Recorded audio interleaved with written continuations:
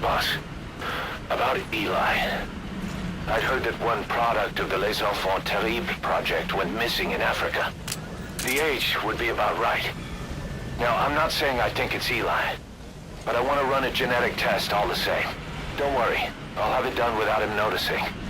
The test may take some time, but I'll tell you as soon as we have the results. Please, landing zone confirmed.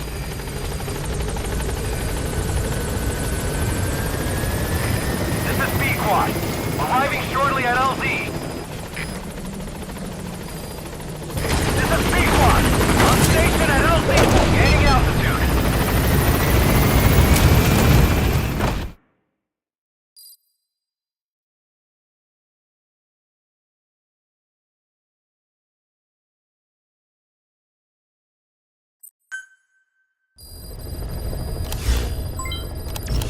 Boss, about Eli. I'd heard that one product of the Les Enfants Terribles project went missing in Africa. The age would be about right. Now, I'm not saying I think it's Eli, but I want to run a genetic test all the same. Don't worry, I'll have it done without him noticing. The test may take some time, but I'll tell you as soon as we have the results. Please select a mission. Boss, this contract comes from the Mbele rebel militants. That's right. That general's fighters. Recently, one of their child soldier platoons staged an insurrection and split from the main group. Thing is, they took a hostage with them. The general's brother, his number 2. The contract is to extract both that prisoner and the leader of the renegade platoon. The message reads, "I love my brother. You must bring him back to me alive." It also says this about the leader of the child soldiers.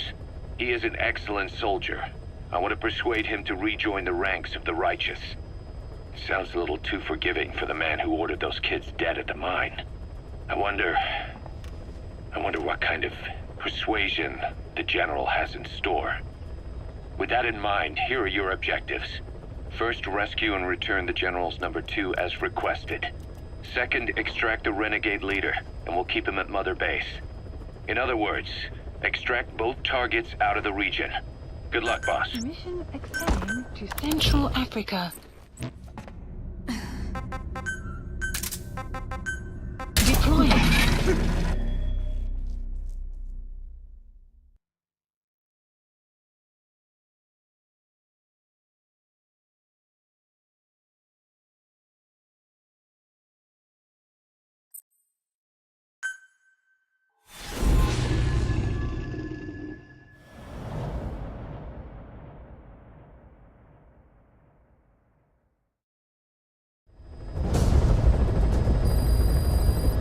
Mission objectives are to extract the child soldier's commander and their captive, the general's number 2. This child soldier platoon decided to break away from the Mbele militants. They took the number 2 captive and have occupied an abandoned village. Start by checking that location on your map. Boss, the child soldiers will treat you as an enemy, but they're just kids. See that they don't get hurt. Careful down there, boss.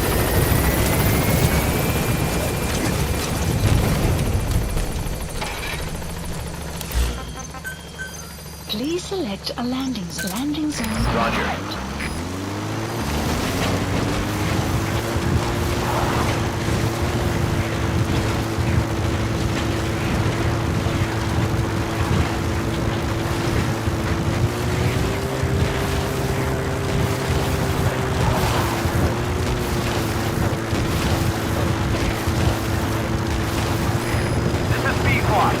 Arriving shortly at LZ. Reconnaissance is best conducted from high vantage points. I've marked a good spot on your map. Take a look at your iDroid. Enemy presence detected. This is B-Quad. Have a wall. Is that him? Take a good look at their faces so we can ID the targets. There he is, the commander. Extract him. Has arrived. Enemy presence detected. The map has been updated.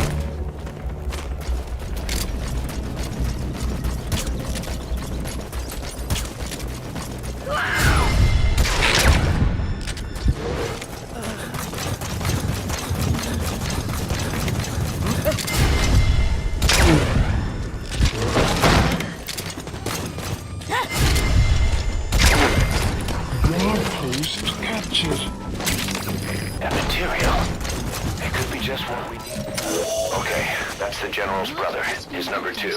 Enemy Get him out of there, boss. The map has been updated.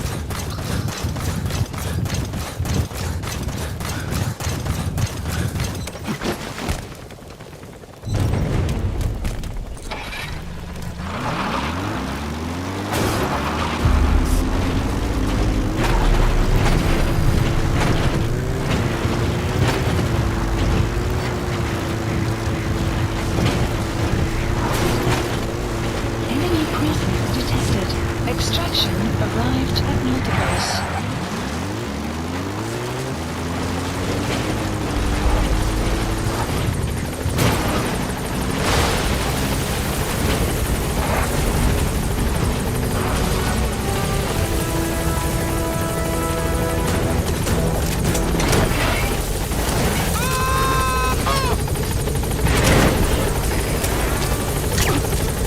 You captured an enemy vehicle. Just like weapons. Alright, now you just need to extract the General's number 2. You've completed your objective. Now get out of the hot zone. Gaining altitude. Mission has been updated. Departing. Good work. Extraction arrived at Multibase.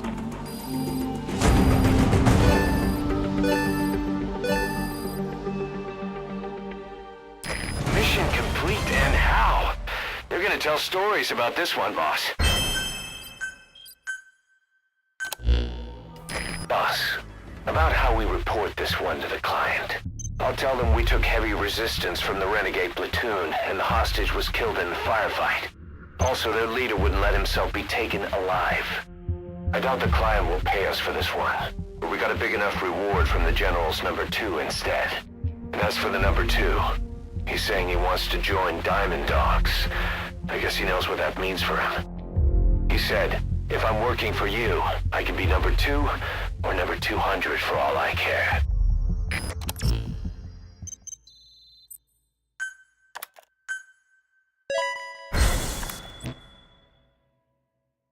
Boss, we have an emergency. Many of our staff are falling ill. At first it seemed like a common cold, but before we knew it, blisters started popping up on their chests and... Damn it. I'll fill you in at the ACC. Just get in the chopper.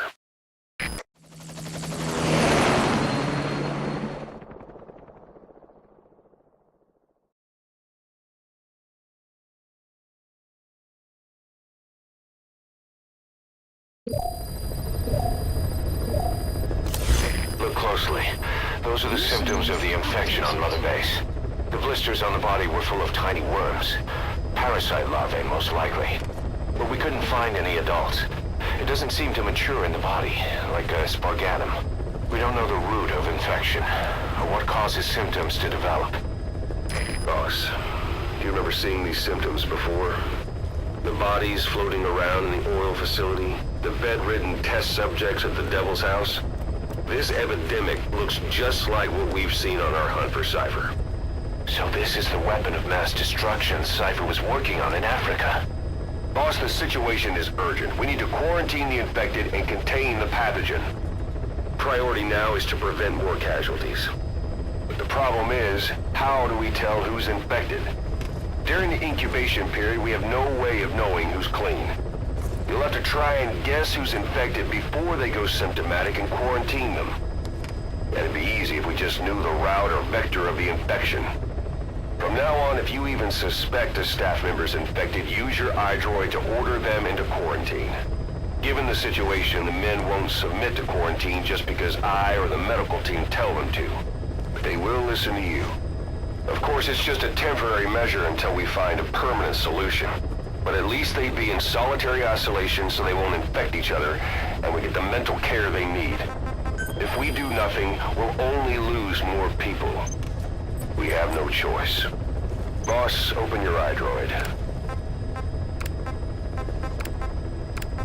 I'll explain how to quarantine staff members suspected of infection. Go to the Mother Base menu and select Staff Management. First, take a look at the quarantine facility we've set up. We'll isolate anyone who's already symptomatic at the quarantine facility. But we have to expect that there are multiple staff who are infected, but asymptomatic.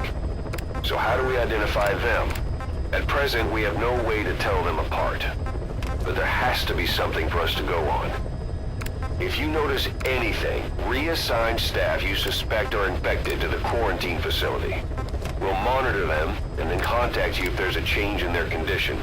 Correctly quarantining these asymptomatic infected will reduce the number of new infections.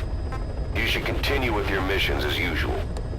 If Cypher is behind this, going after them should help us determine the root cause of this epidemic. Also, until we identify the pathogen, we can't fire or dispatch any staff. We cannot let this thing spread. Boss, get to the bottom of this fast. We're counting on you.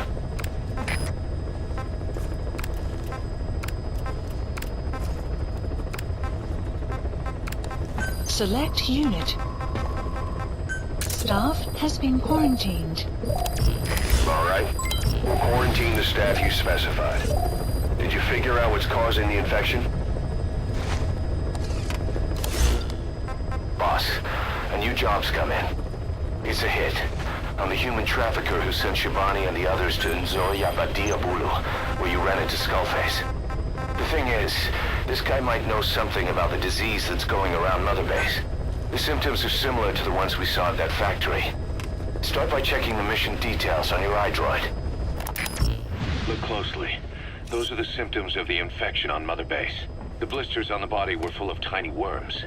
Parasite larvae, most likely. But we couldn't find any adults. It doesn't seem to mature in the body, like a spargatum.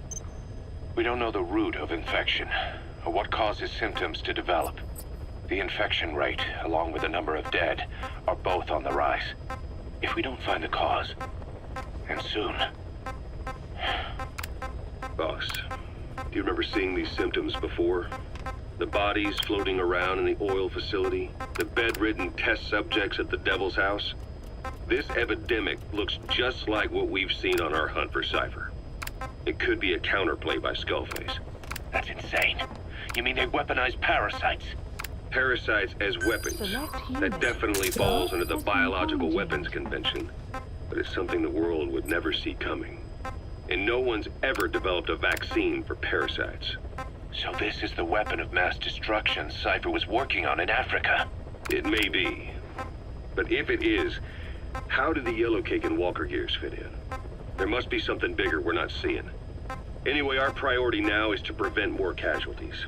The medical team is studying the infection, but we can't treat anyone until we know the root cause. All we can do right now is halt the spread of infection. Select unit. Staff has been quarantined. All right. We'll quarantine the staff you specified. Did you figure out what's causing the infection? Remember before, boss? When Quiet attacked one of our guys on Mother Base, stuck a knife in his mouth. He's one of the very few soldiers who've had contact with her recently. Close contact. I don't think it's a coincidence that he was among those who became symptomatic pretty early on in this epidemic. Saliva and blood spatter, an open wound, mucosal infection. Whatever is causing this got inside him then. Miller, that is a baseless accusation. The source of the infection is Quiet. Everyone suspects her. We don't know that. And we've come across these symptoms before. The bodies in the water at the oil field facility, those sick people in the beds at the Devil's House. They're identical to what we've seen while we've been after Cypher. The infection could have come from elsewhere. But at the very least, she does know something. It's not like she's gonna talk. No, not through words anyway. But what about her actions? Quiet held a knife to that soldier back then, before he became symptomatic. There must have been a reason for that. A reason for shoving a knife down the throat of one of our men. What if she's capable of identifying who's infected? What if she was trying to stop the infection but couldn't communicate that to us? The answer to that, the source of the infection, might be in the mouths of the infected. You think there's some kind of clue in their mouths? I don't know. But maybe there's something about the mouths of those who've become symptomatic, something in common. Something their mouths have in common. Forget it. We can't trust her. Even if she can spot the infected, I don't want her help. I understand how you feel. But this is something to go on. Can't you see it's just like I said? Bringing her here was a big mistake. Quiet is gonna be the end of us. Stand down. You've got zero proof. Try to keep an open mind on this, boss. Select unit. There has to be a way to identify who's infected. Staff has been quarantined. All right. We'll quarantine the staff you specified. Did you figure out what's causing the infection? Please select a mission. Boss, there's a target on the run somewhere on the savannah. Your job is to find and eliminate him. He's a logistics officer for the PF known as Rogue Coyote. On the side, however, he colluded with the Buta regime, abducting people from Mbeli villages and supplying them as slave labor. That's right. He's a human trafficker. His victims ended up all over the place. Brothels, black market, organ trade, diamond mines. And he was the one who sent Shibani and the other kids to the Devil's House. But then an Mbeli rebel group finally added him to their hit list. The target decided it was time to quit, and now he's trying to leave the country. If he makes it back to his country, he'll be no more than a civilian, and he'll avoid facing a court-martial. Like so many other war biz junkies. I'll bet he plans on enjoying a new live finance with his blood money. The client's order is to take him out. How you go about that is up to you, boss.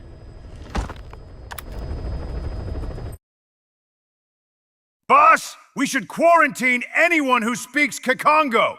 I never trusted those bastards who speak like they're communicating with monkeys. Especially now we know about these damn parasites. If Cypher thinks they can destroy us with these infected Kikongo bastards, I'll put a bullet in each of their heads myself. Ah! Fucking fiddlers! Please select a mission. Mission accepted.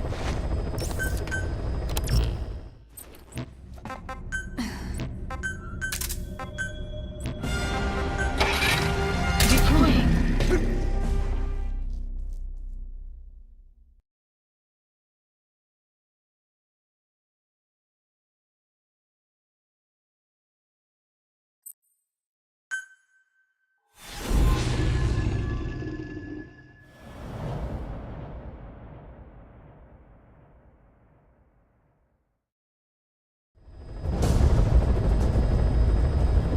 Boss, the target is a PF logistics officer who works as a human trafficker on the side.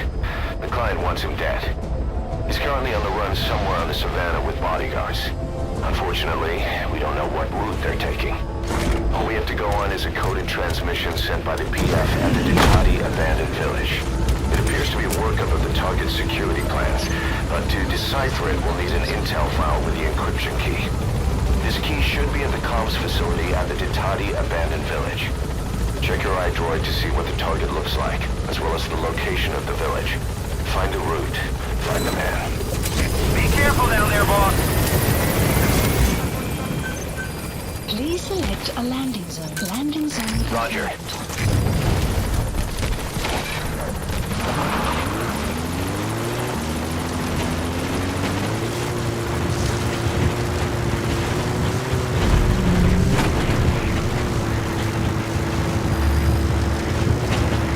Enemy presence detected. The map has been updated. This is Pequod. Arriving shortly at LZ.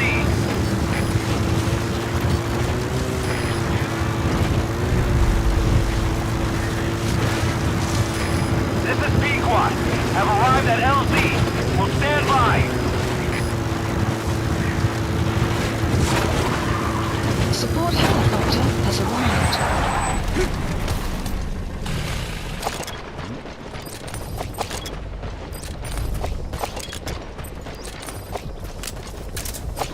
Enemy presence detected.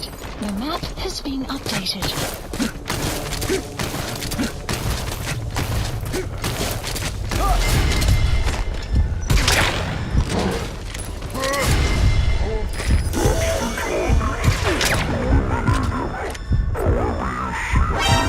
The map has been updated.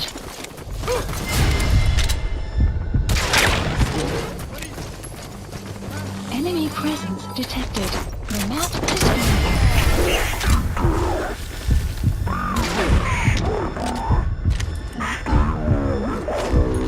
Ground. That should enable you to sneak past enemies. Cover fire! In hot! Target extracted. We'll let the client know he's been dealt with. Exfiltrate out of the hot zone by chopper or on land. This is Pequot.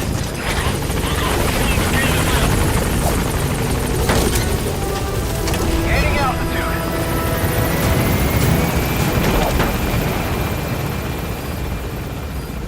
Departing.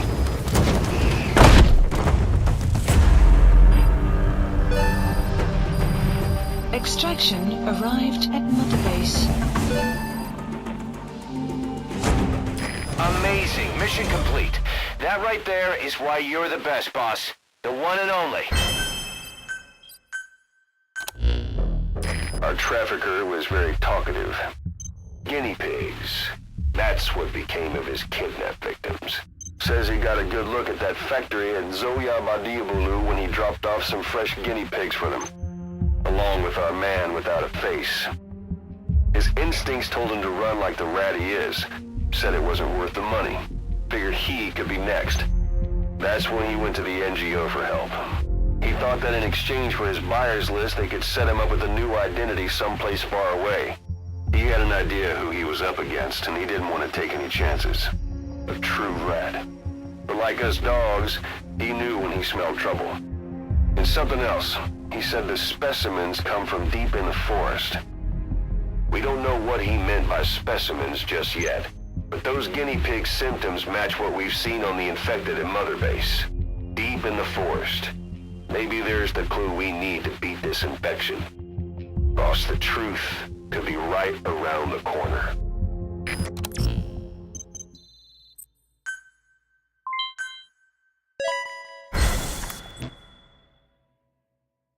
Boss, we have an emergency. Come back to Mother Base ASAP.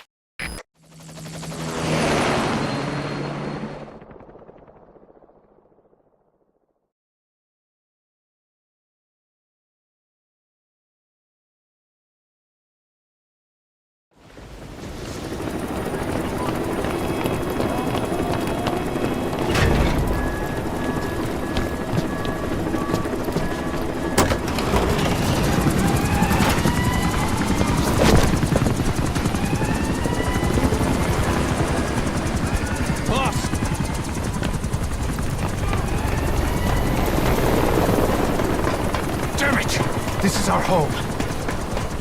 How can we let this happen? I guess it's time to increase security. Just give me the order. Who did this? A competitor. We know where they're based. Even have a route mapped out. We're ready to strike back. Say the word.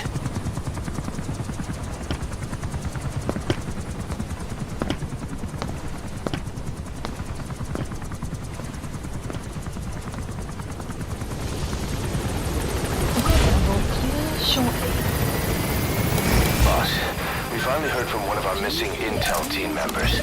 He says he has a solid lead on the epidemic at Mother Base. Let's take a look at the mission details ASAP. Gaining altitude.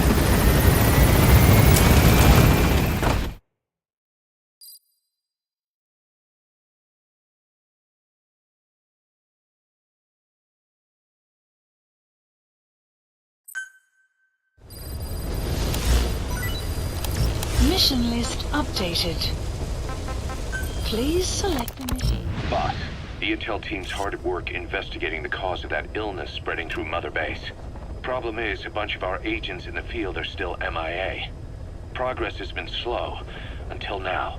We just got a distress call from one of them. He said he's got intel on the origin of the disease. But the PF in the area got to him before we did. There's been no further contact from him, but we know he's being held at the guard post on the western end of the mine. There's still a good chance he's alive. We can't afford to let him die.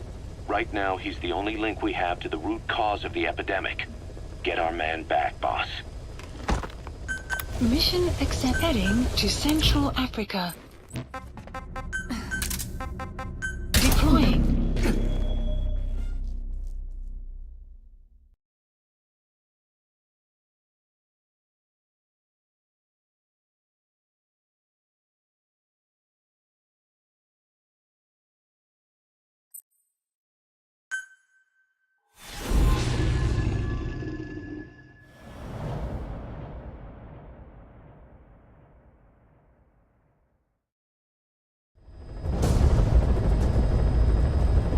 A member of the intel unit has gotten a lead on the epidemic that's crippling Mother Base. The problem is, our man has been captured by the PF in his operation area. He's being held at the guard post on the western end of the mine. Boss, we need you to get him out ASAP. Right now, he's our only link to the root cause of the epidemic.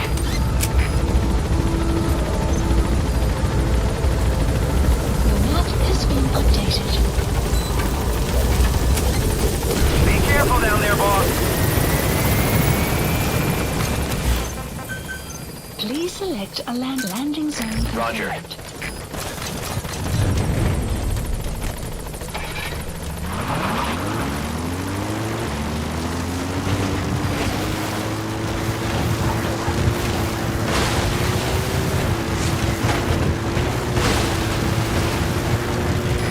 This is Pequot.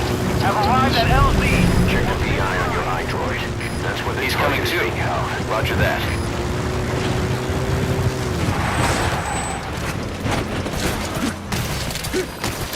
Enemy presence detected. The support helicopter has arrived.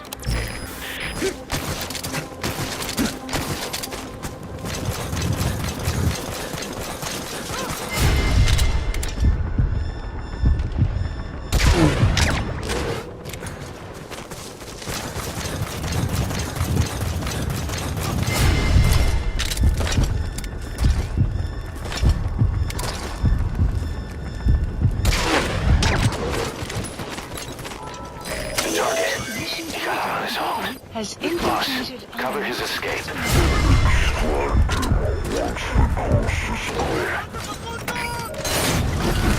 The map has been updated. Cover fire. In hot.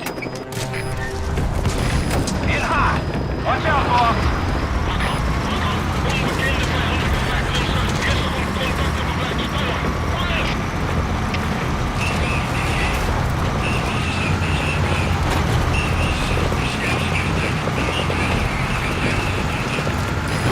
Target acquired. In hot. The map has been updated.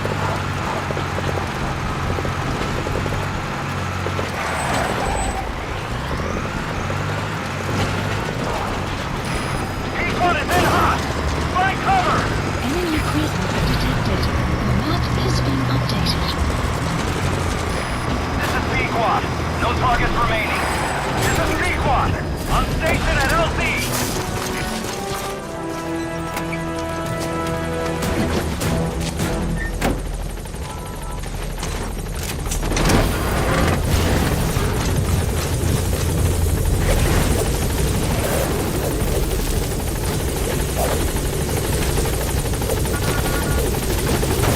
Target extraction confirmed. Has been All right, get in. Time to go. Gaining altitude. exfiltrated. All right, you're out of the hot zone. Mission complete. And the target's safe. Time to figure out what the hell is behind this epidemic.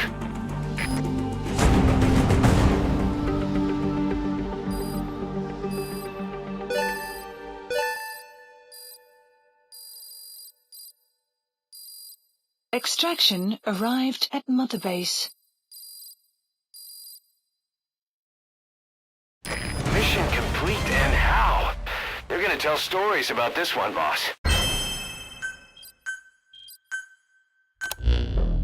Boss, the intel team member you extracted is gonna be okay. All thanks to your quick actions. He keeps muttering the same things over and over. About the pathogen, and the old man who knows how to treat it. Code talker. He even told us where he is. This is our only lead, boss. Let's go meet this code talker.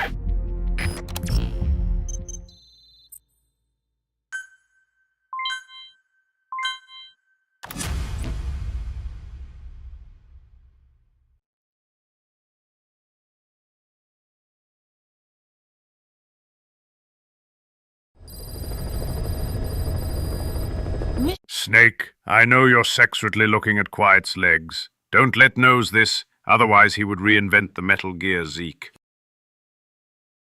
Boss, you need to make contact with Code Talker, the old man who knows what the pathogen is. We have to stop this disease that's spreading across Mother Base. Select the mission on your iDroid. Boss, you need to make contact with the Code Talker, the old man who's supposed to know what's behind this infection. The intel team member you extracted was able to pinpoint his location. A forest that stretches across the Angola-Zaire border. The locals call it Lufwa Valley, the Valley of the Lost.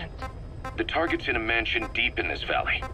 A PF is deployed there, but we've also spotted an unidentified group operating in the area. If Cypher developed this pathogen, there's a good chance our target played a central role in that process. But is this their weapon to surpass Metal Gear? Will the pathogen or its cure lead to Cypher? This guy is the key to everything. Boss, make contact with Code Talker and extract him if you see fit. We can't afford to lose any more men. We have to stop this thing. Please select a mission. Mission accepted.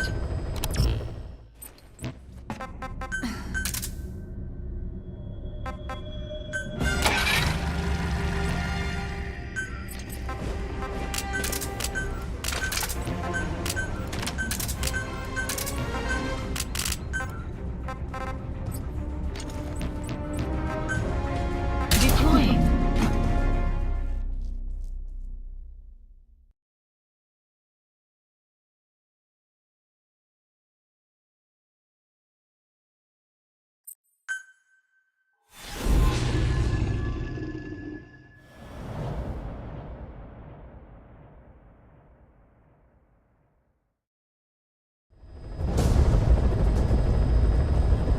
Boss, make contact with the old man known as Code Talker. According to the intel team member you extracted, he knows what the epidemic is and how to treat it. You'll find him in a mansion deep in the valley beyond the forest. He's a high-value target who's probably involved with Cypher's research. This information came at a heavy price.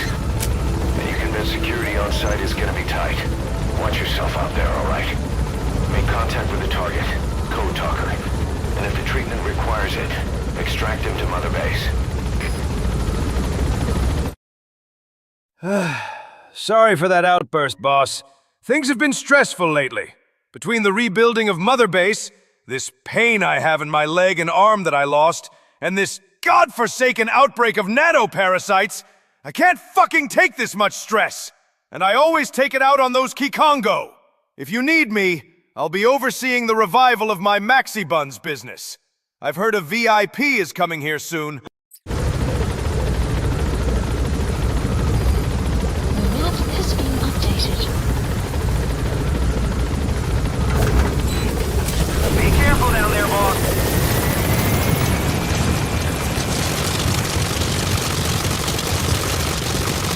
No sign of the enemy.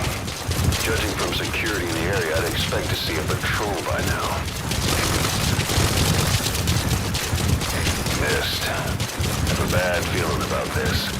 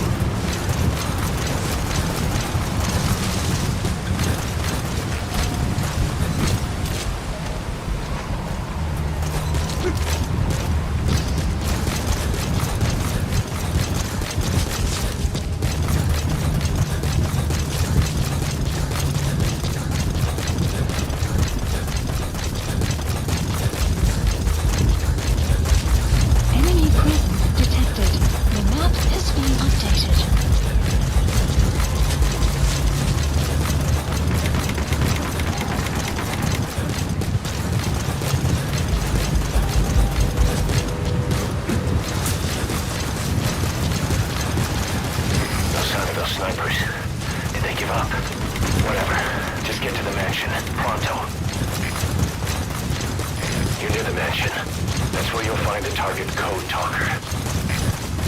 You have arrived at your destination.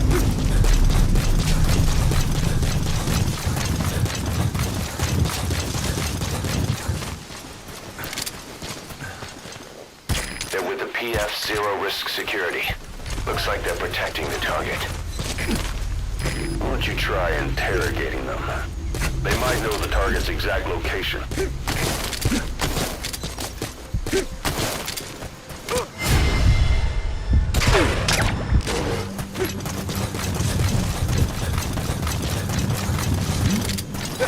Ik wil niet prikken.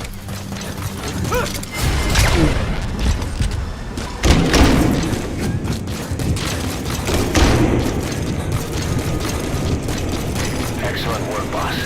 They don't even know you're there. Keep it up.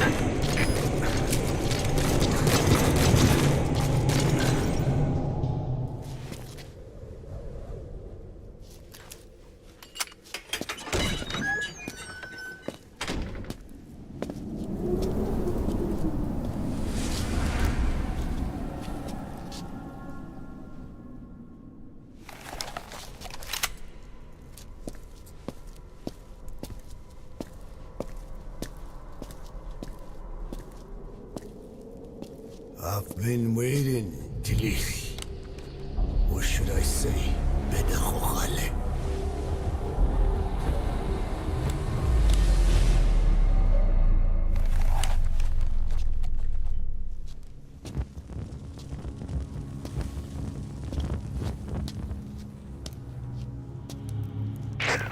That's him.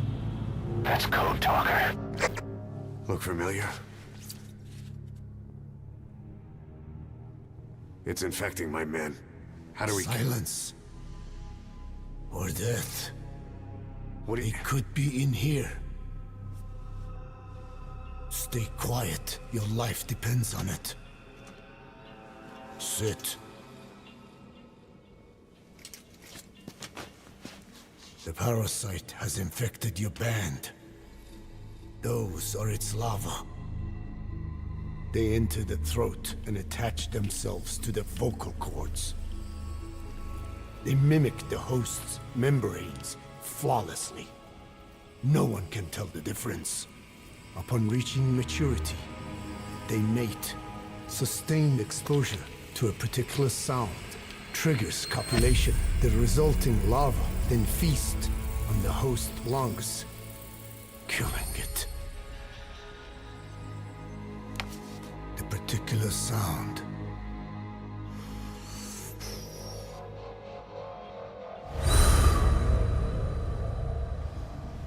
is words. They attack only those who speak a certain language, not just one. I cannot say which language your parasites are attuned to, but silence is the best way to keep them from laying their children. This contains an herb that they dislike.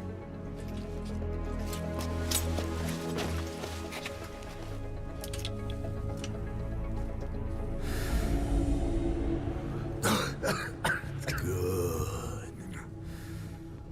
That should deafen them for a while. You have bought yourself some time. Speak. Is there a cure?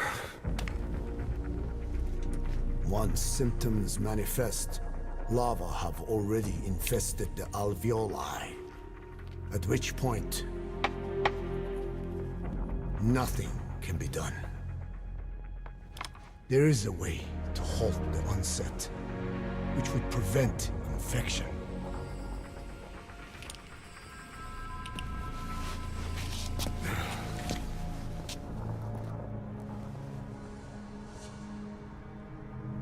I need your help.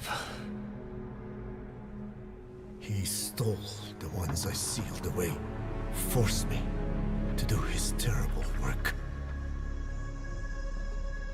Skullface.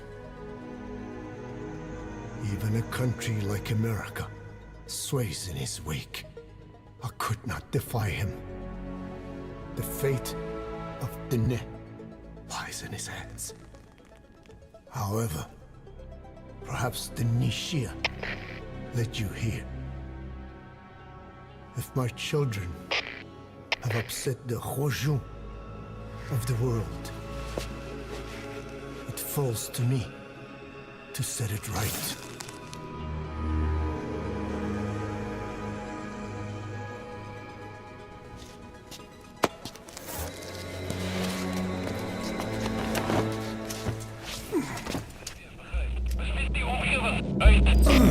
You've secured the target, but he's too old to risk a Fulton extraction. Put Code Talker in the chopper and return to base. He claims they are the dream of every ruler since the dawn of time. Teach them your enemy's words, then unleash them on his lands, destroying only those who speak his tongue. He calls them his ethnic cleansers. Ethnic cleansers? That's what Skullface is after. Inzoya Badiabulu was... Boss, he's gonna wipe every language besides English off the face of the earth.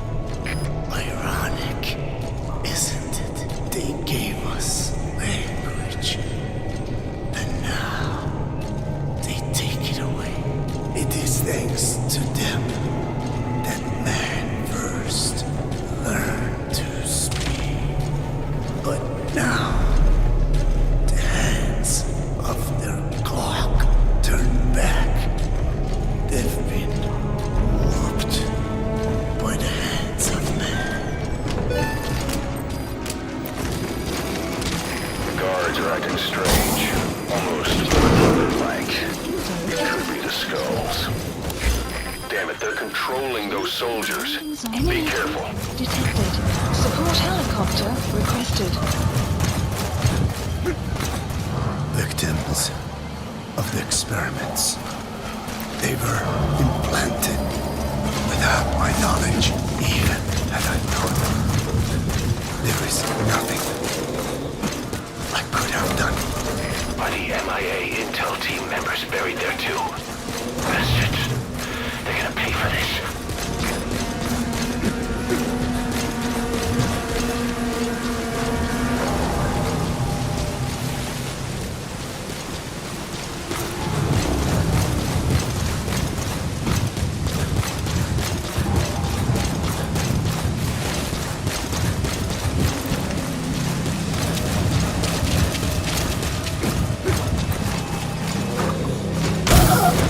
You're pretty good. Enjoy it. You're pretty good. Enjoy it. Enemy presence detected. This is B-Quad. Not Arriving history shortly at updated. LZ.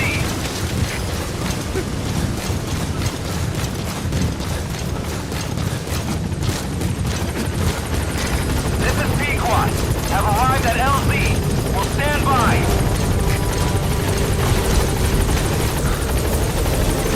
Mission has been updated. Gaining altitude.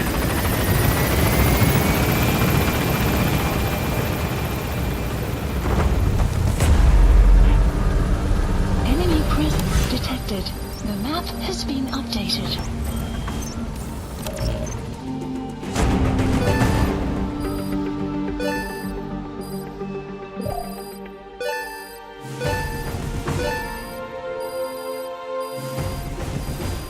Extraction arrived at Mother Base.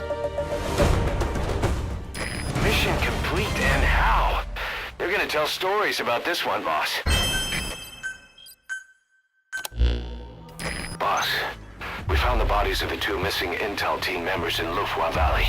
We knew we wouldn't get them back alive, but still, it's a damn shame. Don't let their sacrifice go to waste, boss. We need to stop the epidemic at Mother Base. That old man, Code Talker, he's the only hope we've got.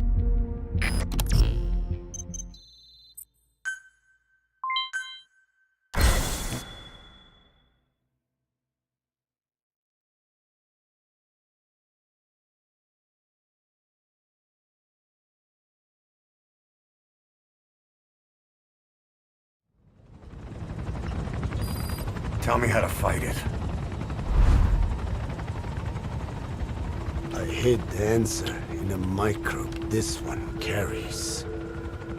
It turns the male parasites into females, preventing reproduction. One parasite infecting another. However, it doesn't affect only the parasite. It alters the host as well. Your infection will be contained, but you and your men will also be rendered infertile. That is the price you must pay to regain your speech.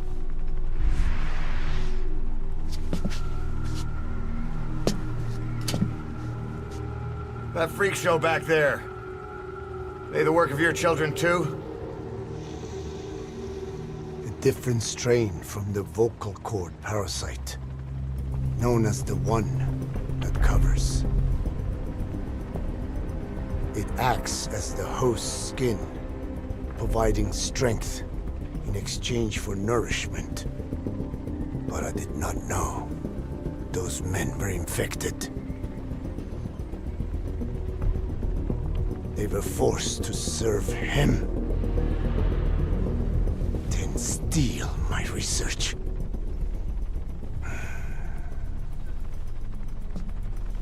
Have you seen one of their vehicles? Big yellow cake. Captured a convoy they were escorting. Cargo, some kind of mineral. What became of it? The metallic archaea. Clouds ahead! It's them.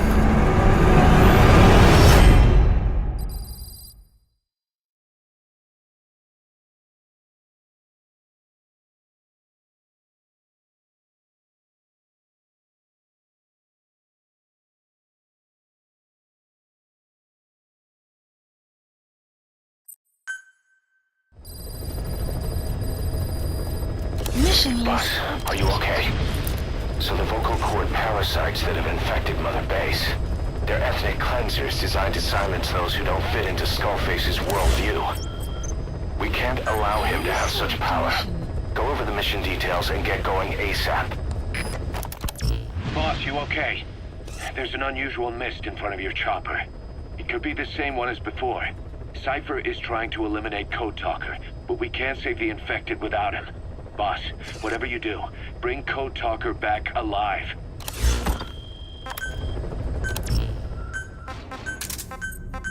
Clouds approaching. Please select a mission.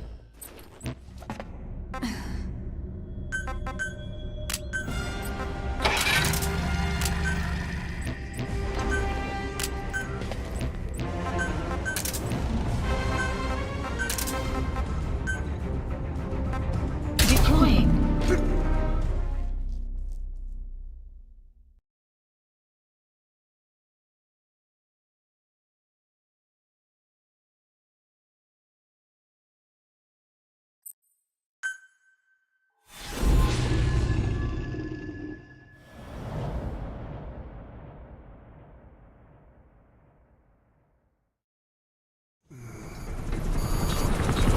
Clouds ahead! It's them.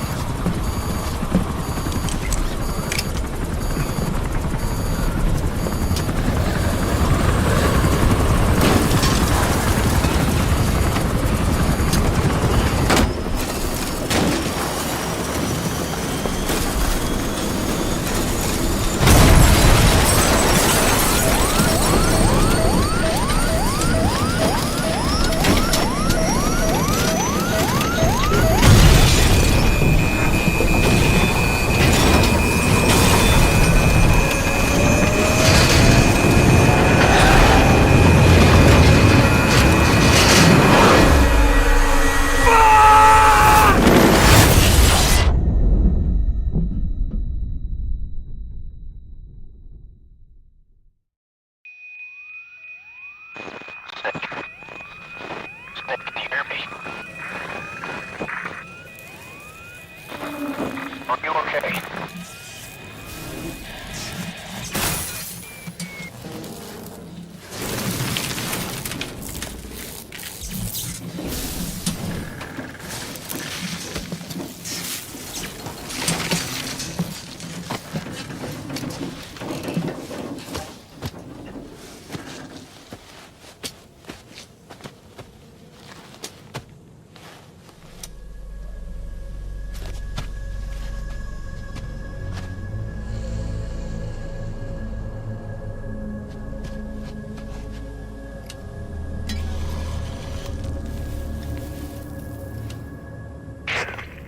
like you're surrounded by mist.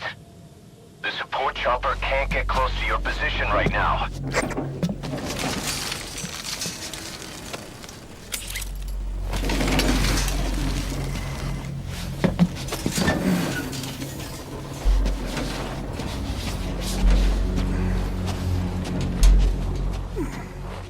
Hurry! They are coming!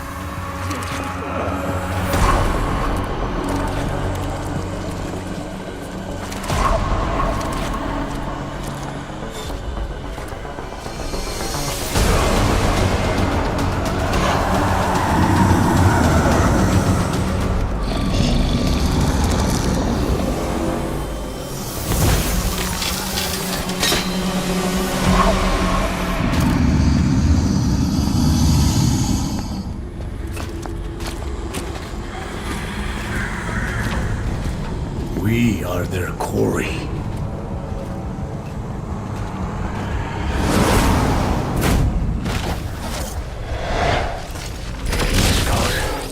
So that mist is their work. We won't be able to send in another chopper for now. Boss, you need to eliminate the skulls. We cannot lose Code Talker.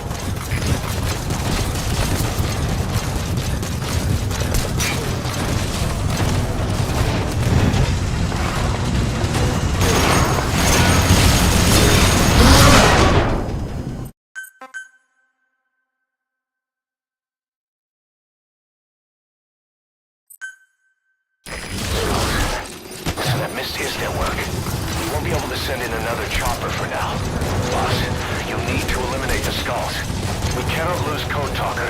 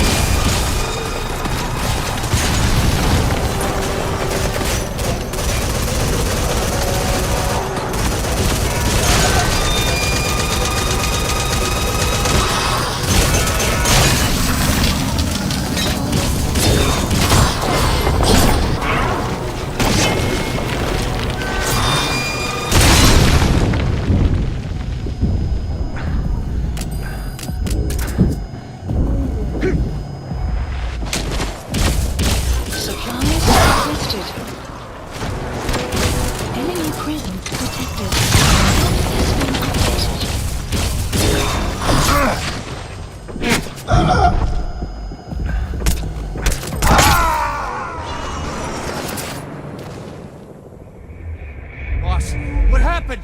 Boss!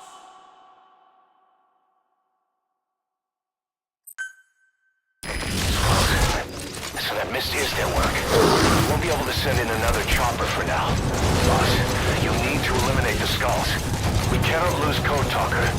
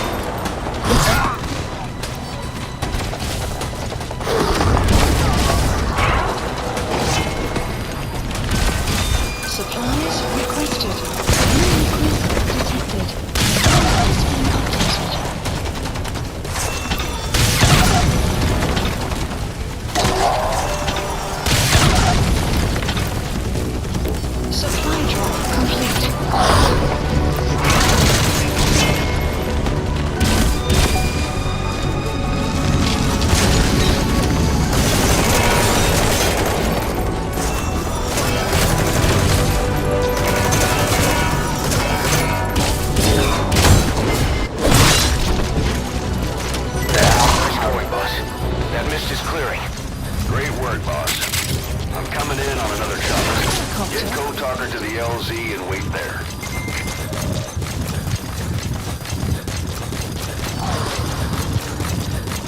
Mission info has been updated. Enemy presence detected. The map has been... We're in a race against time. Put Code Talker in the chopper and return to base. I'm coming in on another chopper.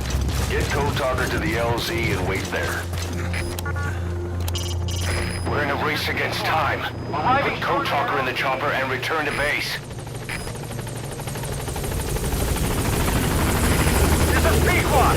On station at LZ.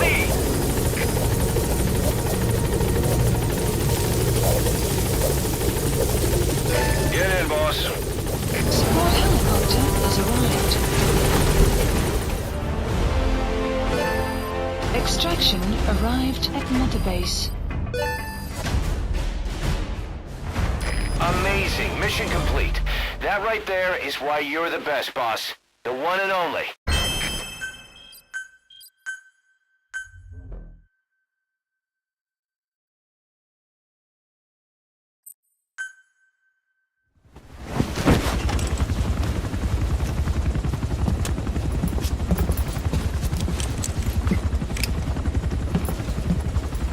Skullface is no longer in Africa.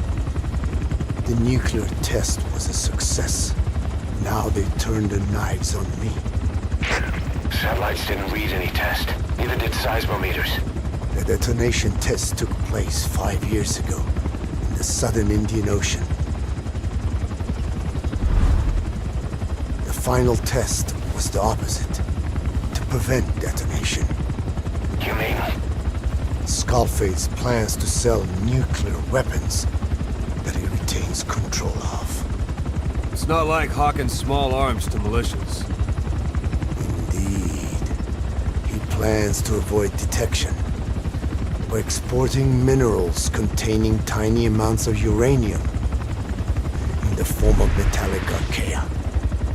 Once on site, the metallic archaea enrich the uranium and weaponize it.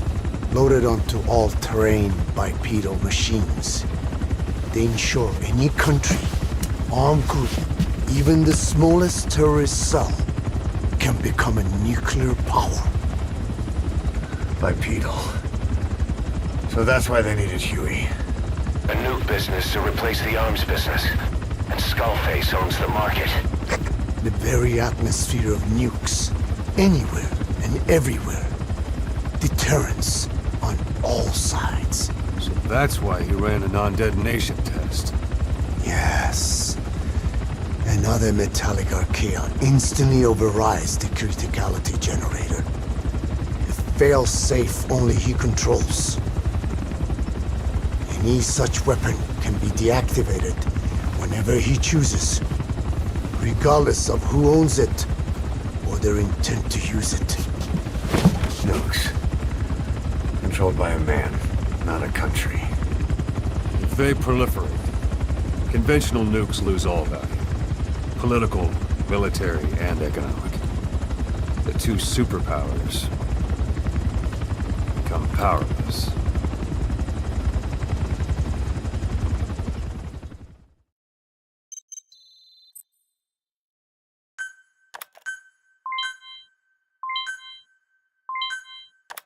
The R&D and medical teams have come up with a proposal for a new suit that applies Code Talker's research, the Parasite suit.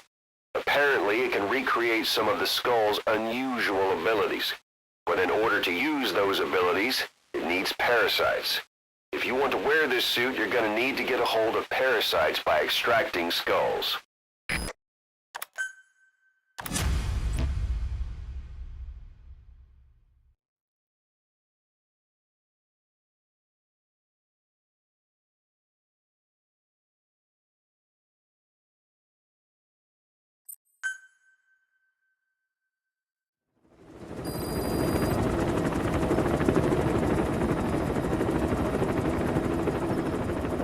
We need to stop the epidemic at Mother Base.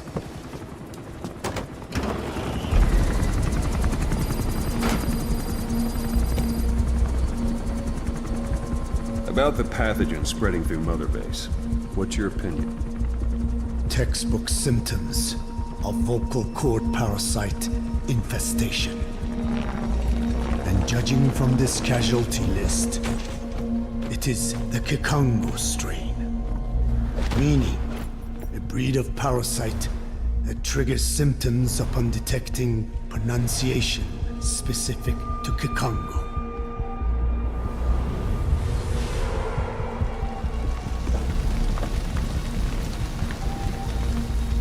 So how do we keep them from becoming symptomatic? Use this.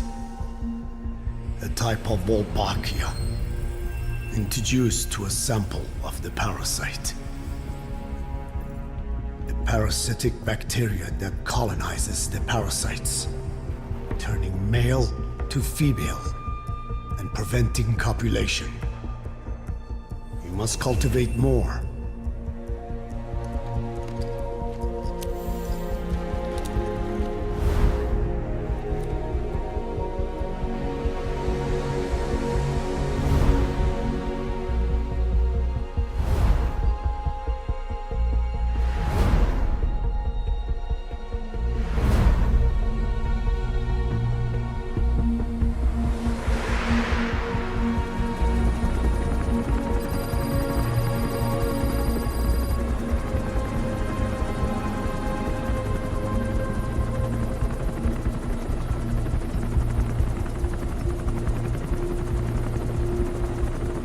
Thanks to Code Talker, we've managed to put a stop to any new vocal cord parasite infections.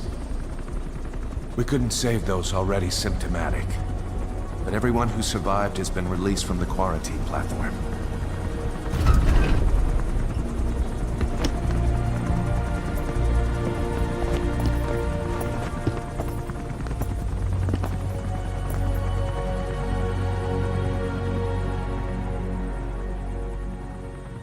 Skullface will pay for this.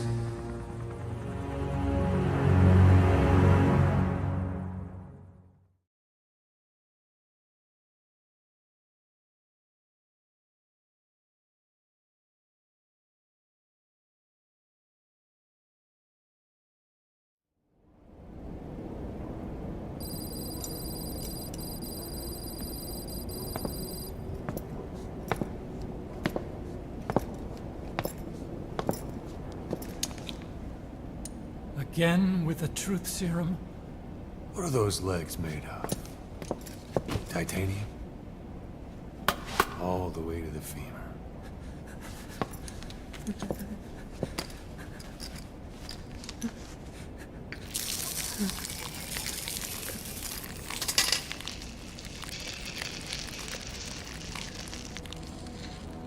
Metallic archaea. Sahelanthropus. Where is it? What? We have to know before his plan is complete. Sahelanthropus is the final piece. What are you talking about? If the Soviets break out a mobile, controllable nuclear weapon, East-West relations will be right back at the Cuban Missile Crisis.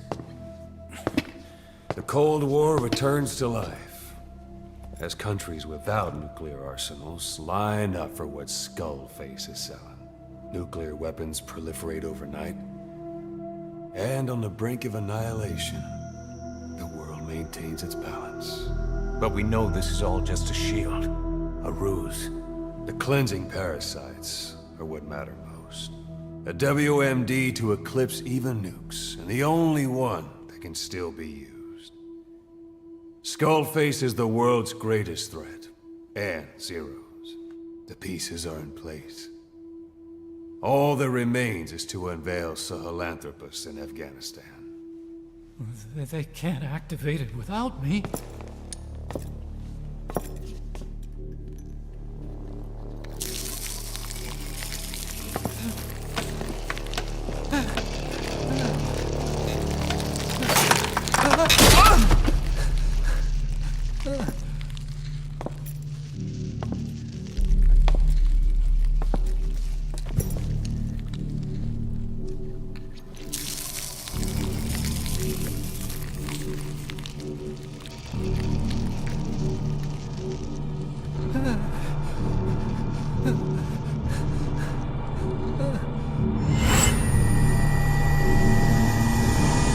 Okay, B0.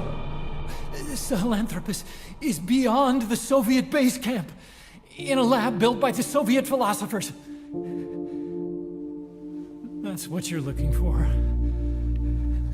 But I have no idea how he's controlling it. It wasn't designed to accommodate a human pilot.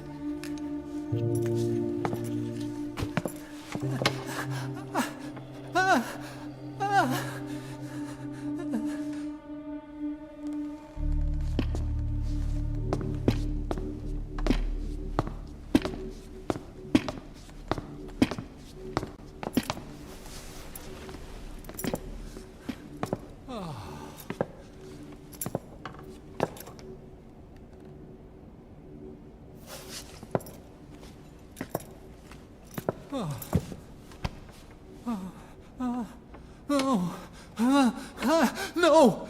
No! Wait!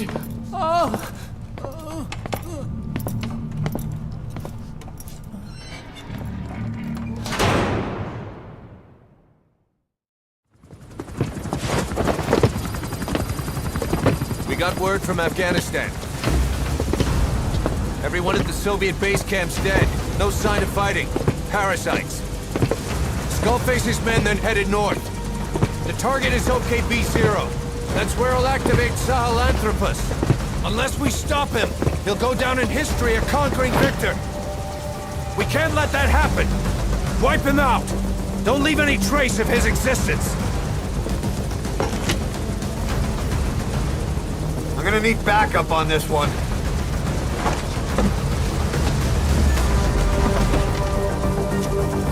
You'll rendezvous on site.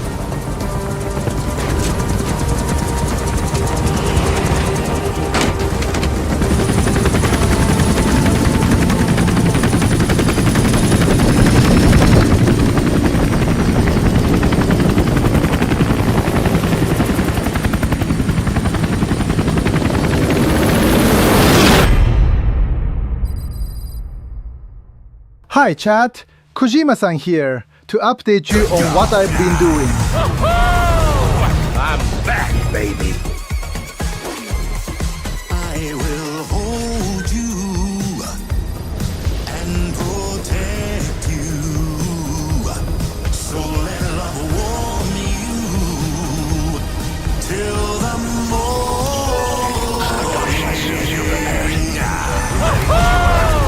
I'm back, baby. Good God.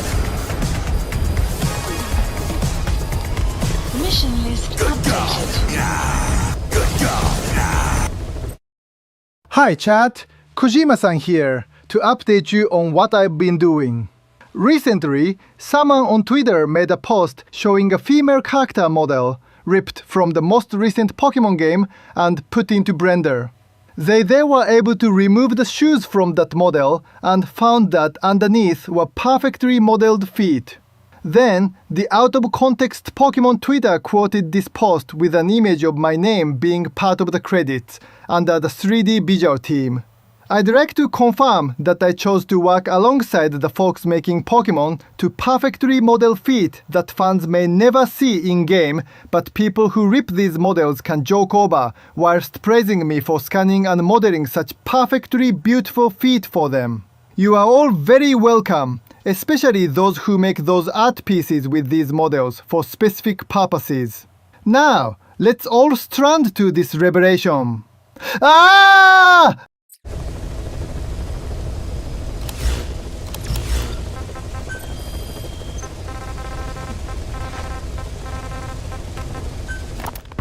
About the pathogen spreading through Mother Base. You've seen everything we've got on the outbreak. What's your opinion? Textbook symptoms of vocal cord parasite infestation. And judging from this casualty list, it is the Kikongo strain, meaning a breed of parasite that triggers symptoms upon detecting pronunciation specific to Kikongo. So our Kikongo-speaking staff are at risk? Quite so. He's right. All the victims do speak Kikongo. So they can survive if they just use another language? There is no guarantee. you're only dealing with the Kikongo strain. Other language strains may be present. You well know he was teaching them languages from all over the world. The Devil's House. Nzoya Badiabulu. There is no way to know how many strains he has at his disposal. So how do we keep them from becoming symptomatic? You mentioned using microbes. Use this. A type of Wolbachia. Introduced to a sample of the parasite. Wolbachia?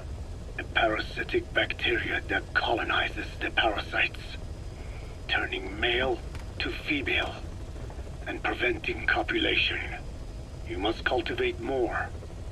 What have you done with the infected bodies? Cremated to stop the spread of infection, but we did keep a few for study. Good. Take this sample, grind it to a pulp, and introduce it to the larvae now nesting in the dead. The Wolbachia will multiply rapidly within those larvae. They're soldiers, not some petri dish. Conventional cultivation methods will take too long. Extract the Wolbachia from those larvae and vaccinate your men. Kikongo speakers first. This is the fastest, surest way. No one is to speak a word of Kikongo until the Wolbachia are safely inside them. I will instruct your medical staff in detail on site. You have the appropriate facilities. Yes, but do not worry. I made a pact with your bit de Holone on the honor of the Dene. I speak no lies. Keep an eye on him. Will do. Follow me. I'll take you to the medical team. Now, we must wait for the Wolbachia to multiply in the larvae. How is the disease transmitted? If it's carried by insects or rodents, then... There is no intermediate host. So... The vocal cord parasites lay their eggs in the larynx of the host. Most hatch and migrate to the lungs, but some are transported to the mouth through ciliary movement. This is Kazu. With saliva. Saliva. Droplet transmission. Sneezing, coughing. Any food or water containing infected saliva. This is Kazuhira Miller here. I am using Venom Fox Games' YouTube account to tell you I told you so! The Kikongo are the source of all evil. Look what they did to my goddamn base. A-A-A-H. It would spread fast. Indeed. And when the larvae migrate to the lungs, symptoms can resemble the early stages of a cold, making it easy to infect others. Meaning a simple conversation would be enough to pass it on. Alright, so what happens after the larvae migrate to the lungs? It is as I said before. They mature by feeding on alveolar tissue. It is only then that noticeable symptoms appear in the host. And by that point, it's too late. He's infected everyone else. It's one hell of a weapon you've created. That is what Blag Anna wanted. Something that would spread easily. Snake, I have some bad news. Remember those poker games I set up? The FB? I caught wind, and we're under investigation. It was a convenient cash flow for us. Snake, you have to understand. I'm sure Huey was the one who leaked info to the FBI. Let's toss him overboard. In truth, he's not the reason. But we will discuss that another time. The Wolbachia have multiplied. We're preparing to extract them and begin vaccinating. But is this really the only way? Sure, it'll prevent infection, but the cost? You would rather remove their vocal cords? No. Tactical communication's the linchpin of what we do. What if we were to ban the use of Kikongo? Insufficient. First, there's no guarantee that only the Kikongo strain is here. Second, there is the matter of how the parasites lay their eggs. Before they can copulate, they must be exposed to the pronunciation of a specific language for a period of time, like a container filling with water. But the duration between when the container is full and when the copulation actually begins varies from case to case. In other words, even if the infected stop speaking as a countermeasure, it may already be too late. The only true solution is to prevent copulation through the Wolbachia, or by physically removing the affected tissue. Do any antiparasitics work? It sounds as though you have already tried. Yeah. We tried every one there is, and nothing. I have yet to find a medicine that can remove the parasites. At best, it temporarily covers their ears. Why is that? Because the parasites are companions to us. To remove them inevitably harms the host. Companions? More than you think. And this is why the human immune system cannot eliminate them.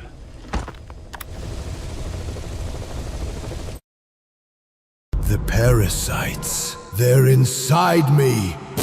Oh no, the parasites are coming out. Oh no, the parasites.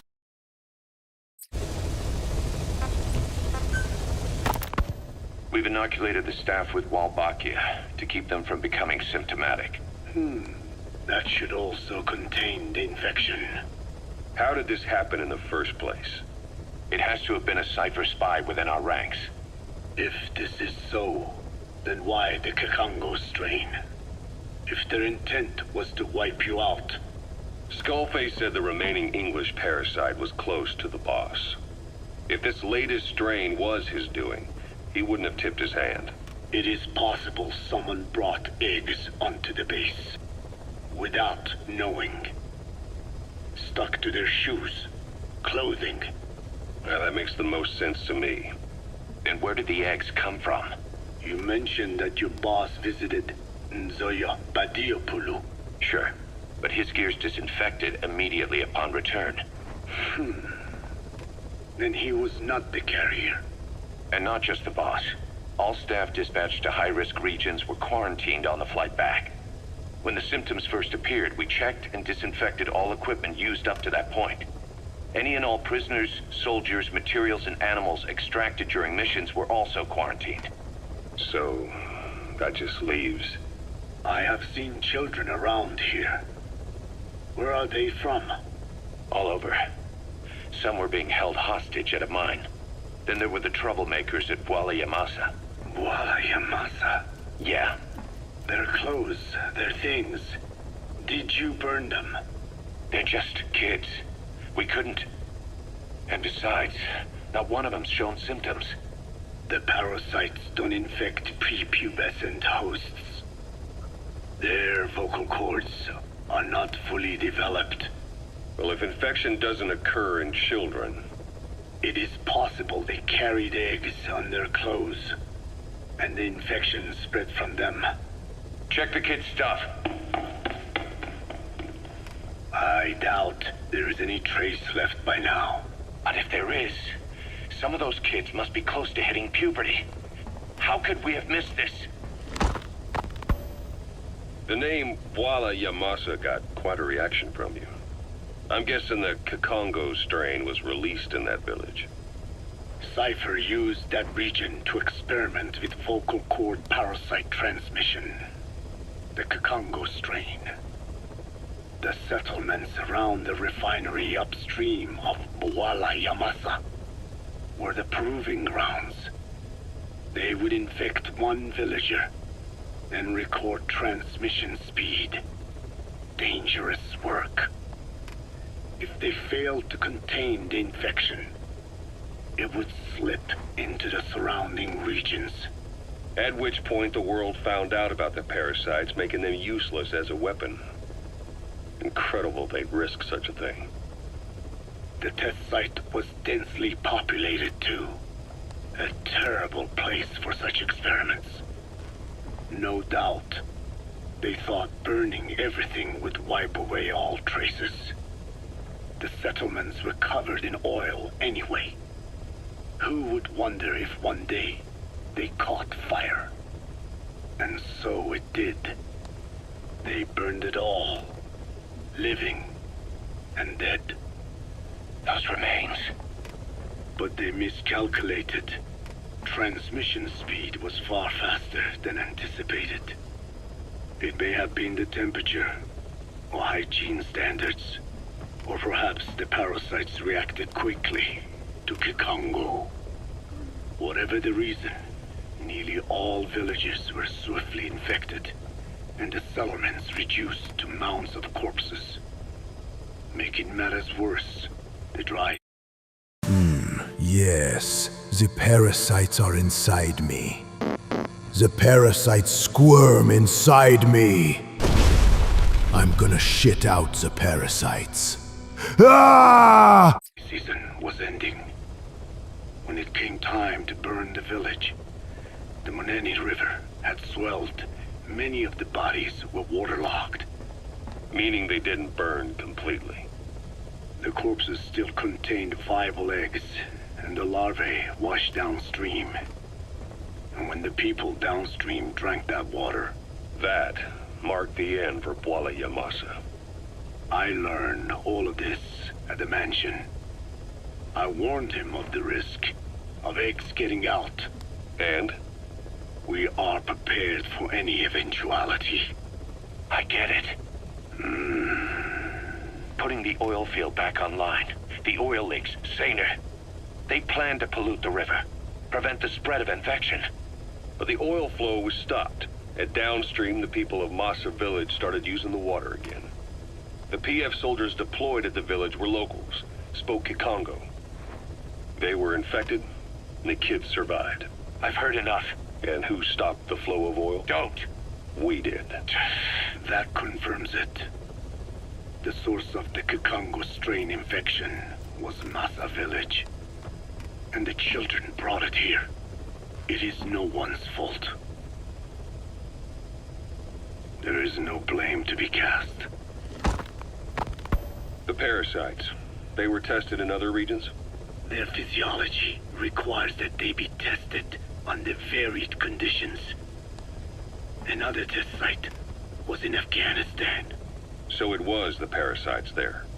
Both the Pashto and Tajik languages are spoken in the mountains of Afghanistan, and population density is low. Ideal testing grounds for how accurately the parasites target only the specified language. It is also relatively easy to prevent the spread of infection. And the results?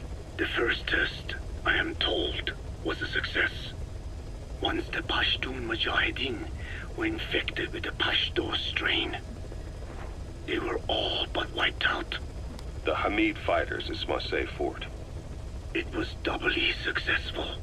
No Tajik Mujahideen or Soviet soldiers became symptomatic. So the parasites proved to be effective. What about the second test? Also supposedly a success. A Pashtun village was the target. However, the original aim was to obtain samples of the infected. In this, they failed. And the village? The Soviets enacted a standard scorched earth operation. That must have been the village where Malak lived, before being held captive at La Marjate Palace.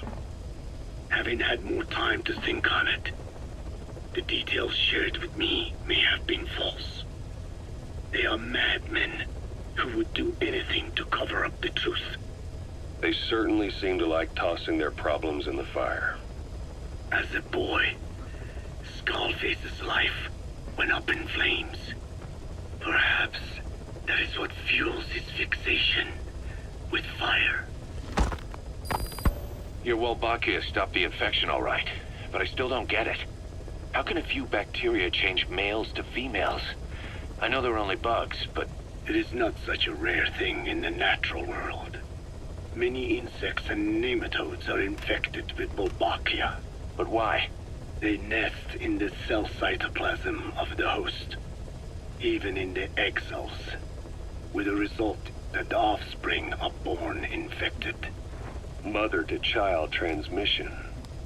However, Wolbachia cannot nest in sperm because they do not have cytoplasm. So even a successful infection of a male ends after a single generation. This means the Wolbachia must resort to maximizing the population of They got my eye! Sounds like an ethnic cleansing campaign on a tiny scale. Gender change from male to female is their survival tactic. So more females means more Wolbachia carriers, so it can keep thriving in the following generations.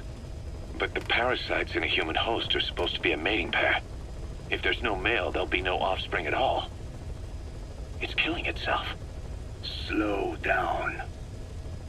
This tactic is intended for environments where a single male can copulate with multiple females. Originally, the Wolbachia did not infect the vocal cord parasites. I created a mutated strain, modifying the Wolbachia. So Do the burgers have parasites? Tasty yum! Do the burgers have parasites? Tasty yum! that it could infect monogamous pairs. The Wolbachia's greatest multiplying tactic, the male-to-female change, worked against itself in the monogamous parasites. Just as you said. Then, I performed repeated selection of Wolbachia strains until I achieved 100% certainty of male-to-female conversion. Creating female-female pairs, unable to reproduce. And you say the Wolbachia affects the host of the host, that is, us, cutting off our means to reproduce? It is almost certain. Of course, we will not turn female. After all, mammals possess no natural gender-changing function. But some Wolbachia strains can cause cytoplasmic incompatibility in the host. Is that some cell deformity? Put simply, it means the altered sperm of infected males kill the female's egg on contact. And that's happened to us? Yes. And yet, what occurs in humans is not just simple CI. To date, there are no cases of Wolbachia affecting humans. The fact that this strain causes this effect, is it the vocal cord parasite's affinity with humans? I do not know enough to say for sure. So the parasite warps the host. Reminds me of what Skullface said. It is the way of all organisms to create their own optimal environment. Just look at you and this base. Organisms that cannot do this are doomed to extinction. The difference with parasites is that their environment is another organism. That creates a connection between life and life. Parasitism, symbiosis, or death. In this way, the host too is challenged to adapt. About this OKB-0 Emmerich was talking about. Its location and features match the citadel in the mountains northeast of the Soviet base camp. Built during the time of Alexander the Great, it was left in ruins following one of Genghis Khan's campaigns. Its occupants changed time and again due to war, and it was expanded on more than one occasion. Ultimately, it fell into the hands of the Soviet philosophers. The Soviet army was using it as the headquarters of its Afghan invasion force. But it would seem that Skullface's connection with the philosophers gave him license to develop Sahelanthropus there. And that's what Emmerich was doing at the place. before he got the axe. But OKB is a designation the Soviets use for weapon design bureaus. There's no way they'd have one of those in Afghanistan. And in principle, the numbers that follow OKB are always integers above 1. There is no 0. Perhaps this was a secret facility of the Soviet and Chinese philosophers dating back prior to World War II. Though it's more likely Skullface just picked a fake name that more or less fit the Soviets' pattern. He doesn't go there often, but he sure as hell won't miss this. They use the heliport on top of the tower for his visits. Start by heading for the heliport, then wait for your chance to make contact with Skullface. It seems Sahelanthropus's armor is made from depleted uranium. That offers some serious protection. The US military is planning on using it for its main battle tanks, too. Maybe that's where Emmerich got the technology. Uranium? They're using nuclear fuel for armor now? No.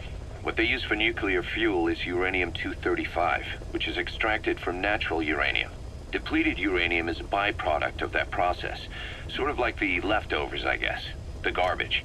Uranium-235 makes up 0.72% of natural uranium, whereas depleted uranium contains only 0.2%. What are the benefits of using it for armor? It's a pretty short list. Uranium's a heavy metal, like lead, meaning it can hold a greater amount of kinetic energy. But it also boasts a hardness closer to tungsten. That makes it an ideal material to use for, say, armor-piercing ammunition penetrators. But it's not the best choice for armor.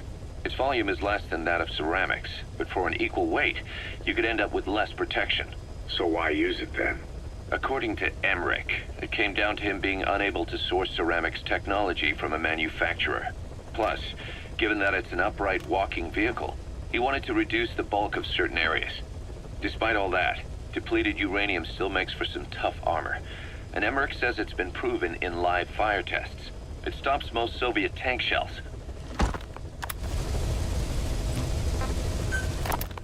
Code Talker, what are the metallic archaea? Volcanic craters spewing sulfur. Water hot enough to boil your skin off.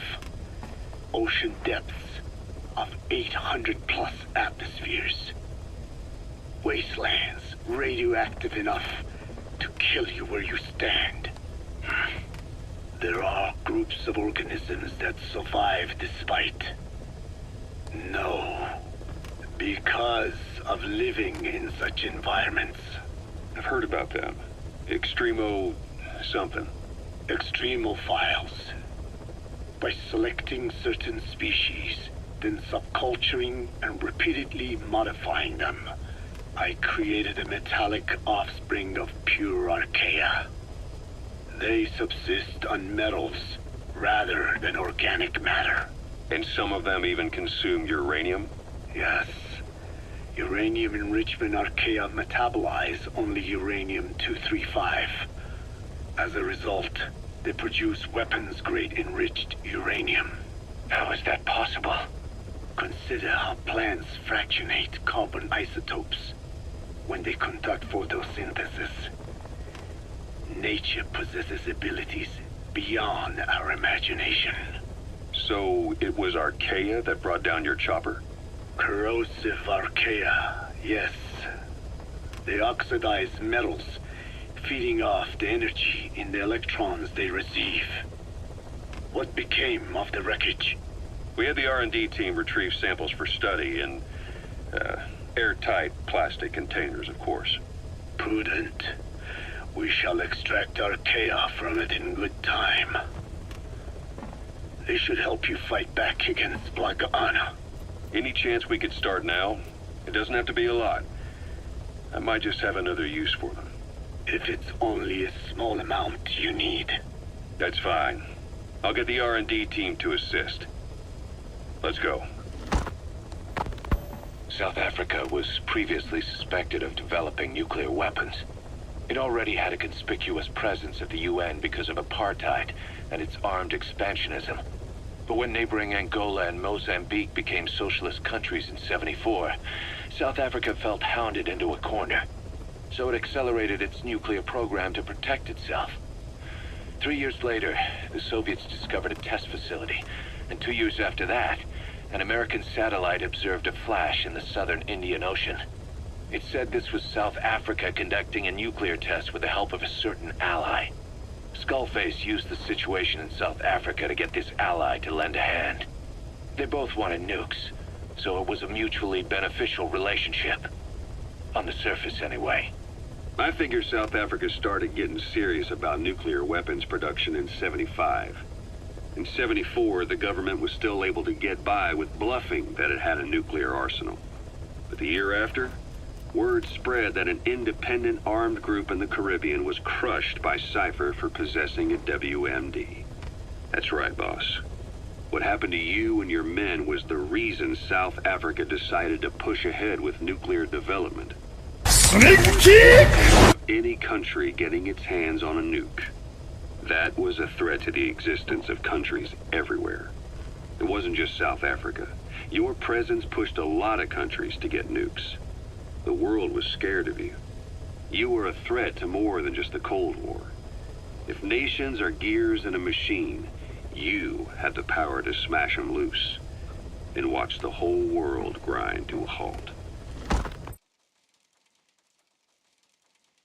Yes, boss. The burgers have parasites in them. Parasites that make you want to eat more. Maxi Bun Burgers. Code Talker gave me these parasites to help elevate the taste of my burger recipes so that we will be the greatest burger joint in the world. Fuck the Burger King. Fuck that red-haired, pig-tailed bitch, and fuck that idiot Wimpy especially. Miller's Maxi Bun Burgers will be the only burgers you'll ever want to eat for the rest of your lives. Laughs devilishly.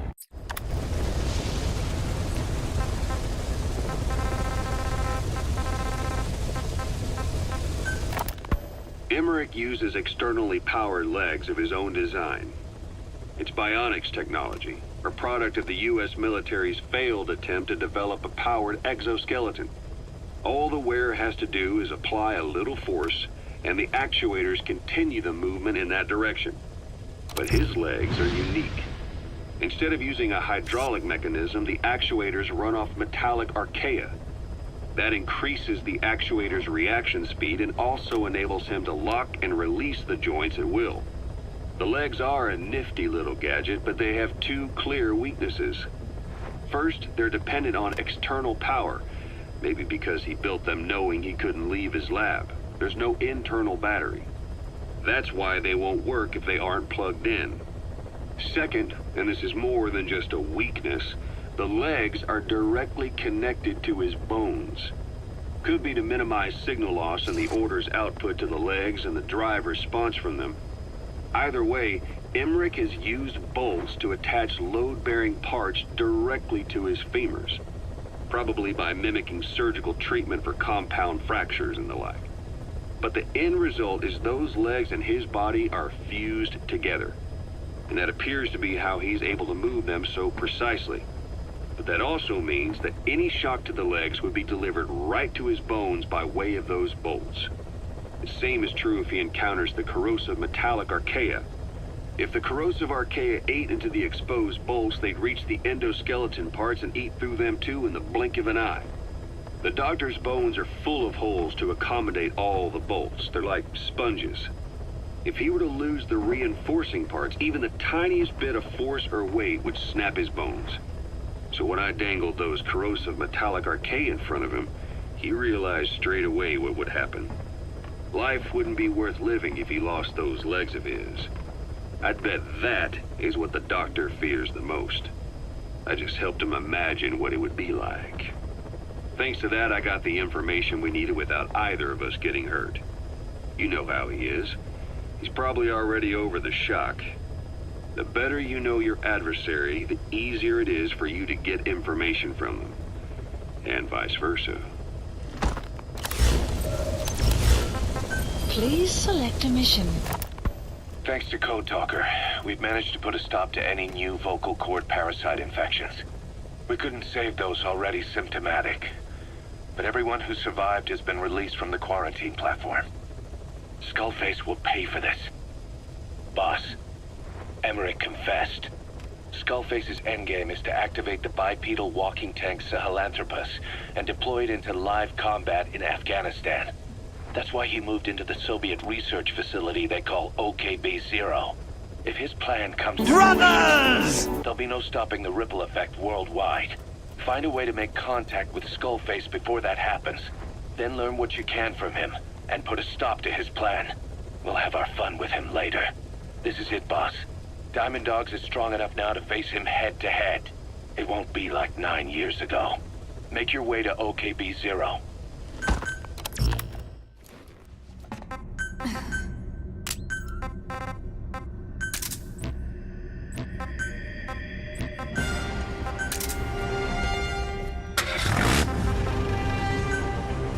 Deploying.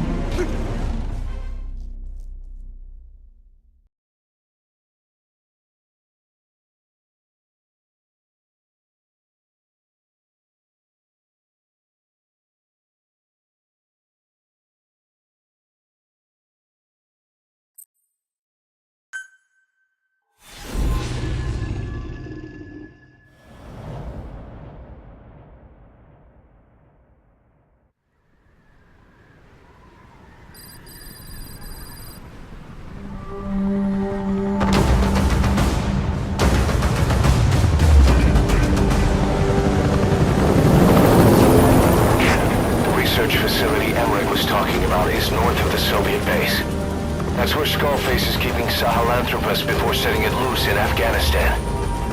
There's a good chance he's got nukes, too. Boss, we need to figure out what Skullface is up to. If you make contact with him, get him to talk. The ethnic cleansing parasites, Sahelanthropus. Find out what his plans are.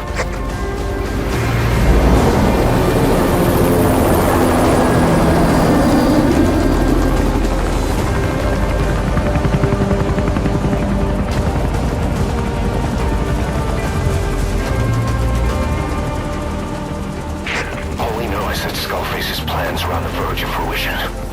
We need to stop him while we still can.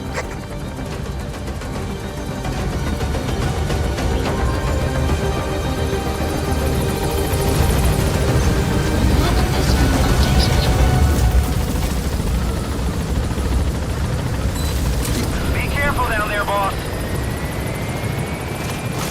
The Soviet soldiers in that area are all dead. Apparently XOF unleashed the Russian parasite strain. To isolate the facility, they first spread reports of a chemical weapon leak.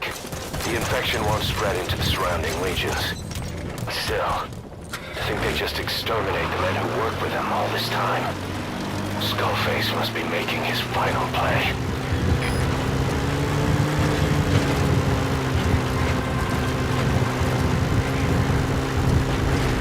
Eli snuck into the cargo on board the chopper. His idea of an escape attempt? Who can say? We'll think of how to deal with him later. Snake, do you read me? I know more than anyone about OKB-0 and Sahelanthropus. Boss, I've made up my mind. I want to be of use to you, not him. Let me work to pay for what I've done.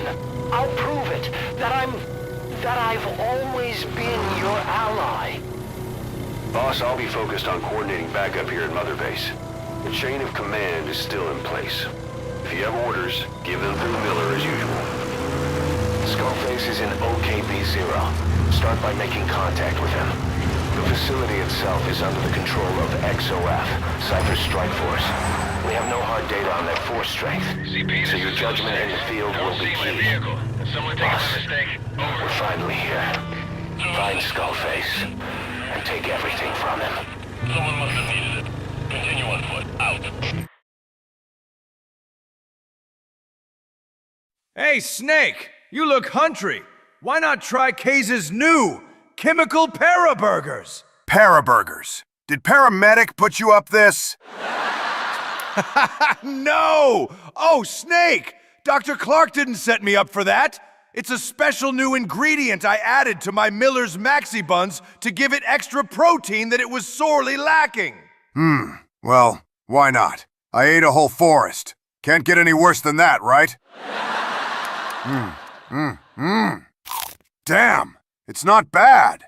But wait, why does it feel like my mouth was moving while I was chewing? Wait a second. Oh, what the hell? Kaze, why is my burger moving? Oh, no worries, Snake.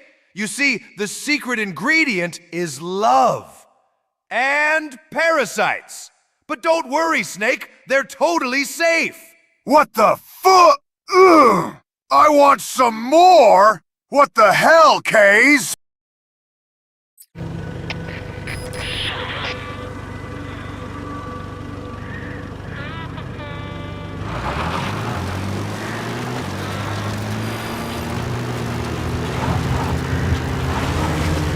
Enemy presence detected. The map has been updated.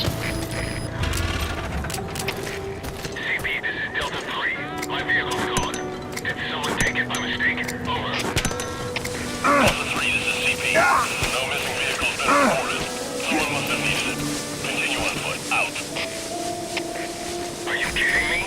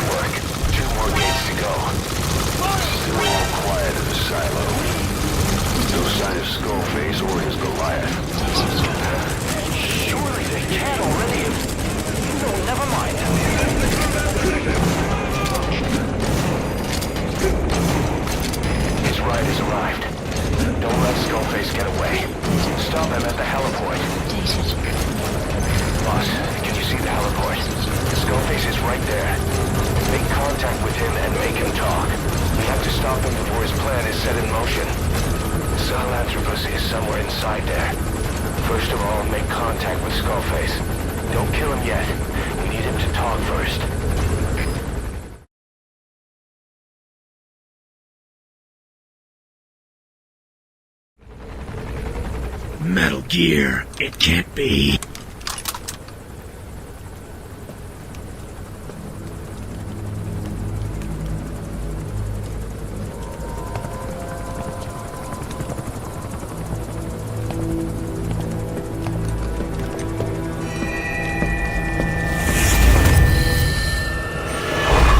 You too have known loss, and that loss torments you.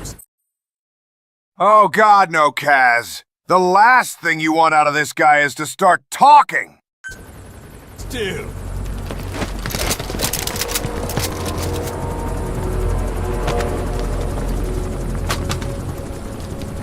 You hope hatred might someday replace the pain, but it never goes away. It makes a man hideous, inside and out. Wouldn't you agree? We both are demons. Our humanity won't return. You, me, we've no place to run, nowhere to hide. And that is why I'll show you my demon. Useless fucking smoke grenades. Fine. I don't need a jeep for this. I'll just run past everything. Zawardo! Follow me, big boss.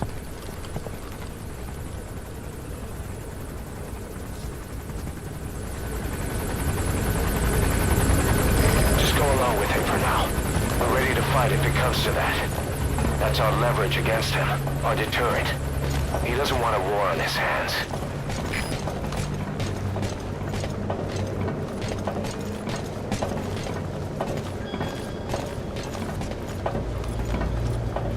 Whatever the Navajo told you, it's just one possible solution derived by Cypher.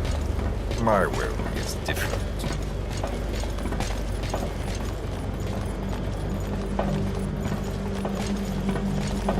I've known you since your time at Langley.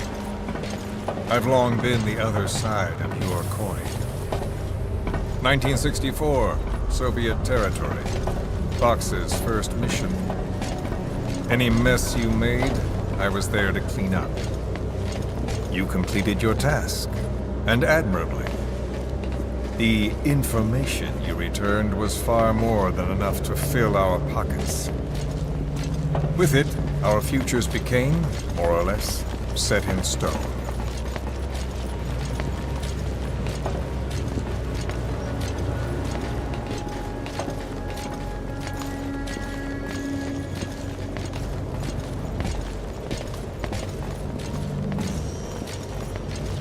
And then the Major came to me with an idea.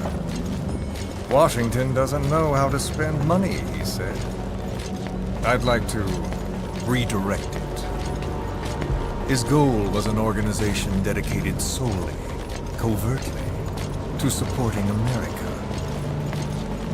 Cypher. You know the rest. To him, it was mourning the loss of his friend. Or rather, an act of revenge on the world, but America most of all.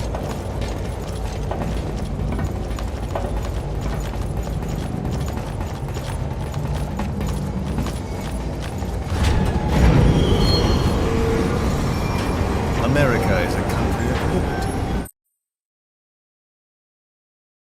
Oh, god damn it, skullfucker! Shut up. Shut up! Shut the fuck up already! Nobody cares! Ah! A meeting of immigrants. Instead of simply assimilating, its citizens live alongside others. Their roots are very diverse. America's never been made up of just one people. But he tried to forge a single consciousness for it and from it. The idea that every citizen would use free will to unite behind their country. Unilateralism like that can't be entrusted to any one individual. So the Major sought a system that used information, words, to control the subconscious.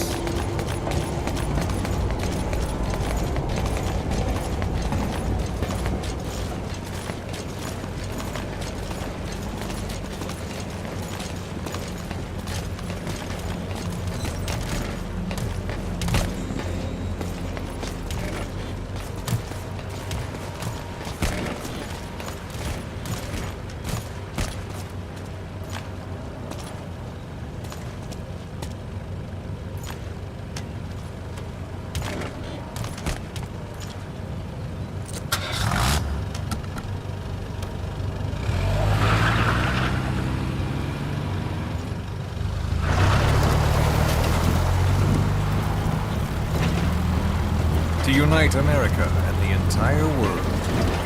The Major thought this was his friend's will. But I think he never understood what she wanted. Before he ever walked or cried, even before he was born, his mother tongue was English. He doesn't know the pain of losing his own language. Not yet. He cannot understand her will. I do. I was born in a small village. I was still a child when we were raided by soldiers. Foreign soldiers. Torn from my elders, I was made to speak their language. With each new post, my masters changed, along with the words they made me speak. Words are peculiar. With each change, I changed too. My thoughts, personality, how I saw right and wrong. War changed me. And not only my visage. Words can kill. I was invaded by words, burrowing and breeding inside me. A philosopher once said, "It is no nation we inhabit, but a language." Make no mistake, our native tongue is our true fatherland. My fatherland, my truth was stolen from me. And so was my past. All that's left is the future. And mine is revenge. On those who leech off the words of their fellow man. This is what I learned from the Major. And then it hit me. It was he who should feel my wrath. He and the code he chose as basis for control. Language codes, information codes, beamed all around us, genetic codes spanning history. By controlling the codes, Cypher Zero intends to unify the world. Codes implanted into our heads, sucking our minds dry as it spreads from one host to the next. A parasite upon this earth, that is what Zero is. As one born into this world he's afflicted, I hold him responsible for killing my freedom. Killing all traces of my past. Killing any promise of a future. We are all but dead men forced to walk upon this earth. A world reduced to zero. Cypher plans to use its codes to control the world. They think they can. And the mother tongue of all those codes is hate. The Word became flesh. The final parasite. This isn't interesting. Knows English. An English strain of the vocal parasite. I will exterminate the English language. With this, I'll rid the world of infestation. All men will breathe free again, reclaim their past, present, and future. This is no ethnic cleanser.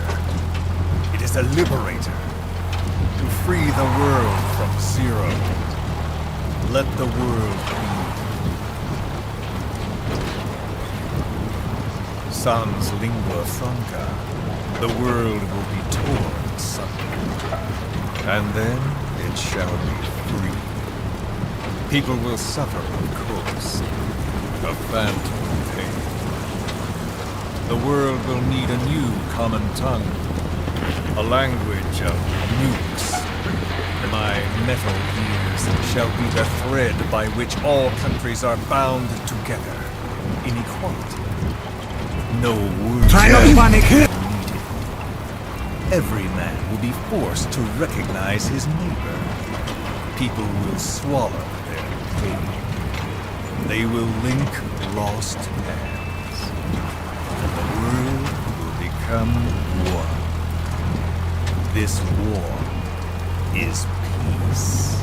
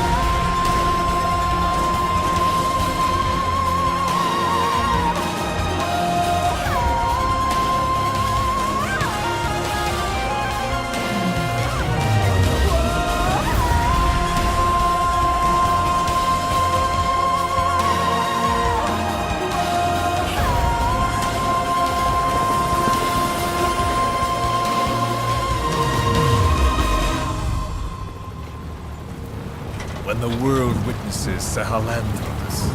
The hands of the Doomsday Clock will roll on, regardless of Zero.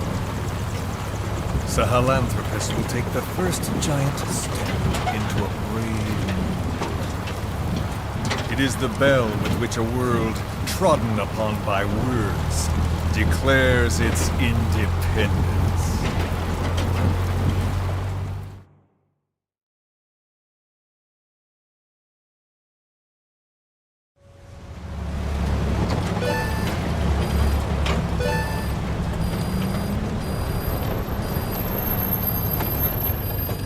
We are here.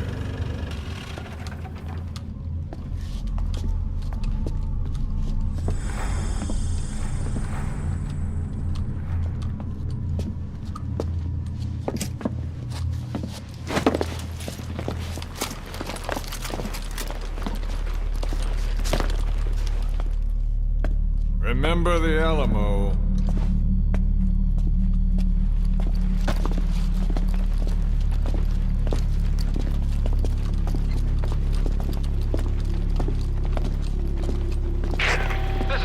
On station to provide cover. Get us a line of fire. Roger that.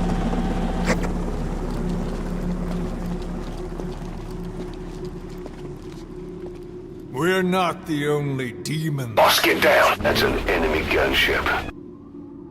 Like you, vengeance is all he has. It's man's thirst for revenge that drives the times. Just as you live because of me, he lives because of you. Show him!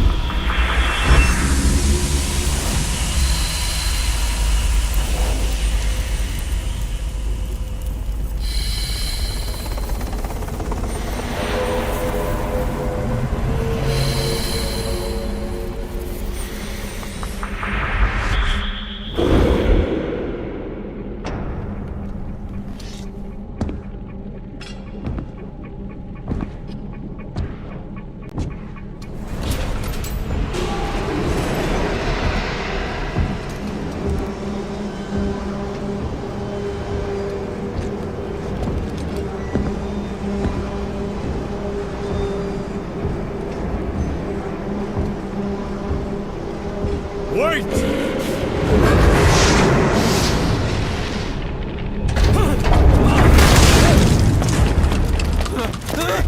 Who is doing this? Such a lust for revenge? Who?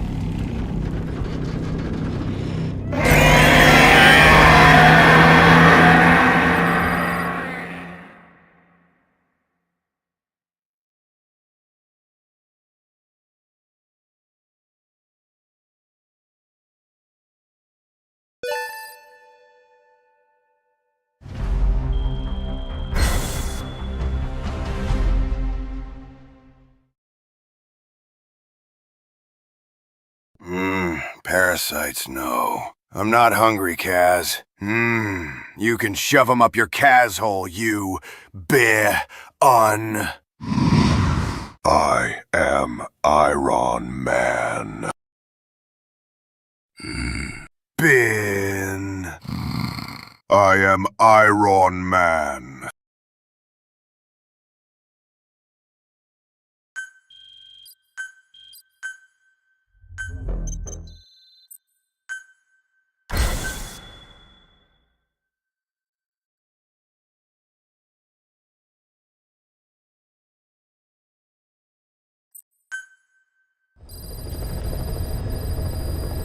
Mission. Select a mission as soon as you're prepared.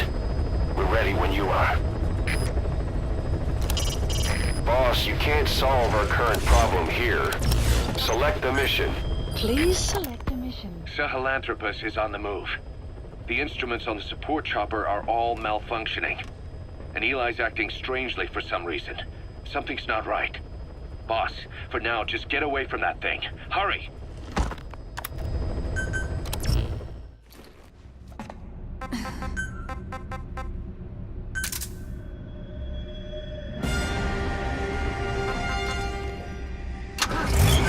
Deploying.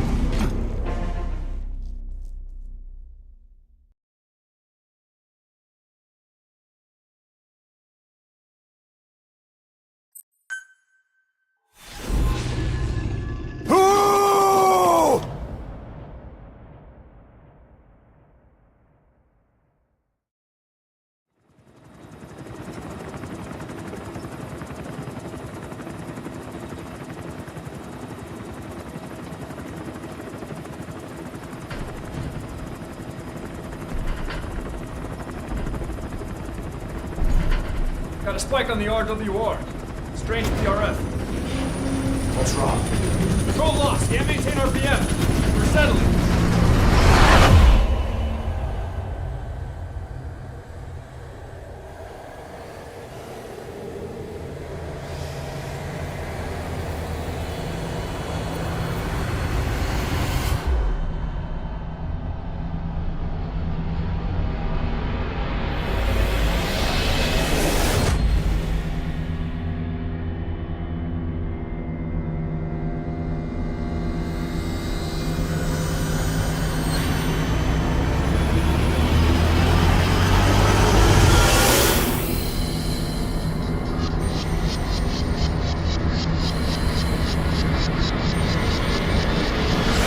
Recovered control. Ascending. Hey, Snake. There's something wrong with Eli.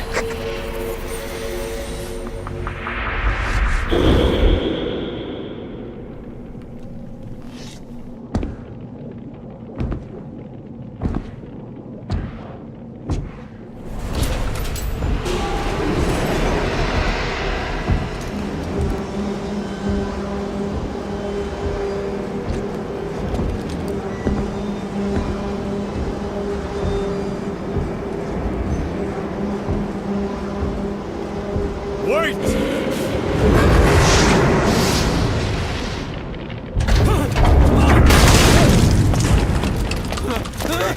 Who is doing this? Such a lust for revenge? Who?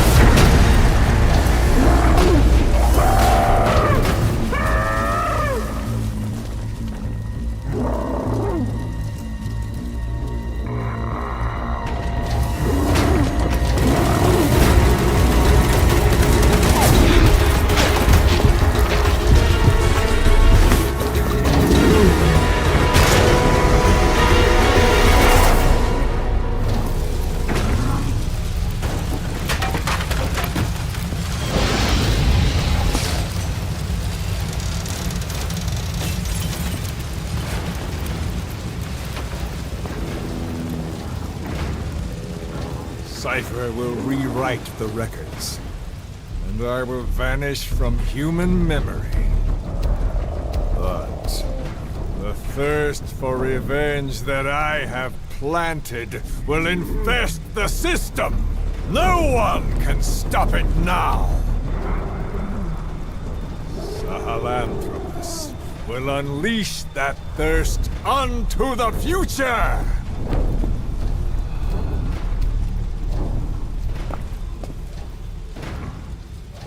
Major... I'm burning up!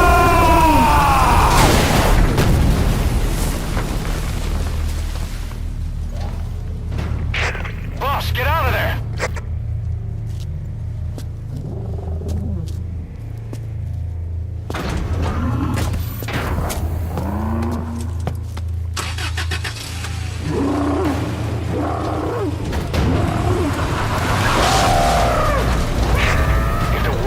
Out about Sahelanthropus, Skullface will have won.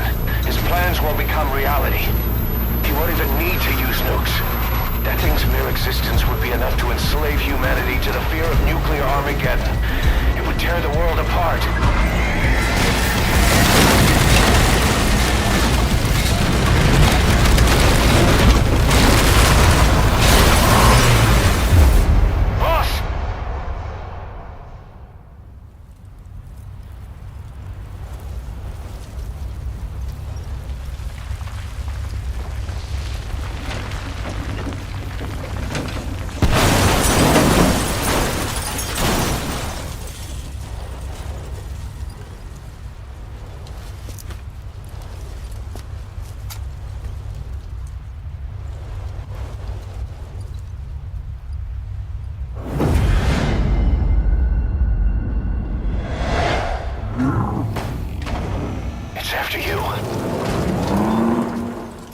Stop it, boss. Destroy Sahelanthropus.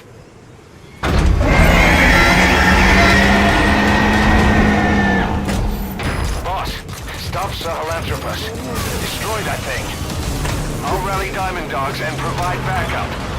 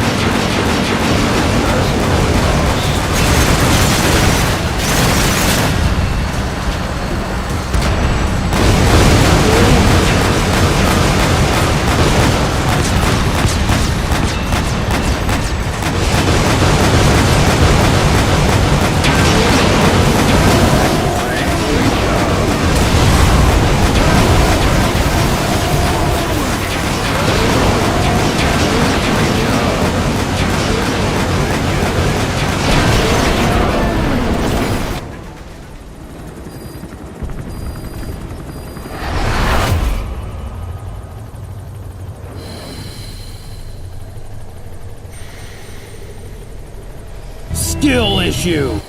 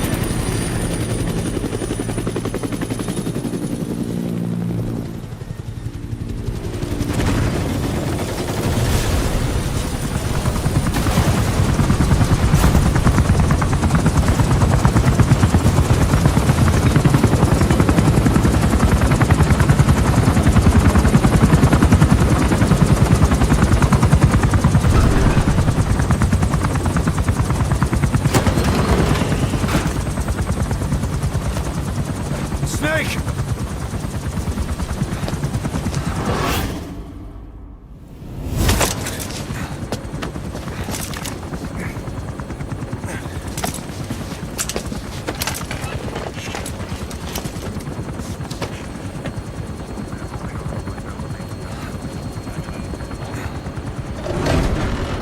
Let's see Skullface. I can't believe I lost to this scum! I can't believe I lost to this scum!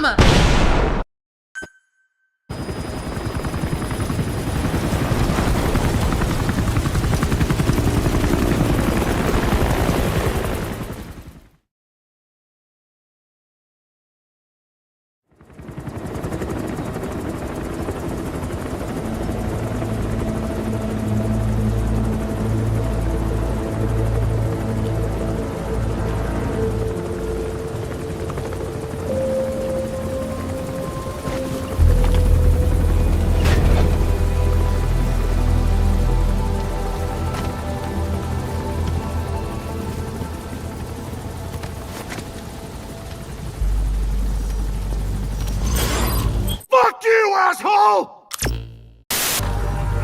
Not so complex. Need it, want it, need it, have to have it. Face shot, boom, brains everywhere. Not the knee, not the arm, not the spine. Face! It has to happen. Facey, face, face, face. Tired of waiting. No more waiting. Need a face shot. Boom! Squish! Yay! Nobody gives me in the face! In the face! Do it! Shoot me in the face! Face, face, face, face, face! Now! Bullets in the face! Want them! Need them! Gimme, gimme, gimme! At the sound of the bells, it will be face shooting o'clock! Bong! Knock, knock! Who's there? Shoot me in the face! End of joke! I'm gonna sing a song! Shoot me at the end of it! Da-da-da-da-da-da! Bong! I noticed you haven't shot me in the face! Curious as to why! Maybe you're weighing the moral pros and cons, but let me assure you that— oh my god, shoot me in the goddamn face! What are you waiting for? Wasn't my face! Shoot me in the face! In the face! Do you not know what a face is? Wasn't I being clear? Face! Bullet face! Shoot me in the face! In the face! I said in the face! Shoot me in the face! In the face! My face! The thing's shouting at you! Shoot it! Shoot me in the face! In the face! Shoot me in the face! In the face! Do it yourself. Shoot me in the face! In the face! Do it! Shoot me in the face! Face, face, face, face, face! Now! Bullets in the face! Want them! Need them! Gimme, gimme, gimme! At the sound of the bell, it will be face shooting o'clock! Thank you! I haven't killed anyone.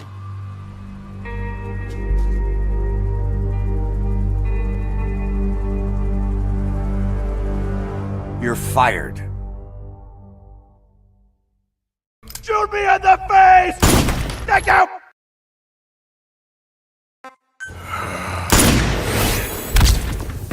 Helicopter requested.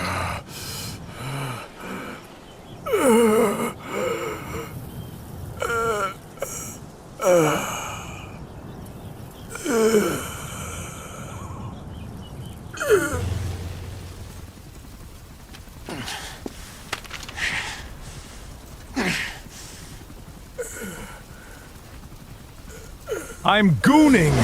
Ah! I'm gooning! Ah!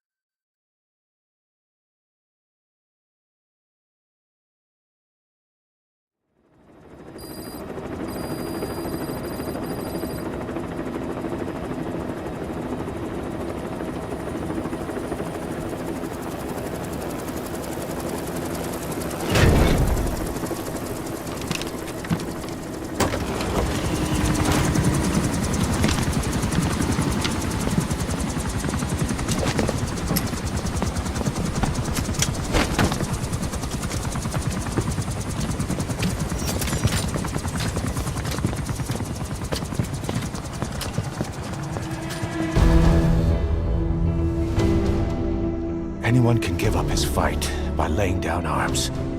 But the feeling of holding a gun, that we'll never forget. Like our lost limbs. The sensation lingers.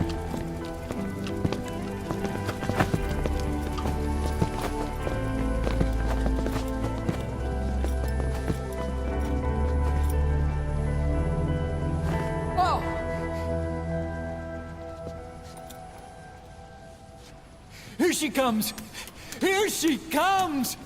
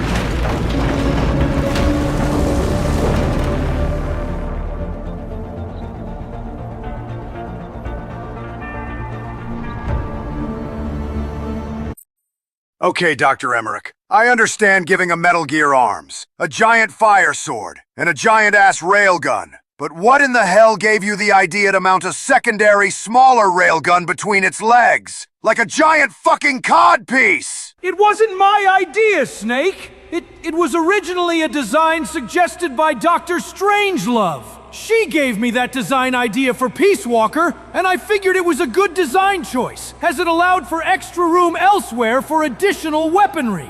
You sure? Because from what I heard, she was planning to shove that railgun right up your Kaz-hole whenever you misbehaved. Not gonna lie, that would make for a great method for getting information out of people. Maybe we should try it out on you like she planned, Dr. Emmerich. Wait! No! No, please don't do it! No! Ah!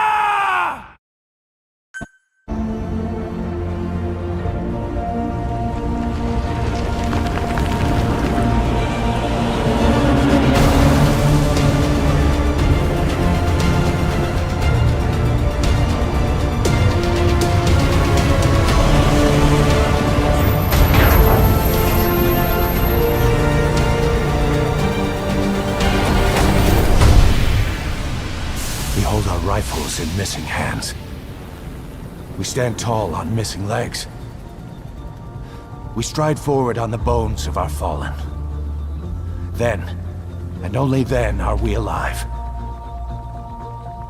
This pain is ours, and no one else's. The secret weapon we wield, out of sight. We will be stronger than ever, for our peace.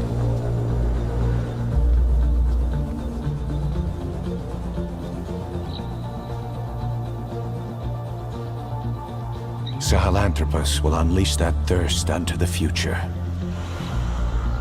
Those were his last words. Kaz. Pretentious to the end.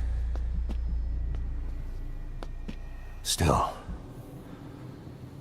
doesn't feel like this is over. And I'll never be whole again.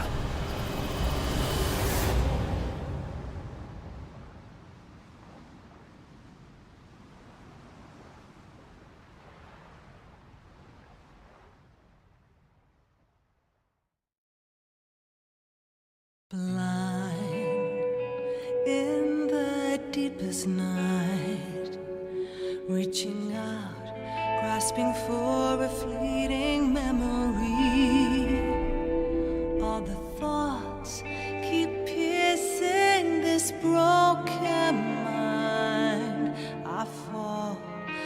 I'm still standing, motionless.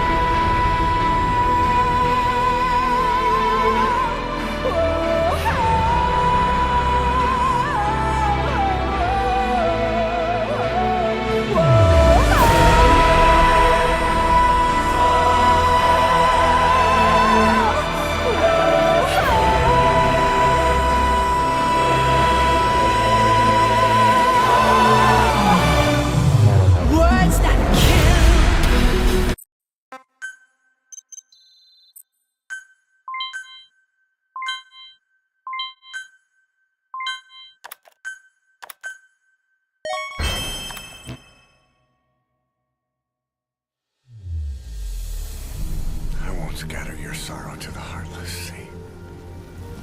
I won't see you in his ashes. You're all diamonds. This man acted as accomplice to the attack on Mother Base. Why are you here? Revenge against the boss. I'm not like you! I think it is time you knew. I'll go alone. Boss, what are you... We can't afford to lose anyone else. What if she's a spy? What if I'm a spy? Or you? Kill her! What should we do, boss? Just give the order. You are right. He is not one of us. Boss. Snake?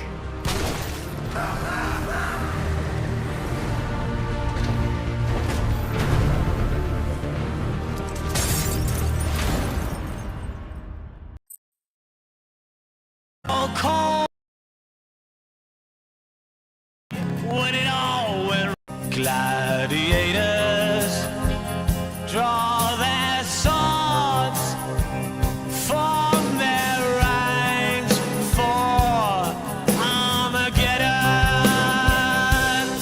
I'm nuclear, I'm wild, I'm breaking up inside. A heart of broken glass, deep inside the abandoned child. Deep inside the abandoned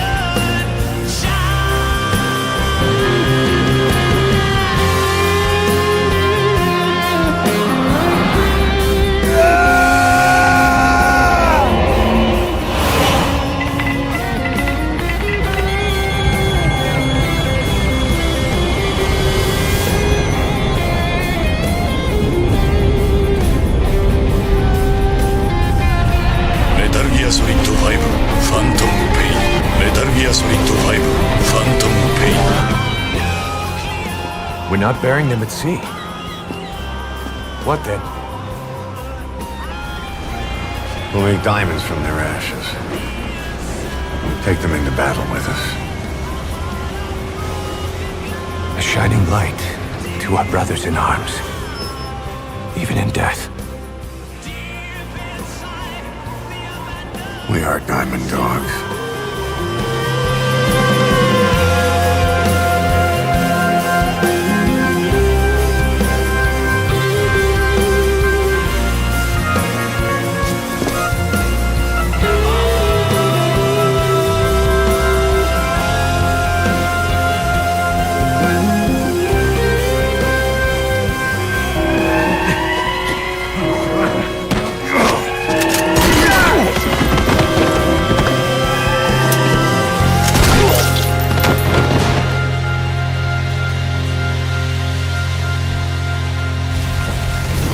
Scatter your sorrow to the heartless sea.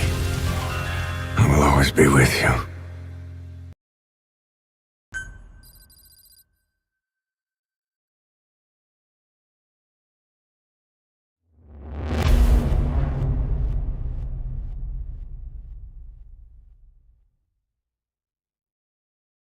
Attention!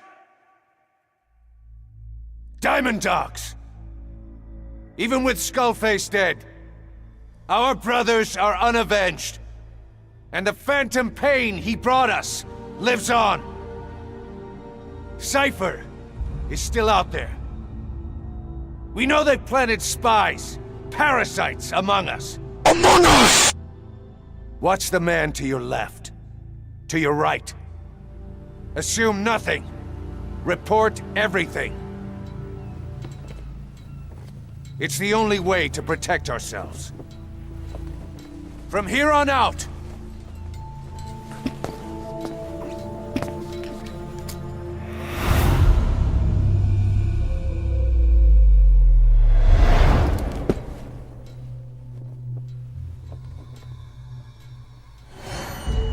you will be my eyes. The deadliest enemy's right here in our midst. And they will get no mercy.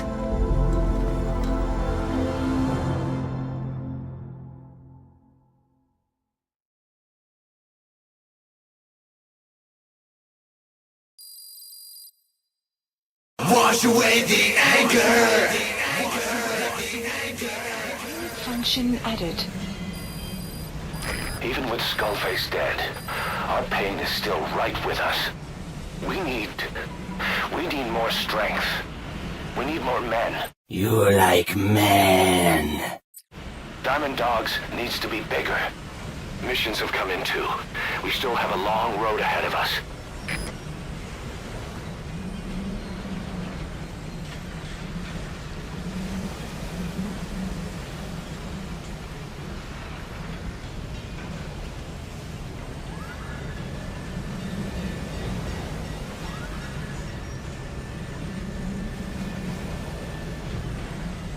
Fuck! I am stuck!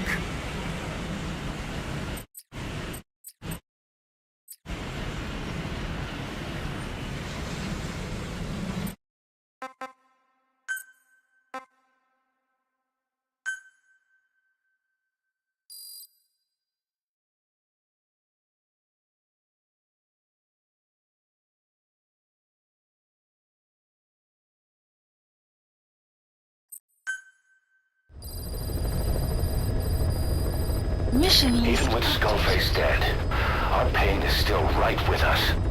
We need more strength. We need more men. Diamond Dogs needs to be bigger. Missions have come in too. We still have a long road ahead of us.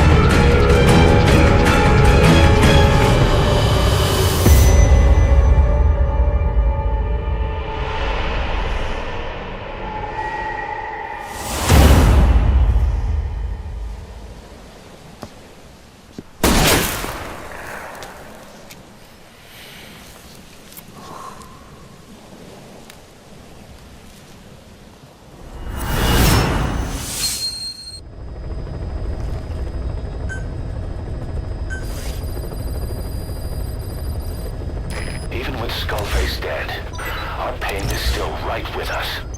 We need more strength. We need more men. Diamond Dogs needs to be bigger. Missions have come in too. We still have a long road ahead of us. Unit function added.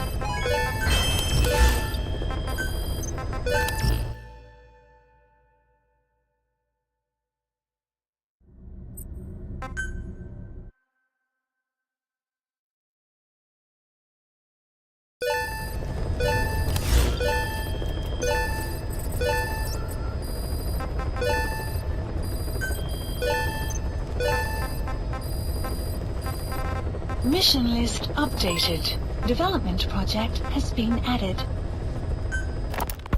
Skullface has finally burned out. The world is rid of his existence at last. Was he still alive? You could say that. But you could also say he'd been dead for decades. What's that supposed to mean? Biologically speaking, it's hard to say how much was his life. Side effects from the treatment? No, the primary effect. Keeping a dying host alive as long as possible. That is the whole point. But in the end, he grew too dependent on his children. As if he had any other way to keep on living. He first underwent parasite therapy before the Soviet Union became his home. His body was horribly burned. Fire washed across his thin young frame and stole his skin and his throat, even his lungs.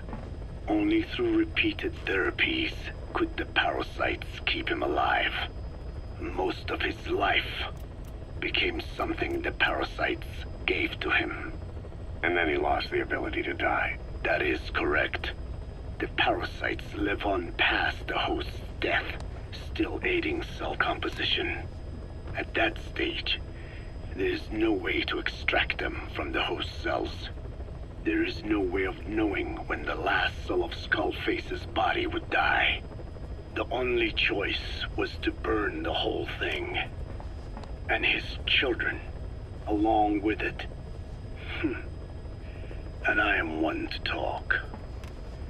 When my life is snuffed out, I expect you to treat my body the same way. And when I burn, I will truly be one with my children for the first time. You say there were 3 English vocal parasites. According to Skullface, yeah. Skullface had 2 of the English strain with him. You burned both of them. There was an oil fire. I tossed him in. So that just leaves 1. And you tell me Skullface said he used it. He said it was very close to me. Very close. One of your comrades, or someone ordered to kill you. Or he could have been speaking metaphorically. Metaphorically? Close to your spirit, close to your heart. Someone who either loves you or despises you. The second one makes a long list. Whichever it is, act with caution. Skullface implanted someone with the English language strain. Who it is irrelevant. Why? I tell you what Skullface really meant. Very close to you means you will be exposed. All the infected here have been given the Wolbachia. Even if the vocal cord parasites infect them now, they cannot reproduce. But if there's a different host among us, host to the English strain. If that were the case, we'd see the symptoms. What about the non-English speakers? We have plenty of those, but the staff use English as a common language. But if that someone has not spoken English yet, and begins to speak it now, there'd be another outbreak. The final mating pair of the English strain must be found immediately. Skullface is gone, but his threat still remains. On this base, do you see what the final mating pair is? With him dead, Those parasites are the stain he wished to leave upon the world. His thirst for vengeance. In their flesh. Think. Does anyone here bear a grudge against you? Who would target you, specifically? The ethnic cleansers that Code Talker mentioned, they weren't Skullface's true goal. All we have is circumstantial evidence, but here's my theory. It was Cypher who started developing the vocal cord parasites as bioweapons, parasitic weapons, and Africa was the testing ground for them.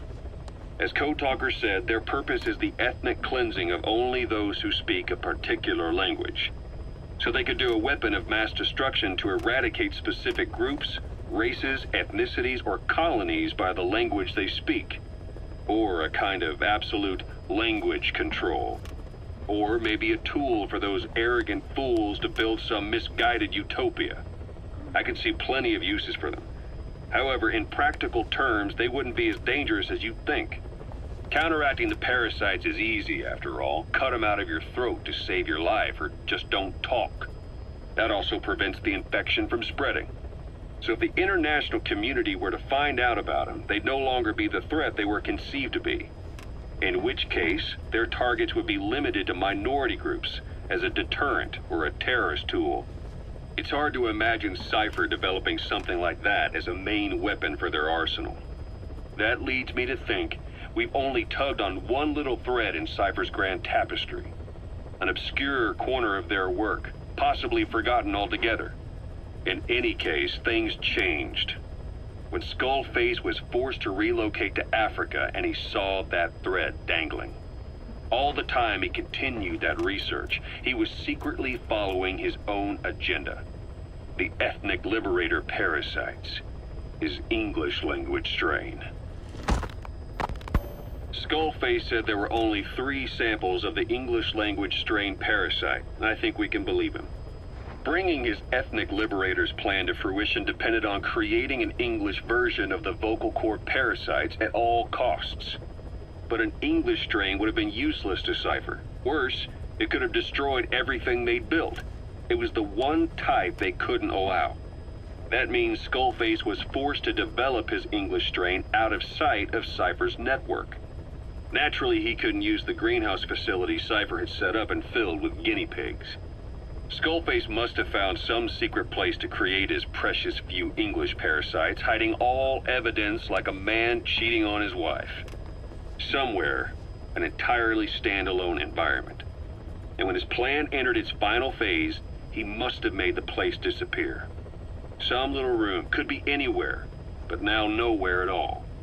We'll never know where he did it, but to elude Cypher's surveillance, it couldn't have been big. I believe Skullface was telling the truth. There were only ever 3 samples of the English language strain. Why activate Sahelanthropus in Afghanistan? This is how Skullface wanted things to play out. The Soviet Union secretly develops a new type of nuclear weapon and successfully deploys it in Afghanistan. Revealing the existence of Sahelanthropus results in a return to the glory days of the Cold War. The threat it poses reignites the nuclear arms race between the world's major powers. The demand for nuclear weapons increases around the globe.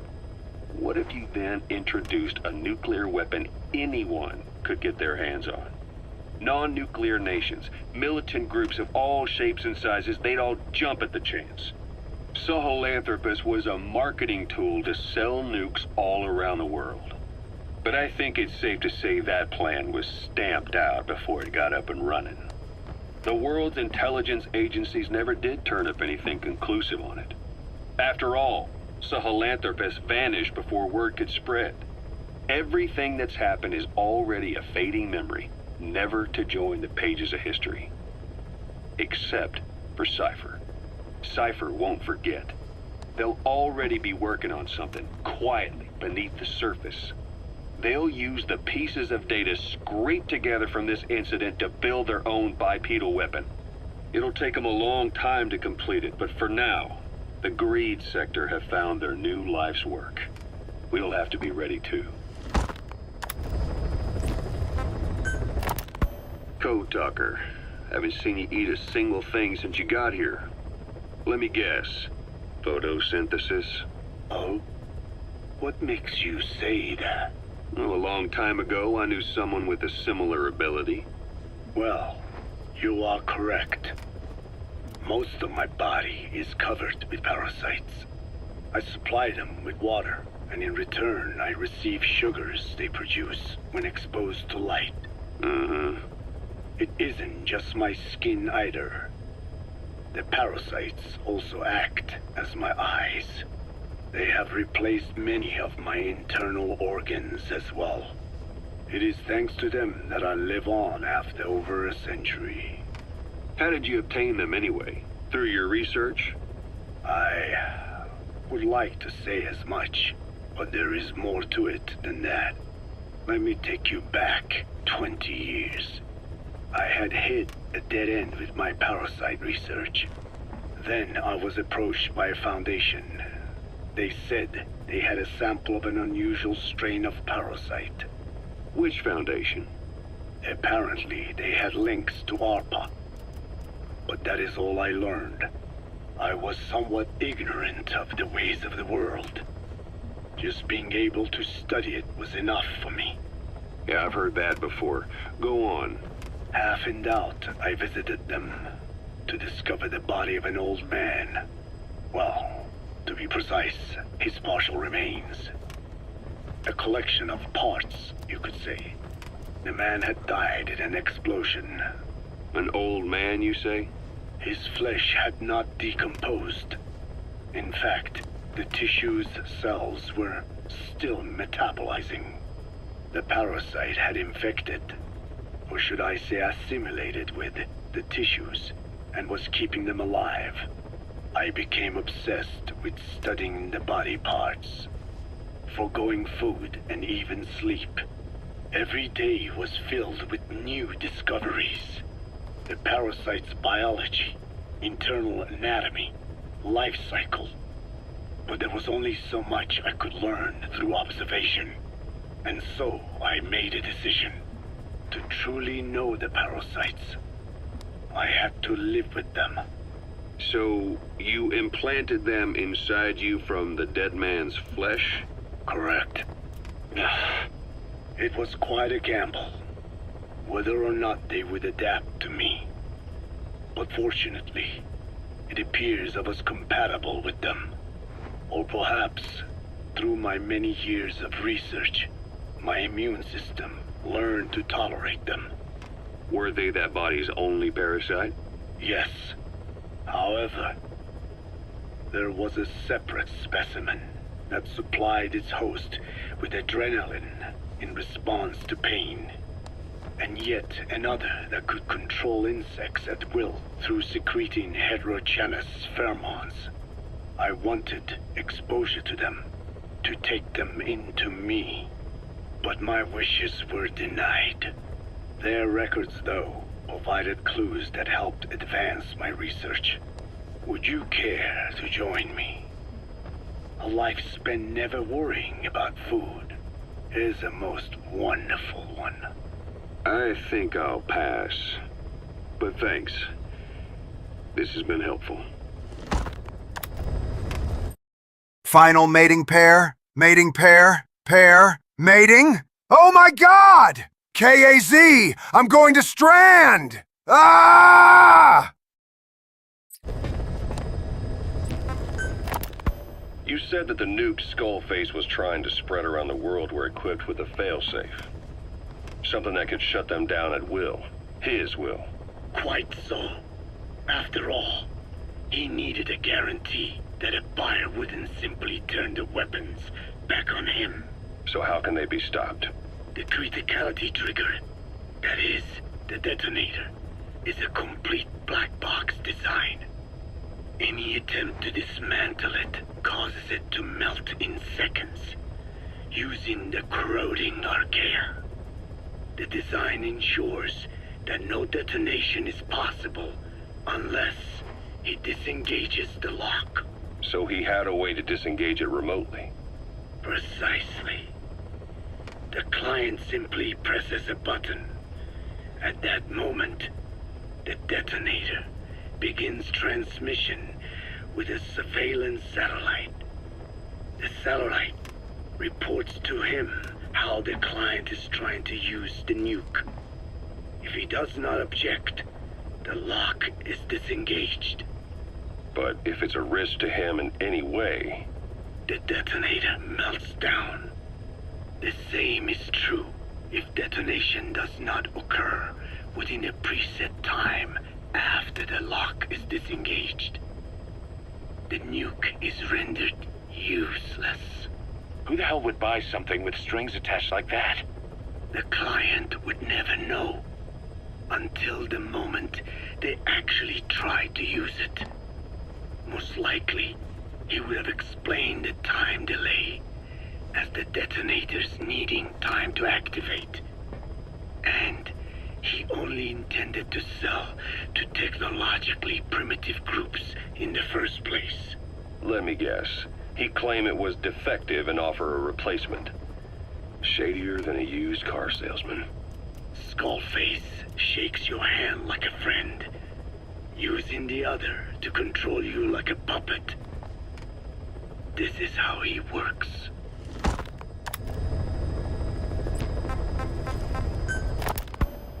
Emmerich didn't go with depleted uranium for Sahelanthropus' armor because of its strength. He had nukes in mind. Exactly.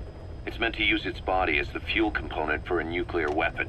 Sahelanthropus uses built-in uranium enrichment archaea to melt its own body and extract uranium-235 from the depleted uranium in its armor. Those archaea perform the enrichment in an extremely short time. The concentration jumps by a factor of several hundred, from 0.2% to over 90%. The end result being highly enriched weapons-grade uranium. Sahelanthropus' body itself becomes a nuclear bomb. Emmerich says if it were to self-destruct, the nuclear yield would be somewhere in the region of 15 kilotons. Since you need about 50 kilograms of highly enriched uranium to trigger a nuclear reaction, that would mean Sahelanthropus contains something like 23 tons of depleted uranium. That's not very much. No, it isn't. That's about what you'd expect to find in a main battle tank's armor. The point is, it can be transported anywhere, even use its conventional weaponry on the battlefield, and the international community will never suspect a thing.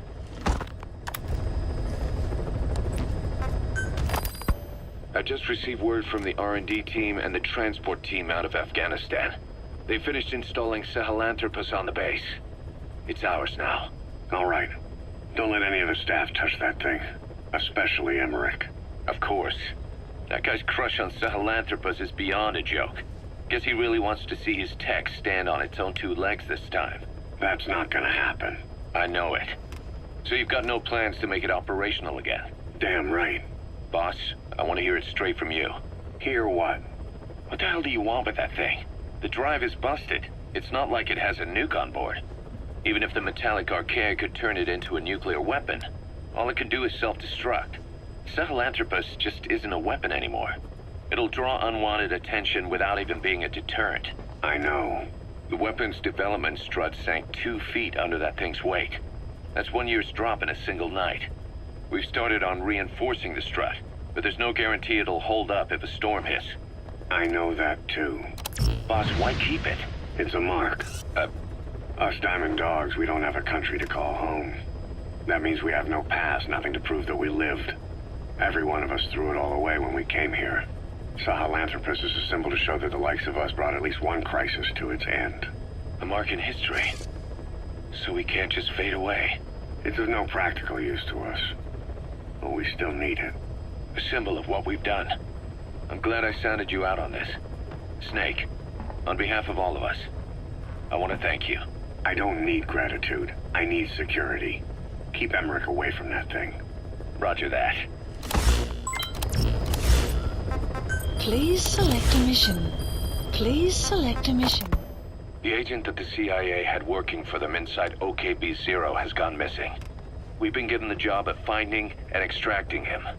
The target learned of XOF's plans to use vocal cord parasites and had hidden himself with the CIA's Mujahideen allies. But following Skullface's death, the Soviets retook OKB-0 and all contact with the target was lost. He may have tried to go back to OKB-0, but even Langley isn't sure what's going on.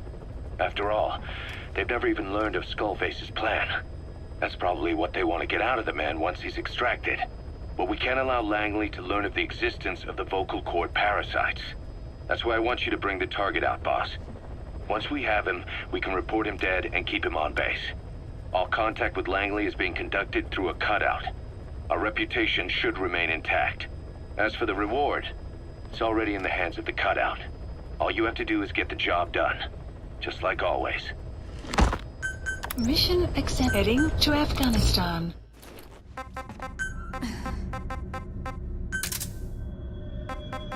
Deploying.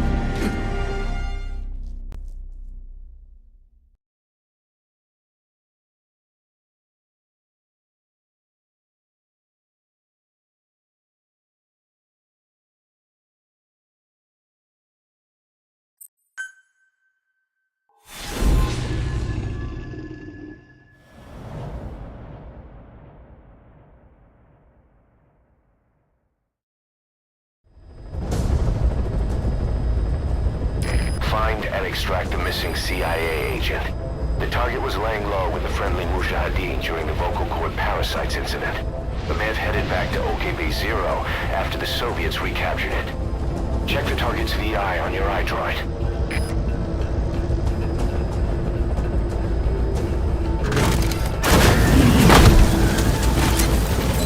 Be careful down there, boss. Development project has been added.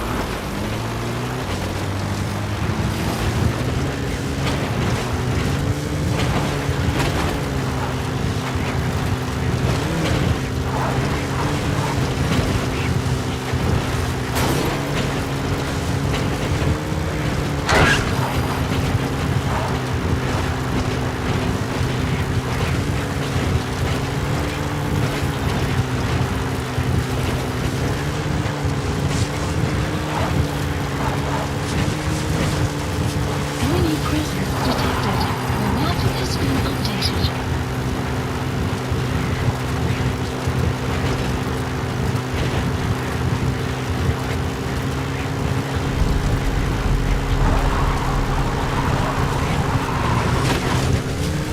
Enemy presence detected. The map has been updated. Enemy presence detected. The map has been updated.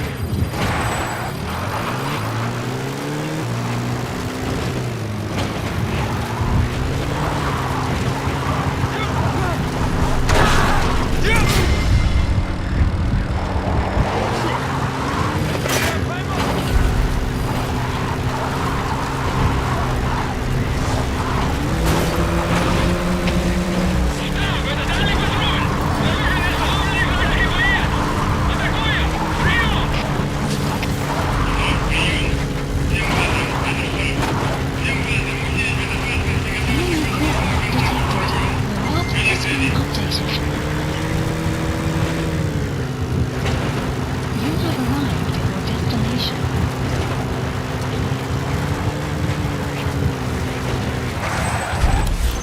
Help me! Please select landing zone Roger. confirmed. Please select landing zone Roger. confirmed. The map has been There, updated. that's the target.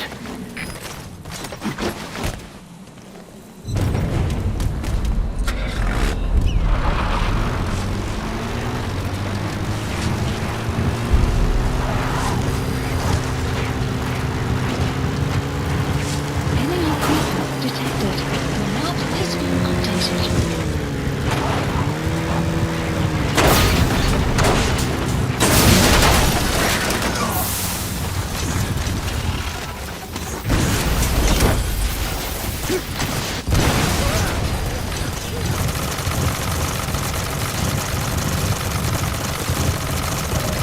Target extracted.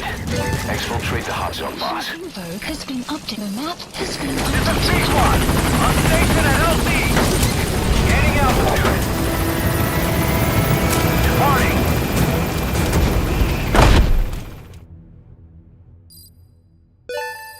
Extraction arrived at Mother Base. Yes, Mission complete. Boss, that was exceptional. Boss, the target filled us in on what's been going on. He betrayed the Soviets, passing information to Langley, but got scared after learning XOF used the vocal cord parasites. Then came feelings of guilt that his leak sent comrades to their deaths, and fear that America might deploy such a weapon itself.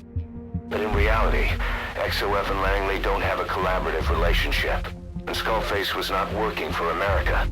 Still, I can't blame the man for being afraid. After laying low with the Mujahideen, he tried to cut his ties with the US and return to the Soviet military. But along the way, someone came after him, and he was forced back into hiding. Could have been remnants of XOF looking to silence him. And you know the rest. He doesn't seem to know much about the parasites, but nevertheless, it'd be too dangerous to hand him over to Langley or the Soviets. We'll keep him here as originally planned.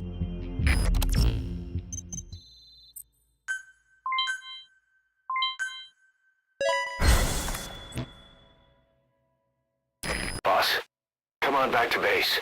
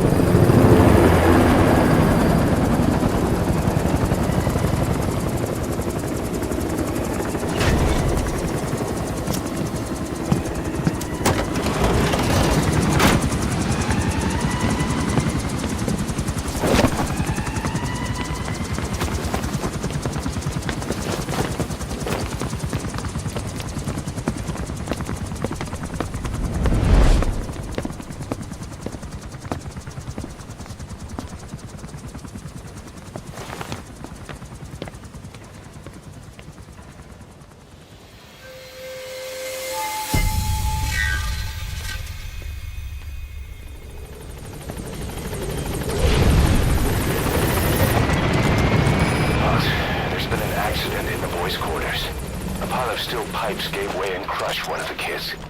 The boy named Ralph. They tell me he died instantly. I'm sorry, boss. It's my fault. I should have been keeping an eye on them. I'll let you know if we learn something. This is P-Squad. On station at LZ. Gaining altitude.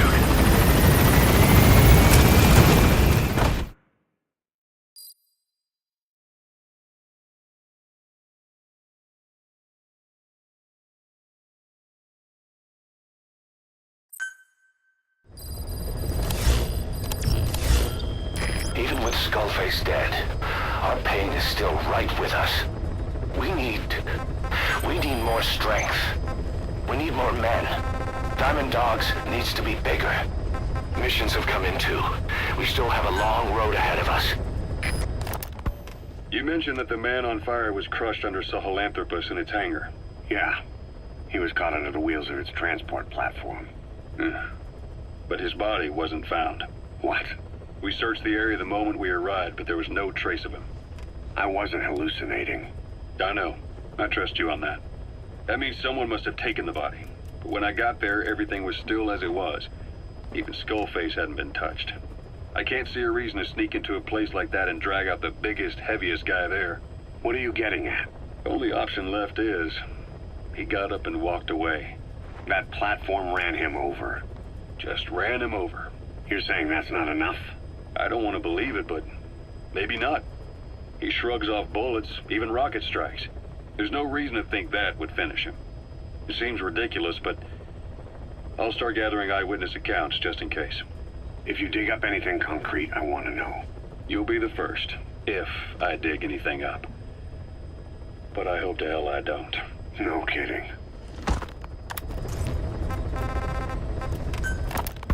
This is yellow cake that Cypher was having the PFs transport. Before we met you, the boss recovered it from a truck crossing the savannah. Are there metallic archaea inside it? Yes, the archaea metabolize uranium-235 to subsist. They must be stored inside yellow cake, or they cannot survive. So those biological traces we took for impurities were actually the real cargo? Of course they are deactivated. so they do not trigger a sudden enrichment. They are like baker's yeast. Yet, they do gradually enrich the uranium as they feed. I imagine you detected weapons-grade traces. Yeah, we did. And the malachite that was loaded on the truck had traces of uranium in it too. So that's the flower, huh? Skullface was gonna sell do-it-yourself nuke kits. The uranium-enriching Archaea complete with the user's manual. And the ores with the uranium could be sourced by the client or provided by Cypher. Even the trace amounts buried in common ores can be enriched to weapons-grade uranium by the metallic Archaea. Proving that must have been the most important factor of the trials. That and the ability to successfully prevent detonation. So if the amounts of uranium in the ores are low enough, they can get past any inspection. And you only need a tiny amount of the Archaea to act as the yeast. No great challenge to smuggle that either. The first step towards saturating the world with nukes. His plan. That was not my intention. My only goal in developing the metallic Archaea was to save the Dene. What made you think a tool for creating undetectable nuclear weapons would save your people? After 70 years, the Dene reclaimed the Navajo nation from which we were banished. We bore all the hardships of poverty. But we were proud to live off the land we called our own. But in the moment the atomic bomb was dropped on Hiroshima, everything changed. I don't get it.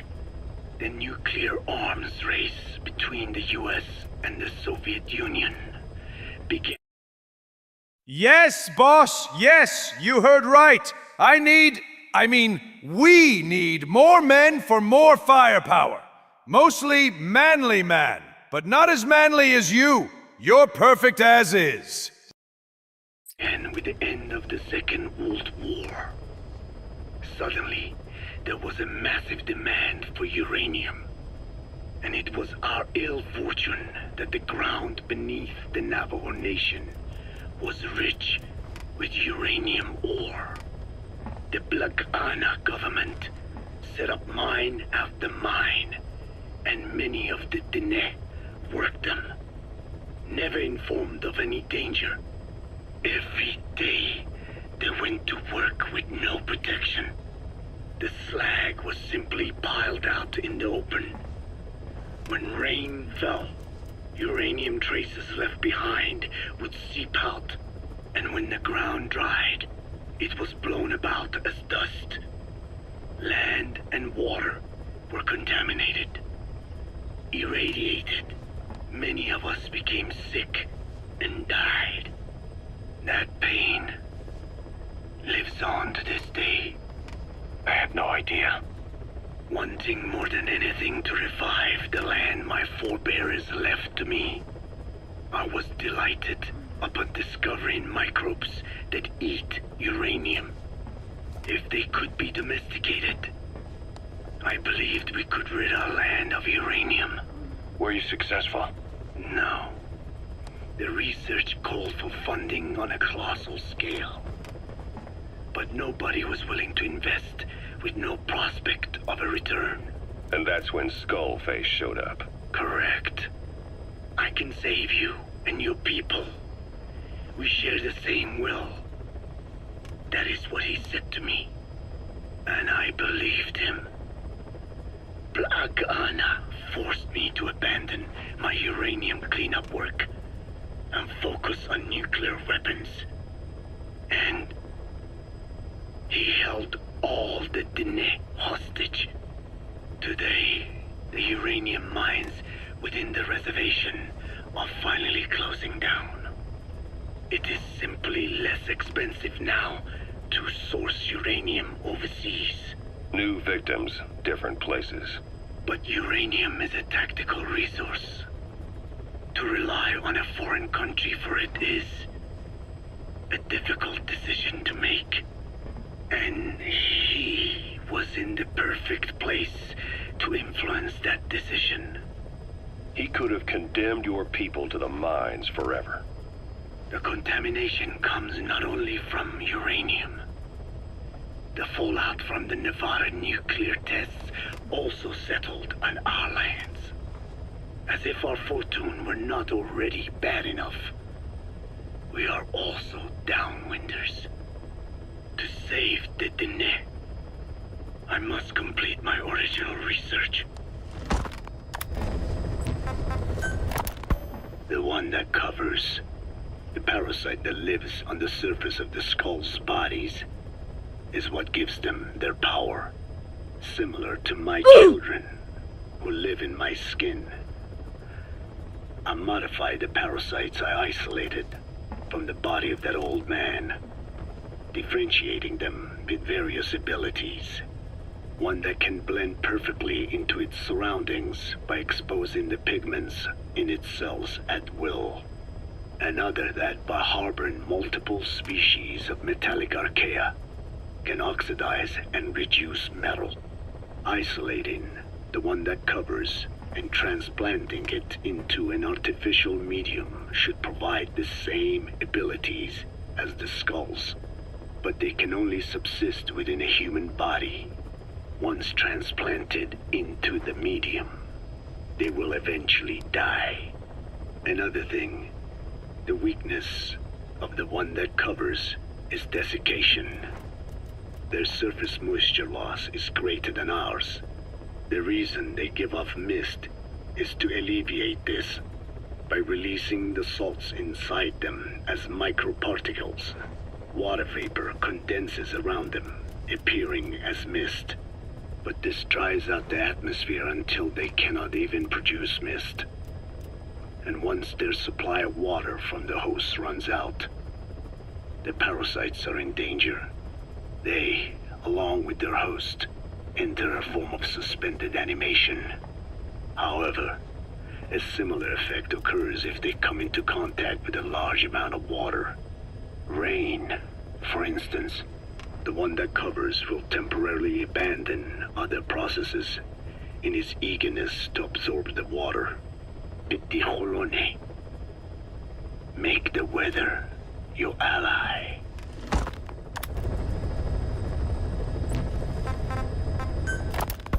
Hewitt's dug up some interesting facts about our skull-faced friend.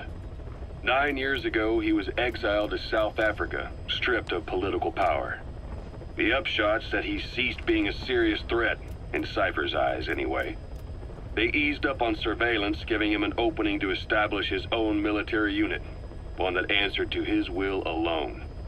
Those men likely had no idea their orders were coming from Skullface. They probably didn't even know the organization was a part of Cypher at all. Anyway, it was in South Africa where he found renewed interest in parasites.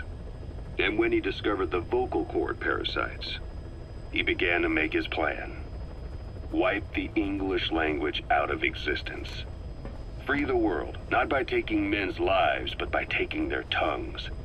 In his eyes, the greatest symbiotic parasite the world's ever known isn't microbial. It's linguistic. Words are what keeps civilization, our world, alive. There was something Skullface said.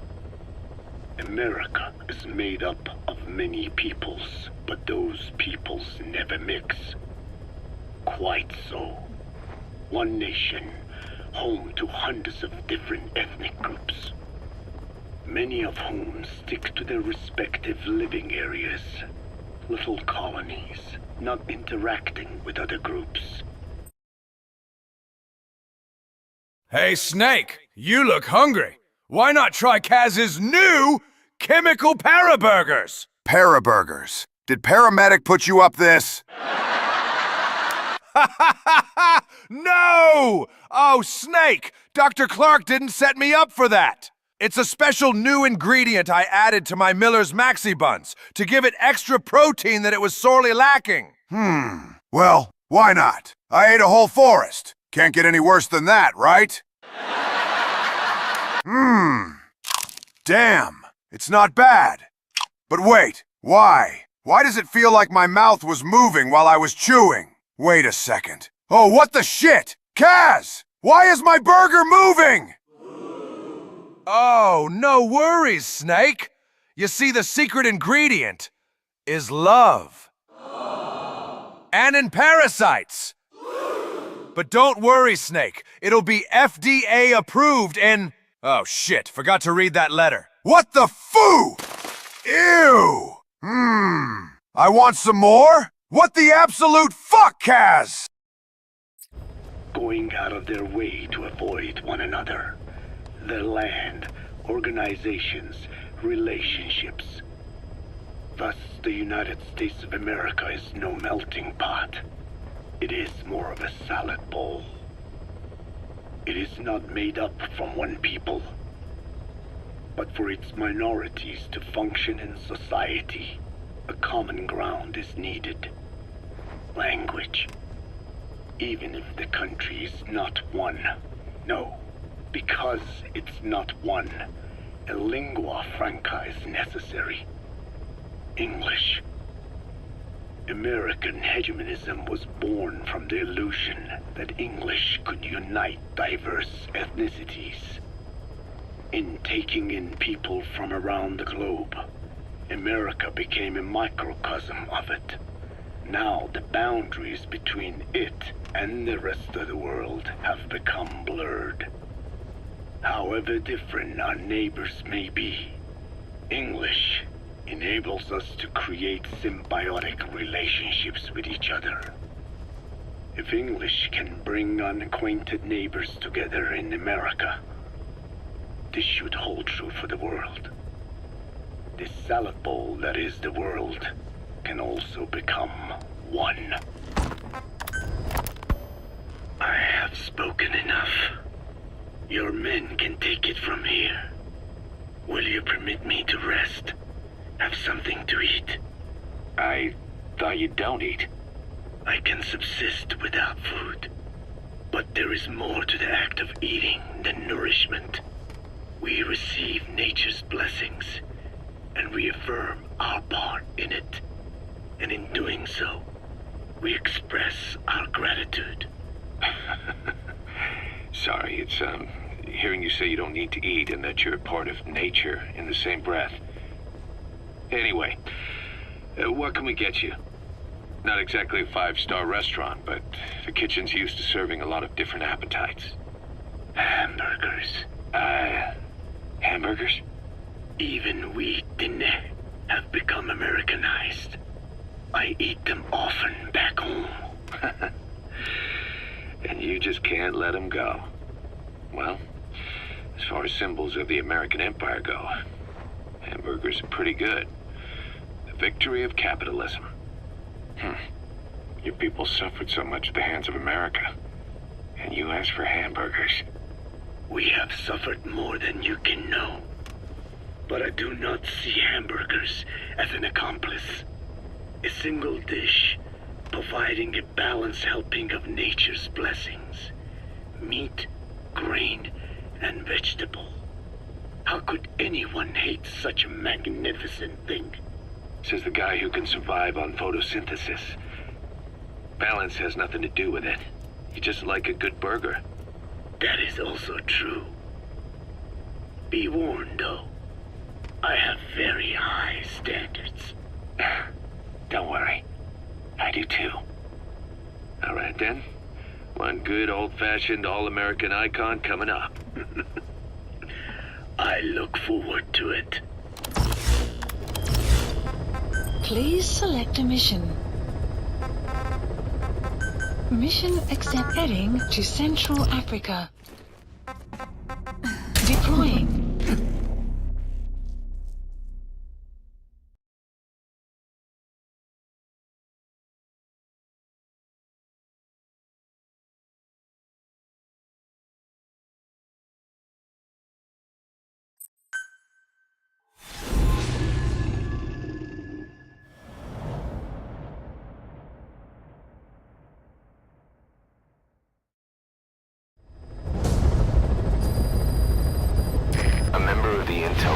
has gotten a lead on the epidemic that's crippling Mother Base. Problem is, our man has been captured by the PF in his operation area. He's being held at the guard on the western end of the mine. Boss, check the VI on your iDroid. That's where the target is being held.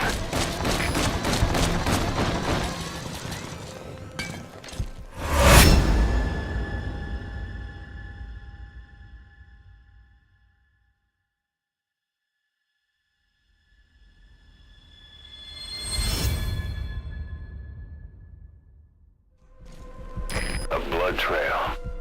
He got out on his own. Where is he now?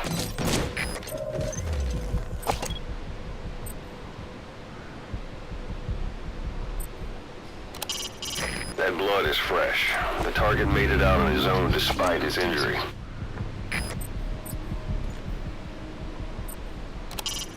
Target's wounded, but on the move. He's not dead yet. There must be a clue somewhere. Is there nothing that can help you track the target?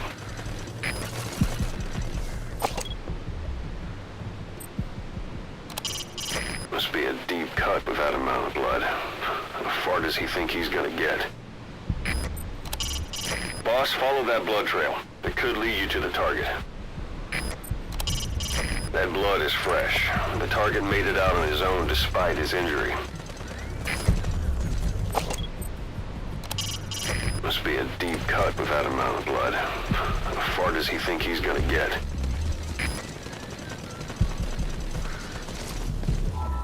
The target. He got out on his own. Please Boss, support helicopter. cover his escape, then extract him once the coast is clear. Info has been updated.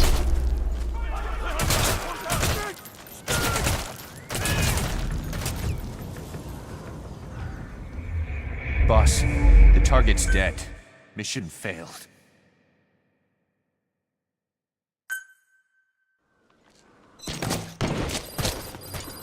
A blood trail.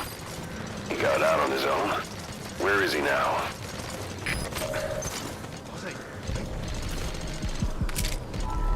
The target. He got out on his own. Please support Boss, helicopter. cover his escape, then extract him once the coast is clear. Mission info has been updated.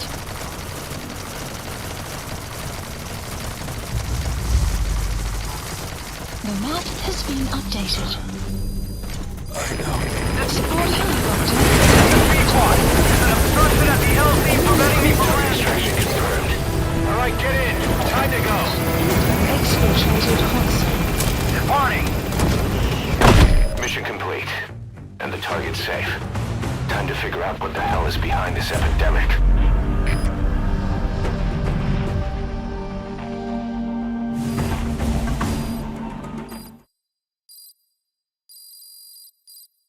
Extraction arrived at Mother Base.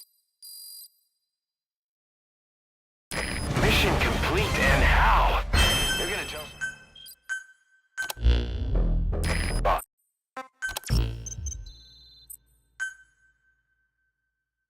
Emmerich's finished development on that battle gear of his. Get back to Mother Base.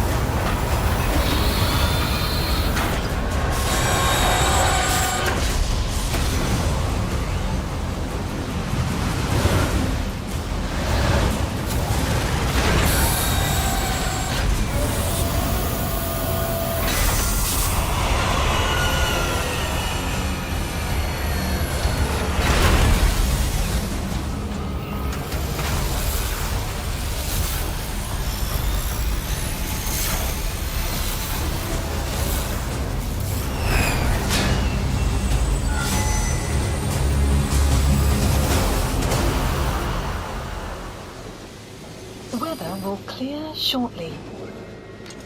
The battle gear is an armored weapon developed to take on hostile bipedal weapon systems. But unlike the Soviet-funded Walker gear, the battle gear still hasn't been properly field tested. I'd like to assign a combat unit to take it on dispatch missions, so that we can evaluate its capabilities and reliability.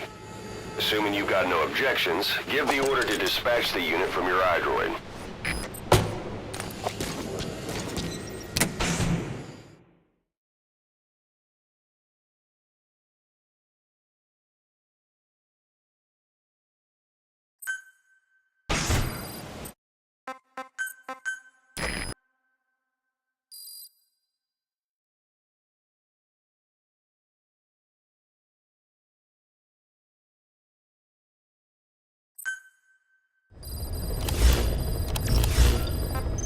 Boss, we need evidence to prove our suspicions about Emmerich. Head to the central base camp in Afghanistan and recover that AI pod. It's time we purge Diamond Dogs of that traitorous parasite once and for all. Heading to Afghanistan. Deploying.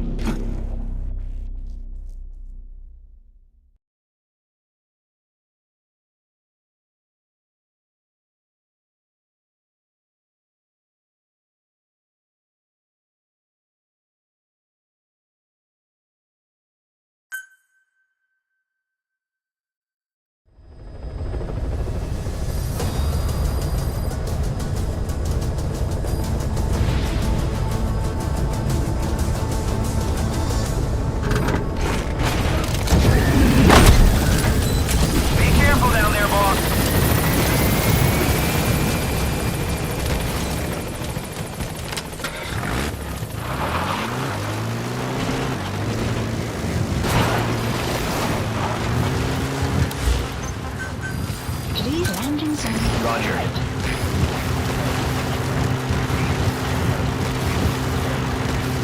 Enemy presence detected. The map has been updated. This is P-Quad. Have arrived at LZ. Will stand by.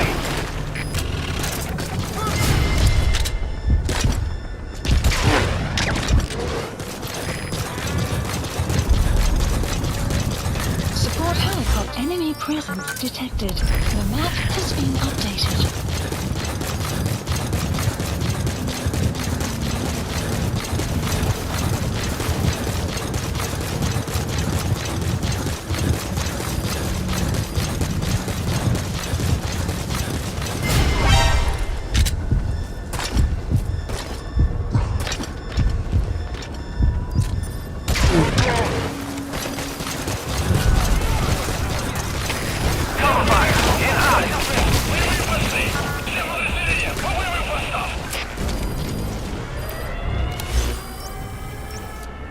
Marker placed. You have arrived at your destination.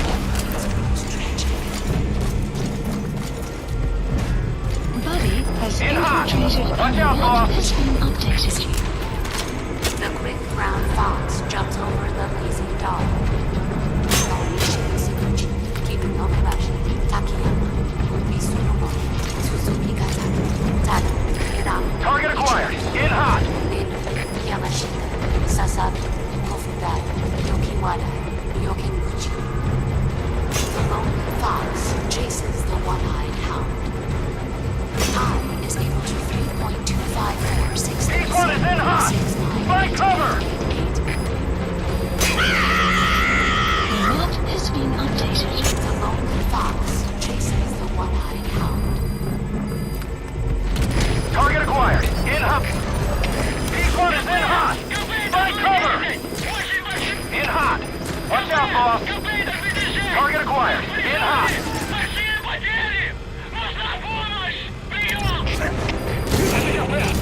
P-Quad is in hot. Find cover.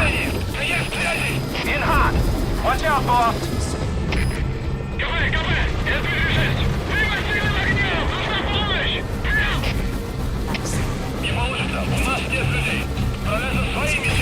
Target acquired. In hot. I'm defecting to the suit.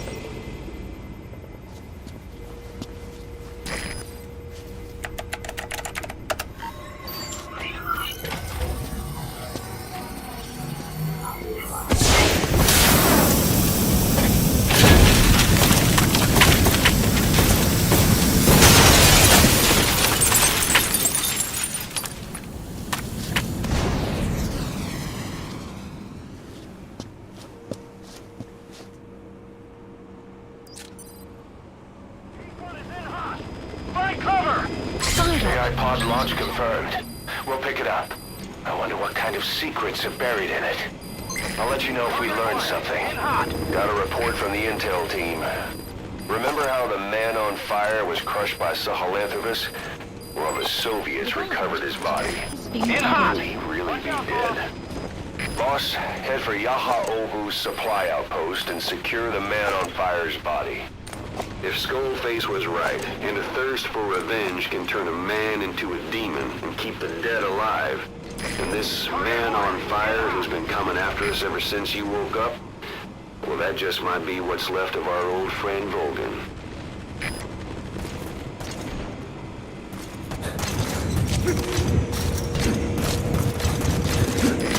In hot! Watch out, boss!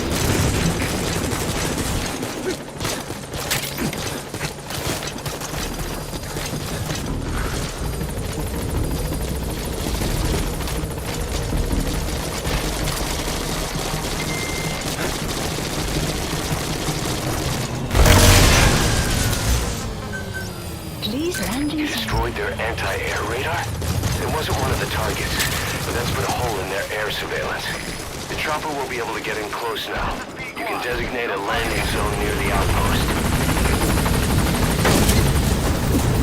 Gaining altitude. Departing. Extraction arrived at Mother Base.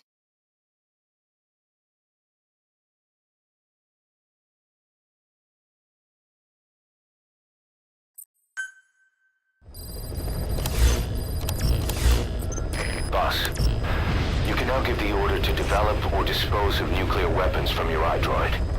With a nuclear deterrent, even if you're discovered while infiltrating a rival PF's FOB, most PFs won't dare retaliate. But you, of all people, know how dangerous it can be to have nuclear weapons. So will you add nukes to our arsenal as a deterrent?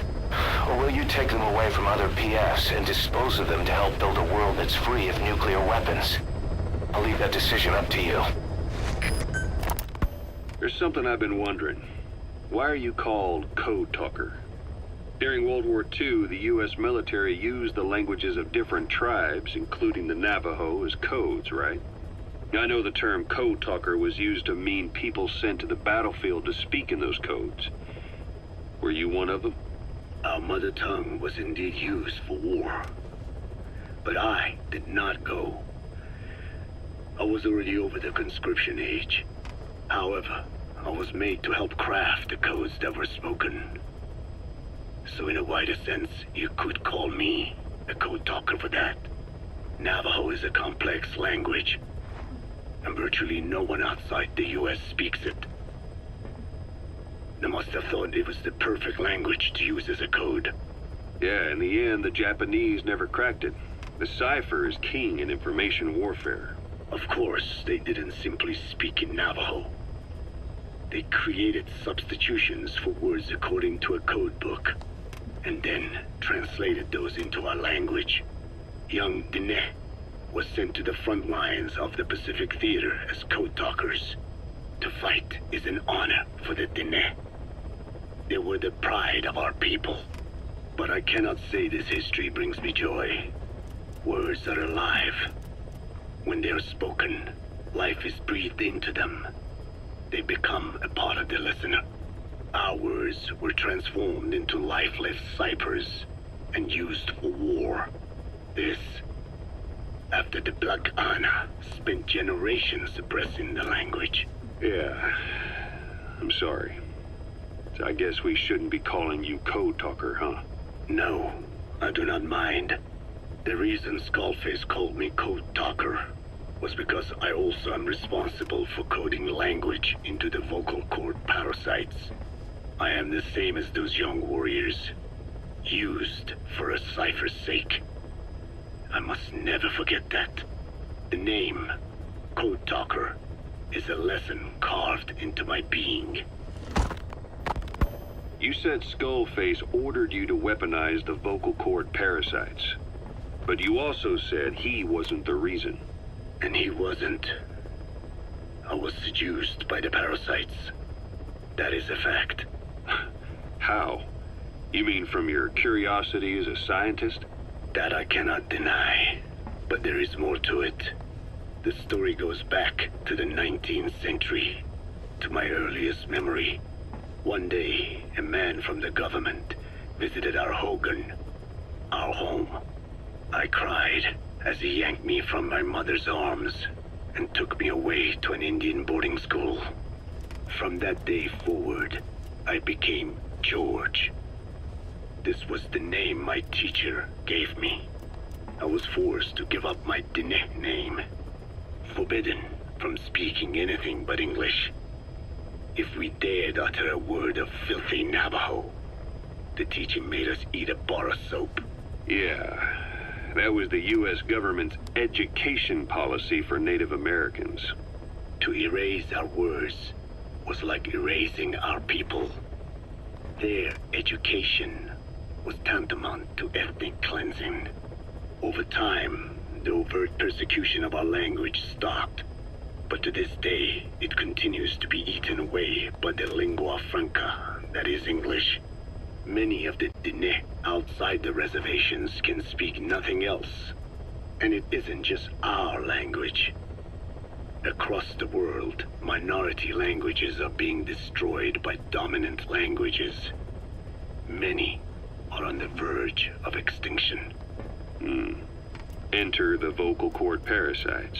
Yes, I began thinking that minority languages needed some sort of deterrent against dominant languages.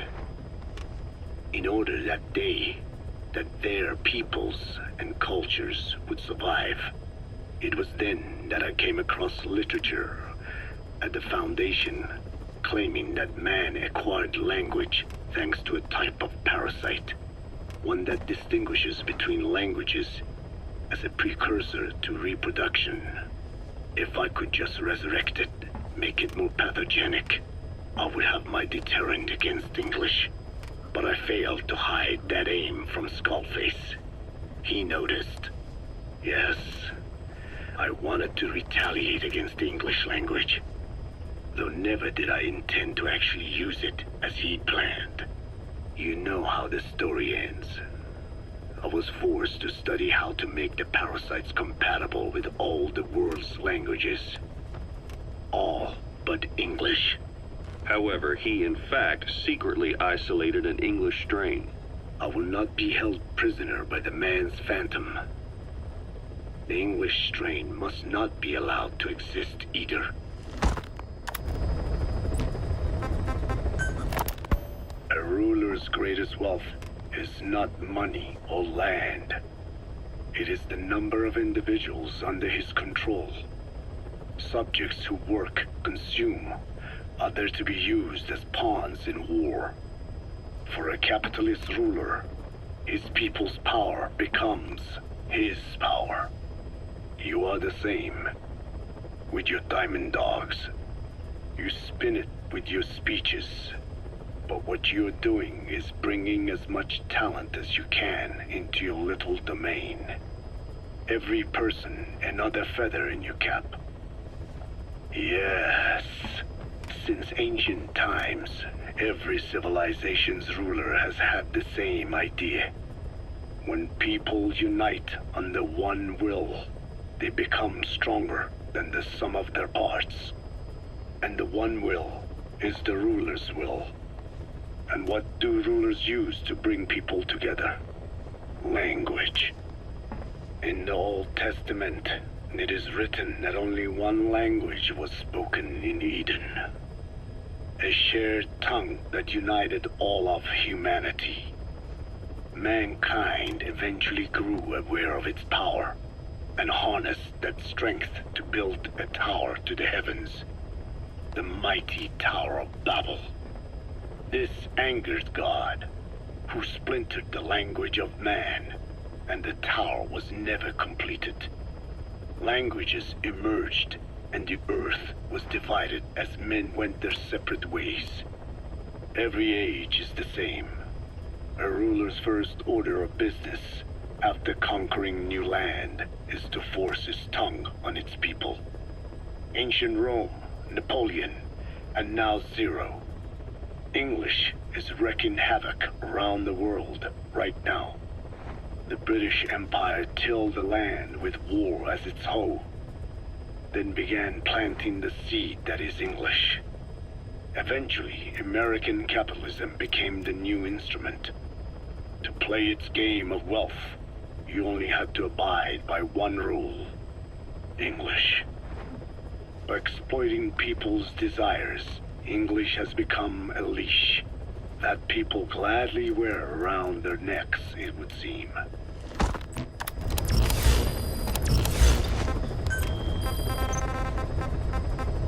Please select a landing zone.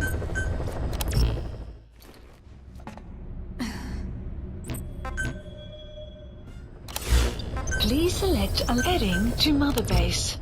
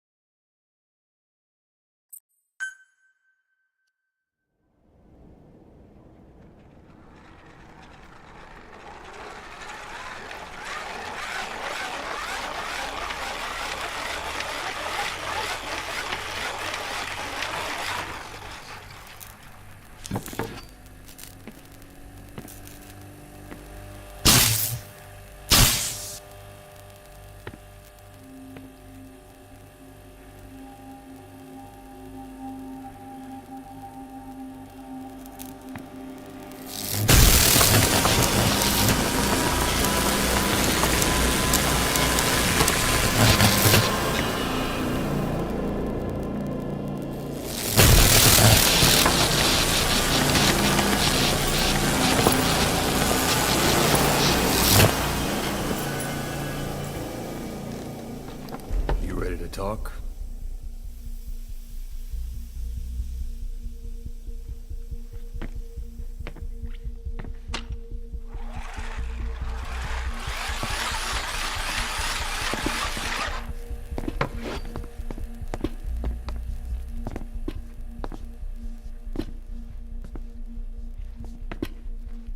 Anything? Still living up to her name. How about you drop the act?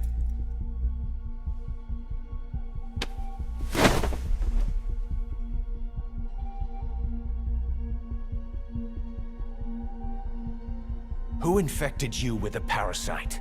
We can't let her talk. Put it back. All I want's a name. That won't trigger anything. Tell me. Tell me!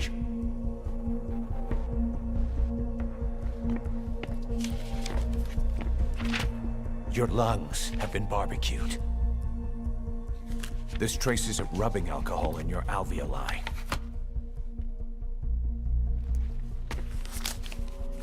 This was found adhered to your lungs, intact. A petal. White Star of Bethlehem. The hospital. Skullface sent you to Cyprus to kill Snake. You were burned inside and out. That should have been the end of it. But, all things considered, you look pretty damn healthy to me. We have Skullface to thank for that, right? I was the only one capable of applying them to parasite therapy. Until he stole them from me. Why are you here? Did Skullface send you? Or did you have your own score to settle with the boss?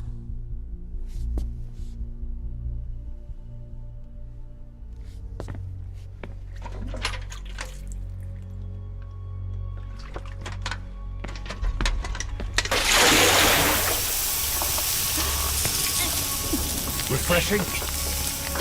Salt water. No! She'll die!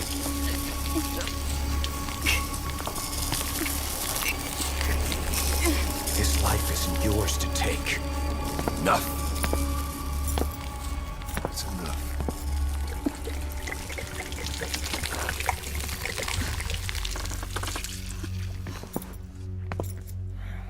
If she wanted to kill the boss, he'd already be dead. Same goes for us. She She's had plenty of chances. She can talk. She's not here to kill anyone. You're wasting your time. It doesn't matter why she's here. She works for you now. She's in love with the legend.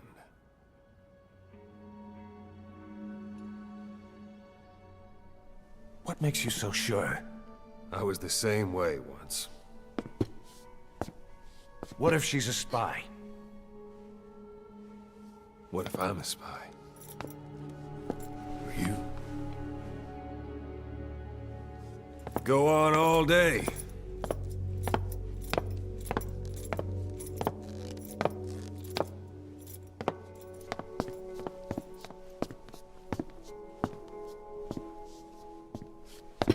Boss. Let her go. She won't speak so she can't spread the infection.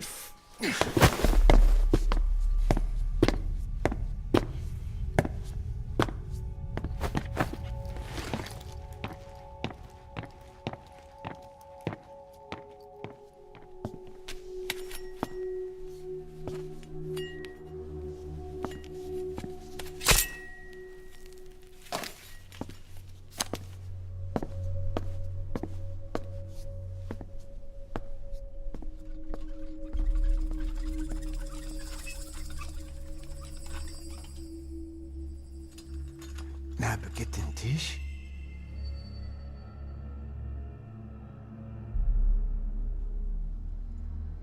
Nicht nagetin Ti. Oh.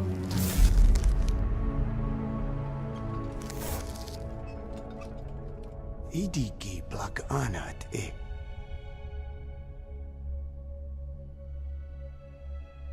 Oh. Ako kode jisdesni. Dne bizad.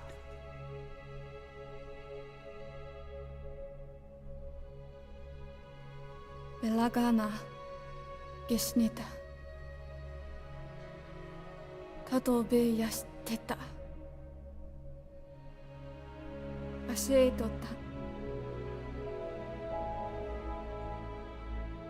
Dodoにした。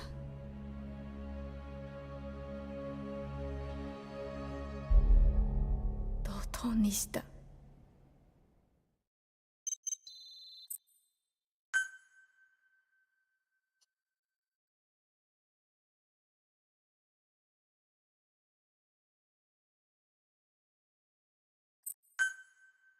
Alright. Development project has Lee's landing zone. Roger.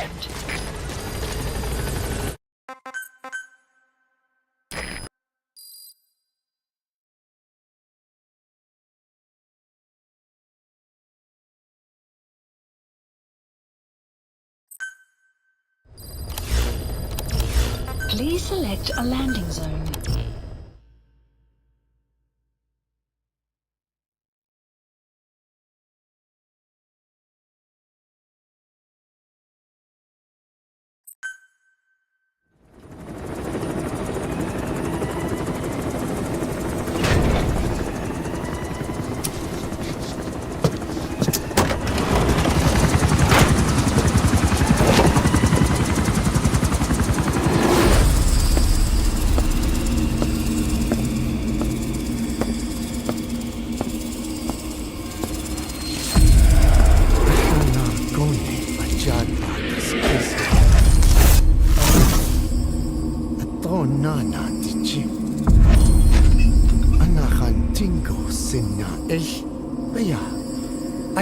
Na lego azago.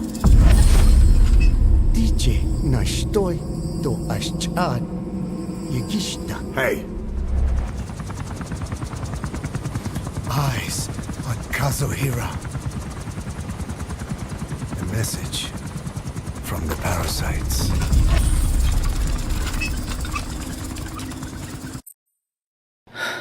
You jealous bitch. You know for a fact all I have to do is say fuck you, Kazuhira Miller, and everyone would be dead. You are so lucky. I can't say I saw your parasite eyes. You jealous bitch. You know for a fact all I have to do is say, fuck you, Kazuhira Miller, and everyone would be dead.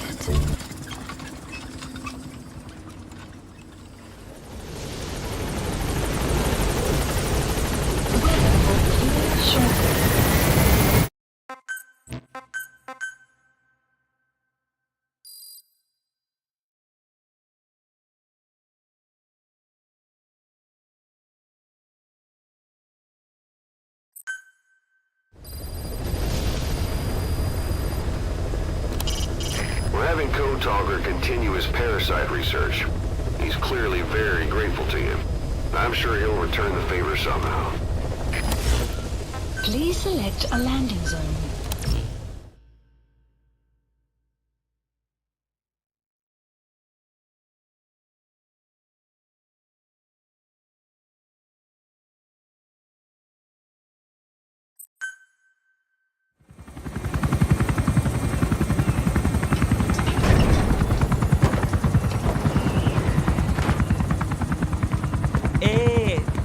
Ngezaba tatana mono intangu yandi ibanda kake sawa namin.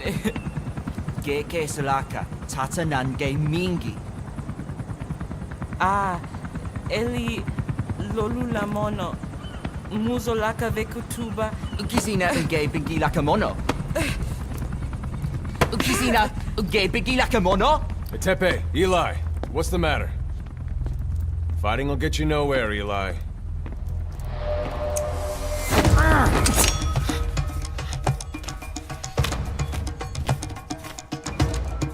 Cut it out, kid. That ain't a toy. Eli. Don't call me that!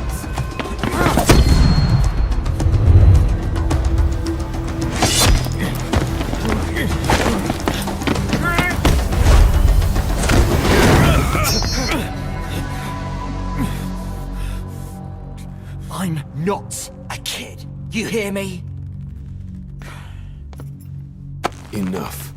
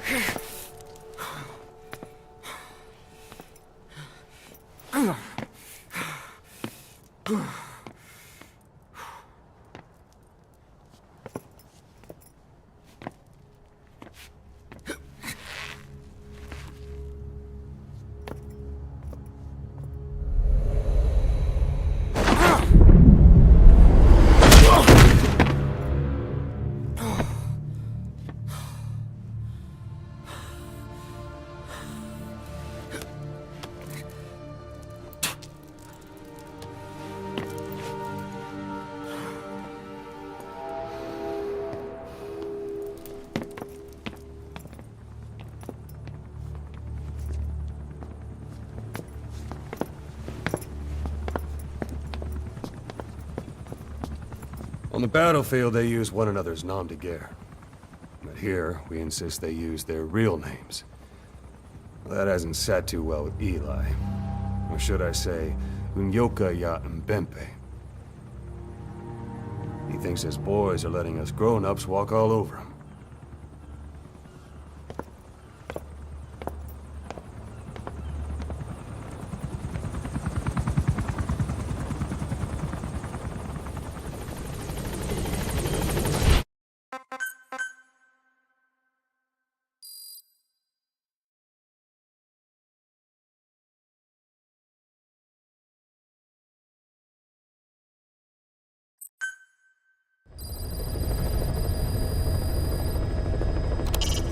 We're having Code Talker continue his parasite research. He's clearly very grateful to you. I'm sure he'll return the favor somehow. Please select a landing zone.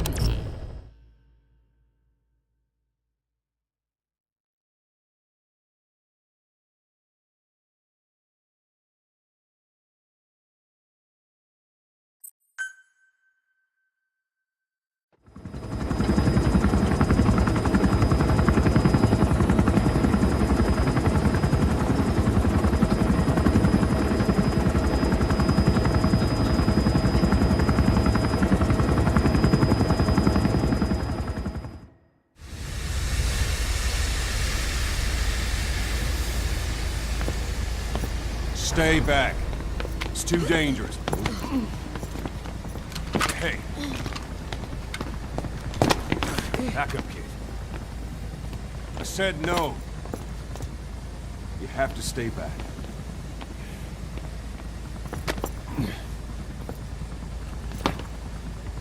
Some things can't be helped. Back to your quarters.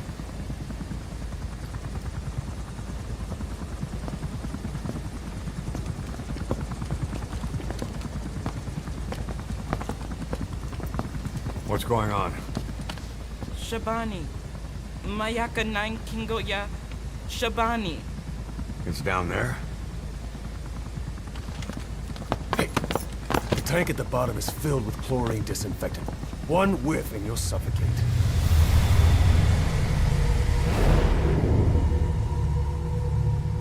Don't even.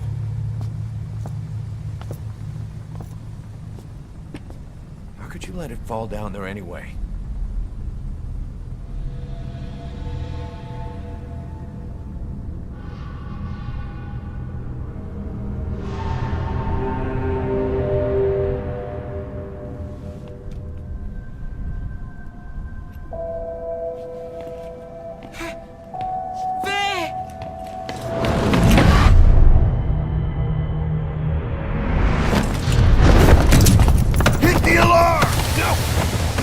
Go down there, and it is over. Boss! Hey! Listen to me! There is no way to recover the body.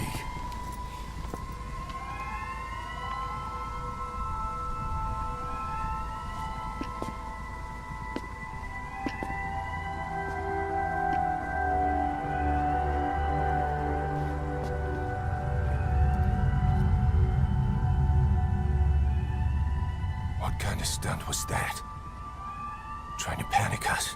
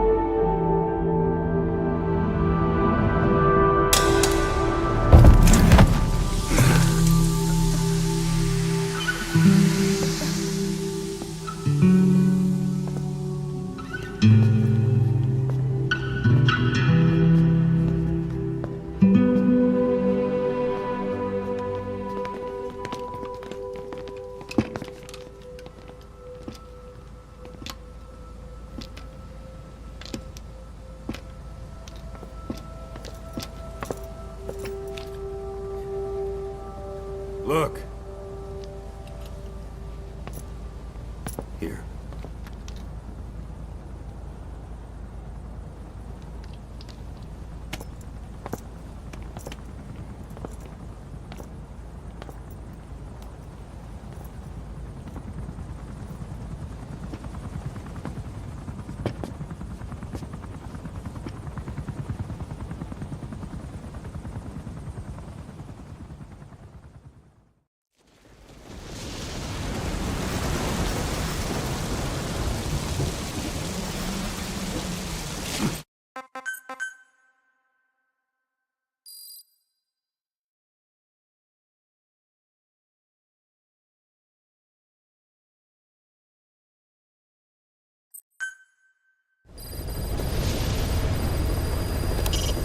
We're having Code Talker continue his parasite research.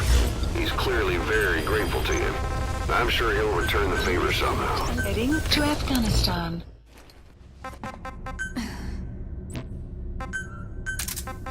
Deploying.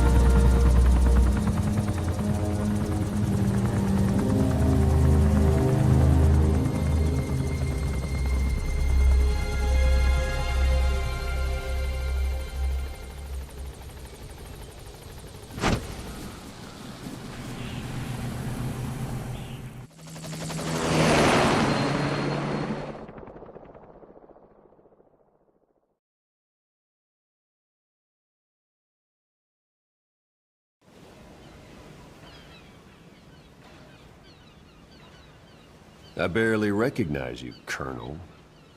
Skullface used your thirst for revenge against Big Boss, did he?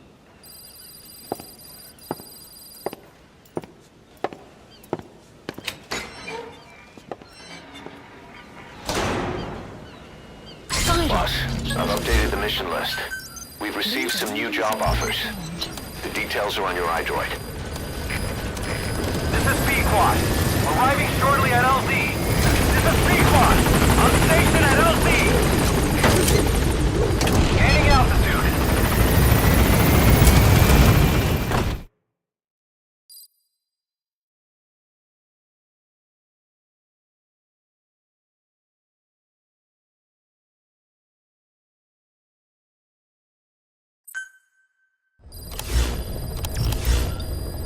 Mission Boss, about Eli. No matter how many times we talk to him, he just won't listen. He sees everything in terms of victory or defeat and still won't accept that you beat him. We're gonna have to put him in his place. Again. If you don't mind, come back to Mother Base and go another round with him.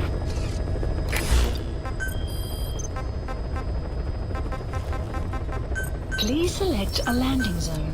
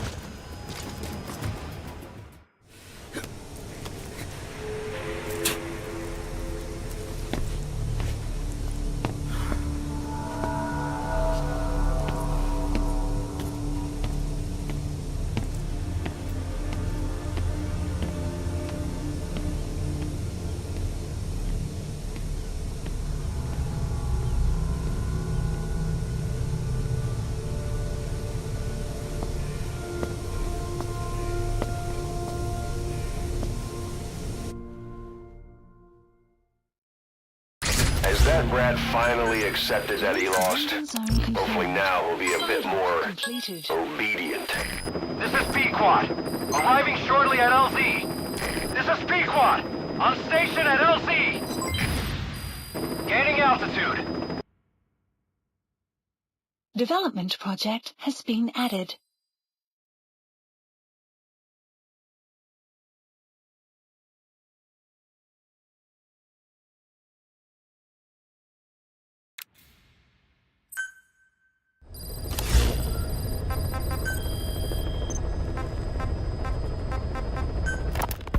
Volgan, the GRU colonel, was burned alive with a Shagohod during Operation Snake Eater 20 years ago.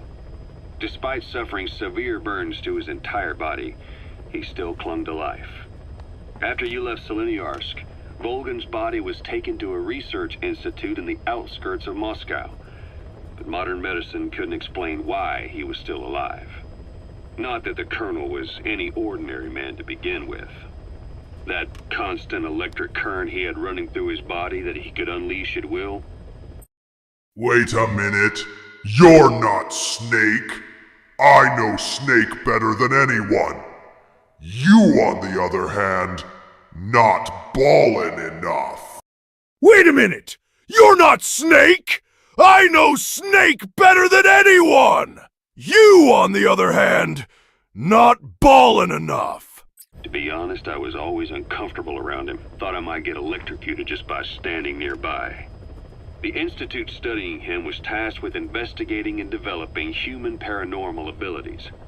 The comatose Volgan was used to further the Soviet Union's research into such abilities. But not long ago, the facility burned to the ground, and Volgan's body was never found among the rubble, even though the fire started in the room where they were keeping him. This occurred at around the same time you woke up. If Skullface was right, and a thirst for revenge can turn a man into a demon and keep the dead alive, and this man on fire who's been coming after us ever since you woke up, well, that just might be what's left of our old friend Volgan. It's not over yet. Back in '64, in Seleniuarsk, you brought his plans for a utopia down in flames. That grudge is what's keeping him alive. The day the research facility holding Volgan burned down, a Soviet jumbo passenger jet happened to crash nearby, far away to the north of that hospital in Cyprus. On board the plane was a young boy who was being studied at the same facility. The plane fell to Earth from over 8,000 feet, but the boy's body was the only one not recovered. At almost exactly the same time as...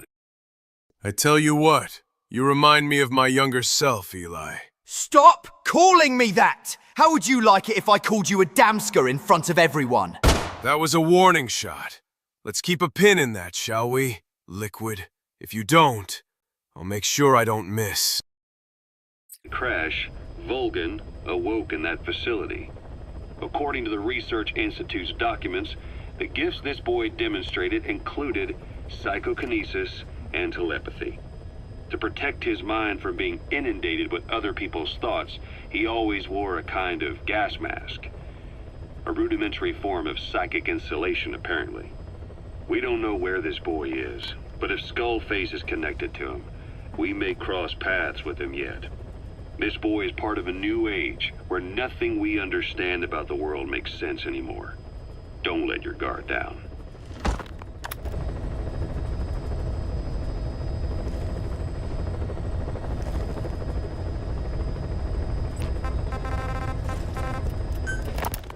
So what were they doing at Nzoya Badiabulu, that facility with all the people laid out in rows? The abandoned factory Shabani was held in. It is precisely as you guessed. Black Anna was coding languages into the vocal cord parasites. They infected the subjects with the parasites, then made an incision in the throat to expose the vocal cords. That allowed them to play recordings of a desired language directly to the parasites. And the parasites learn the languages that way. That's some teaching method. I just don't get how a bunch of bugs had the brain power for it. They don't. Do not judge them by human standards. They do not learn as a function of intellect. Then how do they do it? What language the parasites react to is coded into their genes. You could expose the Japanese strain to English for years, and it would never learn the language and react to it. The pronunciation, rhythm, and structure are different. But what about, say, Spanish and Portuguese? Linguistically, the two are very close. Yeah, they're both Ibero-Romance languages. Even so, a Spanish language mating pair exposed to Portuguese will not copulate. Only when they hear Spanish. Only then. And the majority of their offspring will be the same. So it's a literal case of a mother tongue. But if that's so, I don't see how the different strains can be created in the first place. Well, among the many thousands of offspring, there may be just a few that react to Portuguese. You're talking about mutations. Correct. Playing the tapes helps to identify the mutant strains. Those specimens are then isolated and bred with one another. From their children, specimens that react more strongly to Portuguese can again be selected and bred. Repeating this process creates a strain that reacts solely to Portuguese and never to Spanish. Mutation and selection. No different to breeding roses. So you kept increasing the change over the generations, adapting them to languages from all over the world. Must have taken a hell of a lot of patience. More like patience. Just how many died for this? There's something I still don't get. Cabron pendejo mierda. I need to see your balls. Oh no, the Spanish parasites have activated. In order to tell which larvae will react to Portuguese, you'd have to let them develop and then see which copulate. That means you'd need tens of thousands of guinea pigs. There's no way you could do that in a facility that small. For normal selective breeding methods, you would be right. But there is a more effective selection method when training the vocal cord parasites. Go on. It is not only when mating that the parasites listen for language. Shortly before hatching, larvae display markedly increased activity in reaction to particular language. The active eggs can be identified under a black light, so the eggs that react to Portuguese are selectively placed in the throats of subjects. So you see, narrowing down strains that react to the target language is an effective process, though I'm sure that even so, many lost. The boss can suck me. Who you think you are? You should be kissing my ass right now. Their lives to create the various strains. Taken against their will into that dungeon. There are two reasons for playing the tapes for the parasites. One, to isolate the eggs that respond to the target language. And two, to cause the specimens raised from the selected eggs to mate. I get how the system works. But why do they respond to language before they even hatch? It's not like they can mate from inside an egg. It is because the larvae learn the language before hatching. You mentioned that what language the parasites respond to is hard-coded into their genes, and that they don't have the brain power to actually learn a language. But then you say that the larvae at Nzoia-Badia-Bulu were learning the languages in the egg. Your story doesn't add up. Your country is home to a unique songbird. The Japanese bush warbler. Sure, what of it? What a beautiful call it has. But no bush warbler can sing it perfectly at the start. As chicks, they can barely chirp at all. They must learn from their parents and other adult birds. Only then can they sing properly and attract females. So naturally, there are individual differences in each bird's call. Though they start on the same footing, each bird is influenced by its teachers. And the parasites are the same? Like the birds, the parasites have a genetic predisposition towards a particular language. But while in the egg, the larvae's ears are tweaked by listening to the voice of the host. This tweaking ensures that the grown parasites will react better to the host's speech pattern. Why would they have an ability like that? Well, there are distinct regional differences within even the same language. Rare is the language that has no unique dialects. Yes, learning the host's speech pattern before hatching attunes the larvae to whatever twist of pronunciation it will encounter. This adaptive ability is what makes them so formidable. I see. So a language requires selective breeding, but the parasites can learn dialects by themselves. Of course, having the egg-stage larvae listen to the tapes in the factory was not meant to teach them.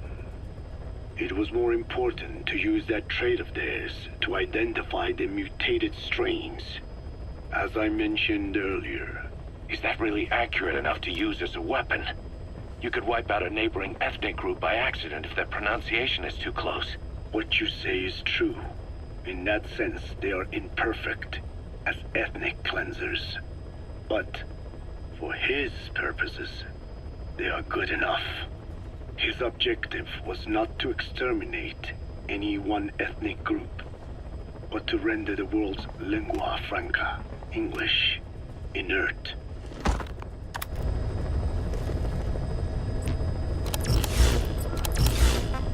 Please select a mission. Boss, research materials have been stolen from Code Talker's mansion. The materials were packed into 2 containers and hidden in the jungle southwest of the mansion. You have to recover those containers. The pickup crew coming for those documents is none other than XOF. That's right. They're still active, even after Skullface's death.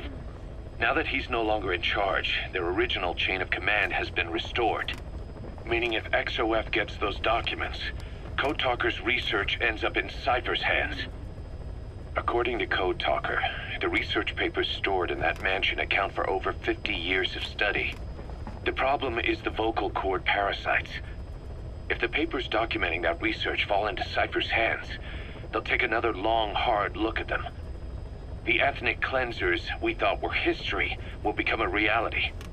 America, Zero, will have a weapon far more powerful than any nuke. Even worse, if this knowledge were to leak, the world, humanity, can't be entrusted with this kind of power. Recover the containers before the enemy extraction choppers arrive. Mission heading to Central Africa.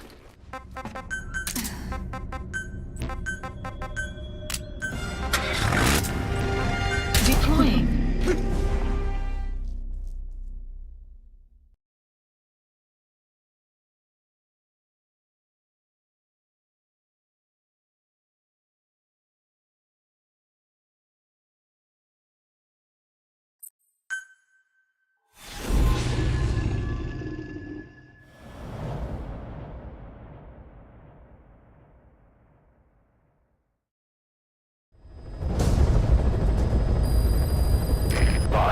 Code Talker's research has been stolen. The research materials have been packed into 2 containers and hidden in the jungle southwest of the mansion. Enemy extraction choppers will be there any minute. You have to find and retrieve those containers before they arrive. The area is being guarded by zero-risk security, and their client is XOF.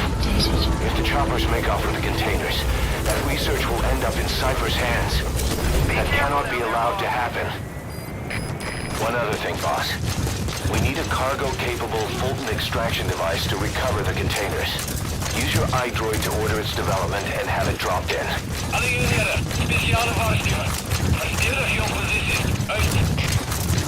Boss, looks like they're stepping up security around the target. Watch yourself.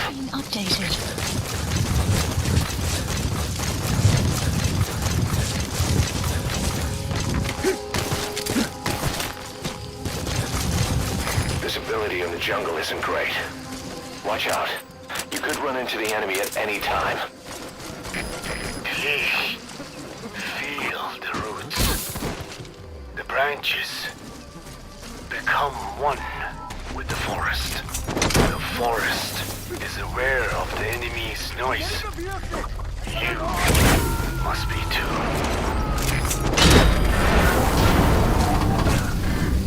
He's coming. Target extraction confirmed. That leaves 1 target to go. Take care of the next one. Boss, our early warning radar just picked up the enemy choppers. We'll keep you informed of their ETA. Hurry up and extract the target. You can't go firing on the XOF choppers. If we attack XOF now, it'll be a declaration of war against Cypher itself. That time will come, but it's not now. Guards, they must know where the containers are. If you can just squeeze it out of them. That's one of the target containers. They contain Code Talker's research materials.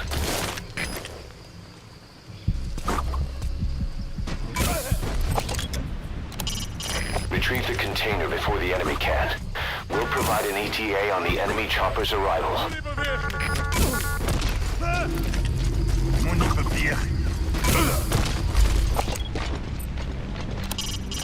Use a Fulton recovery device to retrieve any containers. Just remember, the noise could draw attention, so check your surroundings first. That's the target. Get him out of there. That's one of the target containers. They contain Code Talker's research materials. Please select a landing zone. All right. Target extraction confirmed. Extraction. We've avoided the worst possible outcome. Copter. Exfiltrate the area. Go ahead and call the chopper. You can also exfiltrate the mission area by land. The map has been updated.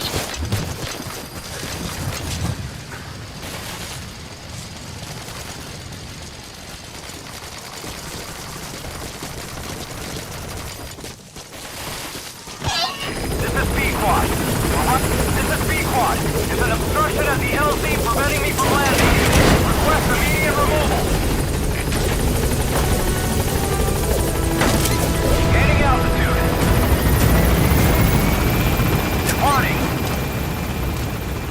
Exfiltrated. That's it. You've made it out of the hot zone. No sign of the enemy. Mission complete, boss. Extraction arrived at Mother Base. Mission complete, and how? They're gonna tell stories about this one, boss. Boss, we got Code Talker's research materials back in one piece. The medical team has them under lock and key in the quarantine facility. The materials should help their research into the vocal cord parasites. Cypher won't be getting their hands on them now.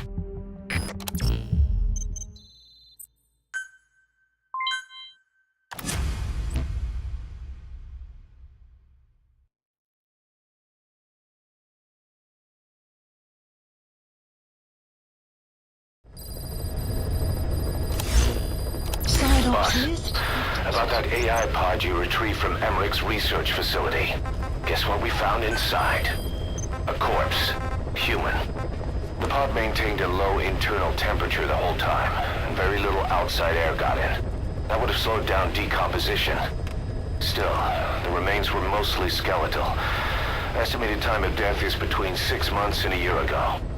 We put the screws to Huey about it. Listen to the tape. Turns out it was the body of someone we knew very well. Fine. Yes, Strangelove was doing AI research in that lab. Why hide that until now? Okay, so what? I wasn't working alone. You've got to understand. You do understand, right? I didn't want to drag her into this. It's my load to bear, alone. So you didn't create the AI intended to drive Sahelanthropus. It was Strangelove. Skullface was never in favor of AI control. So naturally they argued. Strangelove, she got him angry and he killed her. How? You didn't see it? So you found her inside that pod after the fact. And you just left her body to rot in there. Or perhaps you put her in there afterward. I asked him not to take her away from me. So she was killed by Skullface, but you asked nicely, and he put her body in the AI pod for you? That's right. Pathetic. You know, we have another idea. That you killed her. What, me? I couldn't kill her. You killed her and locked her body in the pod. I wouldn't. Don't treat me like one of you. I can't just kill anyone whenever I feel like it. I'm a normal human being. Oh, I see. So you just shut her inside and waited for her to die. I would never do that. What, you mean she killed herself? Yes. She climbed inside that pod and shut the door. It can't be opened from the outside. It was suicide. Suicide, I said. She killed herself. She got in when I wasn't looking and suffocated. She'd often try to do things like that. By the time I realized and opened the door, she wasn't breathing. I got scared and shut the pod again. I couldn't bring myself to open it back up. That's right. Me? Kill her? What is wrong with you? I see. Just tell me one more thing. Haven't you gotten enough today? Okay, I see it's a painful memory. You don't have to answer, just listen to the question. You see, we examined her remains. She had a scar on her lower abdomen, a surgical scar. It had been stitched up and had fully healed, meaning it was long before her death. She had a child, didn't she? Your child. Where's the kid? How should I know? So there is a child. I've never seen his face. What do you take us for? They took it all. Even my child. I didn't even know he'd been born. I lost everything. How old would he be? It's 4 years since then. And you know it's a boy. Strangelove said so. And his name? We called him Hal, even though I never saw his face.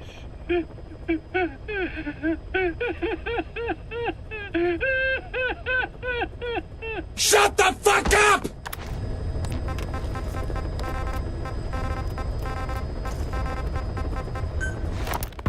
I have no doubt Skullface's plan is almost complete. At that point, I will no longer be of use to Brothers! I must leave behind this record at least. A record of how the ancient vocal cord parasites became these abominable ethnic cleansing parasites. I believe he has two purposes for the ethnic cleansing parasites. The first, as their name suggests, is ethnic cleansing. This conflict between East and West that envelops the world will not last much longer. Once the Cold War ends, and the weight of America and the Soviet Union is lifted away, the ethnic conflicts they kept suppressed will all rise to the surface. It is not difficult to imagine that the radical sides will begin cleansing their adversaries. But what if an ethnic cleansing parasite matching the language of the aggressors were to be unleashed? The aggressors would be washed off the earth. At the very least, the idea that retaliation could eradicate your people would prove a powerful deterrent. The second purpose is the Englishization of the world. To cipher the organization, this is probably their main use. Man thinks in words, or rather, words are man's very means of thinking. If you erase a word representing some concept, the concept itself disappears from the world. Nishone means beautiful in Navajo, but the image that comes to mind when we say Nishone differs from the Blagana's beautiful. An azure sky, a rolling landscape, lush greenery. The meaning we place in Nishone has its roots in Dene culture. If we lose the word Nishone... All right, we will be having a commercial break during these long tapes. Who let the dogs out? Who? Buy my newest album, Bahama Faces. Who let the diamond dogs out? Do-ah! It doesn't matter what comes, fresh goes better in life. With Mentos, fresh and full of life. Fresh goes better with Mentos, fresh and full of life. Buy Kazi-flavored Mentos today. Whores in this house, there's some whores in this house. Yeah, you fucking with some wet-ass pussy. Tastes like sweet Sprite. Oh my, I want some more. I just had sex, and it felt so good. What do you mean I'm banned from the radio with Kojambo-san? See the sunset, the day is ending. Let that yawn out, there's no pretending. Woohoo! I'm back, baby! Good God. How come no one made a video of me dancing as Dancing Kitty Man? Come on, Death Stranding fans! Good God! the images of our beautiful homeland would be washed away into oblivion along with it, just as Orwell indicated years ago. Cypher, being based in America, is pushing Englishization for this very reason. Suppose all 5 billion people on this planet come to read, speak, and think in English. Their wills could also be streamlined under English. Cypher's control would be all the easier. Economic governance would progress in leaps and bounds. The ethnic cleansing parasites would be a great aid in accomplishing this goal. There is no need to destroy every language besides English. All they need to do is weaken other dominant languages competing with it. Russian, Chinese, Arabic. If people know they risk their lives speaking such languages, they will flock to the lingua franca that is English. Cypher need not even focus attention on smaller languages. After all, they are already being eaten away by English. Business, education, film, commodities. English has permeated every area of global society. I can see this when I look at young Dene. Some of them have already lost their grasp of the Navajo language. It is said that over 2,000 languages of the world are facing extinction. This very moment, cultural concepts and forms of expression are disappearing forever. The spread of electronic networks gives greater meaning to Englishization. Networks have no national borders. By basing them on a single language, they can penetrate deeper into and between people. That basic point of unity provides the ideal environment for someone who aims to control people's wills. But how does this differ from building the Tower of Babel? The ethnic cleansing parasites attempt to rob man of his words. Such irony. It was the vocal cord parasites that gave words to him in the first place. Ancient man had no language. Unable to produce complex sounds due to the structure of the throat, he could communicate only through simple vocalizations and gestures. Then the vocal cord parasites infected his larynx. Man's transition to walking upright did not gift him solely with intelligence, but also with his voice. At the time, the vocal cord parasites never harmed man. They merely took a small measure of nourishment. In fact, you could call it a symbiotic relationship. Some animal species use particular vocalization patterns to attract a female and reproduce. Songbirds, certain insects, and also the vocal cord parasites. The difference is that the parasites themselves did not produce sounds. Rather, they had their hosts, man, do it for them. Once secure on the human host vocal cords, a male vocal cord parasite caused the host to produce a certain sound pattern, something like a warble of a bird. Meanwhile, females parasitizing other host pharynxes need only wait. Upon hearing the sound pattern of an attractive mate, they would manipulate their hosts into making contact with the person it came from.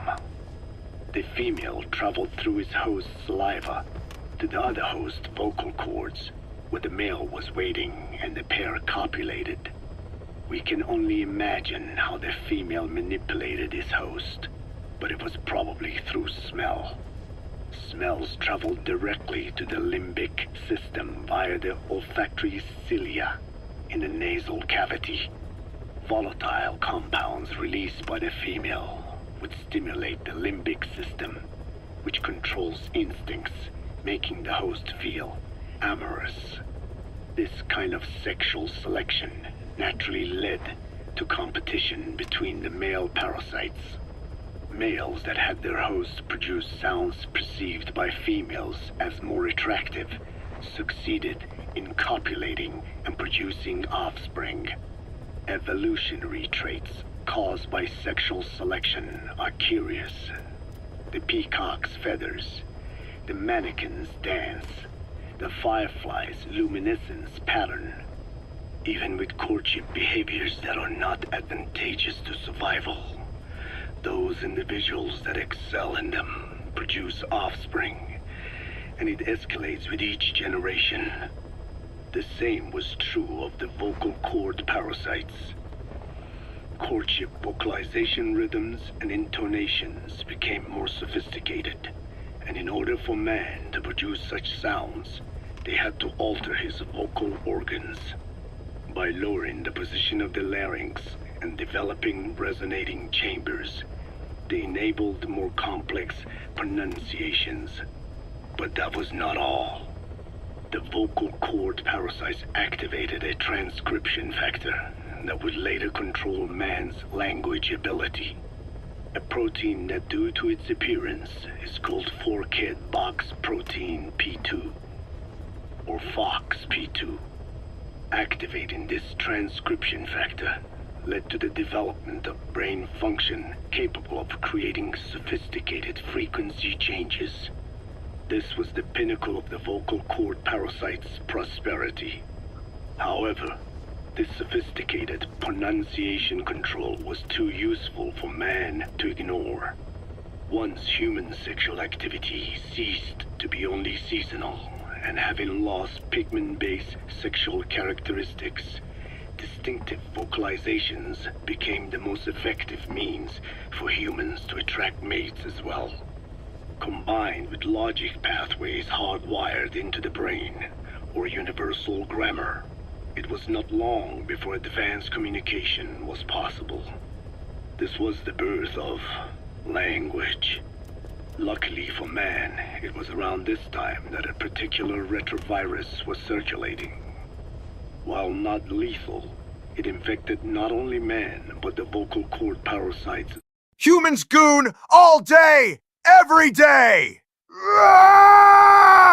As well. It is presumed that this virus removed part of the parasite's DNA and reverse transcribed it into man's reproductive cells. It was a vector. Among the genes it transcribed were the ones responsible for the production of language.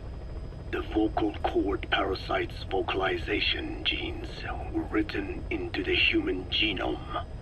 The parasites were no longer of any use to man now. Man could use his voice as he pleased, when he pleased, hindering the parasite's courtship vocalizations. Having lost their opportunity to reproduce, the parasites died out, leaving behind only the transcribed genes. The vocal cord parasites were once in symbiosis with man. Its genes even became a part of his.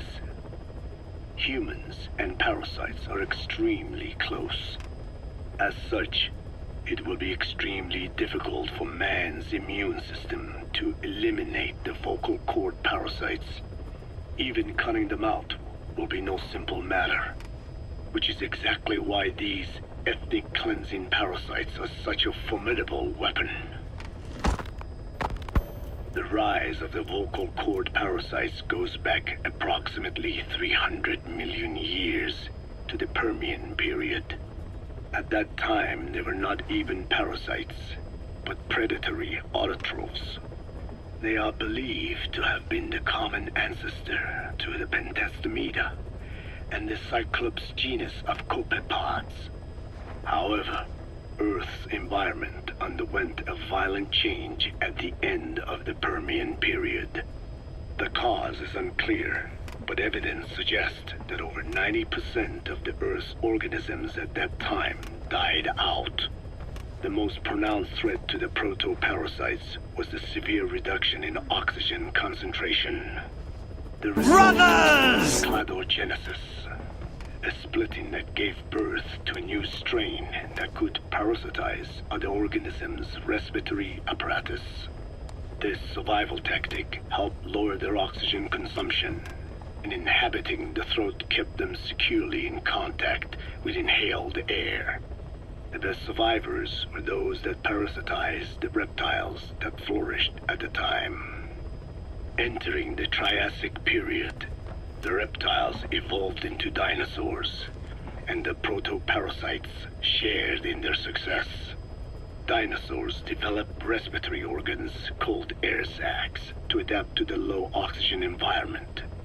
These in particular helped the protoparasites thrive. But another trial awaited them. The end of the Triassic period saw another drastic change in the Earth's environment. For most parasites, the male and female take the same host. Many are, in fact, hermaphrodites. Originally, the vocal cord parasites were as well. But for any strain to ride out a severe environmental change, it must secure a steady pool of genetic diversity. Another split. Now the newest strain procreated with mates found in other hosts.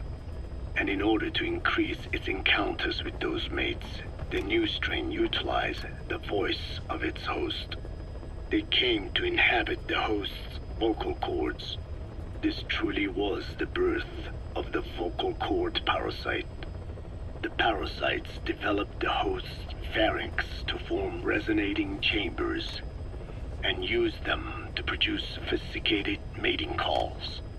The relatively upright posture of the dinosaurs was important in this, because the crooked L-shaped pharynx was more suited to the development of resonating chambers. These developments ushered in a time of great prosperity for the parasites. But for the third time, the parasites had a major hurdle to overcome. The meteorite impact at the end of the Cretaceous period, which spelled the end of the dinosaurs. With their hosts extinct, the vocal cord parasites had no option but to find a new habitat. Birds. As genetic successors to the dinosaurs, with functioning air sac apparatus already in place, birds were the perfect choice. But the parasites could not survive in birds that flew at high altitudes with thinner air. So they parasitized ground-dwelling birds and altered their respiratory system for the sake of reproduction. They gave the birds the means to produce sophisticated sounds. Hey, it's me, the boss! Give me 15 Maxi Bun burgers! Yeah? Boss who? I don't know. Who are you? Me? I know who I am! I'm a dude playing a dude disguised as another dude! What? You a dude that don't know what dude he is! Or are you a dude who has no idea what dude he is, and claims to know what dude he is? You scared! Scared of what? The dudes! The dudes are emerging! But me, I never lost control! Now give me 15, motherfucker! The syrinx responsible for chirping. This is the proof that points to activation of FOXP2 in songbirds as well as humans. The Cenozoic era began with a rise in oxygen concentration, which helped mammals to evolve and increase in size.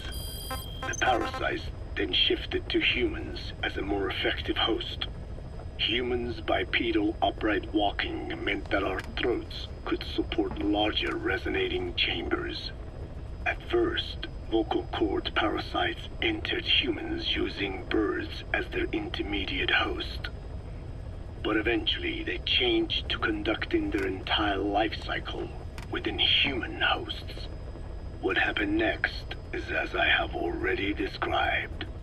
People took the vocalizing prowess given them by the parasites and made it language. And once the parasites could no longer use it as their mating call, they died out. Or in other words, the parasites overcame all evolutionary hurdles except humanity. Skullface shared his opinion on this matter. He said the Ethnic Cleansers Project was sure to succeed. After all, the parasites had a grudge against us humans. To think we awoke them after such a long slumber, just so they could sate their thirst for vengeance. It is terrible, unforgivable, and yet, it is what I have done. I learned of the vocal cord parasite's existence in literature belonging to the Foundation. It was little more than a theory. The question was, why does only Homo sapiens among all primates have highly developed language? Human versus everything else. The missing link between these was the mystery that gave rise to this theory. I was fascinated by the idea of their existence. In the Dene creation myth, the Neo Dene, who first inhabited the world, were insect-like creatures. I came to imagine that those insect-like creatures could be humans living in symbiosis with the vocal cord parasites, but I had not the faintest idea of how I could resurrect them. That is when Skullface came to me. What he offered me was not just assistance with my metallic archaea research. He told me the vocal cord parasites really existed. And not only did they exist, they had already been brought back to life in the modern age. An ancient human cadaver, host to the parasites of the time.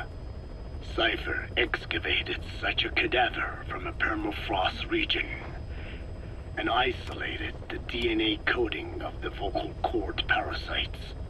Naturally, they were long dead and could not be brought back, but there was an alternate vessel they could use.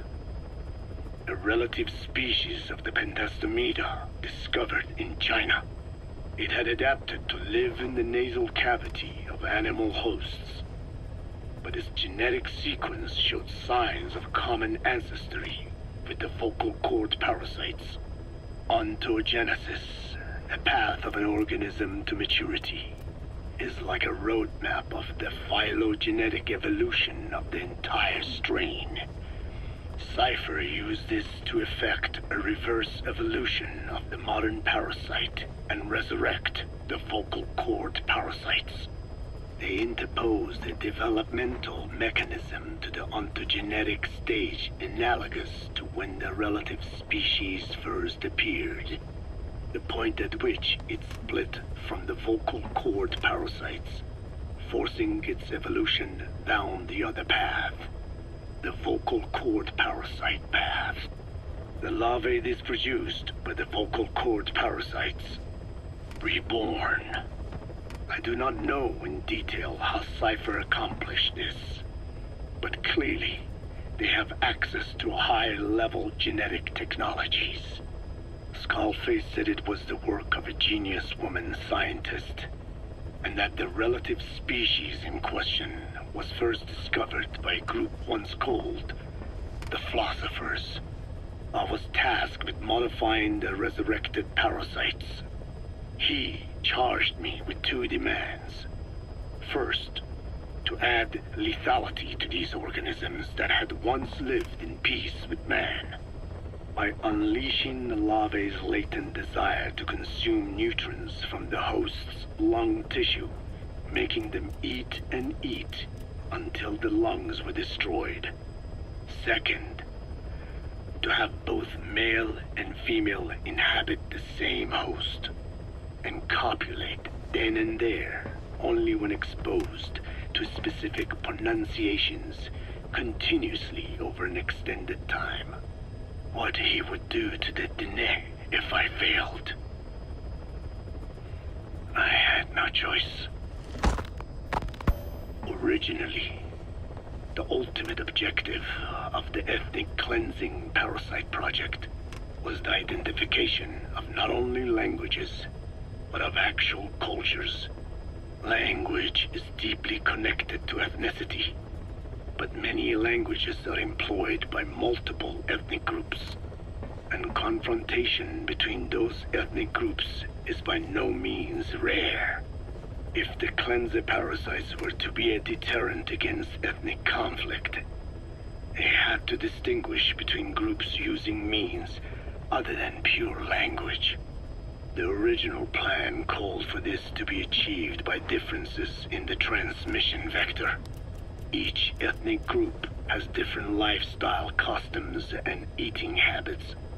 For instance, parasites living in shallow water and taken in through the skin could be used to target rice farming groups, or parasites using cows as their intermediate host would be ineffective against cultures that abstain from eating beef. But that is a lofty goal indeed. The current parasites mainly rely on droplet transmission. It would take extensive time to alter the transmission route. I eventually learned that the Ethnic Cleansers project had been shut down. It was Skullface who put it back into operation. But despite that, he told me to forget about the transmission route and just focus on language identification. I do not know why. I understand that the Chinese philosophers who discovered the relative species of parasite originally planned to develop a phonogrammic Alexia parasite. The left temporoparietal region is home to the part of the brain that identifies the phonetic symbols of the English language. They wished to create a strain that would parasitize that region and suppress its literacy functions. The brain area responsible for identifying the logographs of Chinese, meanwhile, is in the left middle frontal gyrus, meaning that even if native speakers of Chinese were infected with the parasite, their literacy would be unaffected. Old and new, east and west, there is no limit to the delusions of those in power. But this delusion threatens to become a reality. I have to do something to stop this. There must be something I can do.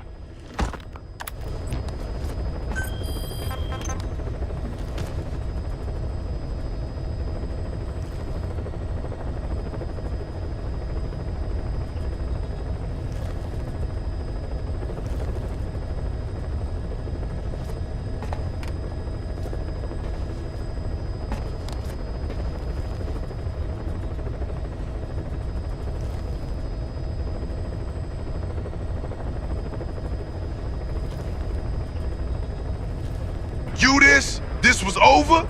Time for another 20 minutes of tapes, motherfuckers. Fucking Big Smoke. Remember that name.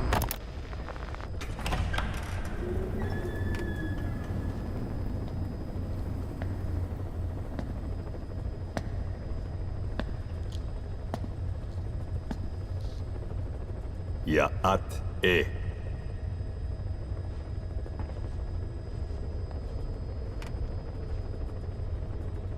You disappoint me. Have you forgotten my face? Leave me be. You won't respond to anyone else, so I figured it must be me you wanted to see. But now you won't even look at me. Have I not suffered enough? Not until you've eased my suffering first. To tell you the truth, old man, I'm in a bit of a bind. It's about your children. You know what I mean? The parasites. The ones that infect a man's throat, killing him if he speaks their language.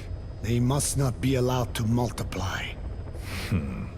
You are allowed to live only in order to help me. But you don't want to, do you? So why not choose death instead?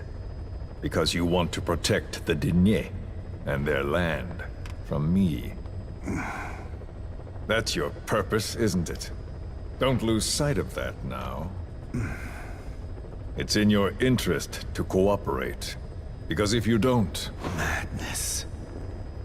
the parasites can't detect your people's tongue. So I'll just have to resort to more heavy-handed means. I have the greatest respect for your people. I would rather avoid such a thing, but we don't always get our way. I was born a tiny mote in a mighty tempest, and until those winds abate, all I can choose is how to act when they blow me this way or that. Tell me, Code Talker, what happens to a man infected with a pair of your parasites? Can they be removed? Can the full-blown symptoms be prevented? It is impossible to remove the parasites alone. They have too close an affinity with humans. Then how do you stop the symptoms from developing? All right. I was hoping for an answer now, but perhaps you just need a little more time. I'll be back soon.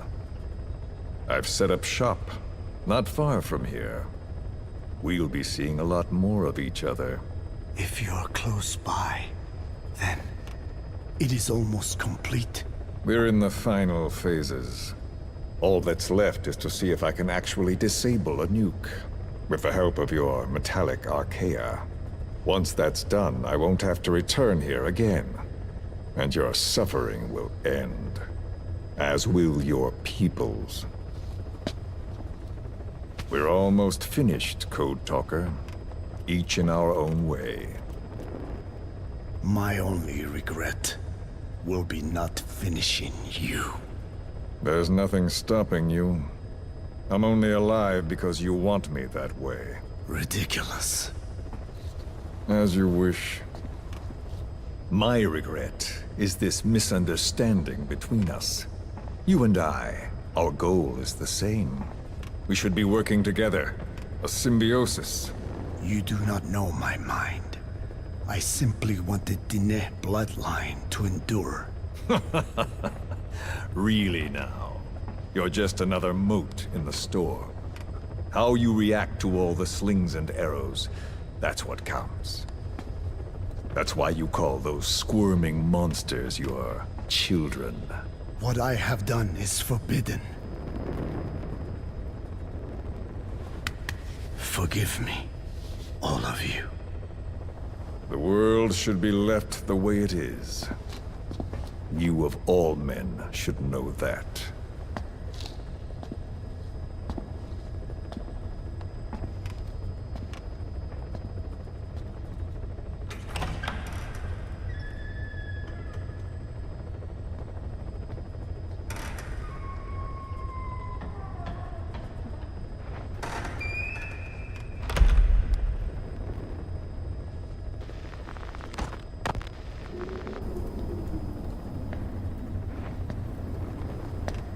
Forgive me, but my schedule has changed. The time for grace and good manners has now run out. Please. Torture will not work on me. Surely you know this. Oh, I have no intention of getting rough with you. You haven't been beaten. Your hands aren't even tied. Just like me, you live in symbiosis with countless parasites. What wounds I might inflict, they'll patch right up. You might feel considerable pain, but I've no doubt you can withstand it. Then what do you plan on doing?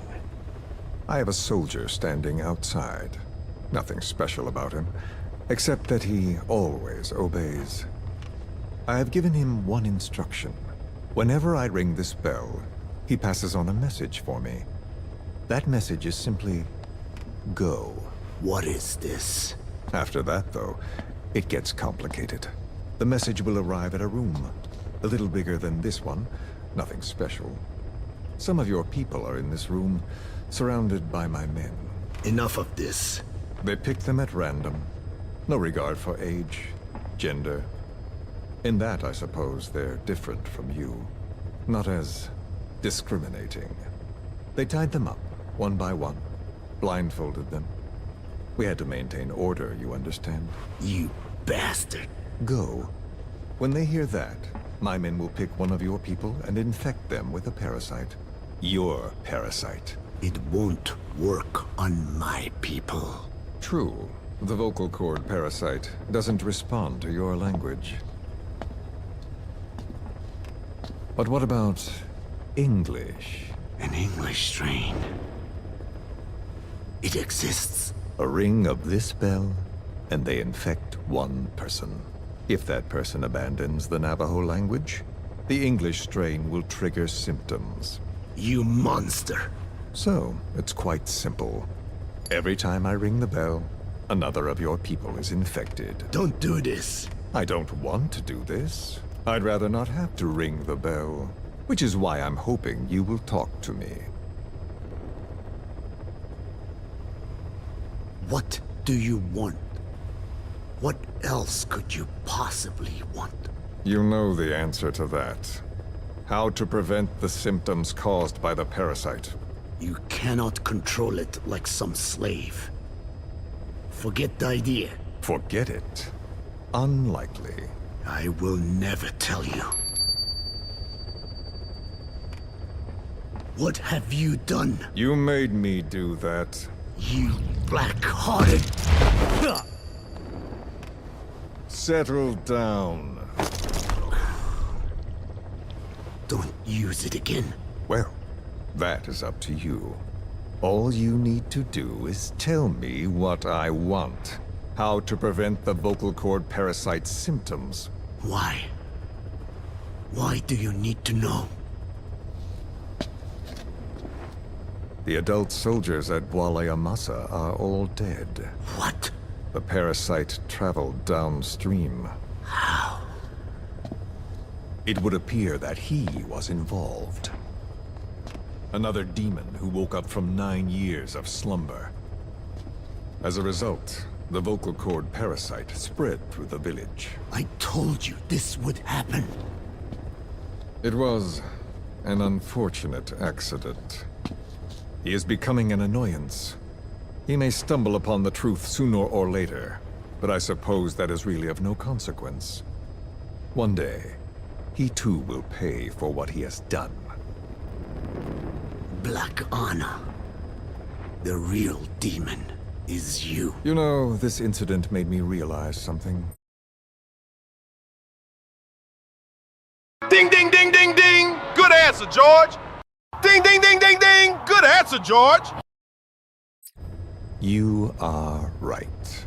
I should have acted with more humility. These creatures cannot be controlled. All the more reason I require a means to stop them. There is no such way. Oh, really? Wait! Don't ring it again. It is up to you. Out with it! I see now.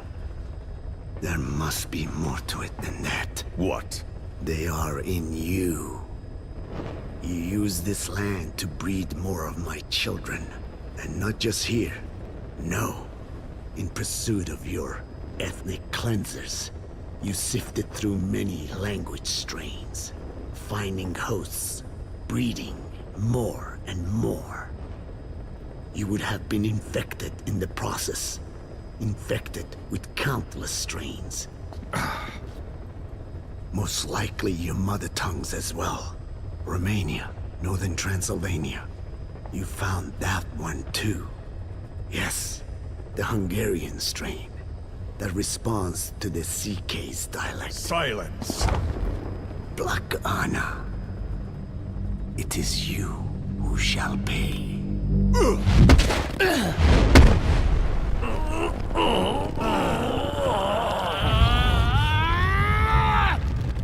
Is this your retaliation, old man? Let my people go, and never bother them again.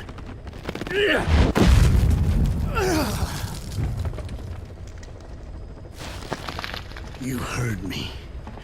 What now? What? No! What are you doing? I am not afraid. I probably have every language strain inside of me.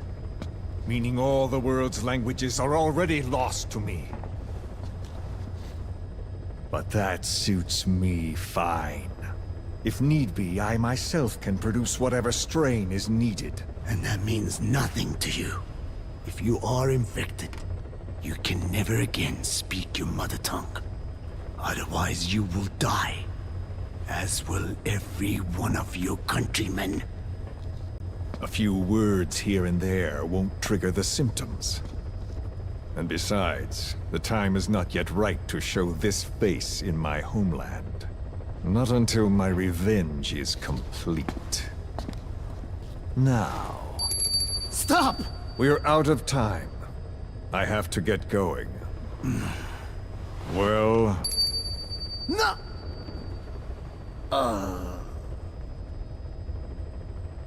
Radiation.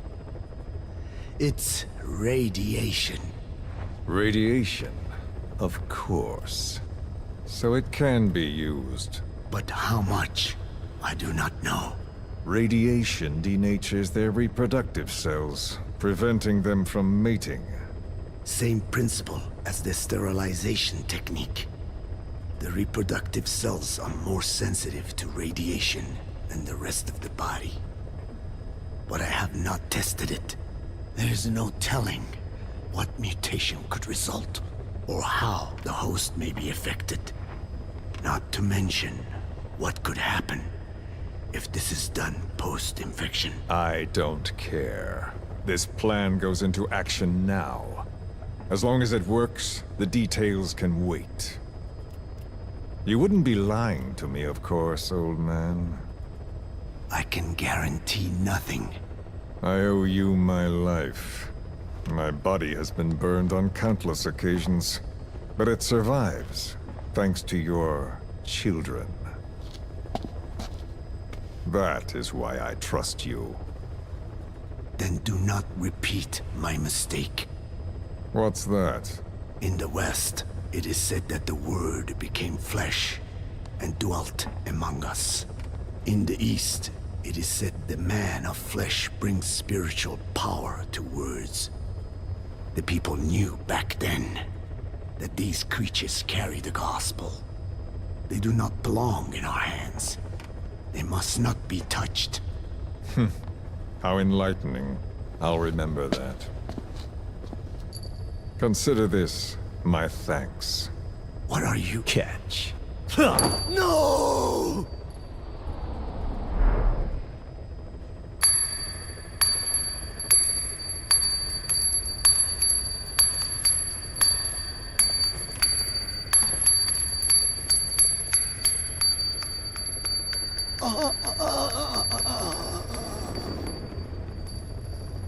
Well then, I'm afraid it really is goodbye this time, Code Talker.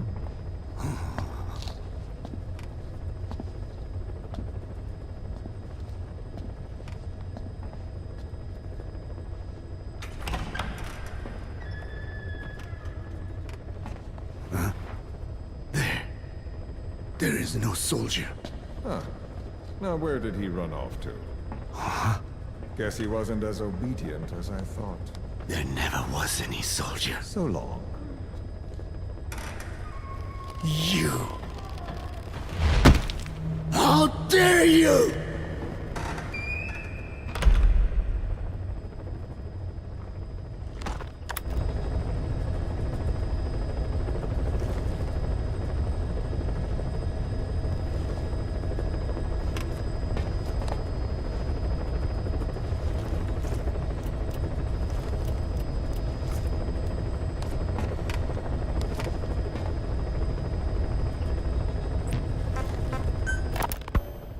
I hope you bought a better hamburger this time, Kazuhira. Right. Well, the last one was lacking in every way. The patty was too thin, the bun too dry, and the lettuce days old at best. Hey, that was 100% all beef patty, and no shortening in the bun either. Nature's blessings. unadulterated, in hamburger form. Is that it?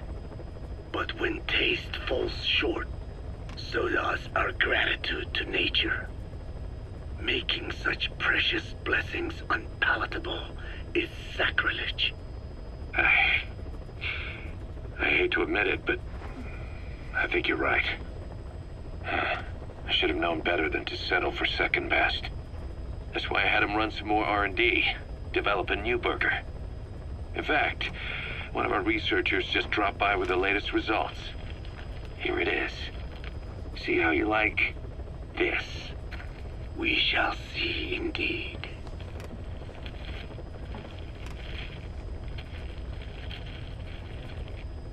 I thank you for this bounty, Mother Earth. So, what's the verdict? Not bad. And? But it does not hold a candle to what I ate back home. Everyone's a critic. Damn it. I was sure the Kobe beef... But maybe we didn't have enough. If we had any more, we're cutting into our profits. Profits? We'll be taking a loss on every unit. What are you talking about? Huh? Oh, anyway, I'll be back with another round of product. I will be waiting. Did you say product?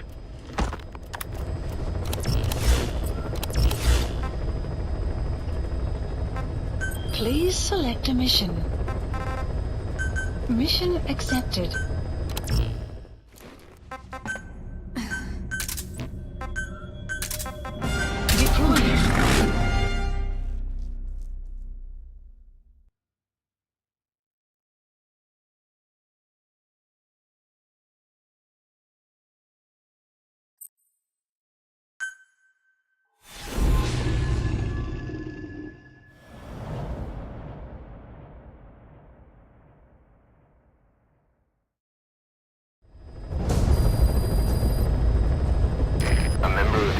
Unit has gotten a lead on the epidemic that's crippling Mother Base.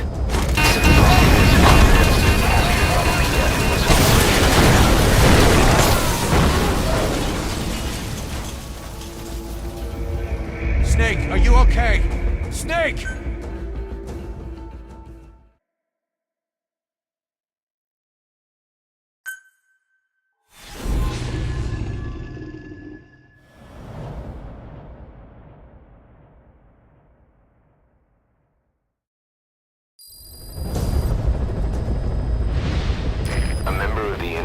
Has gotten a lead on the epidemic that's crippling Mother Base. Problem is, our man's been captured by the PF in his operation area. He's being held at the guard post on the western end of the mine. Boss, I need you to get him out ASAP. Right now, he's our only link to the root cause of the epidemic. Check the VI on your iDroid. That's where the target is.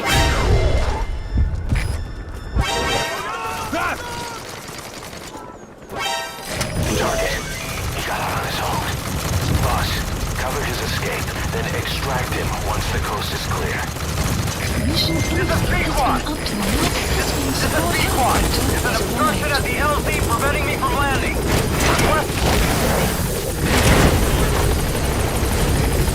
Target extraction confirmed. Alright, get in. Time to go. Saturated hot zone. Departing. Mission complete. And the target's safe. Time to figure out what the hell is behind this epidemic.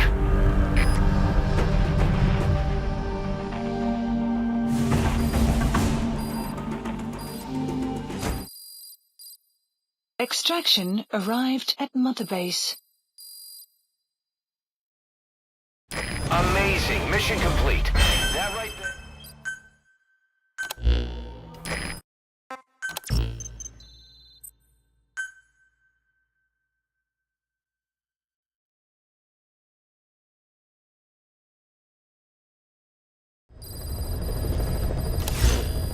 Side ops list? I've updated the mission list. We've received some new job offers. The details are on your iDroid. Boss, some of the kids we've been keeping here have escaped. We don't know why they ran off, but it may have something to do with Ralph's death. The intel team's looking for them as we speak. I'll add information to your site ops list as it comes in. You need to locate and secure those kids. I'll try to find out what happened. Boss, we gave Ralph, that kid who died in the accident, a burial at sea. The man in charge of that facility has been severely punished.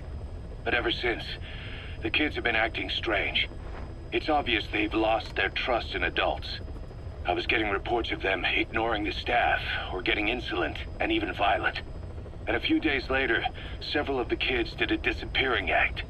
They snuck into choppers and shipping containers and got off base. Why? Your guess is as good as mine. These kids were born in a war zone, and forced to grow up as warfighters. If they're left alone, war is how they'll die. But I thought we showed them there are other reasons to live. I never liked having children on Mother Base. But the thought of them going back to the battlefield and picking up their old lifestyle is something I can't stomach. It makes me think of Chico, 9 years ago. We have to get those kids back. Hell, they know too much about our operation. I never expected even the kids to betray us.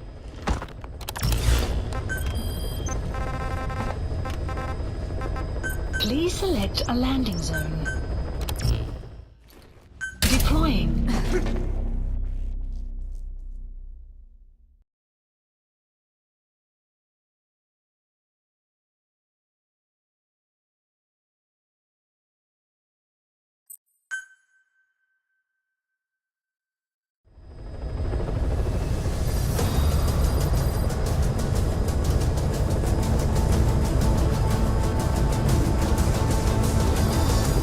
Enemy presence detected.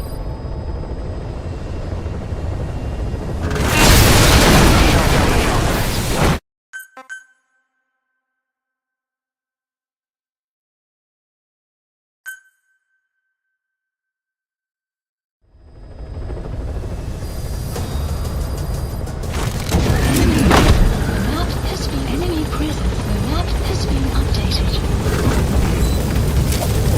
Be careful down there, boss. Enemy presence detected.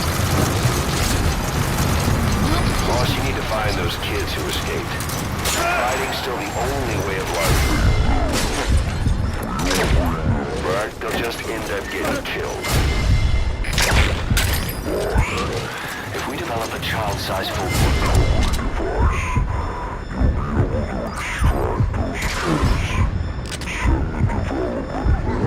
your iDroid if you need it.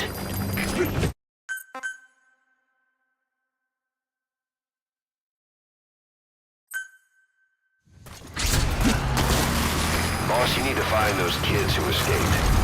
Fighting's still the only way of life they know. If we don't bring them back, they'll just end up getting killed. Boss, if we develop a child-sized Fulton recovery device, you'll be able to extract those crews. Order from your iDroid if you need help. Boss, get down.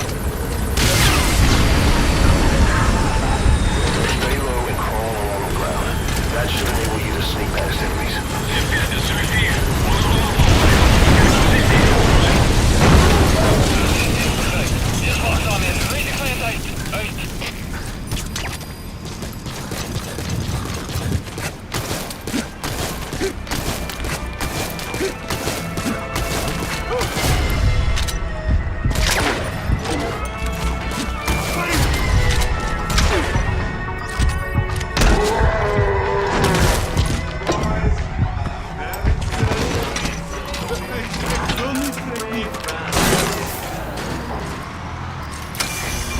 Trouble they put us through.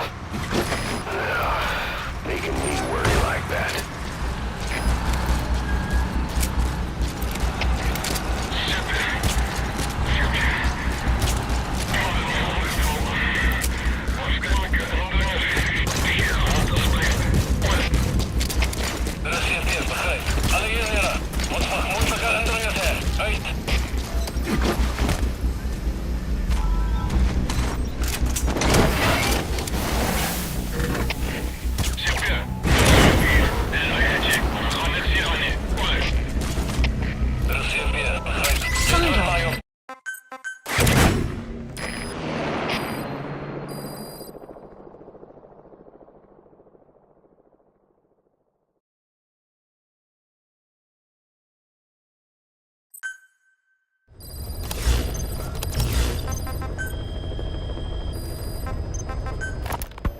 Snake, you remember the White Mamba? Of course, he's been going by Eli since we brought him on base. He was the leader of the child soldier unit we took out of that village and into our protection. Well, according to the kids you brought back here, all the escapees were especially close to Eli. There's reason to suspect he's behind all 6 escapes. We've already detained him. I'll be questioning him shortly. Wait. You'll be? Ocelot. You're incapable of taking an impartial stance with those kids. Question them all you want. It'll get you nowhere. Ocelot, you get too many kicks from your art of interrogation. It's not a matter of art. It's about quick, minimal strokes of psychological warfare. That's what gets the answers. And it's the best way to keep both questioner and subject safe. The risks only increase the more an interrogation drags on. At that point, it causes as much pain to the inflictor as the inflicted. Like I said, too many kicks. What I'm trying to tell you is we need quick results. Otherwise, it'll be too little, too late. I know that. And besides, I know the subject. I won't go overboard with a kid. Forget it. You're not needed. Snake, we'll want to question the other kids too. Be sure to bring them all back.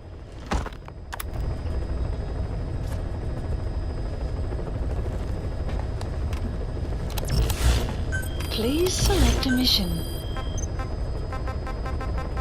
Please select a landing zone. Deploying.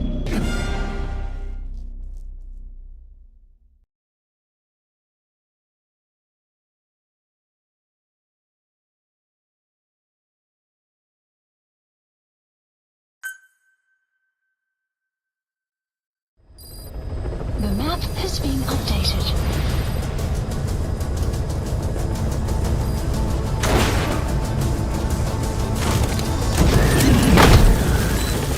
Be careful down there, boss.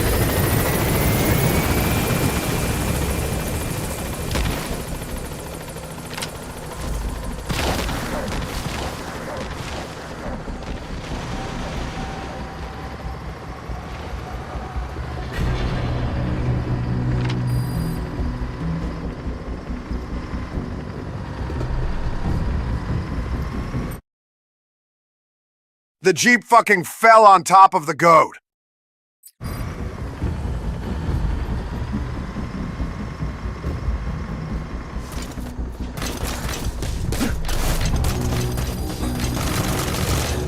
Enemy presence detected.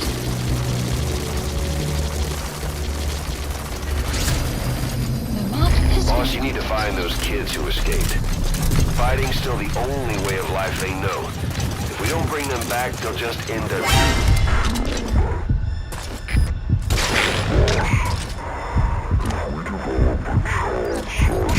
recovery device. You'll be able to extract those kids. Send the development order from your iDroid if you need it. The map has been updated.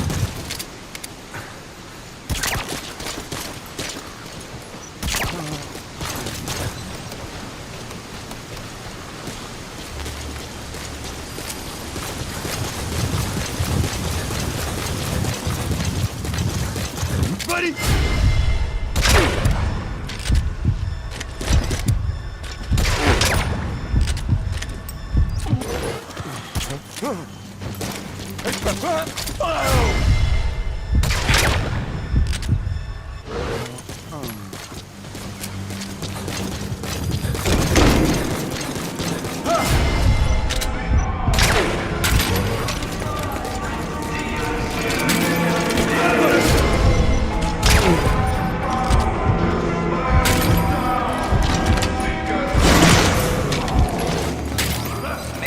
A lot of trouble they put us through. Yeah.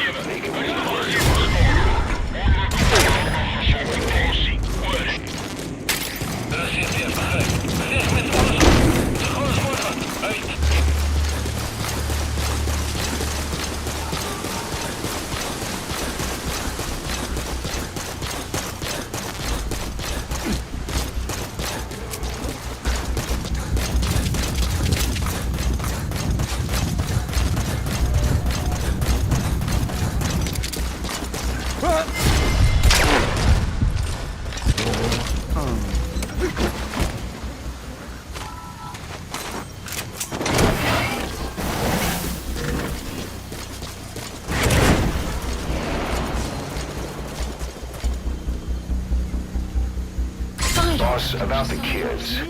It appears there's a movement among them to organize against us. I can think of only one person who'd be behind that. I'll continue to look into it. Mother base.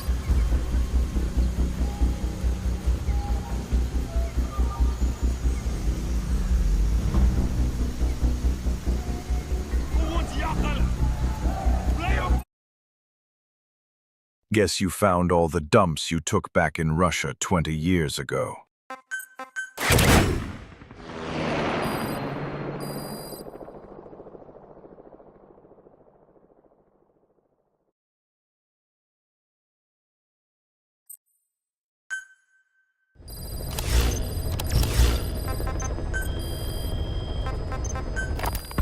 Snake, about the escaped children.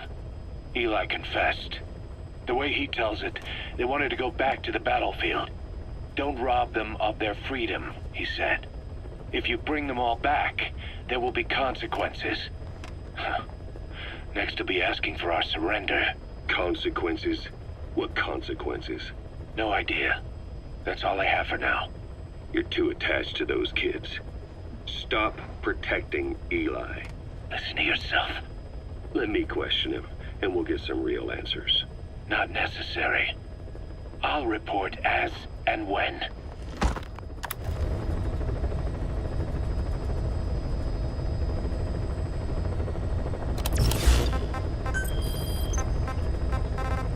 Please select heading to Afghanistan.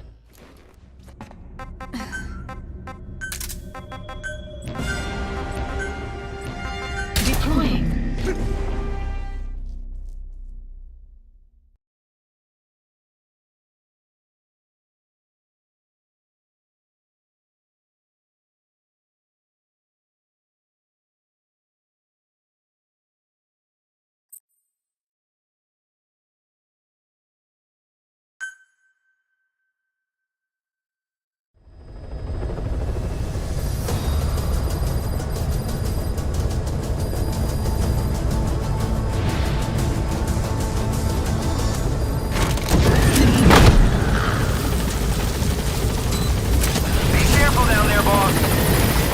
Find those kids who escaped. Fighting's still the only way of life they know. If we don't bring them back, they'll just end up getting killed. Construction at the LZ preventing me from landing. If we develop a child-sized full recovery device, you'll be able to extract those kids. Send the development order from your iDroid if you need it. Support helicopter has arrived.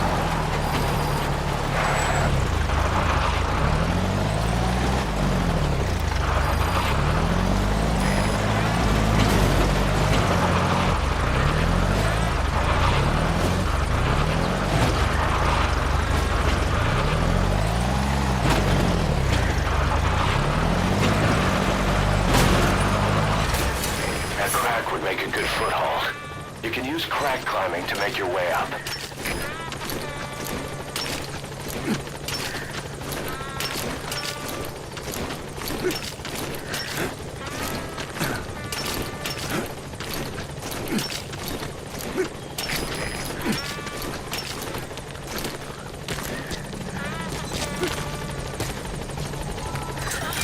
whole lot of trouble they put us through. Like that. A child has died.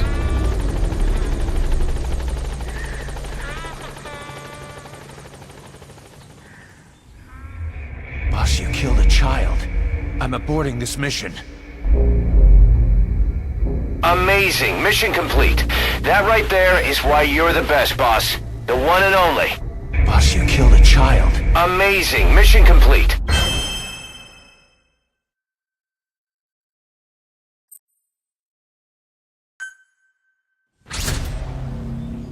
Boss, you need to find those kids who escaped. Fighting's still the only way of life. A whole lot of trouble they put us through. Making me worry like that. Marker placed. You have arrived at your destination.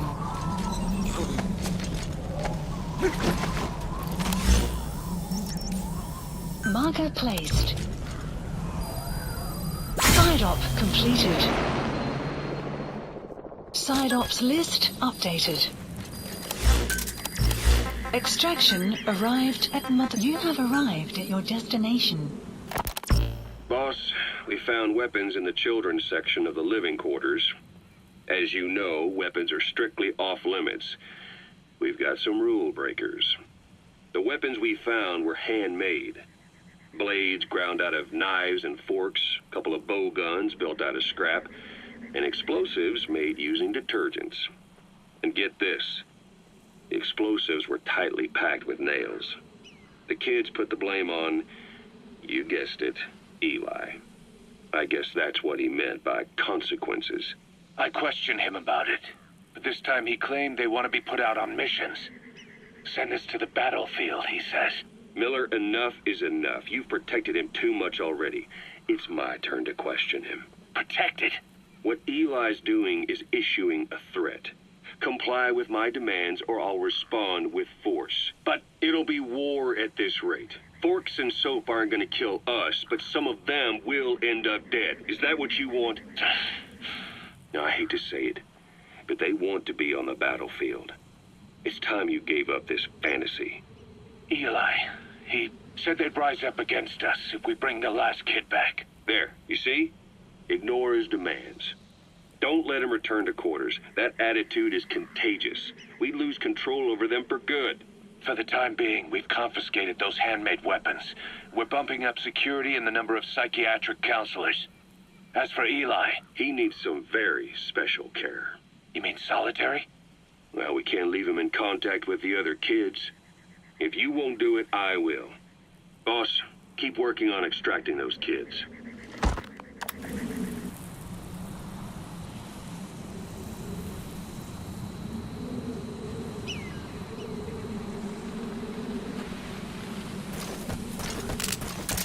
Enemy presence detected.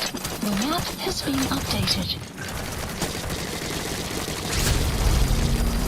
According to the intel team, the escaped kids should be around here. Locate and secure them. Boss, if we develop a child-sized Fulton recovery device, you'll be able to extract those kids. Send the development order from your iDroid if you need it.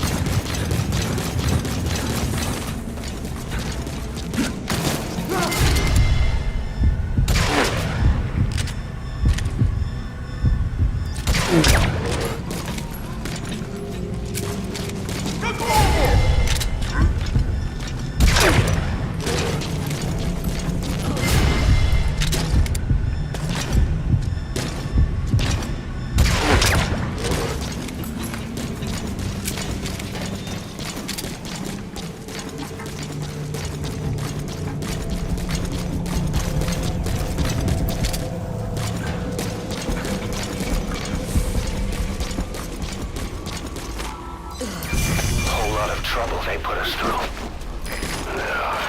Making me worry like that. Капец, ты слышишь? Тут что-то странное. Жду указаний. Прием!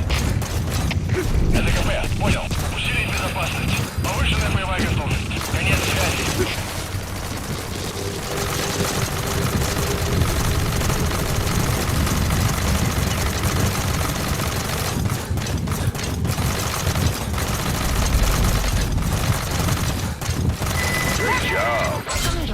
Alright, we'll bring him out. Ops list updated. Extraction arrived. The kids you brought back to base have laid out the situation. They all escaped to each of their home villages, or were trying to get home, and lost their way. Not that homesickness is gonna explain everything we've seen. Each of their home villages? They were trying to raise troops for the rebellion. You really think these kids have an armed uprising in them?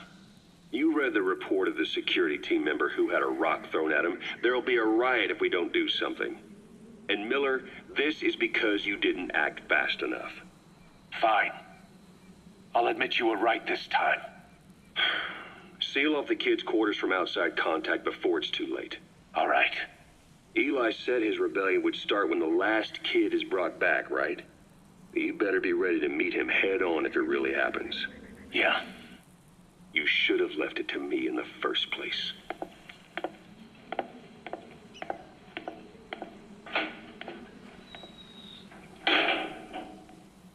Boss, they're just kids. We have a responsibility to see that those kids make it. It's not about feeling protective or the pros and cons. I hate kids. That's exactly what I heard from the people who raised me. People who abandoned me, more like. That's the spark that kept me going, you know? I wanted to show those adults what I was made of. Wanted to get back at them one day. But before I knew it, I was all grown up. Never saw it coming. All of a sudden, people treated me as an adult. Some adult I turned out to be. But I feel like if my life had been different, if the adults I knew had been different, I could have grown up better. Yeah, that's it, all right. I wanted to use those kids to test that theory. That's all this was. From their point of view, I'm no different from the assholes who gave me a hard time. When this is all blown over, I'll talk it out with them. If that's still possible. Boss, there are still kids out there. Bring them back safe. Boss, it's me. Eli's revealed what he wants. He wants to speak with you. With Big Boss. He just said, bring my father here. Eli's too smart for his own good. No way to tell what he's thinking. All we know for sure is his men are important to him. That means we can use the escaped kids as leverage in any negotiation. Once you've brought the last one back, I'll interrogate him. If the kids do rise up, we'll meet them full force. End of story. I didn't want things to turn out like this. We could have prevented it, but it's too late now. If Eli means to take this all the way, he's gonna force us to do the same. Boss, go get that last kid.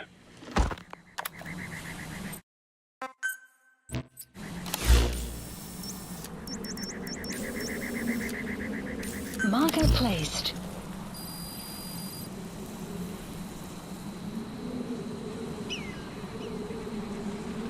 You have arrived at your destination.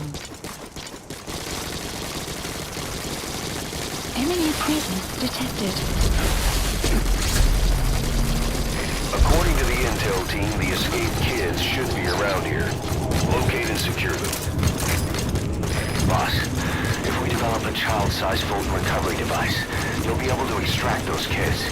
Send the development order from your iDroid if you need it.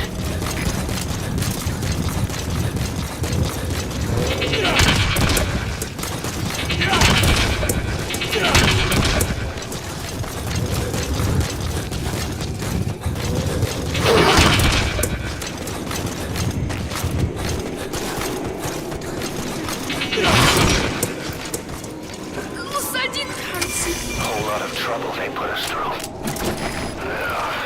Making me worry like that.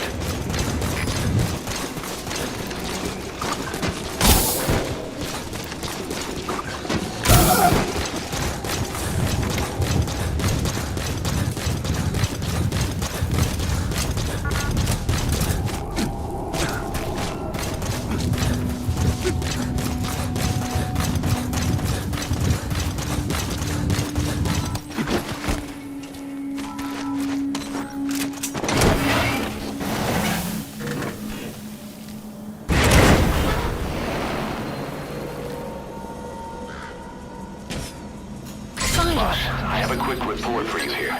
We've discovered a radiation leak in the laboratory on the quarantine platform. It's coming from testing equipment we installed the other day. Members of the medical team have been conducting research there, but we'll evacuate them all from the research block to the containment block next to it. Emmerich. There's no need to worry. No radioactive material is leaked, so the contamination won't spread. We just need to seal off the testing equipment. I've dispatched a security team to get the researchers out. I'll keep you updated.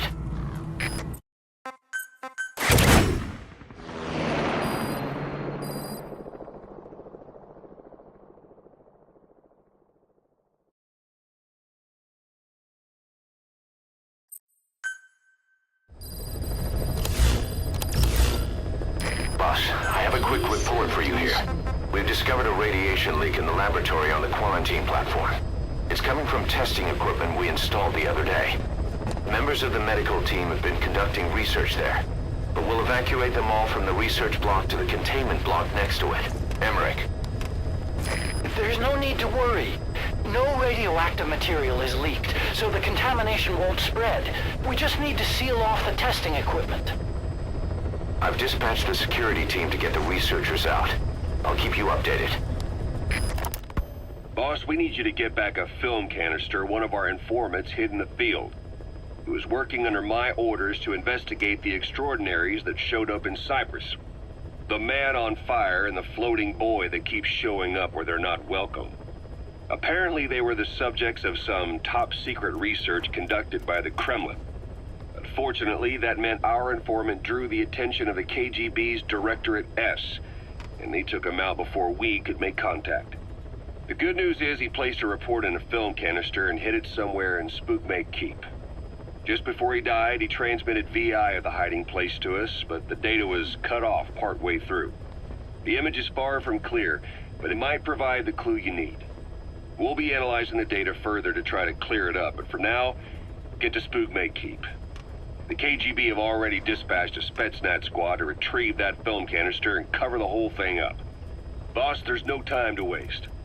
Head to Spookmake Keep and use the VI as a clue to find and retrieve that target. Why was Sahelanthropus mobile? How are the man on fire and that kid connected to Skullface's plan? If we can just get that report, we can blow it all wide open. Then we can shake off the last remnants of Skullface and the phantoms he left behind.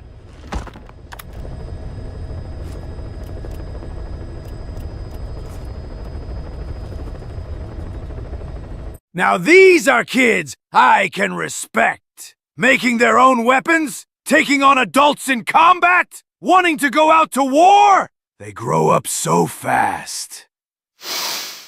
It makes me so proud. It almost brings a tear to my eye. I keep telling you folks that kids are cruel, and here's the proof! Oh, and before you ask, yes, I love my... Mission accepted.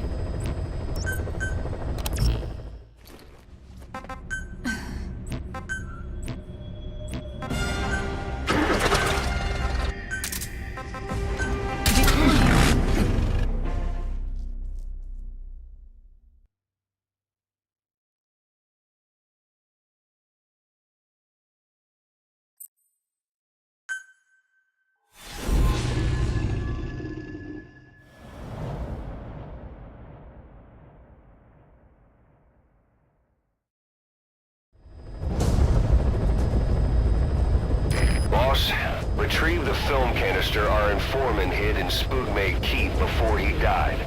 It contains vital information on Skullface's plan. For now, our only clue is the garbled photograph the informant tried to send us before the end. We're working on analyzing the data, but there's no time to wait. A KGB Spetsnaz squad is after the target as well.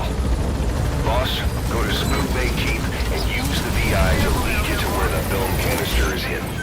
It is paramount you retrieve the target before the enemy does. This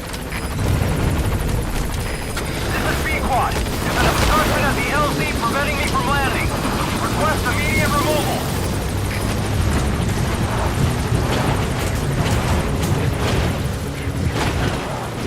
Support helicopter has arrived.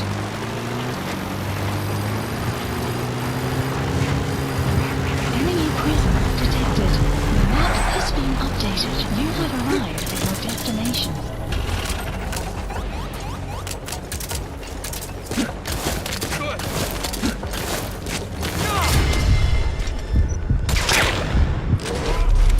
Enemy presence detected. The map has been...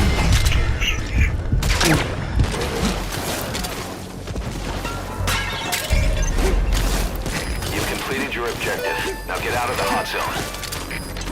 Mission info has been updated.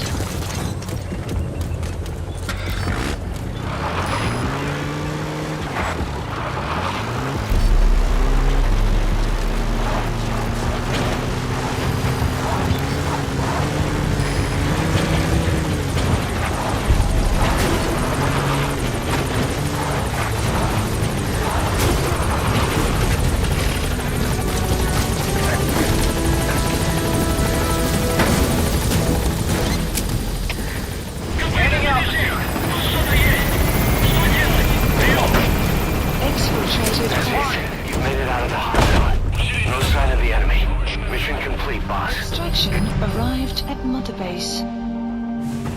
Amazing. Mission complete. That right there is why you're the best, boss. The one and only.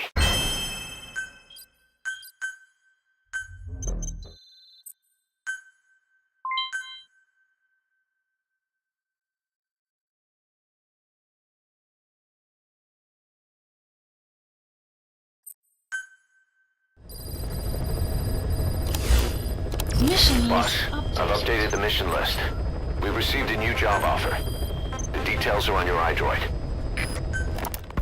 We finished decoding the informant's report. That floating kid we've run into a few times now. Looks like he was a test subject in clinical experiments. The Soviets called him the Third Boy. The Third Boy was brought to a lab on the outskirts of Moscow from Czechoslovakia, after which he was due to be sent to a research center in Leningrad, then Siberia, and finally an academic town in Novosibirsk. It doesn't appear that the researchers witnessed the talents we've seen from him, but nevertheless he was quite the popular subject. His latent cognitive abilities suddenly awoke en route to Moscow. According to the report, the Third Boy was easily influenced by other individuals' biofields. Evil thoughts, in particular. They affected his mind like a virus. Extreme anger or resentment, motives for revenge, in other words. Now, during the transport flight to Moscow, the boy was exposed to a powerful mental energy field coming from a certain individual. Ever since, being conscious of his powers, he's become a sort of energy generator. What's unique about him is the way his acute telepathic abilities get taken over by another person's will. The boy began to physically parasitize individuals experiencing extreme anger and codify the host's desires. This includes amplifying the host's natural strengths. Or, in accordance with the host's desires, he can also implant program code in another individual, making them a puppet, essentially. Human neural synapses transmit weak electrical currents between neurons. These electrical currents, though at a level difficult to observe, warp the magnetic field outside the body.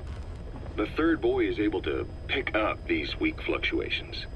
Contrary to psychotronics, which involves controlling the human mind, his abilities as a receptor are too high.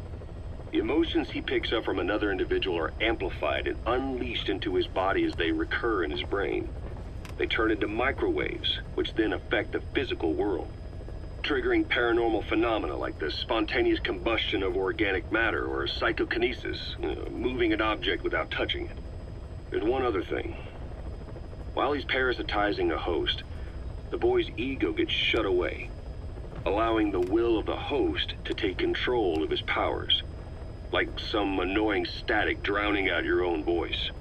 That means he isn't responsible for what's been happening. Somebody's extreme anger has manifested through the Third Boy's powers in ways none of us could have predicted, which would mean this was going on somewhere around us. Looking back on it, a lot of things make sense now. The man on fire, Sahelanthropus, they both came to life thanks to the Third Boy's powers. Everything has been happening through him as a catalyst. We first saw him in the hospital on Cyprus. The boy parasitizing the man on fire's desire for revenge gave him his new abilities in return. He next appeared at the Hamid Fighter's Fort where the honeybee was hidden. There, the boy parasitized Skullface's vengeful mind. He controlled Sahelanthropus, making it do whatever Skullface wanted.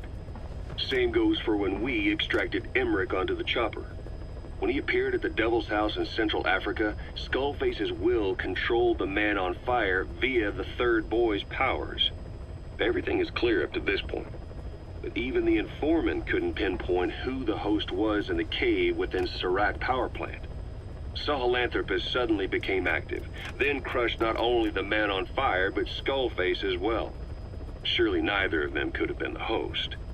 Who else was at that location and bore anger more extreme than either of them? Whose will was controlling Sahelanthropus? According to the report, emotions transmitted in children's brains affect the surrounding magnetic field more strongly. Cerebral nerves are covered with insulation called myelin sheaths to increase impulse speed. The reason for this leakage has to do with the fact that children's myelin sheaths are still developing. So, how many children do you remember being there? Children with a burning desire for revenge and bearing a grudge against you. I can think of only one. Eli. We don't know what kind of life he's had, but the resentment he's shown toward adults is nothing short of extraordinary. The third boy resonated with Eli's mind. And that means Eli bore the strongest animosity of all individuals within the boy's reception range, estimated to be a 3-mile radius, beating out even Volgan and Skullface. The third boy has probably remained hooked on Eli's anger since. You remember at the Devil's House, the third boy showed an interest in Shabani?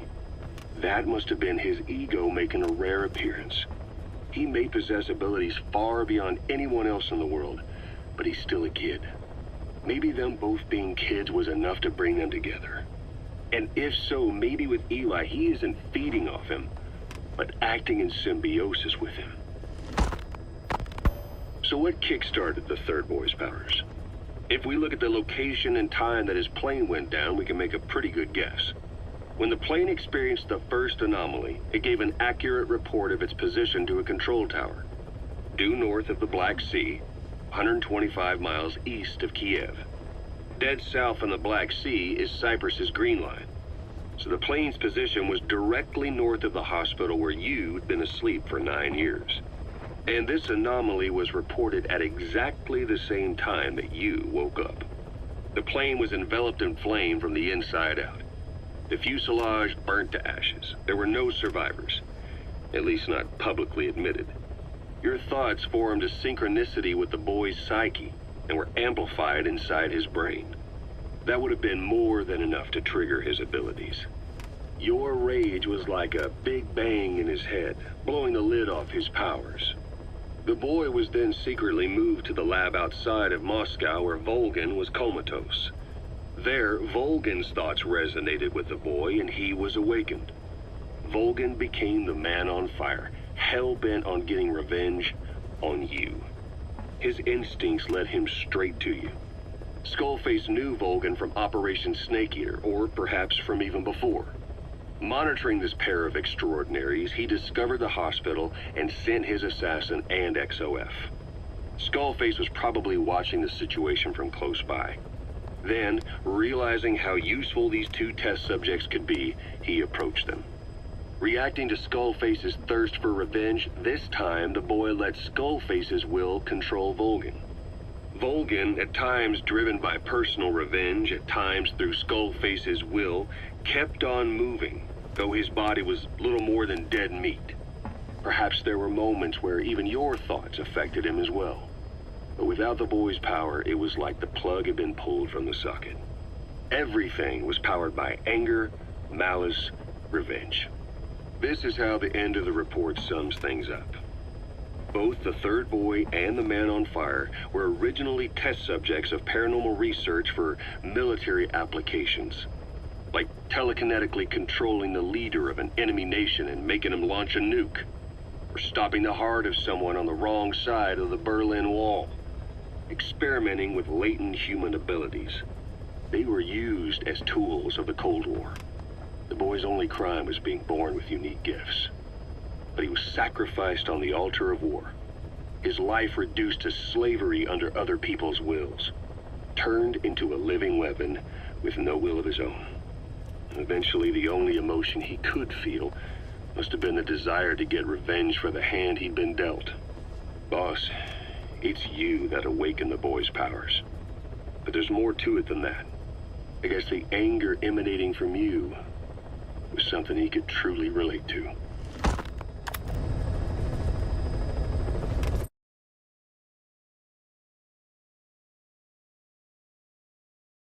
Did that bastard George just cut me off before I could say I love you?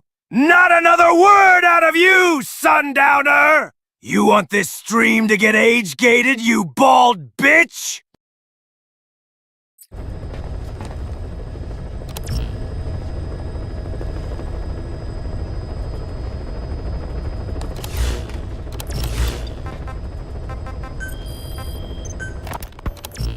hungry, old-timer?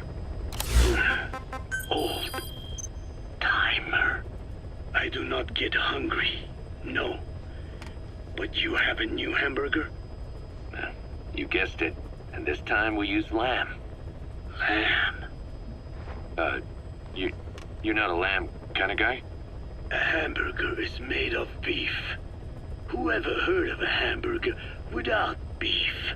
Yeah, but we gotta stay fresh, stand out from our competition. You're what? Just give it a try.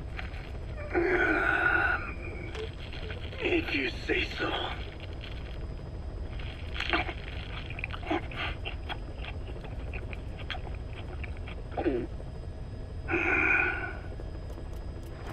Not bad. But I cannot call this a hamburger. I thought we were onto something this time. Maybe the problem is that it looks like a regular hamburger. Gotta think outside the box. Too much baggage if they come in expecting just another burger. Let's see, cotton candy? To make it look like a sheep? Yeah. Just a minute. You really think people would eat that? What is it you are planning? Are you using me? A taste tester? A one-man focus group? Well, actually, I've already started. I got a place called, Miller's Maxi Buns. You are kidding me. Well, to be honest, business hasn't been great. No one seems to like my, buns. The Ocelot said Diamond Dog's budget did not add up. But you don't mean to tell me. What? No. Brothers! I just got it all covered. I'm not embezzling GMP or anything. Still, let's not say anything to Snake, okay? Very well. However, Kazuhira, it takes more than premium ingredients and a clever recipe to satisfy the palate. Okay, so what do we do? The palate seeks one thing. Chemical additives. Chemical additives. There is nothing mysterious or spiritual about good flavor. The tongue simply identifies specific amino acids, which the brain then recognizes as appealing. Therefore, all that is needed is to chemically isolate those amino acids and incorporate them into your products. To be clear, I speak of flavor. The rest is irrelevant. That seems a little extreme. Do not forget that I am a scientist after all. And using science for the benefit of others is a joy. In seeking coexistence with nature's blessings, not everything can remain in its natural form. When we fall ill, we must be treated. Otherwise, that very nature could cost us our lives. Agriculture is one of nature's many blessings. But through that process, we damage the surrounding vegetation. Yeah. Whether it's a massive farm or a tiny field, we always leave our mark on the land. The same is true of parasites. And for food preparation. If tapeworms in the raw meat of another animal enter the human body, they roam around trying to find their usual habitat. Sometimes even eating away at the brain in their confusion. So in looking through a scientific point of view, you see the necessity for processing food. Yes, it is also sometimes necessary to eliminate certain parasites, or selectively use or even modify others. Alternatively, we could say that if a man is part of nature, the work he does is also part of it. What is important is the balance. Yeah, you're right. Thanks, old-timer. You really opened my eyes. I fooled myself into thinking people today wanted high-quality, all-natural goods. But my favorite burgers were never about that. What they want is something like the first burger I had in America when I went to meet my dad. A Frankenburger loaded with additives. That's the America I knew and loved. I'll be back in a jiffy, old-timer. My next burger's gonna knock your socks off. Kazuhira, wait. What is important is how we balance the... quick for a one-legged man. Frankenburger. What kind of a dive did your old man take you to?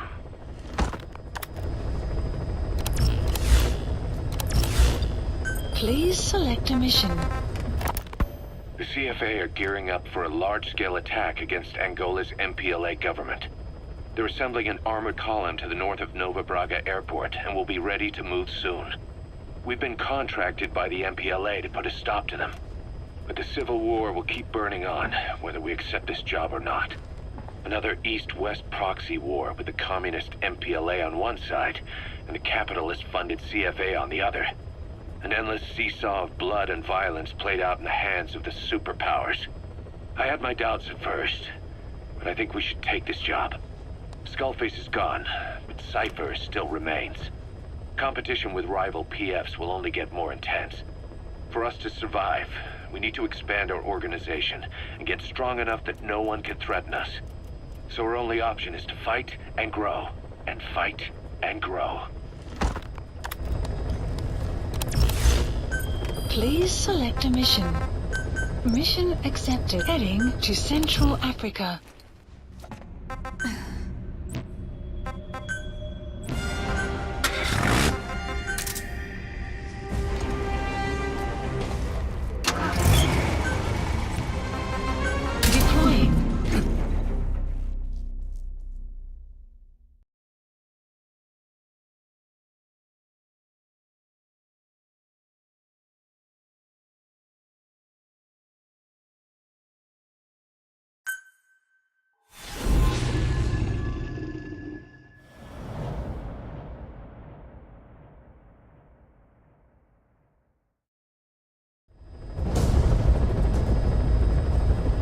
CFA are assembling an armored column to the north of Nova Braga Airport.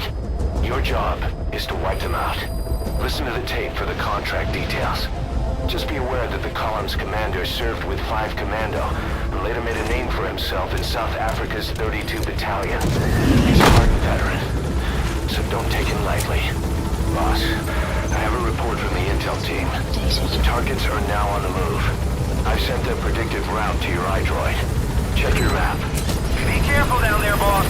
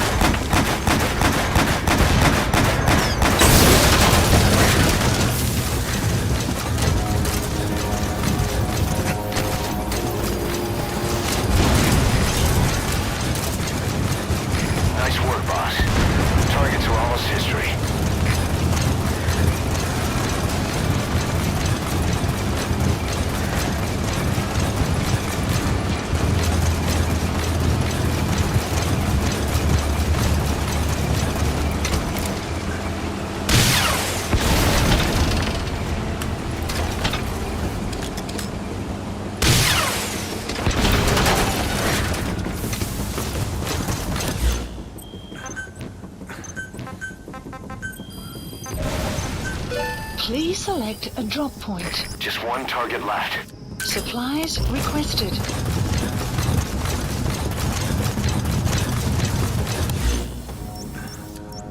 Marker placed. Vehicle drop complete.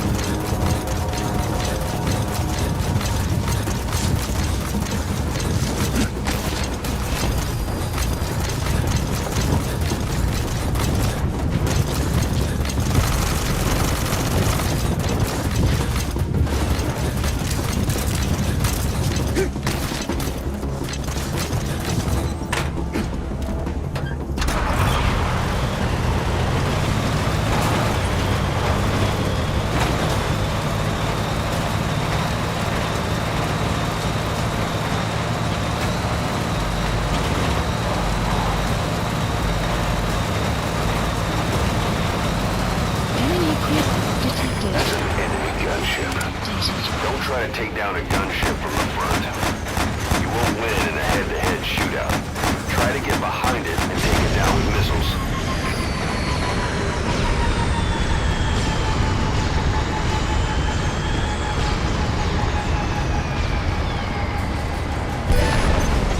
That's it. You made it out of the hot zone. Updated. No sign of the enemy. Mission complete, boss. Exfiltrated hot zone. Amazing. Mission complete. That right there is why you're the best, boss. The one and only.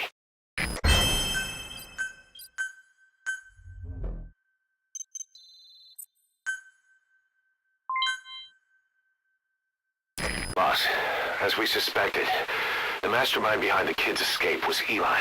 It's hard to believe, but apparently he'd been plotting an armed uprising against us. He could be hiding something else, too. Ocelot's gonna press him for answers. Get back here as quick as you can.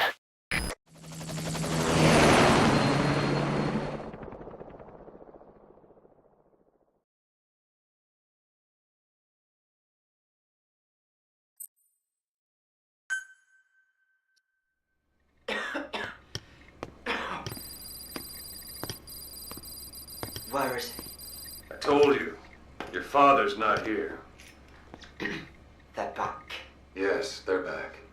But don't get any bright ideas. Your quarters are under full surveillance. Your weapons privileges have been suspended. No more uprisings for you. Did you really think it would be that easy, Commander?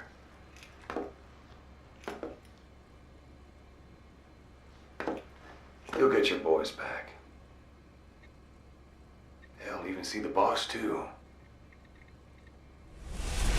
But first,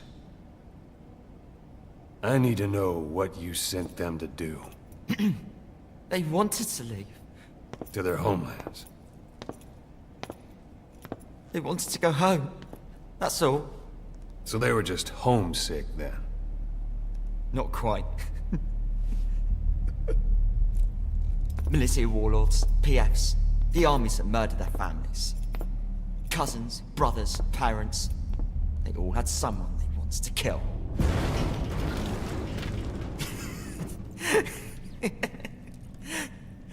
I told them, last chance to face the world with no regrets.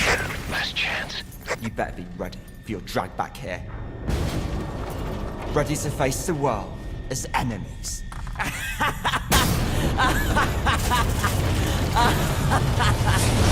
No!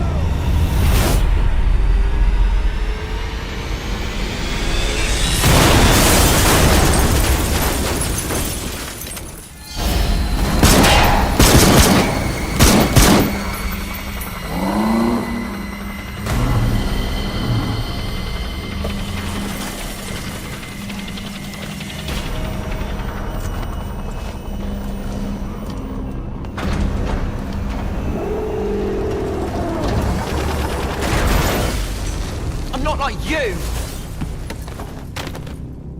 Goodbye, Father. I don't need you anymore.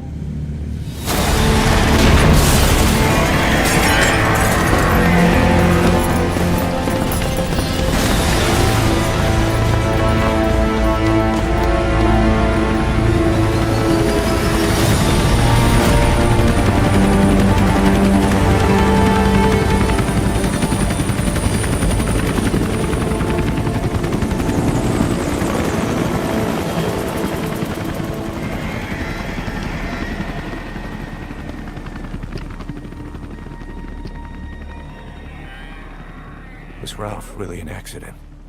Or did Eli just rig it to stir up the boys? Either way, he had to have been planning for this all along. Bidding farewell to the world.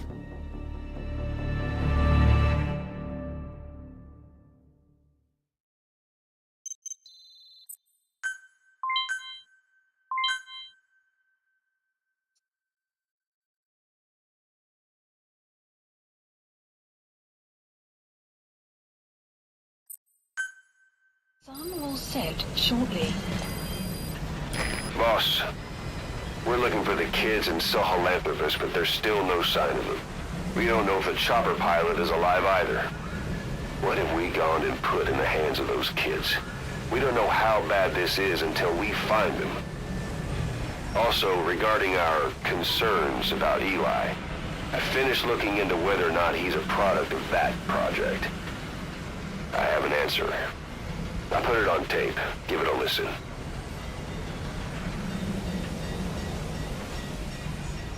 Boss, I've updated the mission list. We've received some new job offers. The details are on your iDroid.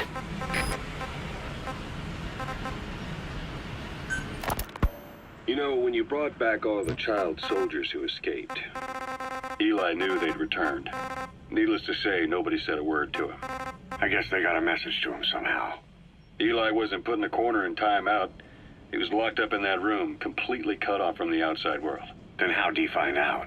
There's only one possibility I can think of. The Soviet Union has been researching military applications for psi phenomena. Psi? Things like psychokinesis and ESP, extrasensory perception. You mean moving objects without touching them? Knowing what card somebody's holding up? Psychic powers? Come on. I thought that was just another bunch of disinformation aimed at the West. Just bear with me a second. One type of ESP is telepathy. It's the ability to know another person's thoughts through nonverbal means. You're saying Eli read our minds? It's the only idea that doesn't involve someone getting to him. Ocelot.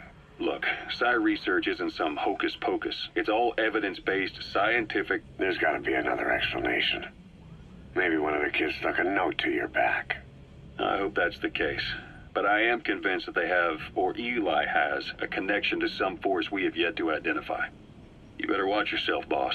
How am I supposed to do that? If he is depending on something for help, well, that's his Achilles heel. If you can figure out what that something is, you might be able to use it against him. I'll keep that in mind. Oh, and the medical team is looking after the kids left on Mother Base. For the moment, they don't seem too panicked. But boss, get this. Eli got those kids to plot their armed uprising as a diversion. Also, he could steal Sahelanthropus and escape. That brat got us good. Set us up and knocked us down. And then there's that mystery kid who was with Eli. With those two working together, I'd say things won't be over for a long time yet. Boss, we've got the results of Eli's genetic tests. We can finally put this worry behind us. We used the PCR technique and conducted DNA fingerprinting of the copied DNA sequences. Neither is mainstream science yet, but the concepts and procedures are sound. Both tests say there is 0% chance that the two of you are blood relatives, meaning the results are negative. He's not your son, nor is he your clone. He's just another person. It was 12 years ago that Zero made plans to clone you. Eli's age and appearance certainly are a good fit. I admit the first time I saw him I did a double take, but it looks like we were worried for nothing. Eli isn't your clone, though you might still have one somewhere out there. But if Eli isn't the boss's clone, why does he seem so obsessed with him? Not to mention having one hell of an attitude for his age. I don't know. Learning the truth about himself, cursing the fact he's a clone, bearing a grudge against selfish adults, and coming to hate who he was cloned from. Big boss. If that were really the case, I could understand it. I might even feel a bit sorry for him. But no clone could have a totally different DNA fingerprint. And the tests left no room for error. You yourself were there when we drew Eli's blood sample. Come to think of it, when we went to OKB-0, he'd snuck onto a chopper and was there. Yeah. He was acting strange even then, Or actually from a little before that time. That was exactly when we began these tests. Maybe he suspected something when we drew the sample, not knowing what we were doing to him, and becoming mistrustful of us. Hard to say. Eli's had an attitude problem from day one. So what is he then? Well, if he's gonna tell us that himself, we'll need to get him to open up more first. Please landing zone. Roger. This is C-Squad. On station at Elk.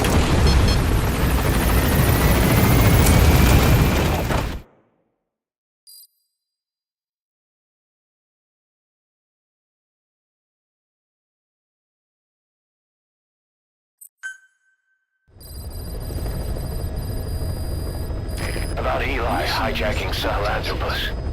We know how he got it moving. It was Emmerich. He used the kids in the staff living quarters to carry out his repairs. We got the details on tape. You're gonna want to hear this.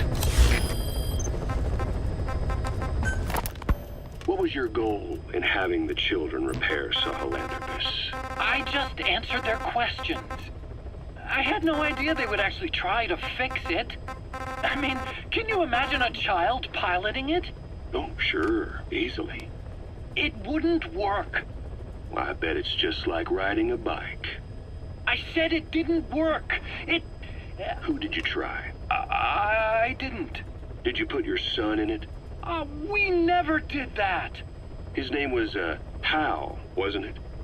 I thought you said you never saw his face. But you made him pilot Sahelanthropus. You used him in your experiments. He wanted to get in. It was such a short time we had. So he was with you. We were happy. You're still happy now. Changing your lies to suit the listener and getting by slipping through the cracks. Building layer upon layer of convenient stories until nothing means anything to you anymore. You're happy all the time because you don't even notice you're doing it. Think hard. Who are you really? You're not a victim, and you're not the silent majority. You're a perpetrator and a petty hypocrite. The real world doesn't make you suffer. It's the other way around.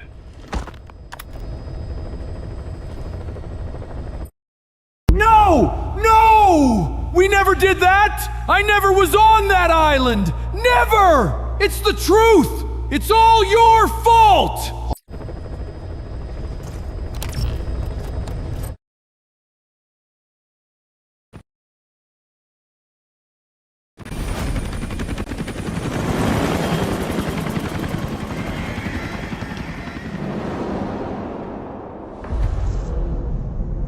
Boss, about Eli and his boys. You know where they went? We're still working on it, but the chopper pilot they had fly them out of here is back. And? He said once Sahelanthropus and the chopper got out to sea, they split up and headed in different directions. The chopper headed straight for Africa. They made it about 50 miles inland before running out of fuel. The kids used vines and duct tape to tie the pilot to his seat before they disappeared. He was almost dead from dehydration when the medics found him. They left him alive on purpose. Yeah, they're calling us out. They want to settle this. The intel team are using the direction Sahelanthropus headed and the direction the kids took off in to narrow down the search area. And with Hewick helping out, it won't be long before we know where Eli is. There's just one thing that bothers me. What's that? Apparently there are already men going around the nearby villages asking for witnesses of the giant in the sky. Damn it. Already? It's clearly business as usual for Cypher, even with Skullface gone. They must have been dying to get Sahelanthropus back ever since Afghanistan. And if they beat us to it, they'll be getting more than that. Eli's carrying the English strain of the vocal cord parasite. We've tracked down Eli and his men. They've spread the parasite across the island. It won't affect you if your voice hasn't broken, so they're safe, for now. Eli's driven all the adults off the island. Recess is officially in session. His own version of Lord of the Flies, only instead of a pig's head, Sahelanthropus. And it's swarming with something worse than flies. They presented one demand in exchange for the nuke. Big Boss's body. Those kids have got a lot to learn. Okay, boss. The objective is to recover Sahelanthropus and the children, Eli included. Once you're in the air, we'll hit the island with napalm. Can't let those things spread. It gets worse. Here's the tape from when Eli took off. Where is he? I told you, your father's not here. They're back. His voice is starting to change, meaning he's almost a man. So if he's carrying the English language strain, well, if he starts showing symptoms, it's over.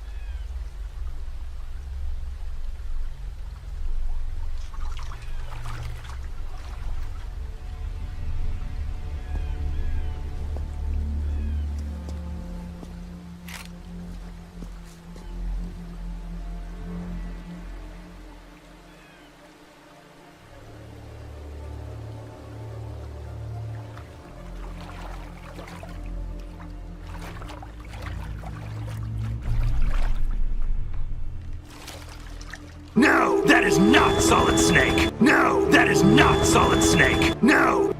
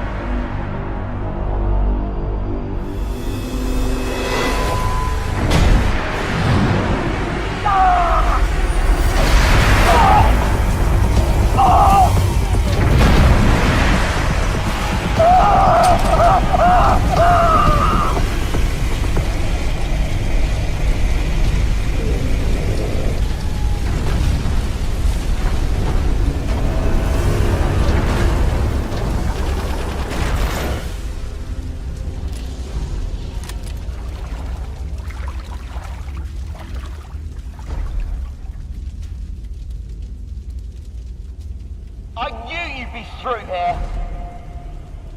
You're not a kid anymore. You can call your own shots. But at this rate, you'll be dead before you have a chance. I'm free to die however I wish. Yes. Free.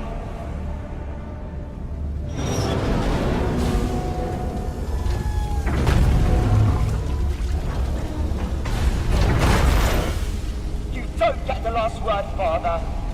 I'll break the curse of my heritage.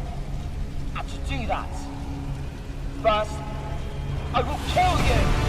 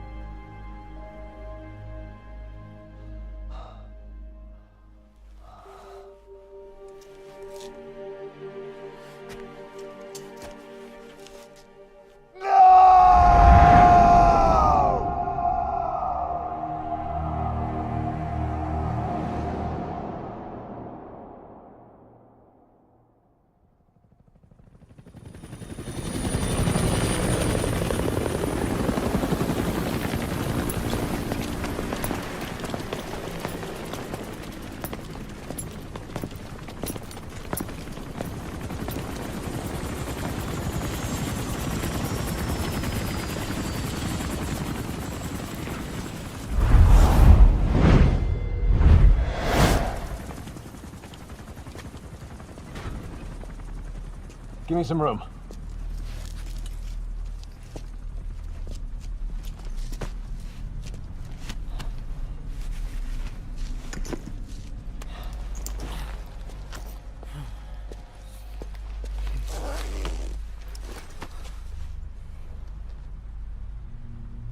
He'll be all right.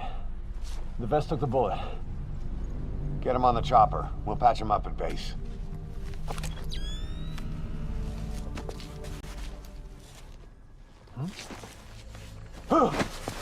Boss, he's showing symptoms.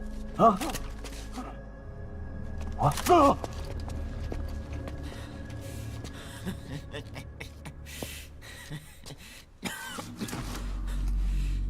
I was created by Cypher.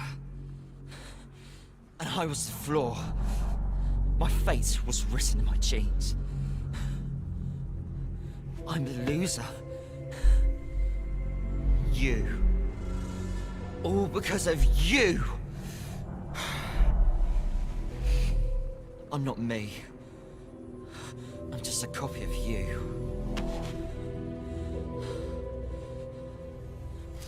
I will surpass my father. Destroy my father. Destroy you! I'll kill all of Cypher. I'll destroy your precious world.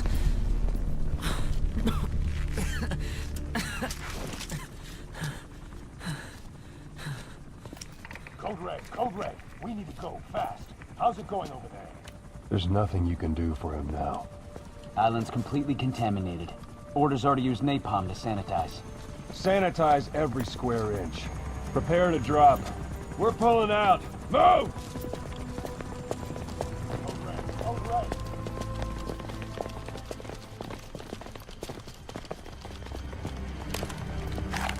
Live.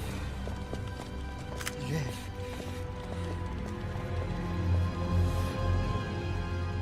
You're one hell of a soldier. I will kill you!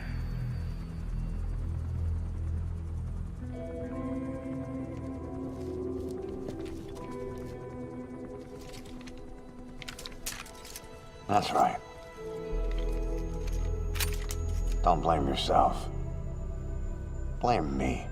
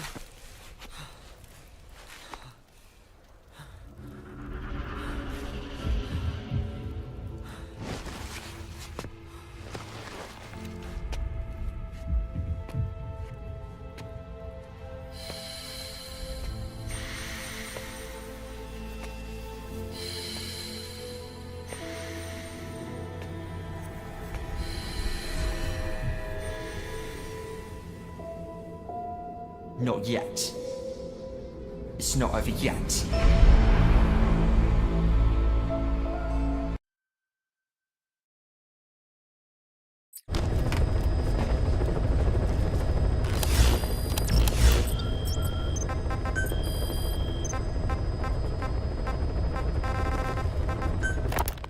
Skullface, real name unknown.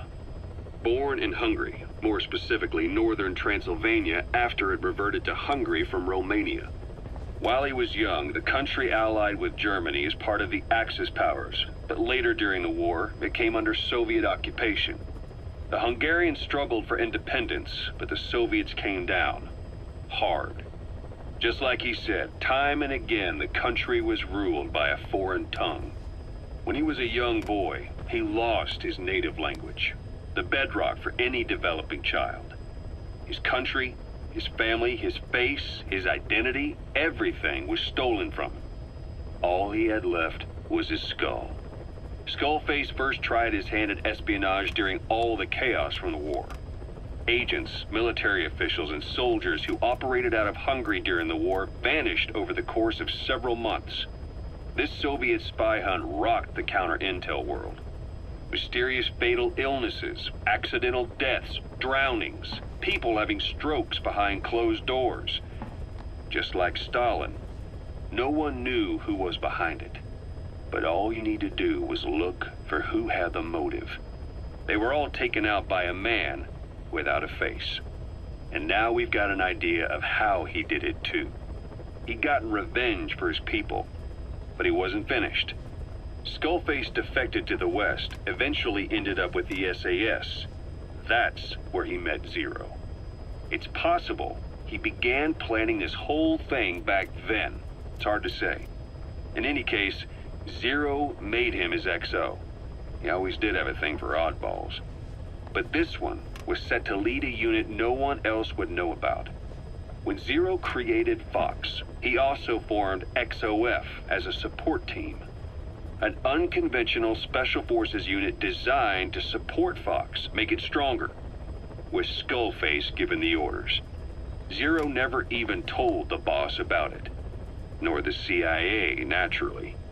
If Fox was Zero's silver bullet, XOF was the recoil when he pulled the trigger, just like Newton's third law. While you were with Fox, Skullface was operating behind the scenes. Sometimes as your backup, sometimes as a mole or a scout, sometimes as your cleanup crew. Fox's tail, making sure the mission succeeded and that you survived. We only have his word to go on, but Skullface's goal was revenge against those who'd use language to subjugate people.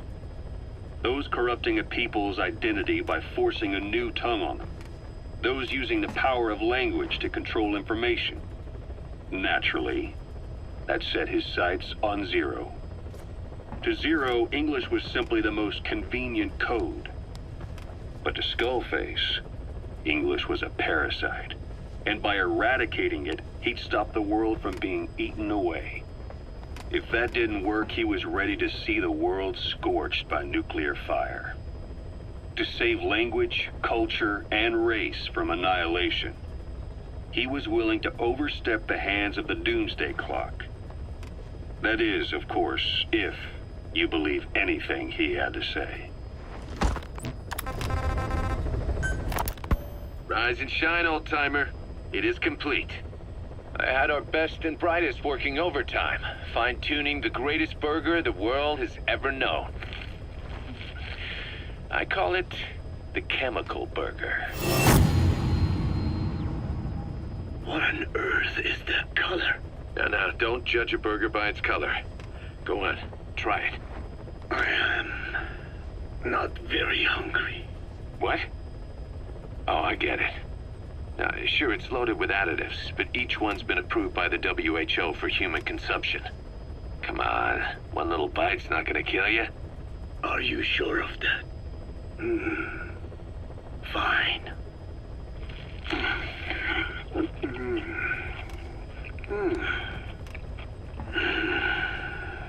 Well, what do you think? It's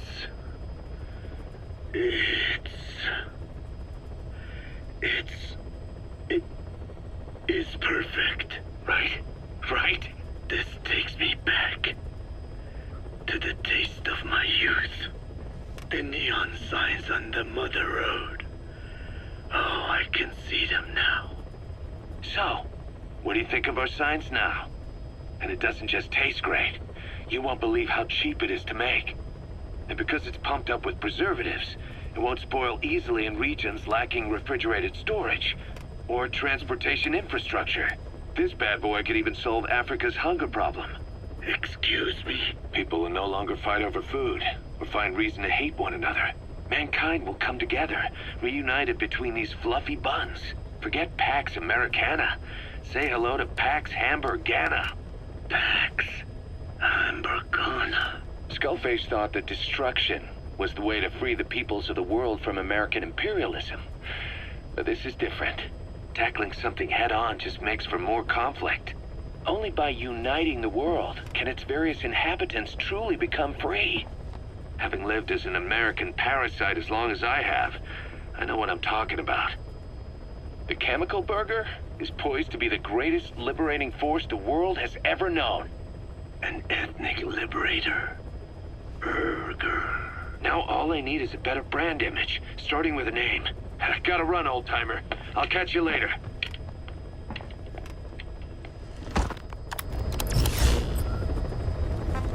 Please select a mission. Mission accept. Heading to Central Africa.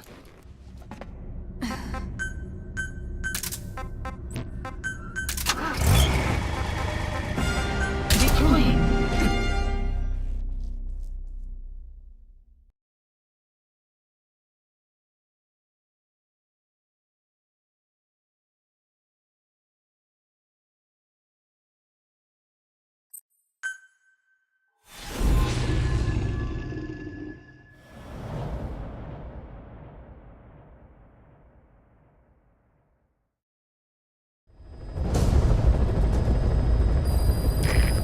The intel unit has gotten a lead on the epidemic that's crippling Mother Base.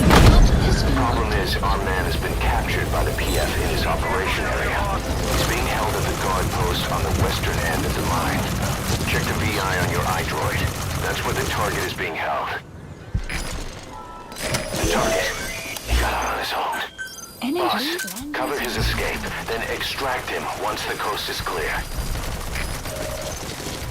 Mission info has been updated. This is Pequod. Have arrived at LZ. Will stand by. Target extraction confirmed. Alright, get in. Time to go. Has been updated. Mission complete. And the target safe. Time to figure out what the hell is behind this epidemic.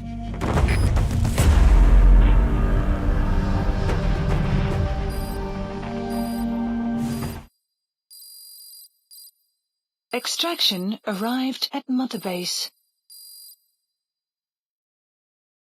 Amazing. Mission complete. That right there. Boss, the intel team member you extracted is gonna be okay. All thanks to your quick actions. He keeps muttering the same things over and over. About the pathogen. And the old man who knows how to treat it. Code Talker. He even told us where he is. This is our only lead, boss. Let's go meet this Code Talker.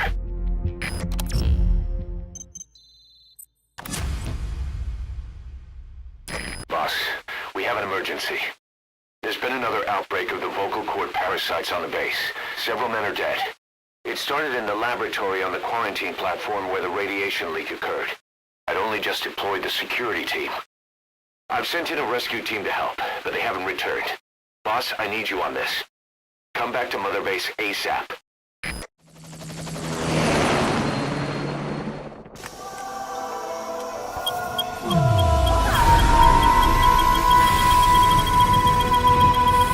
Sun will set shortly.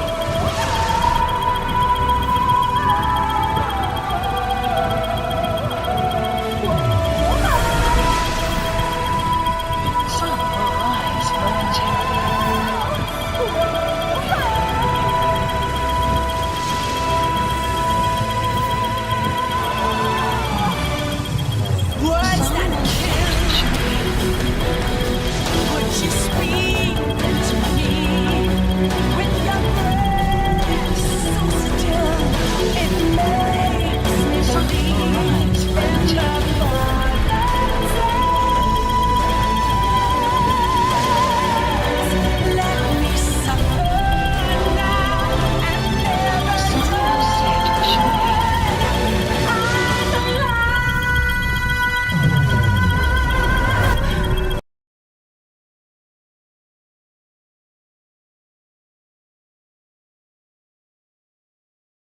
I would say that I hope you're satisfied that I cleaned up after you 20 years ago in Russia.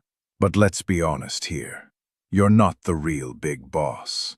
After all, the man on fire could clearly tell your balls weren't the same as his. I can't even believe I wasted 20 fucking years on that speech about being from a small village.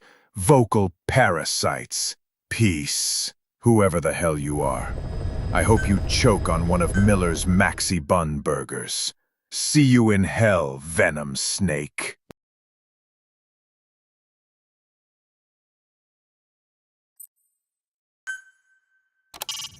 The target is being held captive in the guard post on the western end of the mine. Check the VI to see where check the VI on your iDroid. That's where the target is being held. Enemy presence detected. The map has been updated.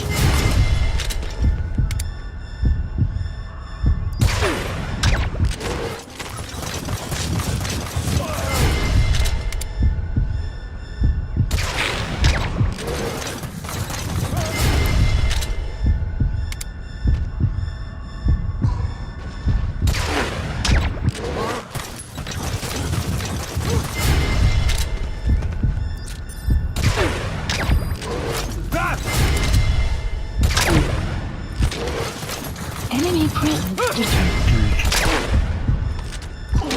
The map has been updated.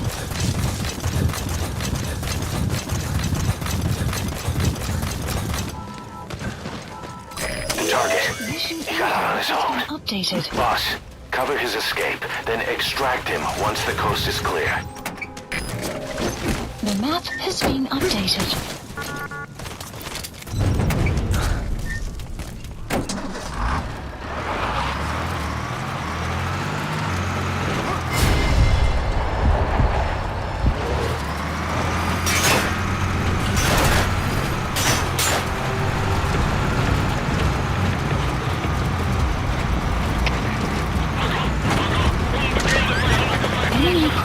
Mission complete.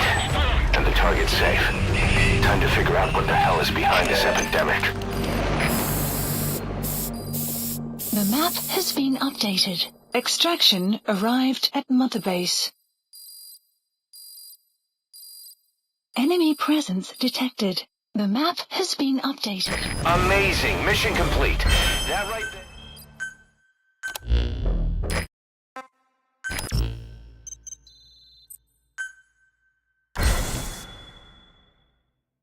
Boss, we have an emergency. There's been another outbreak of the vocal cord parasites on the base. Several men are dead. It started in the laboratory on the quarantine platform where the radiation leak occurred. I'd only just deployed the security team. I've sent in a rescue team to help, but they haven't returned. Boss, I need you on this. Come back to Mother Base ASAP.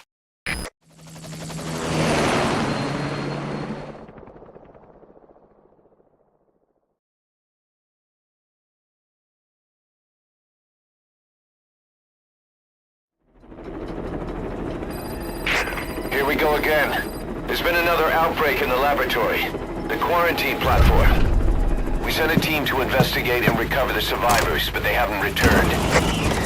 There's nothing on the radio either. We got a backup team ready to go. Just give the order and I'll go alone. Boss, what are you... There's no need for that. We can't afford to lose anyone else. We have no idea what's going on Exactly. Anyone still alive's at their breaking point. Last thing we need is another unit storming in. No telling how they'd react.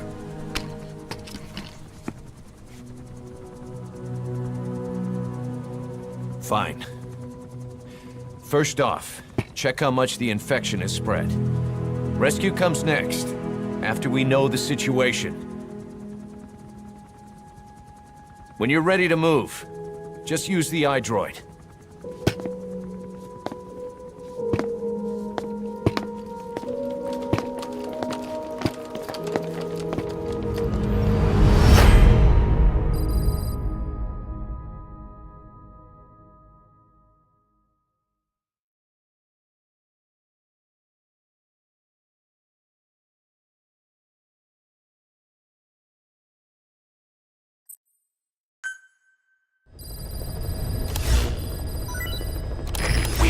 idea why the parasite has showed up again. I thought we took care of it. We need more information. Find out what's going on, boss. Select the mission on your iDroid.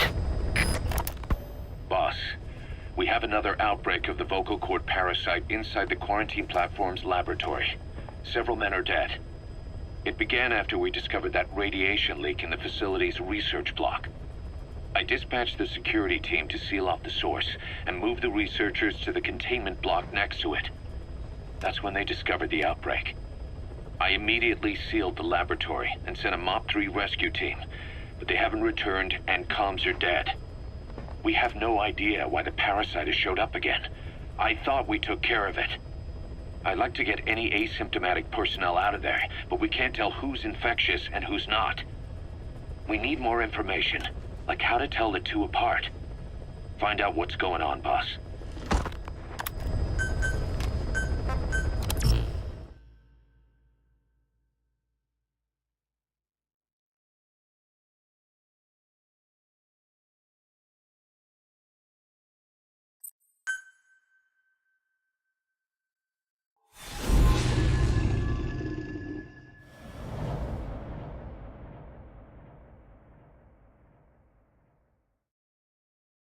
Boss, let's go over the situation again. We've got another parasite outbreak in the laboratory on the quarantine platform.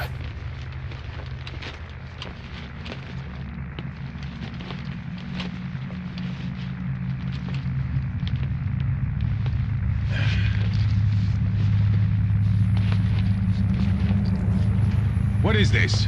No idea.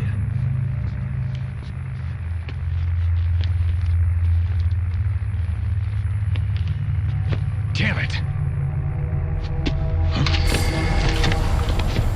What the? Shit!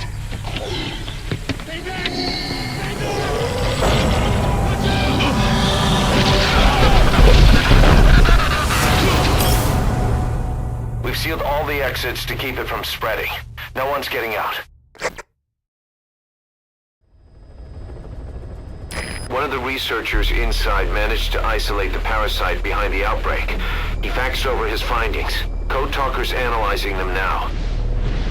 Why this new outbreak, despite our inoculation? This is still unclear. Introducing the Wolbachia to the infected prevented symptoms during the last epidemic. The parasites lodge in the victim's throat, forming a mating pair. But the Wolbachia turns the male to female. Two females can neither copulate nor lay eggs. That's why the rescue team went in with more Wolbachia. But the outbreak still isn't under control. They should not be capable of laying eggs. Yet, we have a new outbreak. And the Wolbachia have no effect. I pray this is not some new strain. If it is, then someone may have brought it here. If there's a spy running around. For now, we must focus on discerning the outbreak mechanism.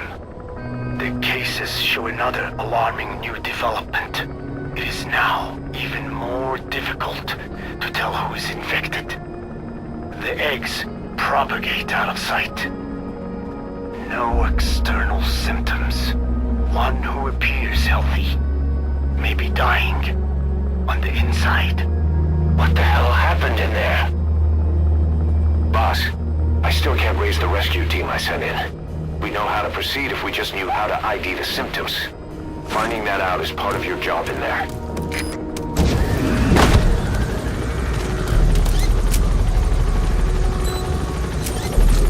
Enter the quarantine tank. I'm back, baby. I will hold you and protect you. So hang on, Snake. We just had a transmission from inside. Here's the audio.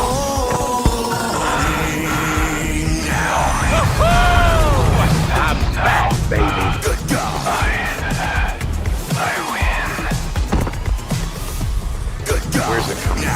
Unknown. It cut off before we could get a fix. all makes sense. Think he means the parasite? No way to know, but right now that's all we've got. Hopefully he can tell us something. We'll have to close the tent behind you, boss. Don't think the infection's airborne, but...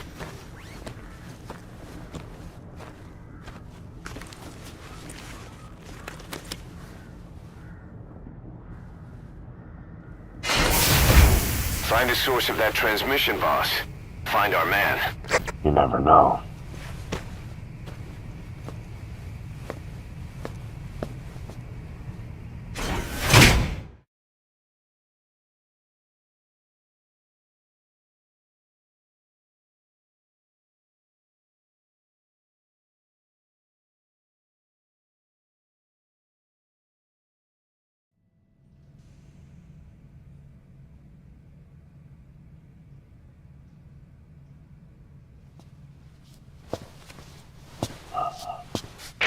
What is it?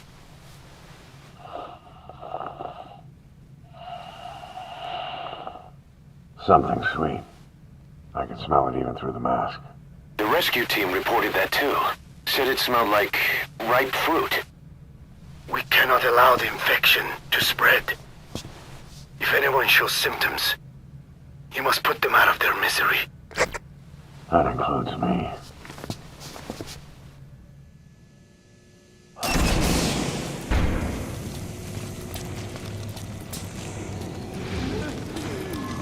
Guess the parasites killed him. Don't touch him. He's covered in blood. Staff member has died.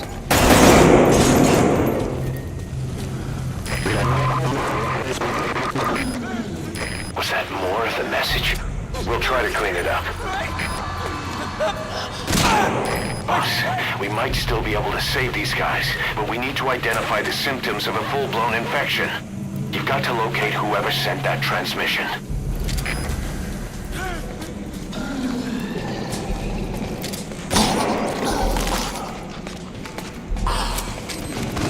Staff member has died.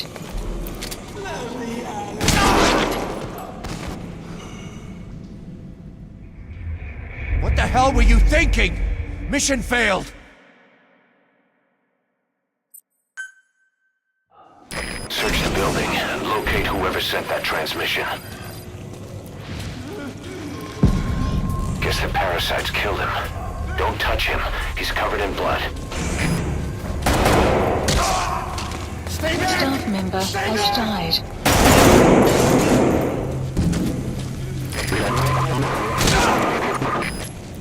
Was that more of the message? We'll try to clean it up. Boss, we might still be able to save these guys, but we need to identify the symptoms of a full-blown infection. You've got to locate whoever sent that transmission.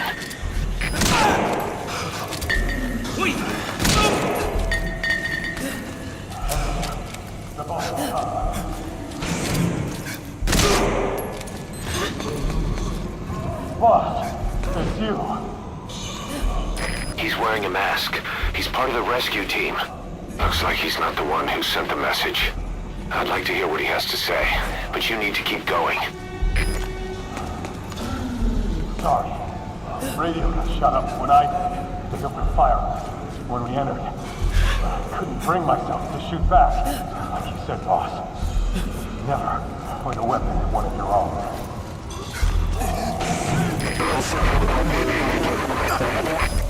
Another transmission.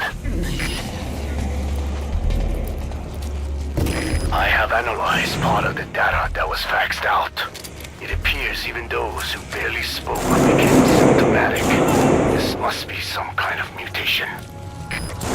Staff member has died.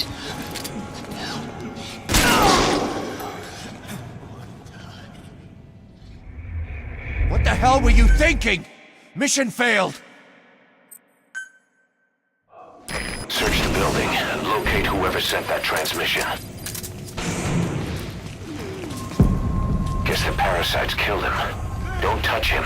He's covered in blood. Staff member has died.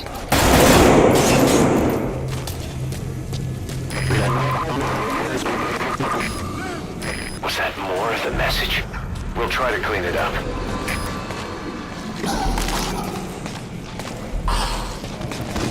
Staff member has died.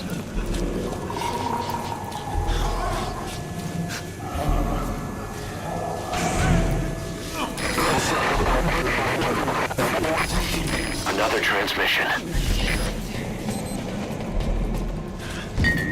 I have analyzed part of the data that was faxed out. It appears even those who barely spoke became symptomatic. This must be some kind of mutation.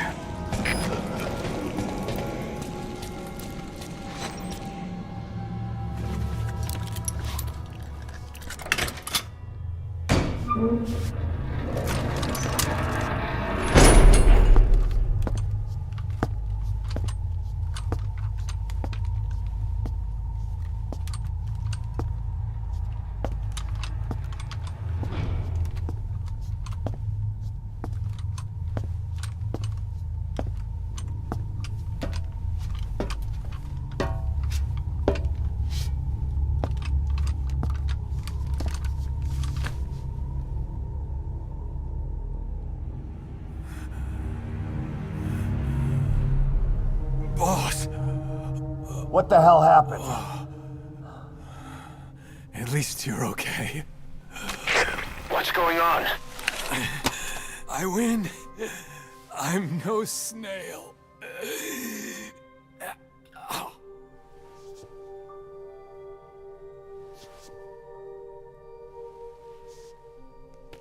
Damn it.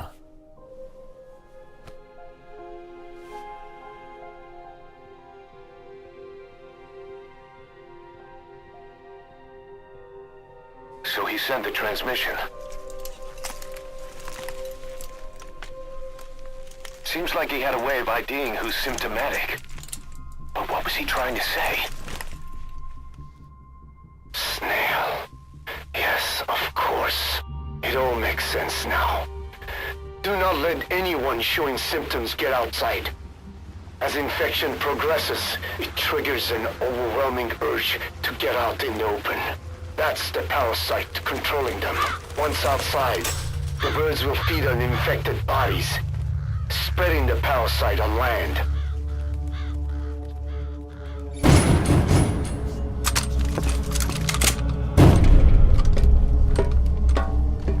Boss, you killed a child. Amazing! Mission complete! The whole world will be infested.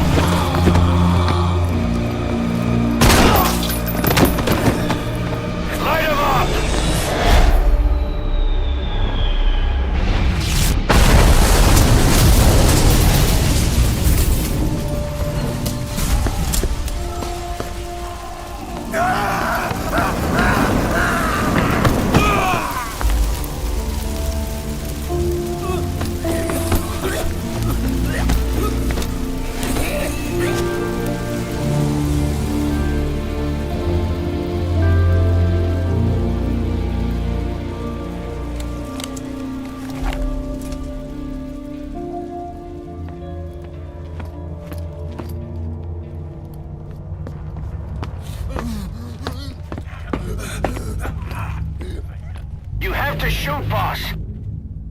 We can't let them outside! Damn it! We can't allow any contagious individuals to leave! Shoot, Snake! Staff member has died. That's it.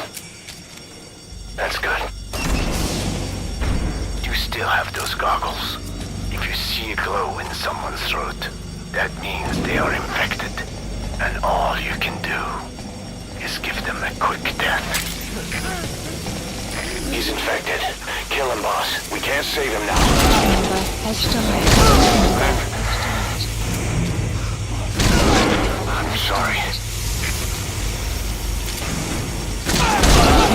Snake! You just killed your own... Emmerich, what the hell? Nobody asked for your opinion. You expect me to just stand by and watch this? Has died. Has died. Has died. You're insane, Snake! He was one of your men! Has died. You yourself said we're a family! Or was it all lies? Has died. Has died. Shooting your own men! That's not the big boss I knew. I'm going outside! No, we're dead anyway!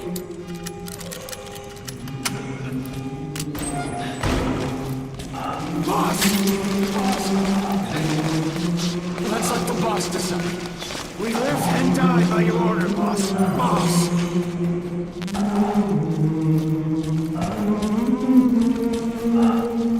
Carry the rescue team member to the exit. He's the only one not infected.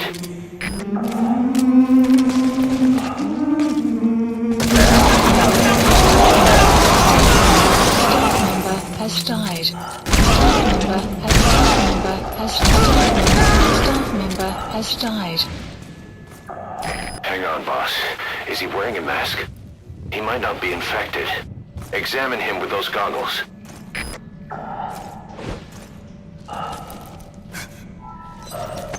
The map has been updated.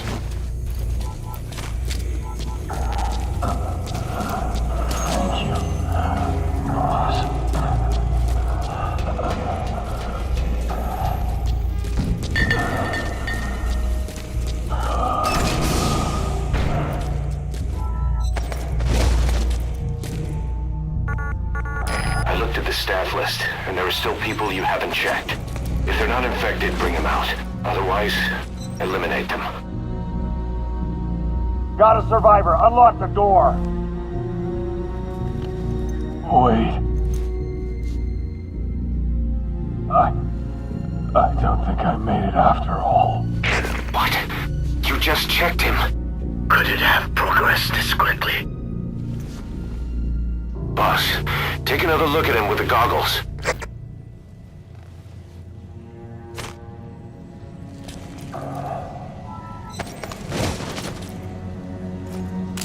He is infected. I don't believe it. Maybe I got him through my wounds. They're waiting now. All of them. Do it. Shoot to kill, boss. No one can be allowed to leave.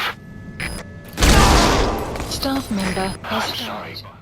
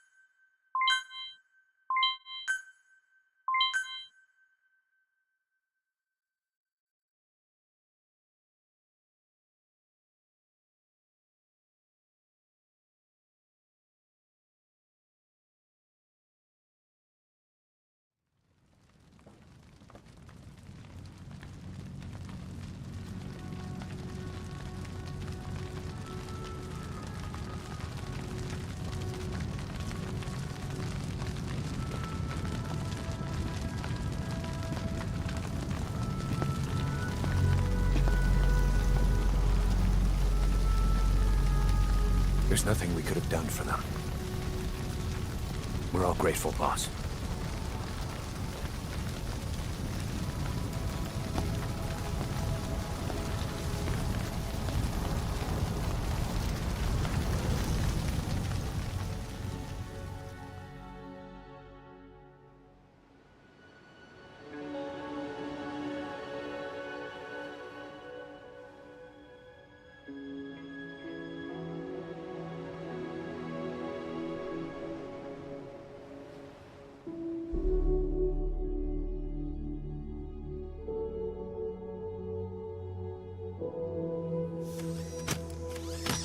It's your fault!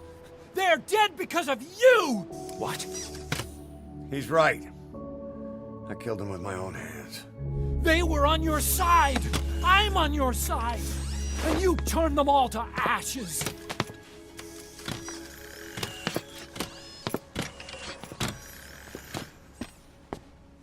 They wanted you to shoot. It was that or be burned alive. Come on. Let's get this over with.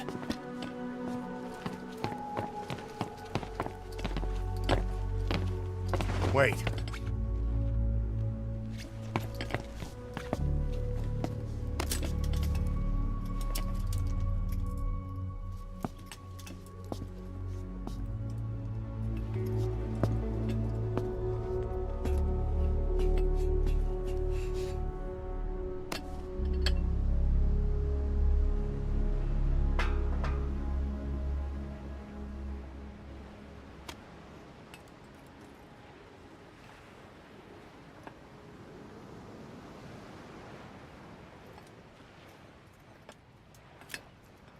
I won't scatter your sorrow to the heartless sea.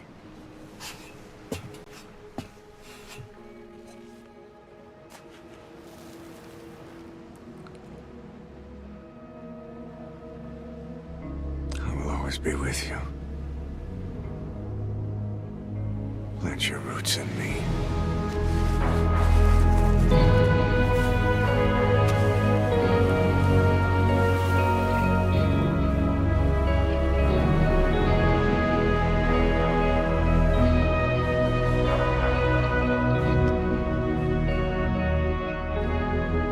See you end as ashes.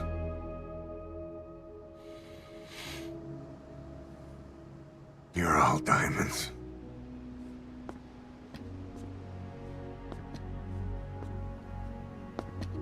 We're not burying them at sea. What then?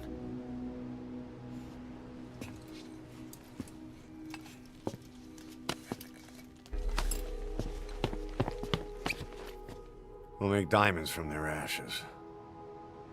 Take them into battle with us.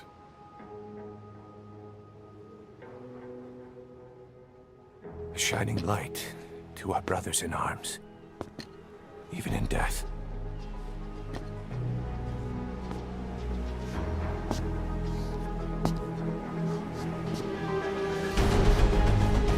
We are diamond dogs.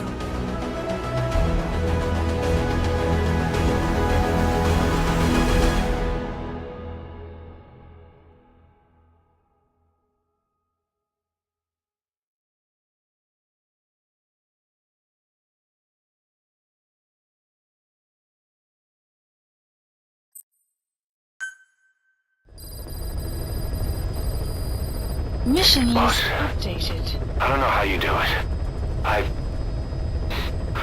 All I could do was obsess over revenge, doubting my comrades along the way. But even after all we've accomplished, the phantom pain never let up. If anything, it just got worse. But you understood that from the start, didn't you? From the moment you opened your eyes in that hospital, you knew it wouldn't go away. Yet you've been fighting the pain and confronting your phantoms the whole time. Knowing full well the battle would never end, not till the day you die. I respect that now, more than ever.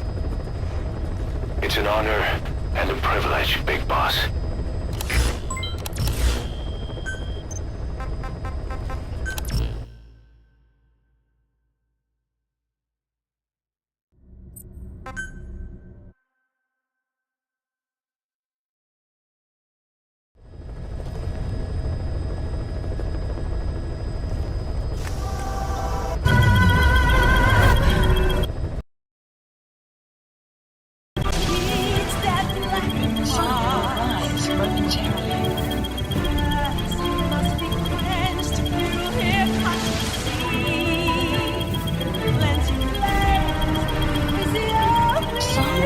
site shortly.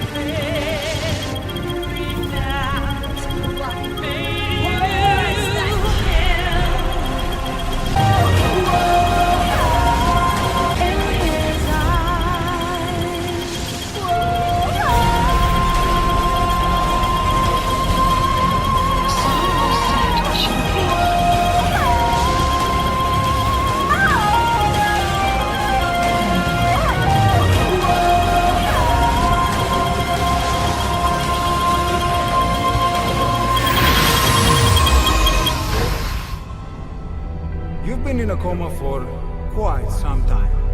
Yes, I know. You would like to know how long. I'm afraid it's been 9 years. Why are we still here? Just to suffer.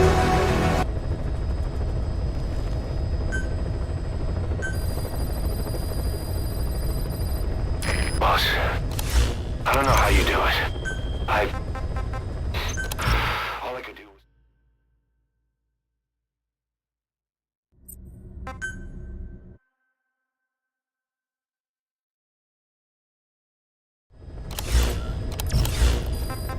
Mission list updated. Well, Doctor, I have the report on the incident at the quarantine facility. Assuming the vocal cord parasite underwent a mutation. The only plausible explanations are exposure to some high-concentration mutagen or radiation. As you know, some of the staff at the quarantine facility were infected with the parasites. The Wolbachia prevented them from copulating, but the parasites themselves can't be removed from their host's vocal cords. Once you're infected with Skullface's parting gift, you're stuck with it. The researchers regularly used X-ray equipment to monitor the parasites in their throats. No problem there, they kept a close eye on the radiation doses. But that equipment didn't just give off X-rays. It was also emitting beta rays. Even though that's unnecessary for the scans. See, beta rays have far worse effects on DNA than X-rays. Meaning the only logical conclusion is that someone added in a beta ray emitter to trigger a mutation. Those beta rays leaked out from inside the equipment. Because the emitter was retrofitted, the shielding was inadequate. And the person who ordered and inspected the equipment was you, Doctor. That makes you the only person with the opportunity to install that emitter. So now you're saying I sabotaged medical equipment for some wild plan to make the vocal cord parasite kill everyone? Or maybe you thought it'd reveal a way to treat the parasite without using the Wolbachia. With that much to barter, I suppose some people would welcome even a pathetic cur like you. Just stop it! You'd have no shortage of buyers, but most would be happy with just the parasite. You wouldn't need to offer anything else. However, if that buyer already knew about the parasite, they'd also know that by itself, it's no longer the ultimate bargaining chip it once was. To sell to that buyer, you need to throw in a bonus. A way to one-up it. There's only one buyer who'd be after that. Emmerich, we record all communications on Mother Base. That includes radio transmissions to and from homemade devices. You've been in frequent contact with people in America. A private biotech company. A client of which is DARPA. And they are connected to Cypher. You made a deal with Cypher. You offered them a new parasite in exchange for your safety. This is the only place in the world where the vocal cord parasite still exists. And you used it as a testing ground. Tried to resurrect their bioweapon. But your plan to obtain the parasite has failed. Your bullshit ends now. And don't think you're leaving here alive.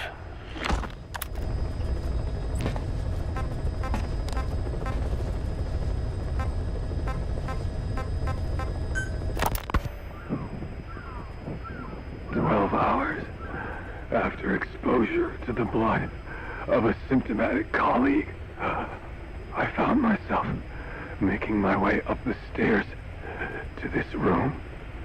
And I am not alone. Everyone who's infected, we've all come up here wanting to get outside. I know full well I mustn't leave, given the possibility I'm infected. Yet, I can't contain this urge I feel inside me, like the alcoholic who tries to make any excuse for one more drink. Every step I took up those stairs filled me with this sense of bliss. I still have all my wits about me.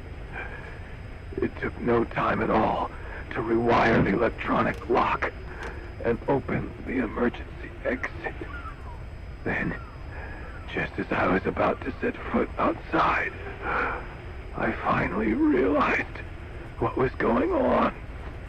This desire for freedom is not my own, but that of the vocal cord parasites inside me. They want the ravens to feed on us, pecking us to death, attracted by these sweet secretions. They have mutated to facilitate this. The sweet smell is powerful enough to attract even a species with such a weak nose.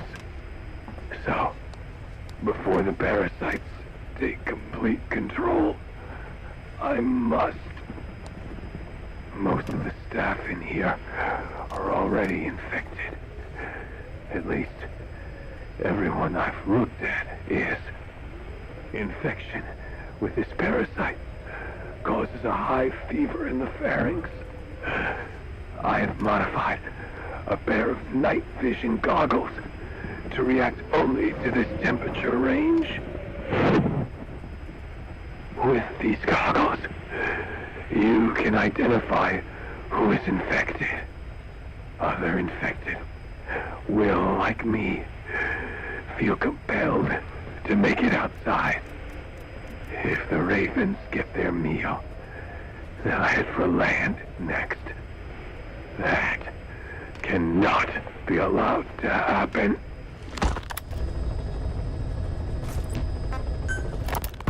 The whole idea of the vocal cord parasites was that they'd only copulate once exposed to a specific language over time. But the parasites infecting our men in the laboratory laid their eggs straight away. The larvae were eating their lung tissue almost immediately. What kind of mutation was it? Those who were infected and cured still carried the vocal cord parasites in their throats. They were still there, but the males had been rendered female by the Wolbachia, and copulation could not occur, so we thought. But it is the Wolbachia that mutated. Not the parasites? You remember I told you the Wolbachia attempts to maximize its number of female infected hosts? Yes, hence the male-to-female transformation. Precisely. But other Wolbachia strains use different methods. Cytoplasmic incompatibility, killing the males, and parthenogenesis. Parthenogenesis? Aphids? Aphids use that to reproduce via females only. Very good. The females lay their eggs without a male present, creating clones of themselves in explosive numbers. Parthenogenesis was originally a means for an organism to take maximum advantage of abundant resources by increasing its numbers. Certain strains of Wolbachia force this to occur, to create more and more infected females. And that's why our men develop symptoms in the blink of an eye. Wolbachia, causing parthenogenesis, is common in parasitic wasps. Of course, the Wolbachia I introduced to you men did not have this characteristic, but I believe the mutation, whatever it was, caused it to force parthenogenesis in its host, the vocal cord parasites. The Wolbachia we used to prevent egg laying became the agent of limitless reproduction. There's something else. The symptomatic infected in the laboratory all wanted to get outside, even knowing there was napalm waiting for them out there. You said the parasites made them act that way, but parasites controlling humans. Is it possible? Parasites altering the host's behavior is a common occurrence in the world of nature. Long ago, the vocal cord parasites had this ability, but even I never foresaw they might control humans. Until I heard the things your man said. You mean the researcher on the top floor? The bit about, I'm not a snail. Yes. Among parasitic worms, there is a genus called Leucochloridium that uses snails as intermediary hosts. As you know, snails prefer dark, gloomy environments. But once parasitized by Leucochloridium, they desire to be in the light. And that is not all. The parasitic worms thrust themselves into the snail's antennae, making them swell to abnormal size. The snail, meanwhile, frantically wiggles his antennae as the parasites squirm inside. The swollen, wriggling antennae soon resemble caterpillars. I don't get it. It is so they can be eaten by birds. Leucochloridium needs a bird as its definitive host. To breed, they require their snail host to be snapped up by a predator. So they make the humble snail appear to be a delicious caterpillar and lead it to somewhere in open sight. So you mean the staff trying to get outside was so the birds could pick at them. The parasites altered their mental state, making them crave higher places and to be outdoors. I can only surmise that both the Wolbachia and the parasites mutated before the ancestors of the vocal cord parasites infected humans. Their hosts were birds. What we saw in the laboratory was some throwback to that time. The parasites attempting to make birds their intermediary hosts. It sounds insane. A praying mantis that is host to a parasitic hairworm will dive into water and drown itself, just so the hairworm can lay its eggs in water. Rats infected with Toxoplasma gondii lose their instinctive caution and run right up to cats. Just some of the many ways parasites control the host. But we're humans. Surely our minds are too complex for that. I thought just the same. Free will is what makes us human, so it never occurred to me that the parasites could be controlling the symptomatic. But the mood, the will of a person can be easily affected by the balance of their cerebral substances. Take the toxoplasma I mentioned. It does infect humans, and it is thought the infected develop a more reckless attitude. But to think that mutations occurred in both the Wolbachia and its parasite hosts... Your observation is most apt. Both mutations occurring at once indicates the presence of a powerful mutagen. I see. Keep working on narrowing down what it was.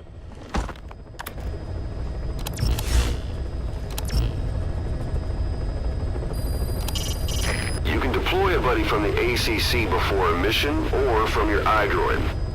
Think carefully about the mission's objectives before deciding who you'd better take along. If you develop specialized equipment for them, they'll be able to help you out in even more situations.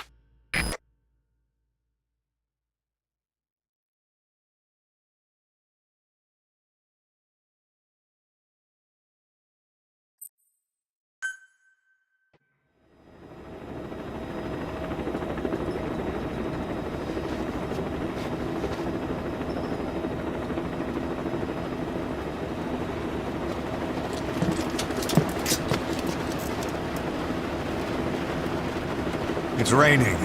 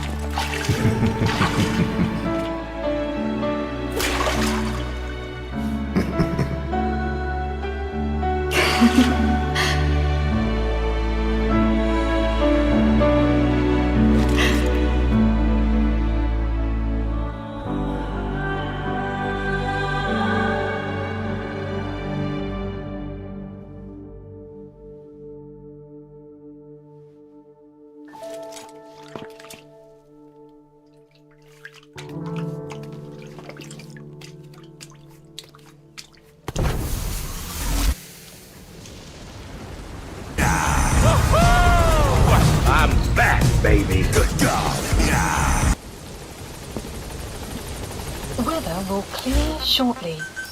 Please landing zone confirmed. I don't know how you do it. All I could do was obsess over revenge, doubting my comrades along the way. But even after all we've accomplished, the phantom pain never let up.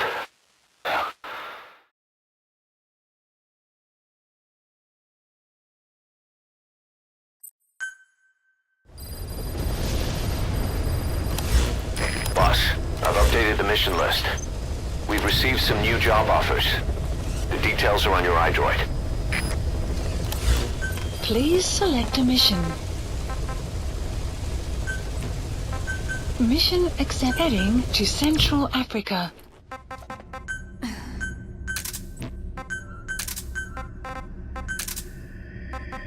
Deploying.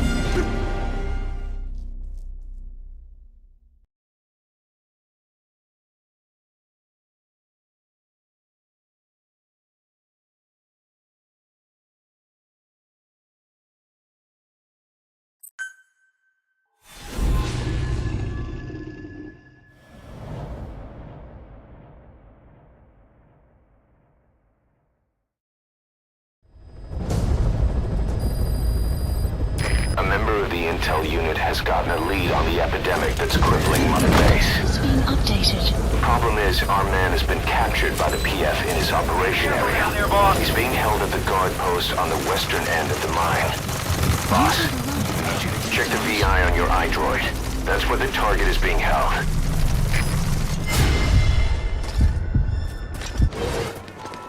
The target. He got out on his own. Mission Boss, selected. cover his escape, then extract him once the coast is clear.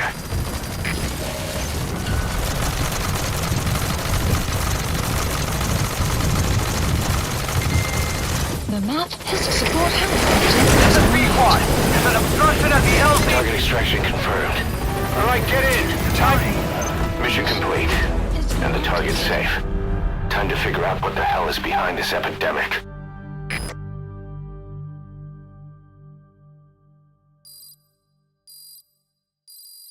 Exfiltrated hot zone.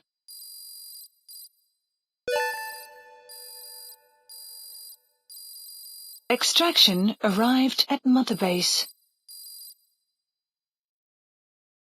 All right, mission complete, boss. Boss.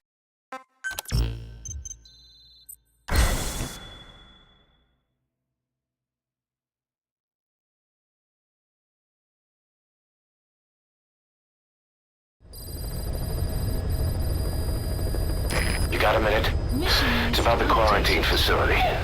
We've more or less figured out what caused the mutation in the vocal cord parasites. It was the radiation from that scanner. And the one who installed it was Emmerich. I've added a tape recording of the interrogation. You should listen to it.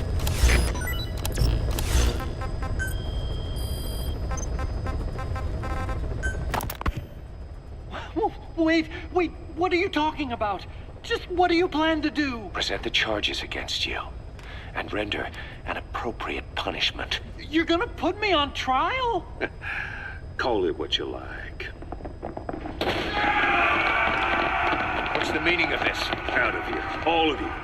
Back to your posts. No, hang on. Huey has killed their comrades and interfered with their lives. They've had all they can take. Kill that son of a bitch! Kill her! Stop! This is insane! You have no evidence whatsoever. You say you're an army free from government. You talk big about being a nation unto yourselves. But from the outside, you're just thugs, rebels, a militia, terrorists, an unhinged threat to society.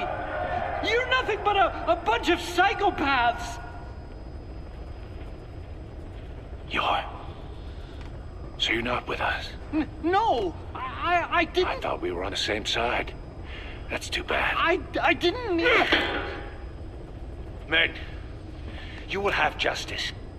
But our organization, the boss's organization, is built on order and reason. There will be no lynch mob. So stand down for today. We will gather all the evidence of this man's crimes. And then he will be tried. Dismissed. What do you think you're doing? Go ahead and execute me. It'll be murder in the eyes of the world. You've lost your minds. Don't you get it? You're seeing phantoms.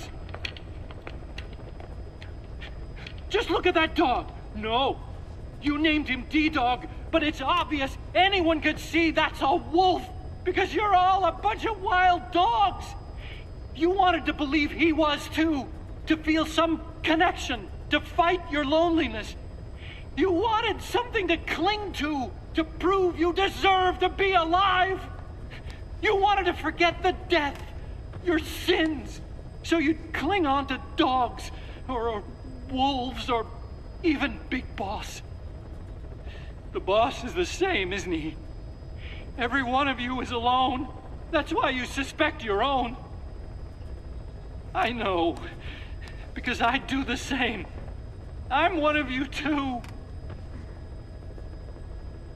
Alone.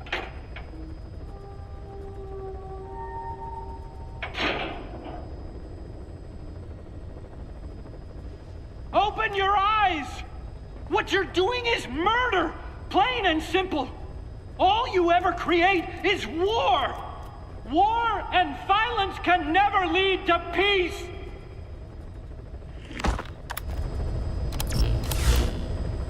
Please select a mission. Mission accepted. Deploying.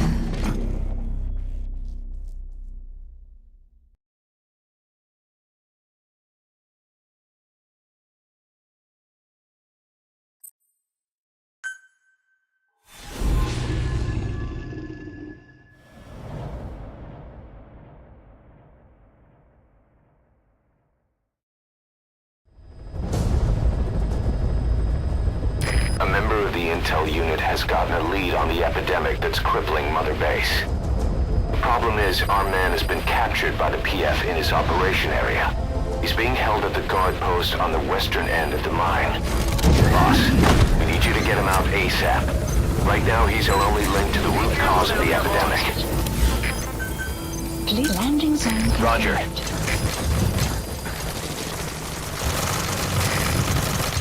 You have arrived at your destination. Check the VI on your iDroid. That's where the target is being held. Stand by! The target. He got out on his own. Boss, cover his escape. This is clear.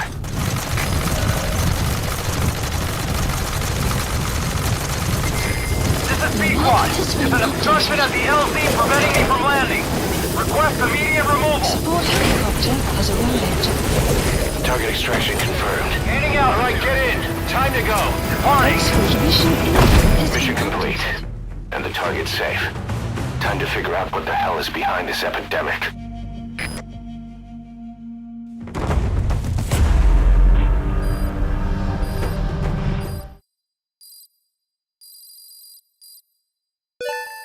Extraction arrived at Mother Base.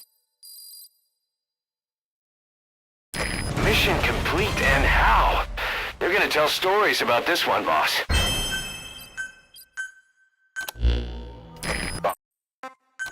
Boss, you there? We have a problem. The staff have found out everything that Emmerich's been up to. They're right on the edge. I need you to intervene before things get out of control. Get back to Mother Base ASAP.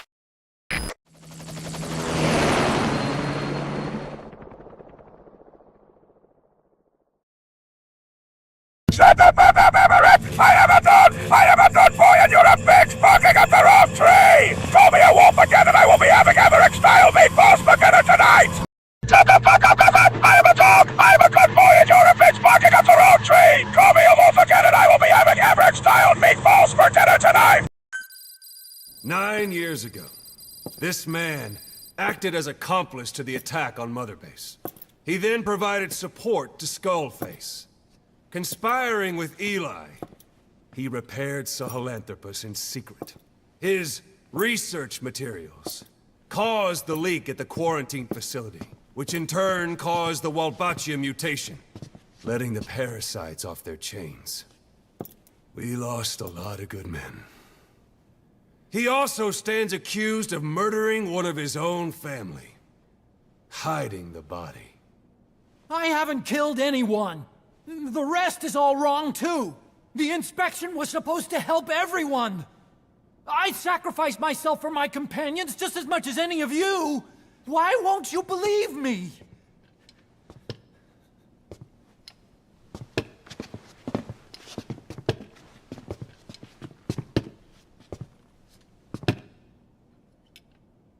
The prosecution calls a witness.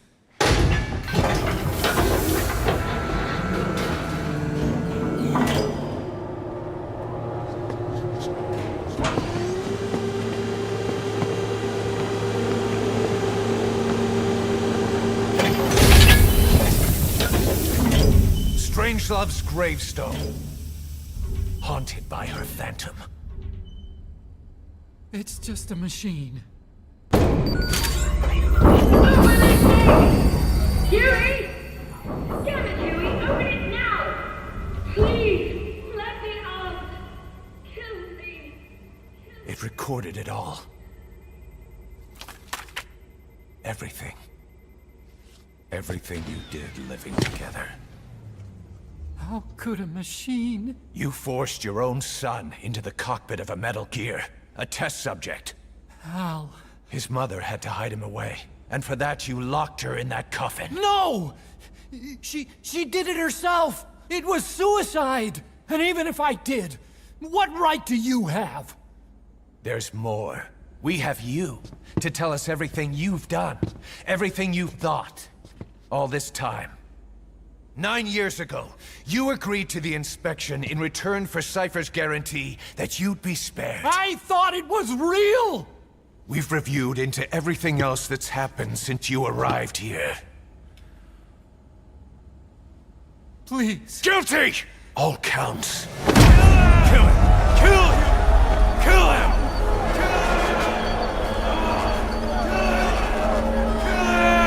Kill him! Kill that son of a bitch! Kill him!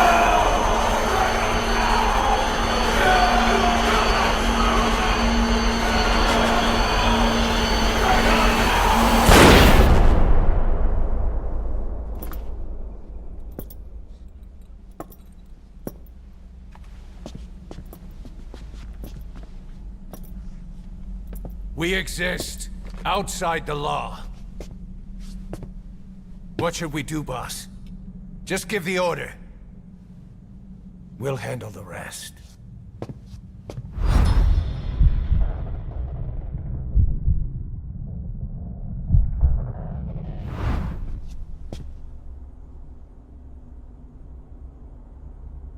Prepare a life raft. Big enough for one. Food and water, too. Boss. He's leaving. He's responsible for all of this! Think of all the men! He didn't lose a damn thing! This is the enemy! And he's here on his knees! Oz, you are right. He is not one of us. But we are not responsible to judge an enemy. He leaves Mother Base, and that'll be the end of it.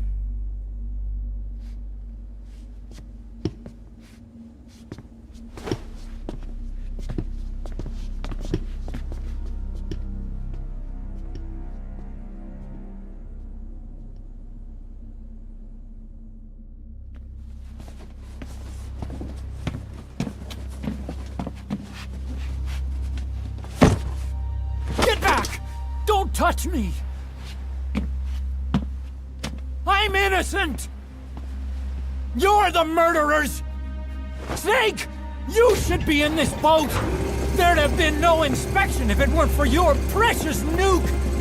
I risked my life trying to save you all! How can you do this? Am I the only sane one here?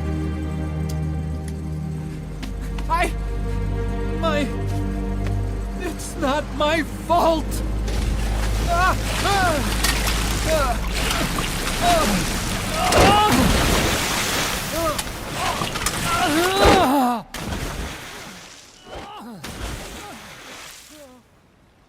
Look, You can't discard your phantoms forever, Doctor.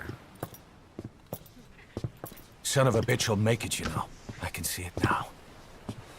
In no time, he'll be telling tales about the black-hearted Diamond Dogs. The Shining White Knight, blabbering on about our injustice, hiding behind his fool's idea of morality. And all the other fools will stand around, nodding with every word he says. No. One day he'll see through the lies he's built up. Realize what kind of man he really is. What goes around comes around. You can't run from yourself forever.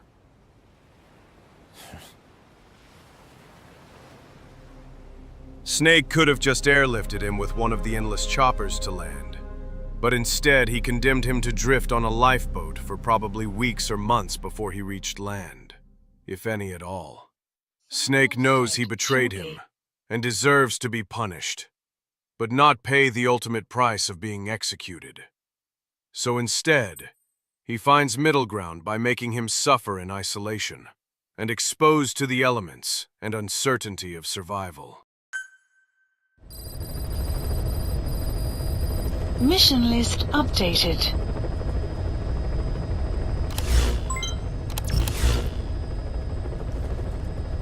Please select a mission. Mission heading to Central Africa.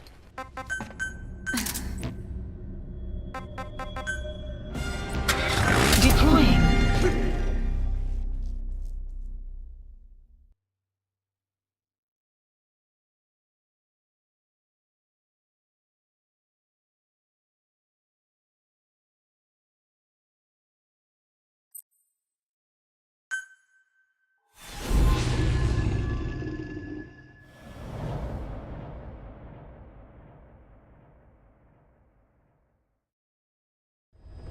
When everyone asks why I was upstairs having an ass-clapping session with EE's mom, this is why. My father was a bastard in his own right, and he deserved everything that came to him that day. The fact EE almost drowned too was likely a case of him not wanting to go to hell alone. Sorry I wasn't there to save you, Mom, but I hope you rest in peace now that I know the truth about my scumbag of a father, who lacked a backbone to accept his own faults. Thank you for showing me the truth, Big Boss. A member of the intel unit has gotten a lead on the epidemic that's crippling Mother Base. The problem is, our man has been captured by the PF in his operation area. He's being held at the guard post on the western end of the mine. Boss, we need you to get him out ASAP. Right now, he's our only link to the root cause of the epidemic. Be careful down there, boss! You have arrived. Check the VI on your iDroid. That's where the target is being held. The target. He got out on his own. Boss, cover his escape, then Info has been updated. Please land. The map has been updated.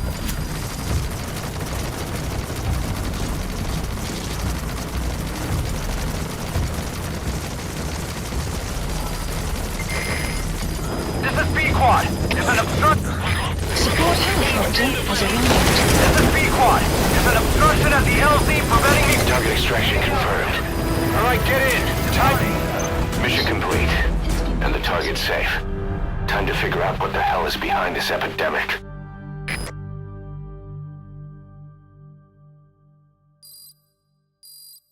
Exfiltrated hot zone. Extraction arrived at Mother Base. Mission complete, and how? They're gonna tell stories about... Boss.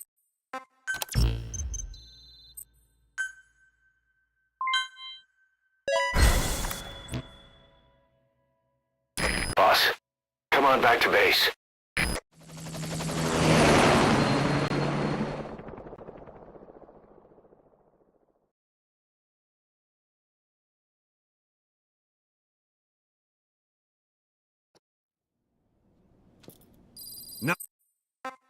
Sun will set shortly.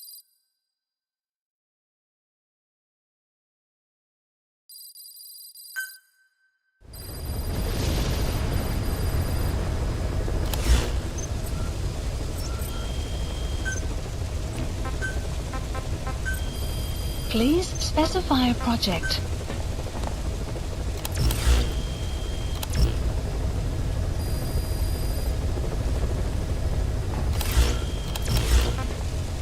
Please select a mission. Mission accept. Heading to Central Africa. Deploying.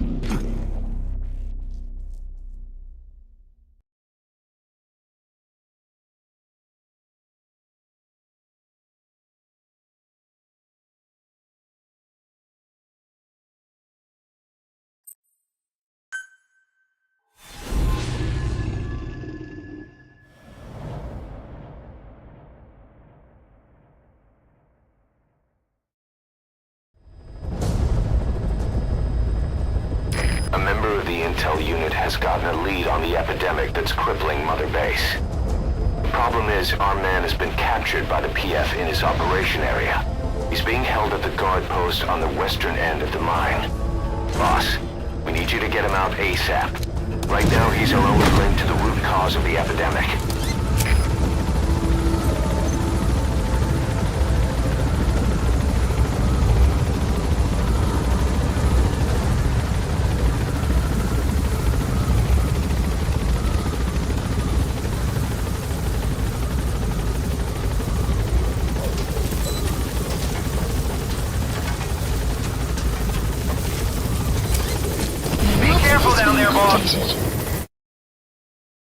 Snake knows that Huey can no longer stay on Mother Base, because Miller and all the men want to string him up. He wants to spare his life, because he knows deep inside, he's still the geek he met back at Costa Rica that has lost himself. But at the same time, he has to appease Miller by not simply airlifting him, instead condemning him to the Tom Hanks treatment. Wilson! Snake knows that Huey can no longer stay on Mother Base, because Miller and all the men want to string him up. He wants to spare his life, because he knows deep inside he's still the geek he met back at Costa Rica that has lost himself. But at the same time, he has to appease Miller by not simply airlifting him, instead condemning him to the Tom Hanks treatment. Wilson!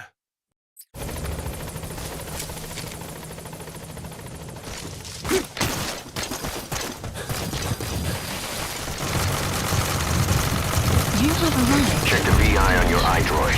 That's where the target is being held. The target. He got out on his own. Please landing Boss, zone. cover his escape, then extract him once the coast is clear.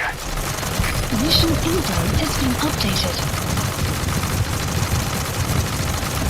The map has been updated. This is Pequod! On station at LZ! Target extraction confirmed. Alright, get in! Time! Mission complete. And the target's safe. Time to figure out what the hell is behind this epidemic.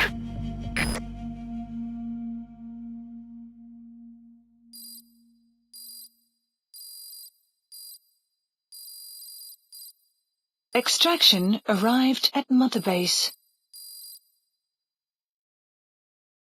Mission complete, then.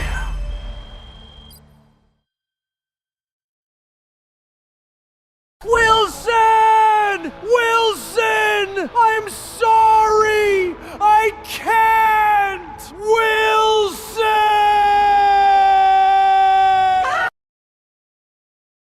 Ah! Boss.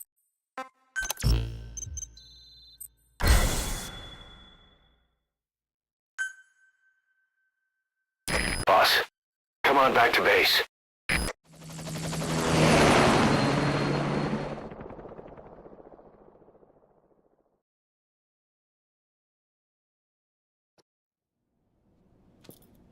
Nine years ago. Some will set shortly.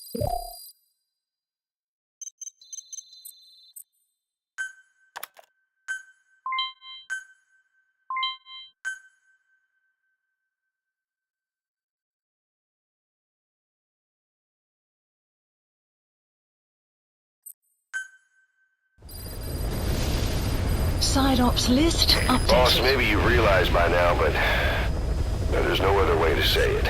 Quiet's gone. She pulled her camo stun and stowed away on a departing chopper. After pinpointing which she took, we figured out her destination. Afghanistan. Get after her. Only you can do this. Boss, I told you this would happen. I wish I could say good riddance, but Quiet knows too much about us. We can't just leave her out there. Remember what you told me when she first got here. One of these days, we're gonna have to kill her. When the time comes, I'll pull the trigger. I'd say that time has come.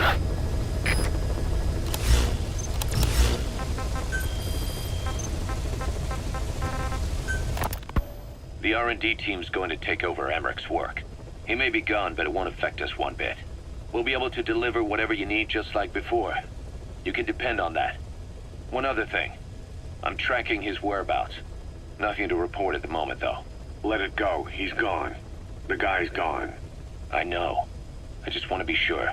Not like I'm losing sleep over this son of a bitch. Open this thing! Huey! Damn it, Huey! Open it now! Please! Let me out! Kill me. Kill me!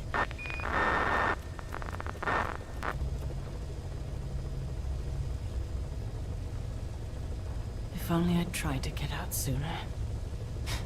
Perhaps I'd have made it. Why didn't I stop the hatch from closing? Even if it meant losing an arm.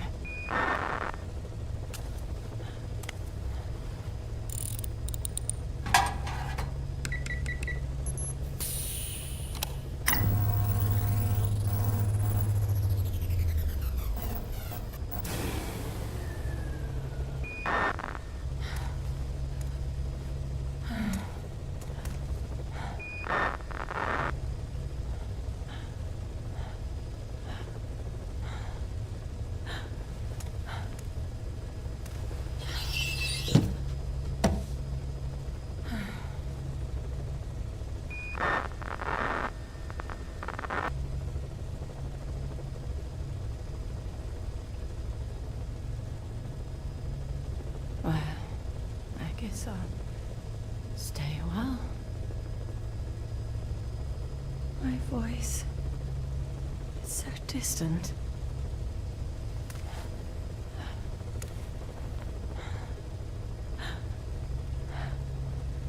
But you can hear me, can't you, Joy? I know you can. You're recording all of this. Deep down in some memory board he'll never find. Duplicating it. Burying it under heaps of meaningless code.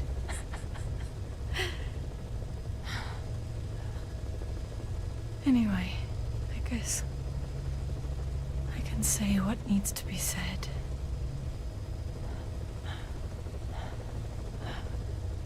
I can still do that much. Talk to you.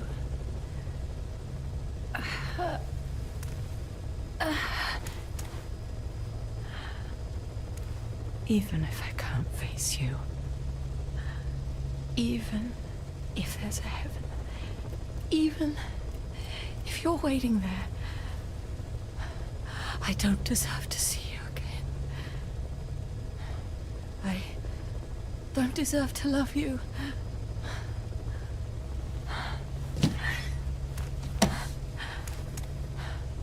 I signed up for Zero's plan.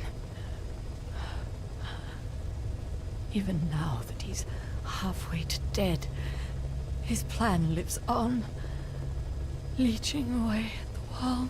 And it took your strength to make it happen.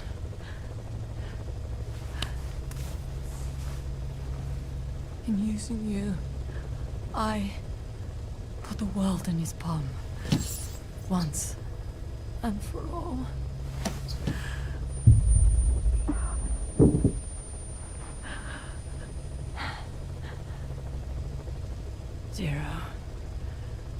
Zero, or whoever it is who's taken his name.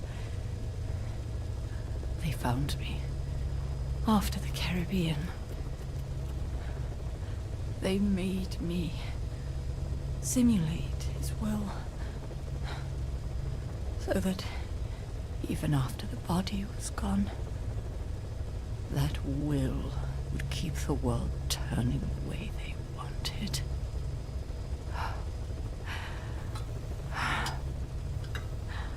I had no choice. They dredged Lago Kosibolka, pulled up your phantom, forced me to revive and modify you. I thought I could bring you back, but in the end, I sold your will to him.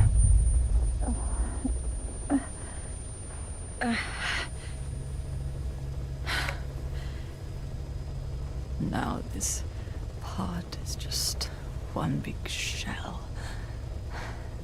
A husk. Your phantom's no longer here. As for me, everything I touch turns to ashes. I could never make anyone happy.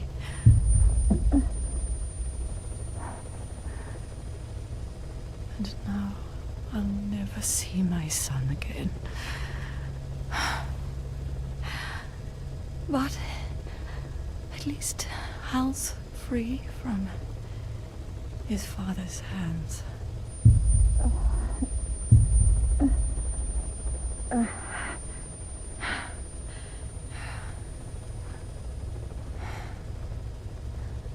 Me, with child. Can you imagine? I wonder how you took the news. Were you jealous? I knew what I was doing. I can't breathe! I can't breathe!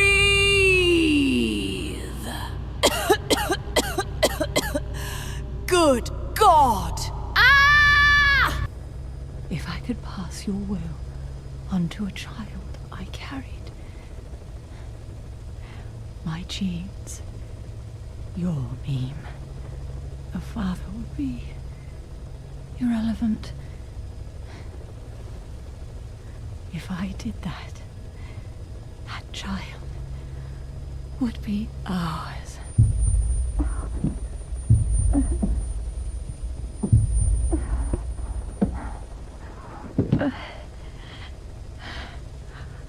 I've been a fool.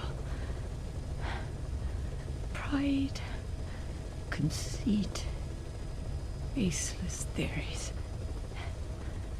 Of course, I couldn't see through the dream. The false you I created. I only wanted to pass your will on to the next generation. But Zero took it away. And now I haven't just lost you. I've lost my...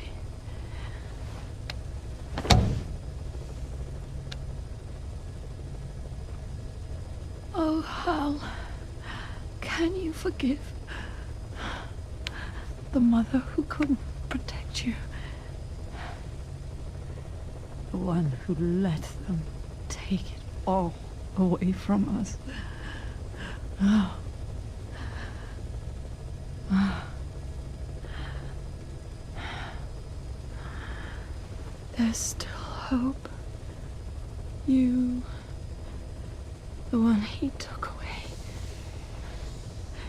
He'll never break your will. The will to make this world the way you saw it could be.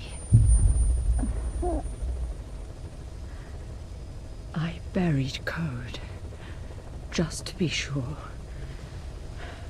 Inside of you, there is an egg. And when someone finds it, when they crack it, there'll be nothing left to stop you.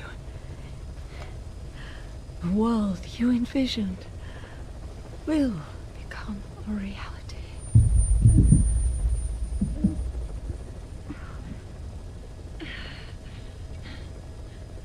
Joy, I know you can hear me. You do remember my voice, don't you? Please, take care of our son.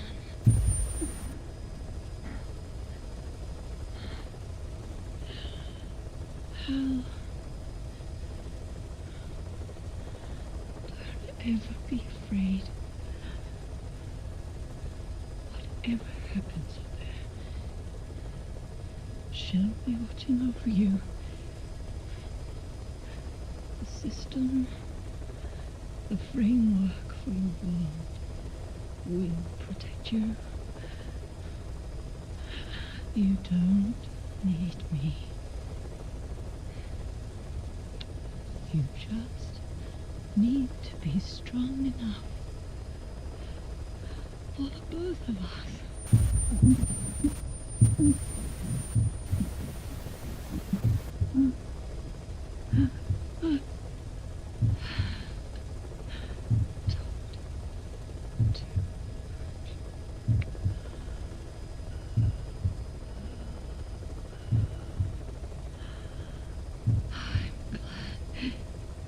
It's you.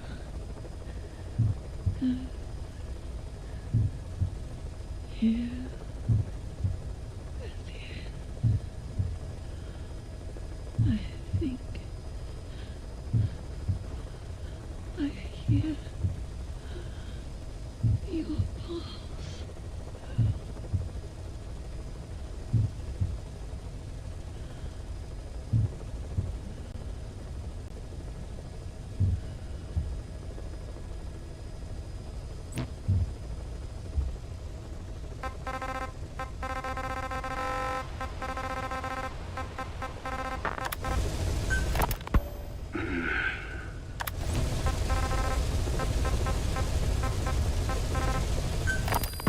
I want to thank you, Code Talker.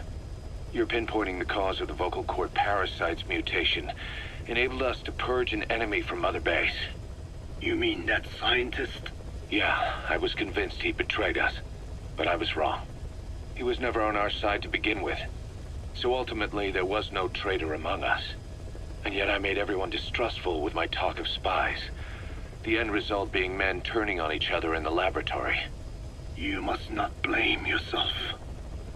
They were all infected with the mutated strain. The outcome would have been the same. You know, we defeated Skullface, but it didn't lessen our pain. It's a pain we'll never be rid of. I see that now, but I thought I could burn it away. In the end, all I burned was our own men. Infectious diseases, parasites. Without such foreign enemies, the immune system will start attacking the body, developing allergies and autoimmune diseases. The same is true of organizations. You're right. But I do not deserve to rebuke you. My desire to retaliate against the English language is what attracted me to the vocal cord parasites in the first place. Had it not been for that, I would never have been used by Skullface. We both allowed revenge to crawl into our minds and lay its eggs. Sahelanthropus will unleash that thirst onto the future. How long are we going to be tormented by what he left behind? There is no choice but to live with that pain. Be symbiotic with our vengeful nature. Whatever we do, we must not allow that thirst for revenge to control us.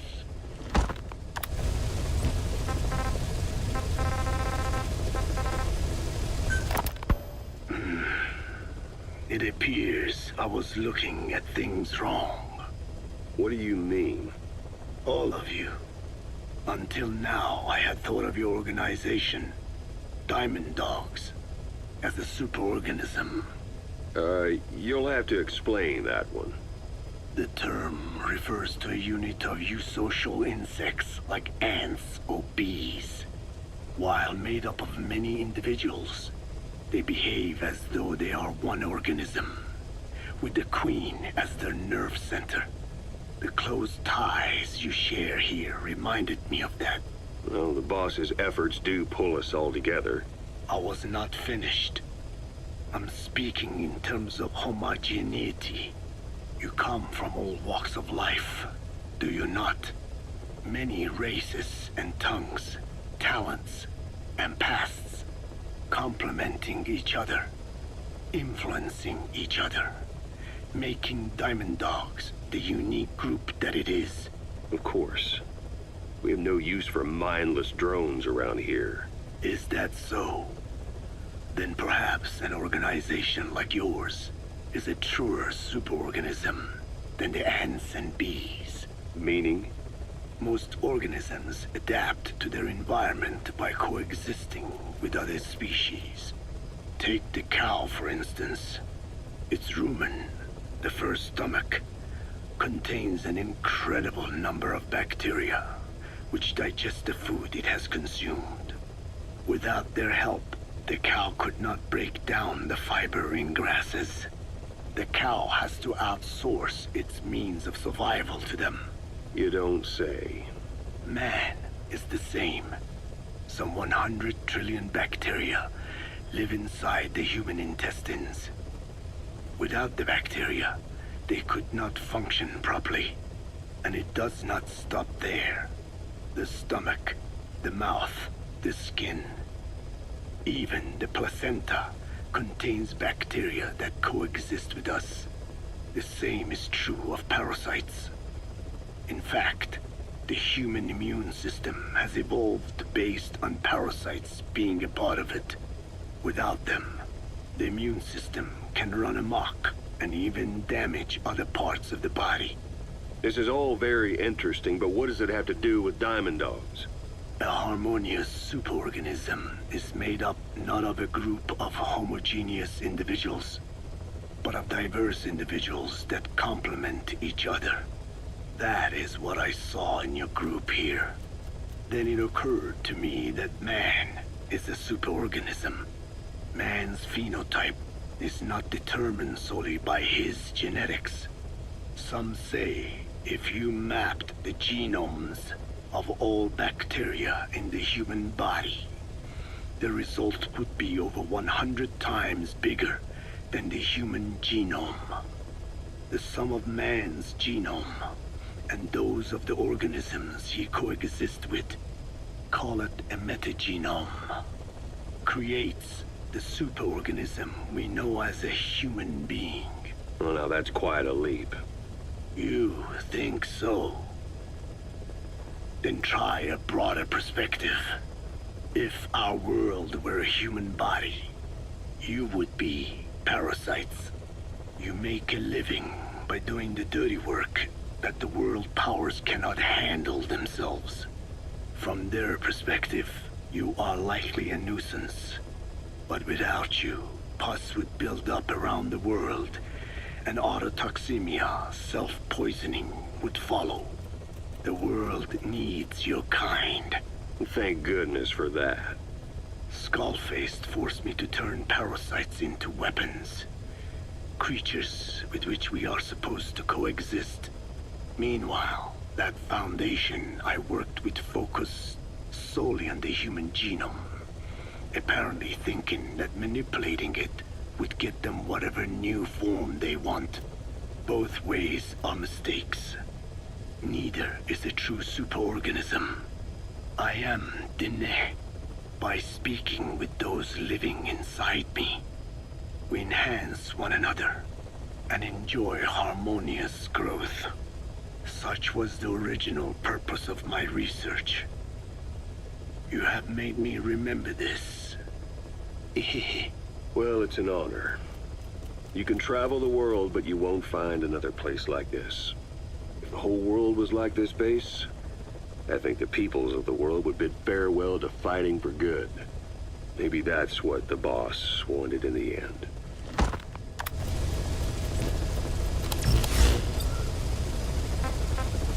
Please select a mission. Please select heading to Afghanistan.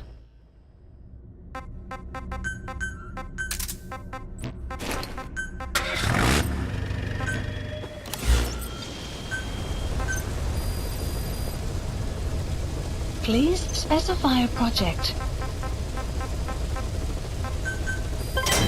Development project has been added. Development project has been added. Please select a mission. Please select a heading to Afghanistan.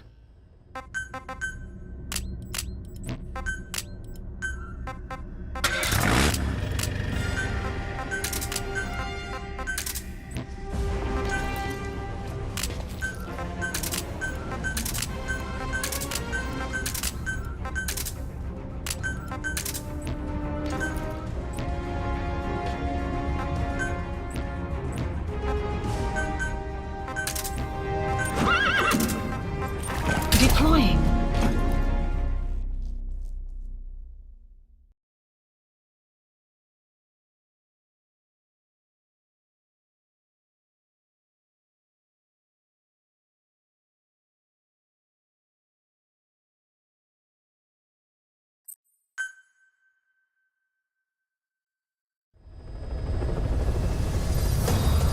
I know you're an expert when it comes to solo infiltrations, but now you have buddies who will fight alongside you. Use your iDroid to deploy them whenever you like. The role of your buddies is to support you during missions. There's more than one way for them to do that. To get the most out of a buddy's abilities, you need to give the right order for the situation.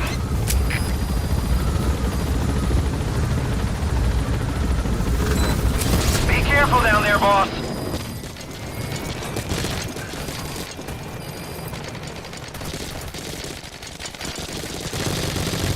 Quag should be around there somewhere.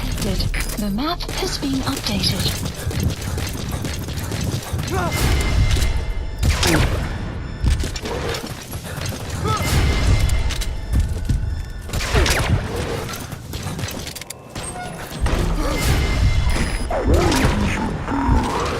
Has she been moved somewhere?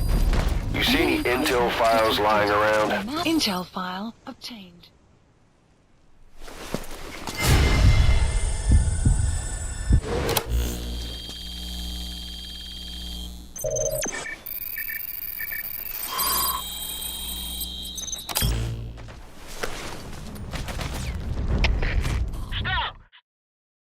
Extraction arrived at Mother Base.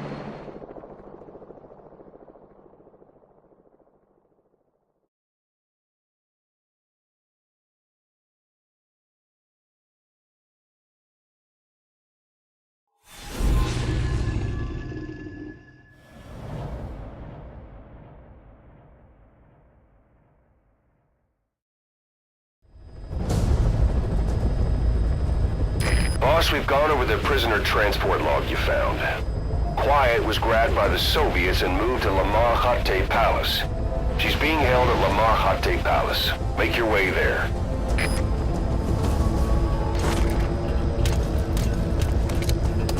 They lost a lot of men to her. Can't blame them for wanting payback.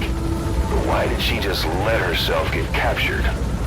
I think it is time you knew. Quiet was carrying vocal cord parasites. The English strain, to be precise. Be careful The there, third English boss. pair. Skullface was using her as a vector. An ace in the hole if his assassination plan failed. I knew it. But Quiet chose not to speak. She told me the situation in Diné, Navajo. The only language to which the parasites do not react. If you found out, she could not remain among you. And yet, she refused the Wolbachia treatment. Why? Because part of her still wanted revenge. Against you. Revenge against the boss? In order to stay here, she took a vow of eternal silence. But then, that sudden mutation showed this was not enough. As long as the parasites were inside her, she could not predict what might happen. And that's why she took off? Sacrificing herself to make sure the English strain died with her? Maybe. Or maybe she only wants to infect the world. Whatever her plan, we can't let her go free. The vocal cord parasites are the last of Skullface's legacy. It's up to us to erase it. Boss, the targets are quiet and the English strain she's carrying. Your objective is to extract her. But if worst comes to worst, she may have to be eliminated. Both her and the parasites. We don't know for sure what Quiet's up to, but we need to secure her ASAP. She's being held at Lamar Hate Palace. Make your way there.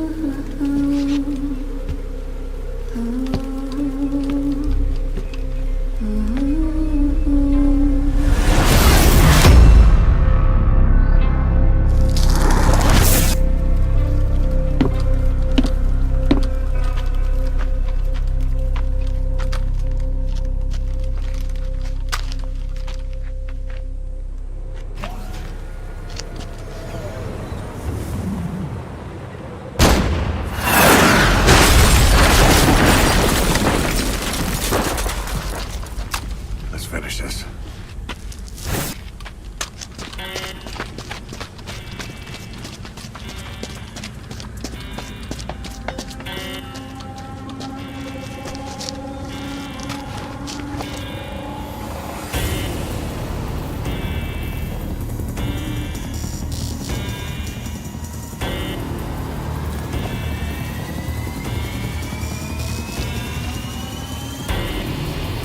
You're surrounded.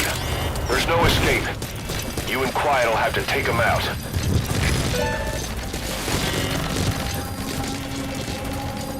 Mission info has been updated. Supplies requested.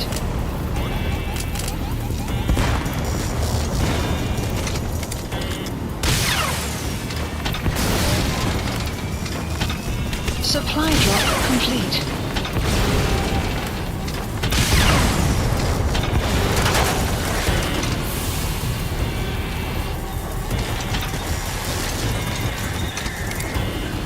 Quiet's able to fight. She's back to her old self.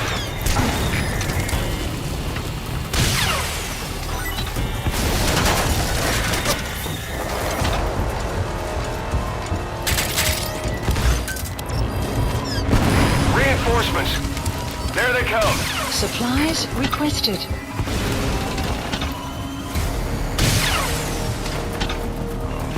Supply drop complete.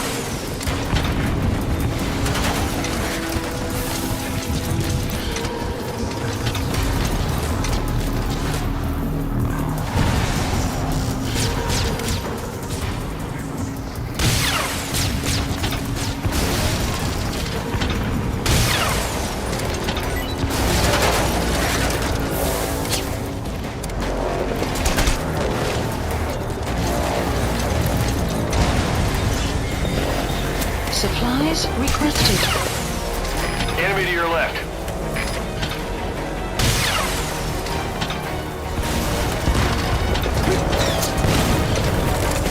Supply drop complete.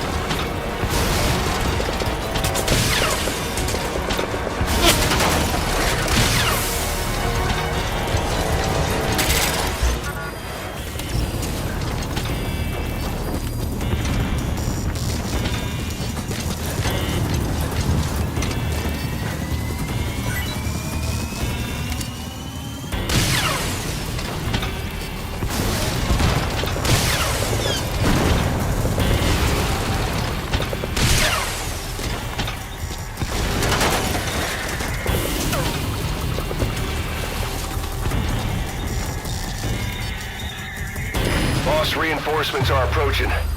Get ready while you have the time. If you have mines, boss, now's the time to plant them. Try to predict the enemy's route. Supply drop complete.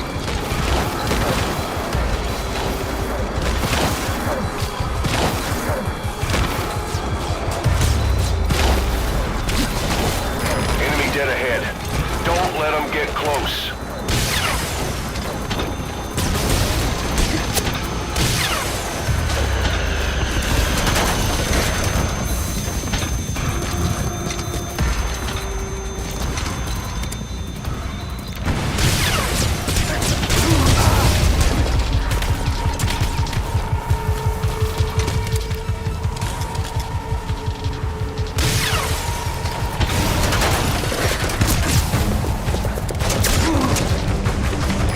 Inbound from the left.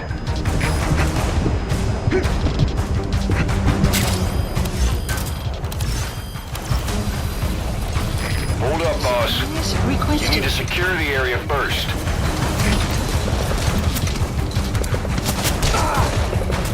Supply drop complete.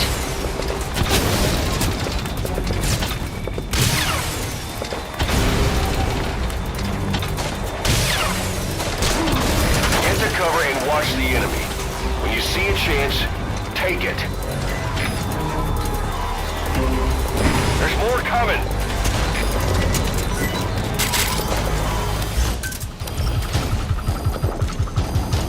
Supplies requested.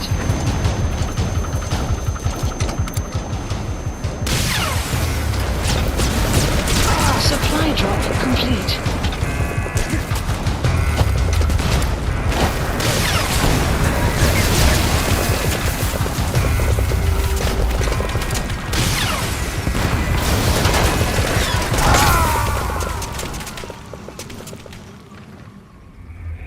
Boss, come in. Boss? Boss!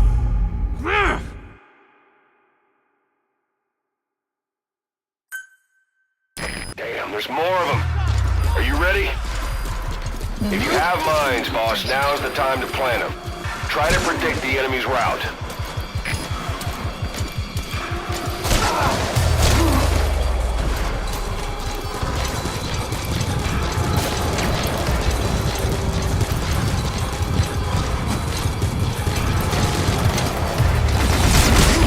Dead ahead. Don't let them get close. Enemy presence detected. Where are you going? Stay with quiet. She's ready to fight. Enemy to your left. Hold up, boss. You need to secure the area first. There's more coming. Where are you going? Stay with quiet. She's ready to fight. Enemy to your right. The enemy's almost finished. You can do this, boss. That's an enemy gunship. Seen. Airborne enemy approaching. Look out! Enemy presence detected. Map has been updated.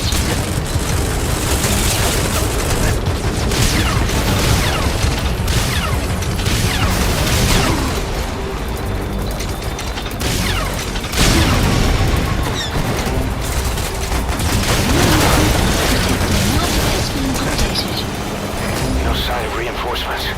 Almost done. Supplies requested. You have arrived at our destination. Supply drop complete. Subject on board. Leave the rest to us. Your destination. Enemy presence detected. Map has been updated. You have arrived at our destination.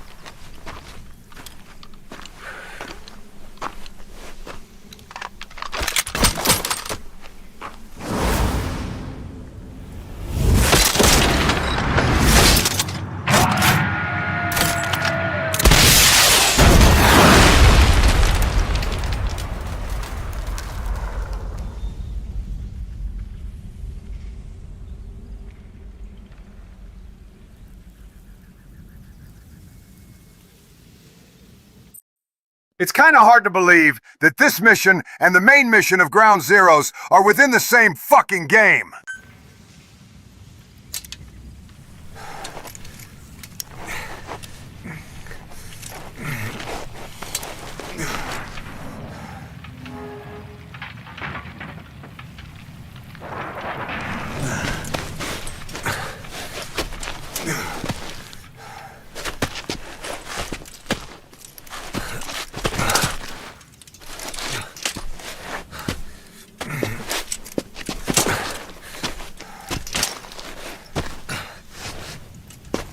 Quiet.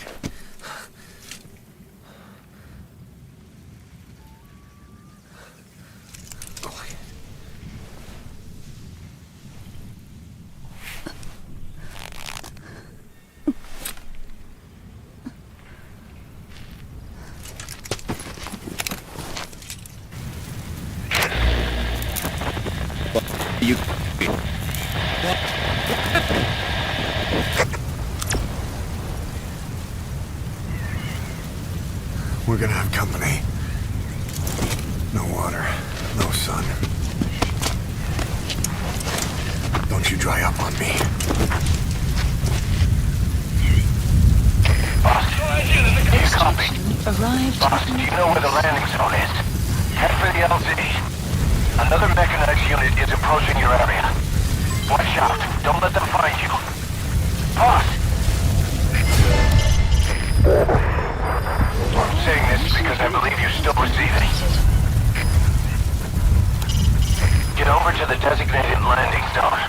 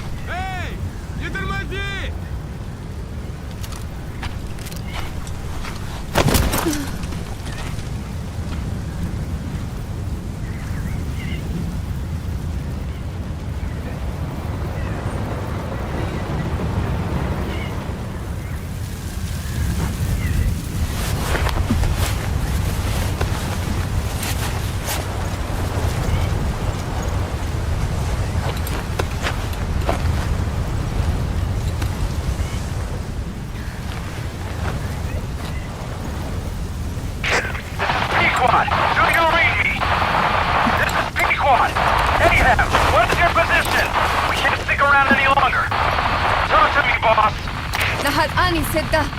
Sniffo. Ahab, I can't copy your transmission. Repeat. Tisho. Nishe. Nahat ani tatsa. Again, I cannot copy. Can you repeat in English? This is Pequot. Ahab! Ahab, do you copy?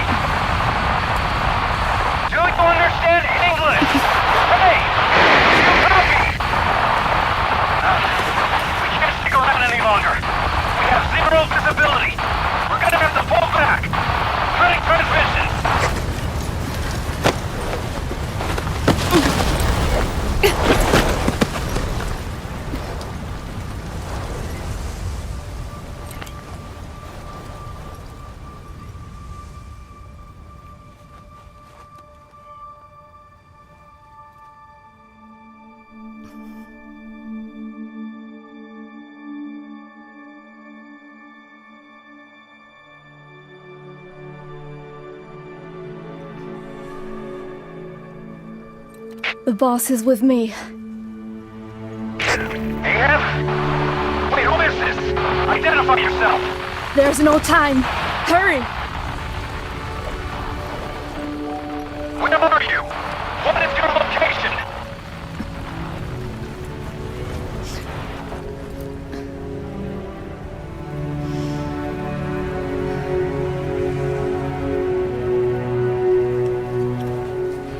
No, you're moving away from us. Circle back to your 8 o'clock. Copy that. Guide me to your location. Proceed to your 10 o'clock. Understood. Come back toward your 1 o'clock. Copy. 1 o'clock. Shift slightly to your left. Now proceed straight. 1.5 miles.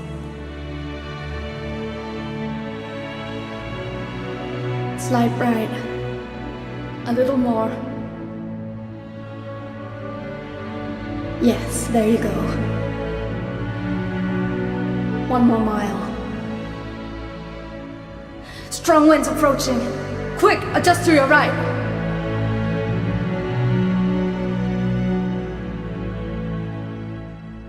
Left. A little left. Yes. Now hold your position and proceed straight. Half a mile to go.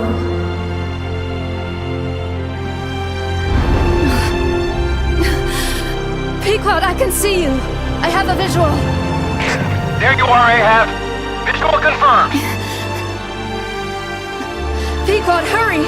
This way. I didn't know you could be so talkative, Quiet. The boss is here.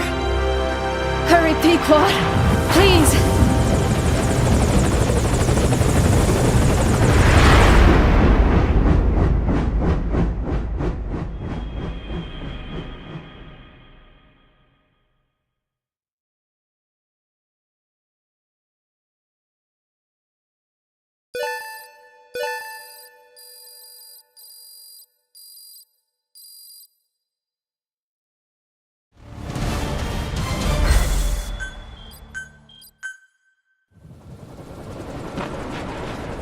Boss! Boss! I gave you an anti-venom. Where's Quiet? We've gotta go.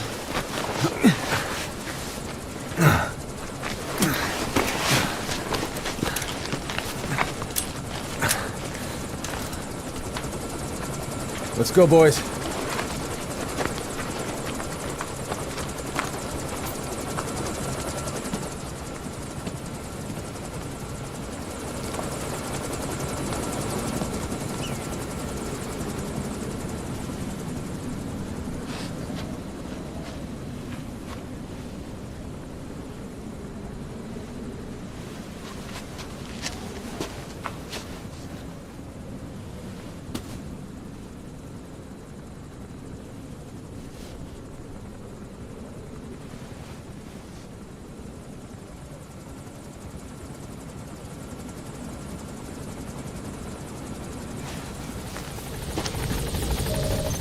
Mission info has been updated.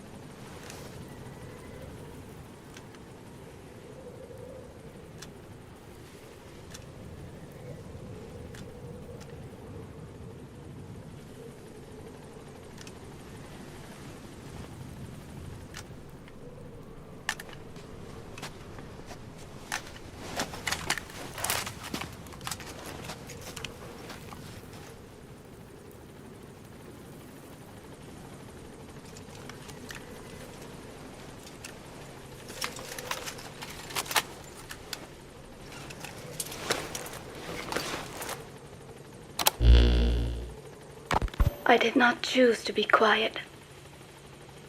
I wanted to express my feelings to you. If only we shared a common tongue.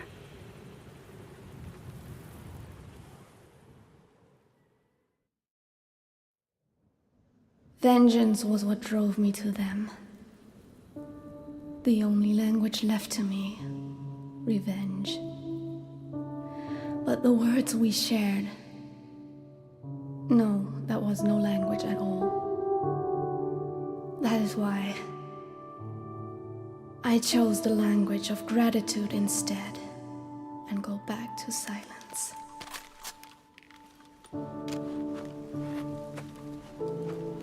I am quiet. I am the absence of words. Brothers!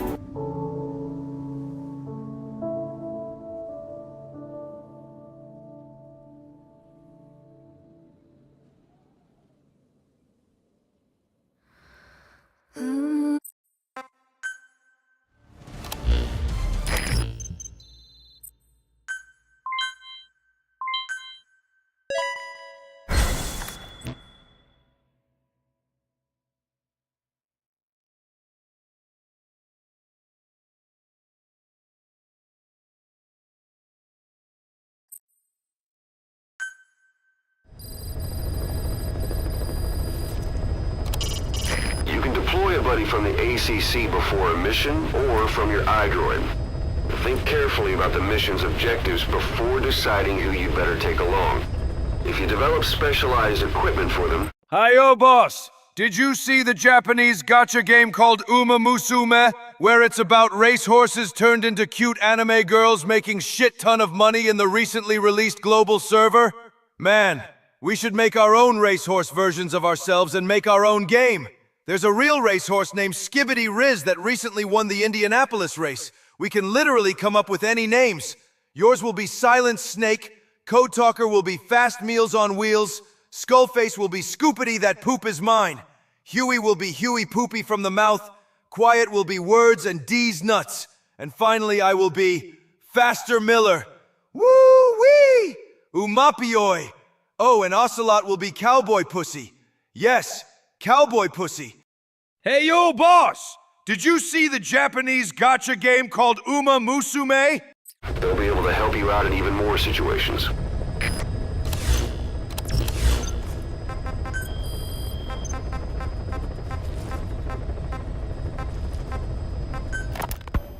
Boss, we've gone over the...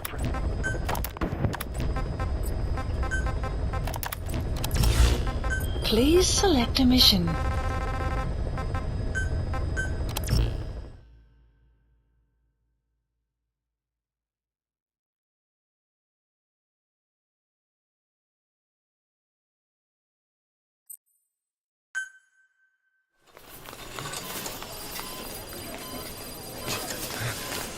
Don't you die on me, damn it! BB's dropping! Intubate, now! Cardiac arrest, he's in BFib!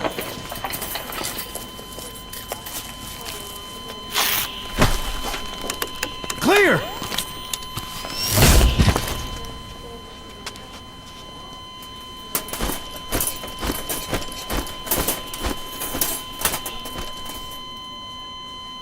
No response, hit him again! Clear!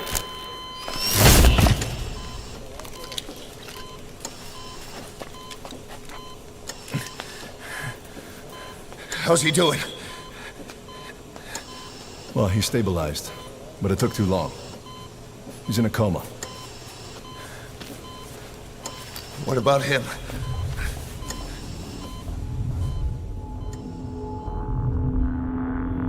He, took some shrapnel.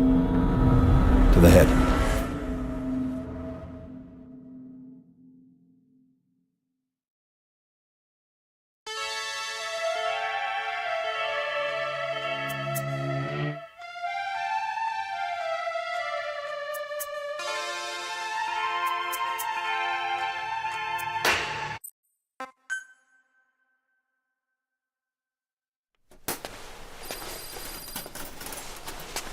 Ακούεις με?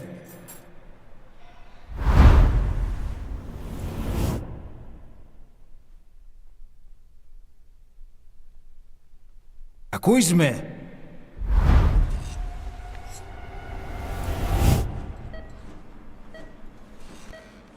Can you hear me?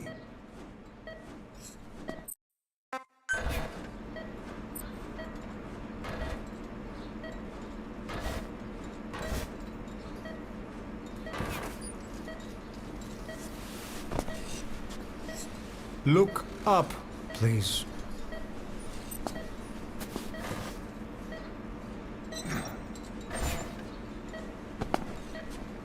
Very good.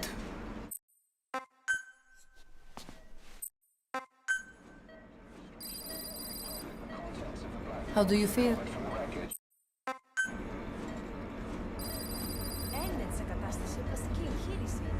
Κάποιος ήδη γνωρίζει ότι έχει ξυπνήσει. Και αν τρέχει μεγάλο κίνδυνο, πρέπει να ενεργήσουμε άμεσα. Προετοιμάστε τον για εγχείρηση. Δεν το πιστεύω.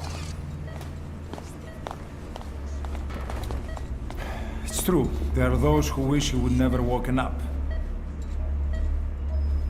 You should be dead, but you're not. The wheels are in motion.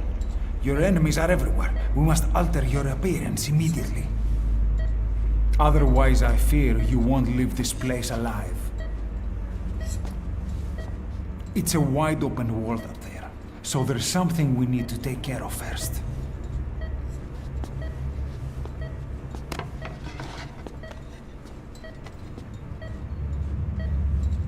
This is you, as you've lived until this day.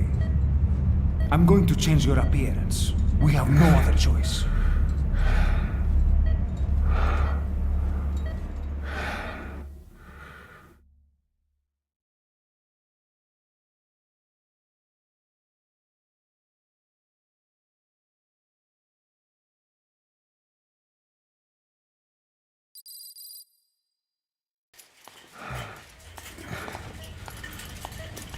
Very good. Now, let's remove these bandages. Your face has healed nicely. To tell you the truth, these bandages were more for your protection, to hide you from those who want you dead. As of today, your name is Ahab. Forget everything. Your name, your past.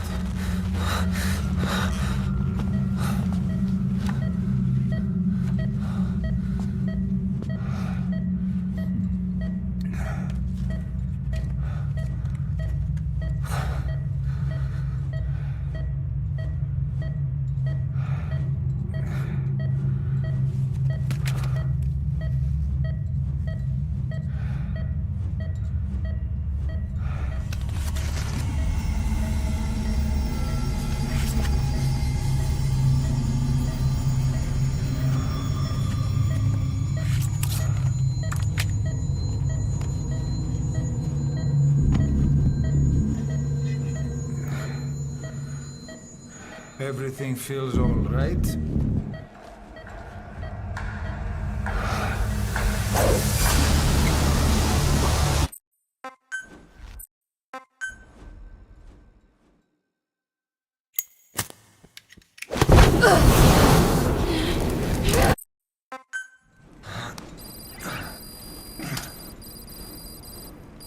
Can you keep up? We're getting it. Move it. This way. We better take the elevator. Don't tell me you can do this. Get it together, Ahab. Move! Drugs kicked in? Good, let's hurry. Keep your head down.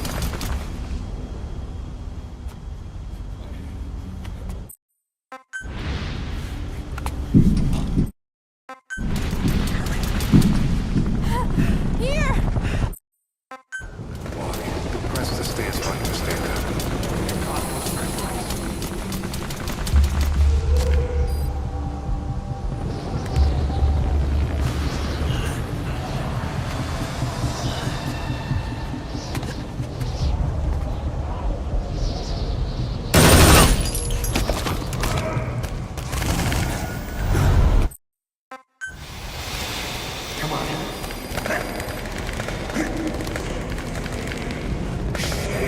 It's ugly down there. Turn back. Do you hear that? What's going on out there? Hey! Huh? Proszę. Okay. Hey! Hey! Hey! I can't see what's happening. What is that? What's happening out there? Does anybody know? Hey!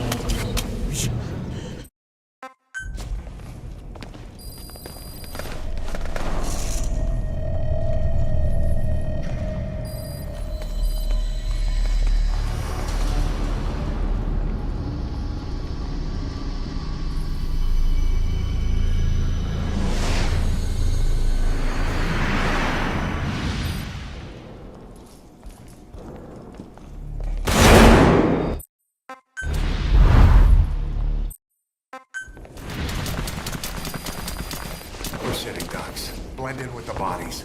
Get down on your stomach and crawl. If you move, we're done for. Play dead.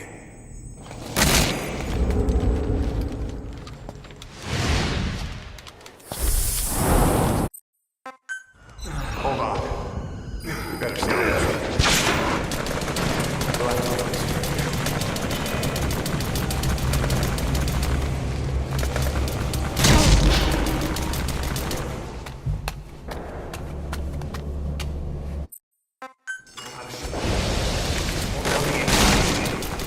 Press the attack button to fight. Destroy it. Calm down. You can do this. Hurry up and get with the program.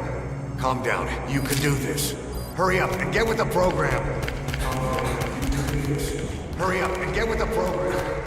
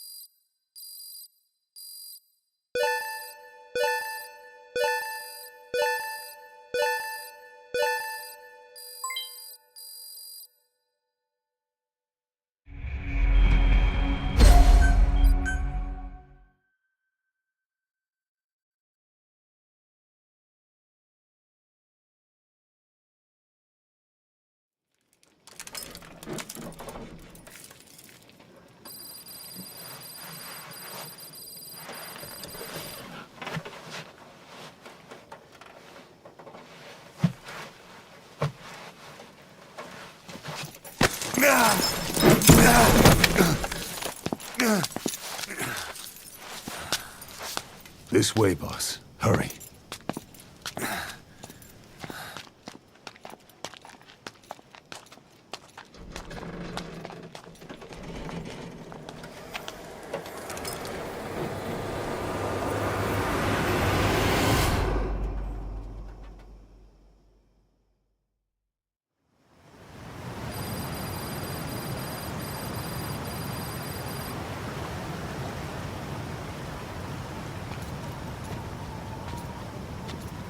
Use that bike. It's tuned up and ready to go.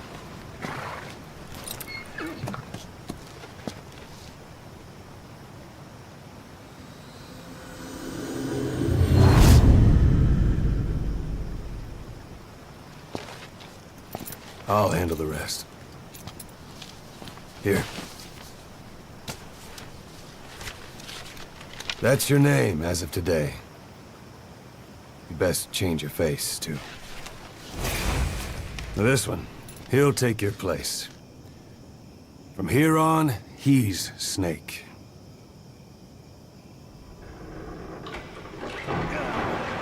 He believes it, too. My very own Phantom, huh?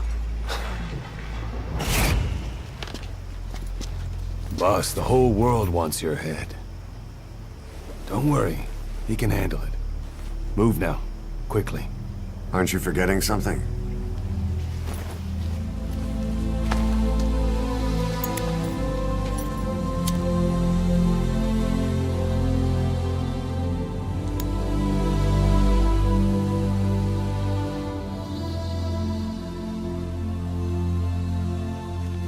We'll meet again.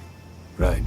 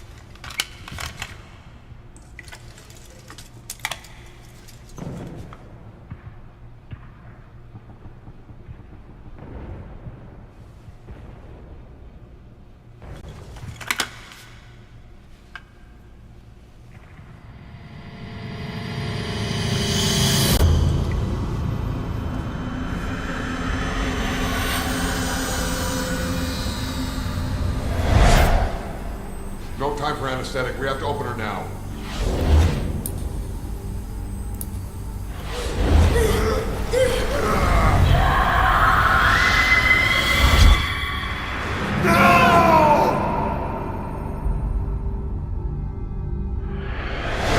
Boss.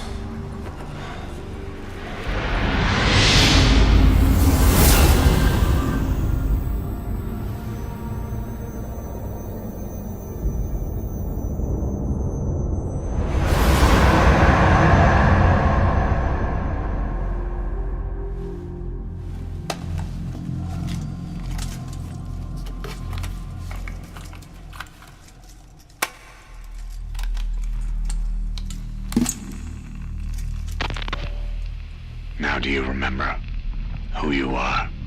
What you were meant to do?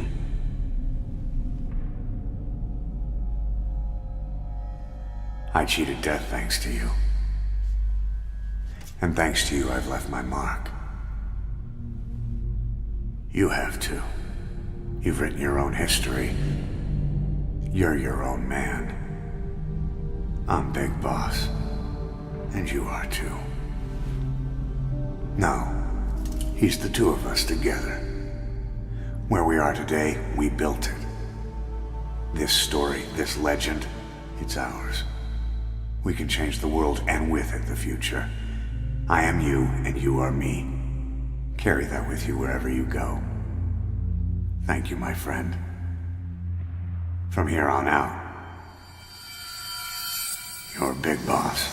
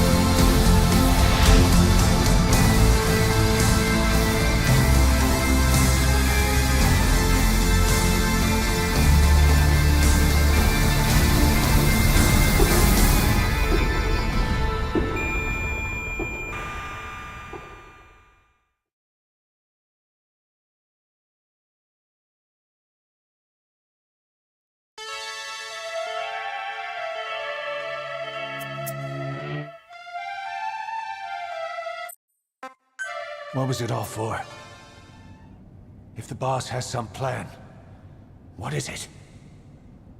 The real Big Boss is working separately from us to create his new nation. New nation? A military nation above and apart from all. The true outer heaven. Something created to maintain world balance.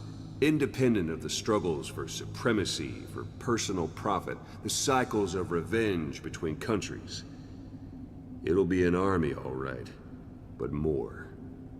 Big Boss is building a nation. But until it's complete, we support the other Big Boss. The Phantom carries on his legend, his meme. That is Big Boss's plan. So that's the way it is. 9 years ago, I thought everything had been taken from me. But now I really have lost it all. The boss, and the future we were building together. One day, the age of Big Boss's sons will arrive. They'll likely want to settle the score with him. We have to shape that age. We'll each have roles to play. Building the foundation for a revolution led by both Big Bosses, the True One and the Phantom. No. Big Boss can go to hell. I'll make the Phantom and his son stronger to send him there. For that, I'll keep playing my role. You know, sooner or later there will be only one boss. There's only room for one boss. His sons are fated to face each other someday too. If the day ever comes that you go back to Cypher, I'll aid the other son. And then you and I will be enemies too. One of us will have to kill the other. Fine by me. I'll be ready for the new age. Until then, we'd better get used to coexisting.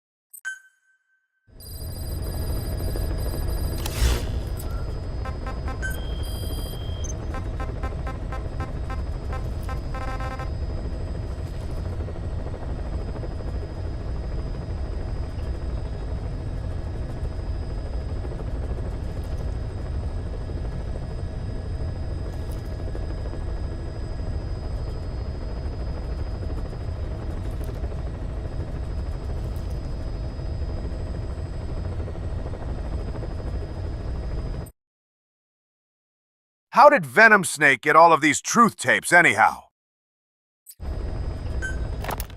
Boss, how are you back on your feet so quickly? There's a non-smoking ward. Boss. If I listened to everything the doctors said, I'd probably die in here.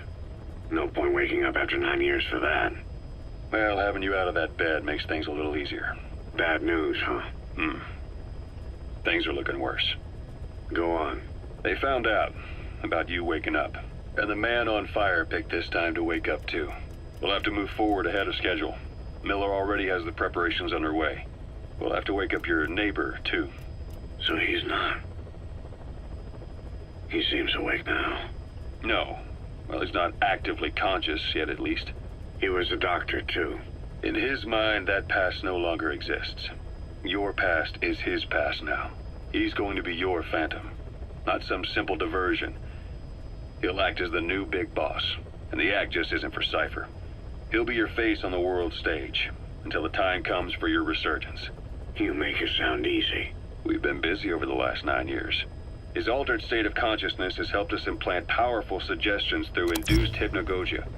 He's experienced all your missions on record and shares all your knowledge and experience to make him believe that he is the one true big boss.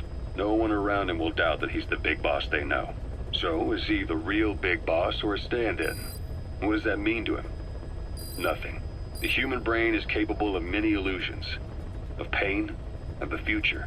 What happens from here depends on his skill. You can vouch for that. He was always the best man we had. But 9 years ago in that helicopter, he threw himself between you and the blast. In that moment, the man you knew died. He died protecting you. And now, by becoming you, he protects you again. This is just a detour in his journey to hell. And don't forget, it's what he wanted. He's in his dog days now. It's not just him. We'll be putting the people in this hospital in the line of fire. They'll be your shield and necessary diversion to buy us some time. And you? I'll be right by his side. Can you keep it up? It's a hell of a lie. It won't be a lie. I won't know his secret either. I'll believe that he's the real big boss. I'll have no conscious knowledge of you. Where's the lie in that? Self-hypnosis. It's nothing new in my line of work. Manipulating memories, the past. But that's not all. When the time is right, I need to remember that you're the real boss. In a world, it's double think. In this year, 2 + 2 = 5. And I want you to do the same. Right. His bodyguard? Correct. It won't be long before this hospital comes under attack. We'll wake him up right away, but he won't be back to full health in time. You'll need to take him through his final paces. Yeah. I want to see his face again. All right, John. I've never forgotten you in these 9 years, but I have to forget you now. Adam, I'm counting on you. What's up? About the 1972 project. Les Enfants Terribles. You never did like the French. All that Catherine the Great aristocratic pompousness gets to me, that's all. Palace talk. They can keep it. Les enfants terribles. You terrible children.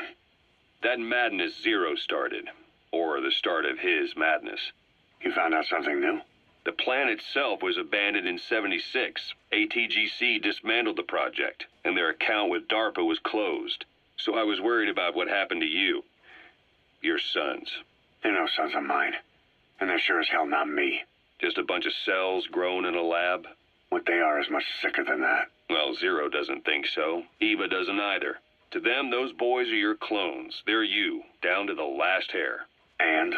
The first boys were raised free range, like we thought. Both of them.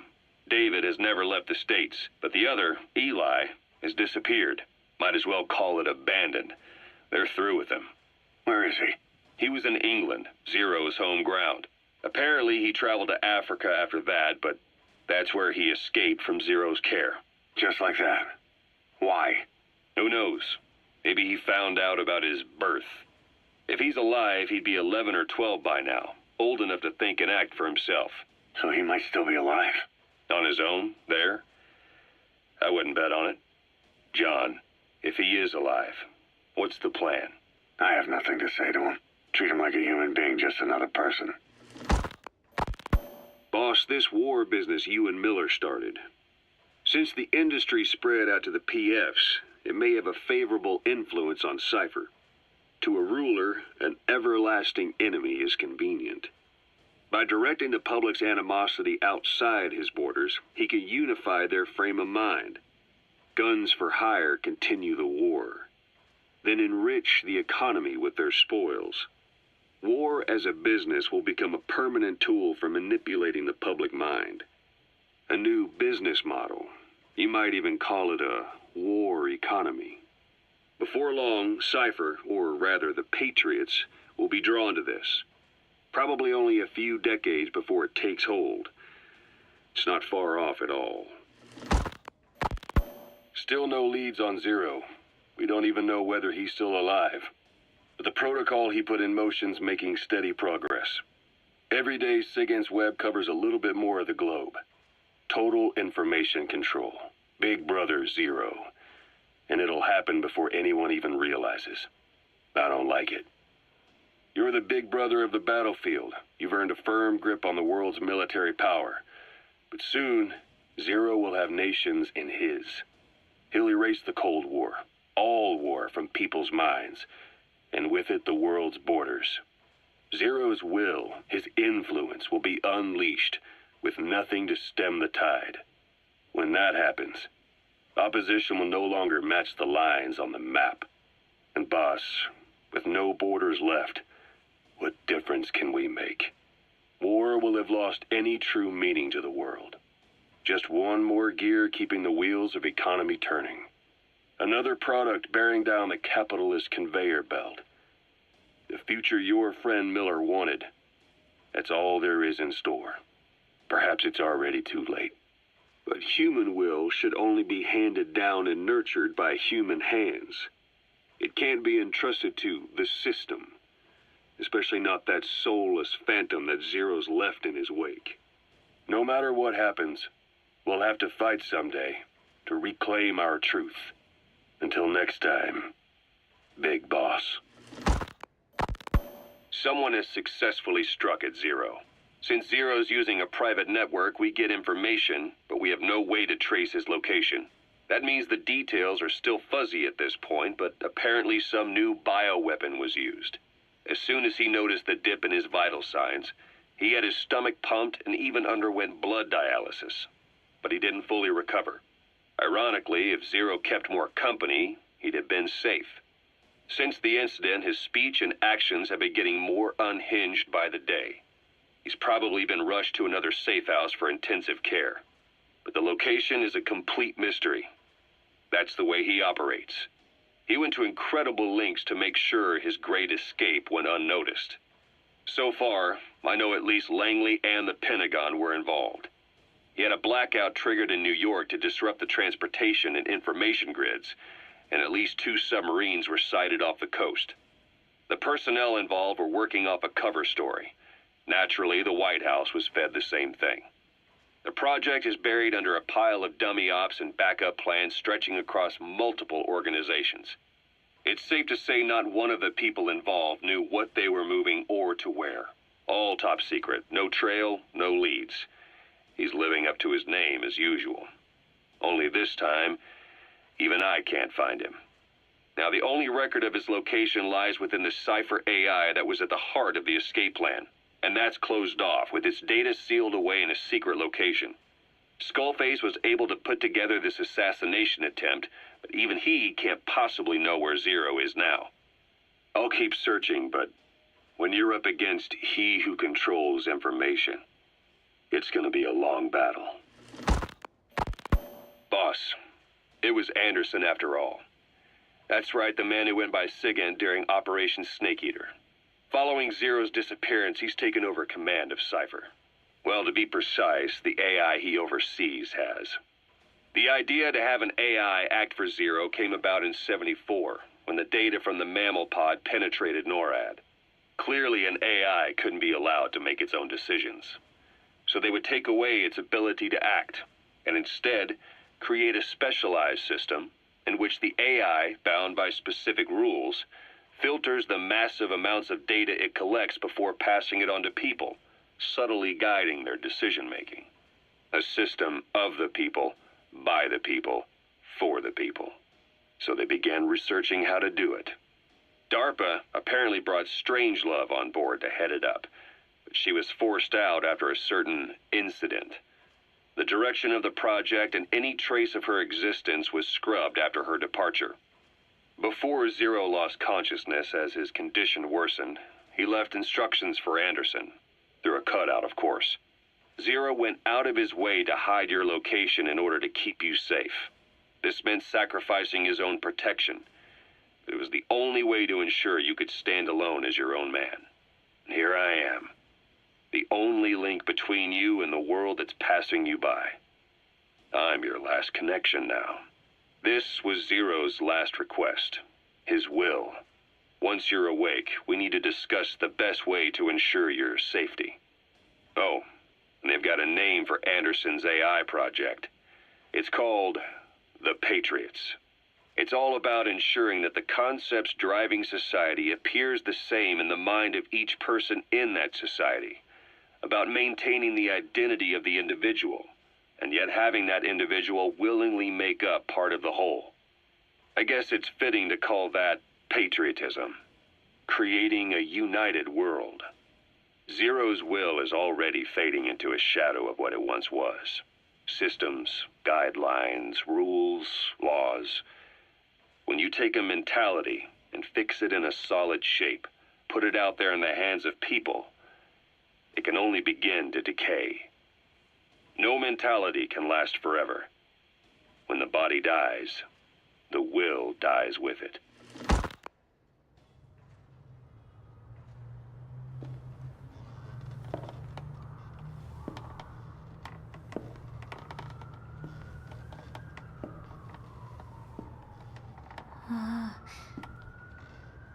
Huh?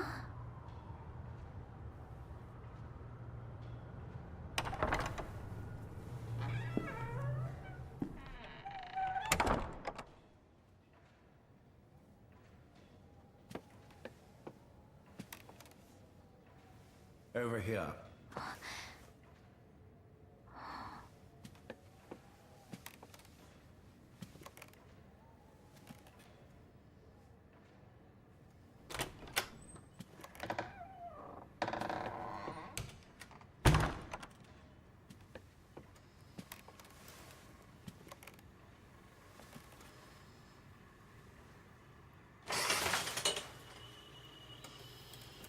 Hello? Not there. Here. Huh?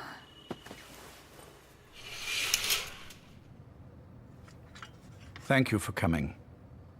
Please. You're... Is it that odd? I suppose the cuffs have gotten a bit loose. Although, truth be told, I have been spending more time in pajamas as of late. No, nothing. The tie, perhaps.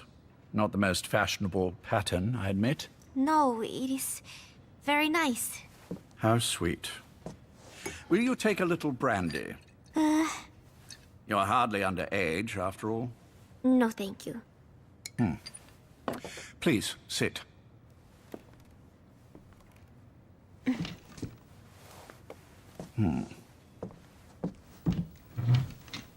Pacifica Ocean. What? Ah, yes. You've already begun. Not bad. A schoolgirl through and through. Even he won't suspect otherwise. Here you are. Thank you.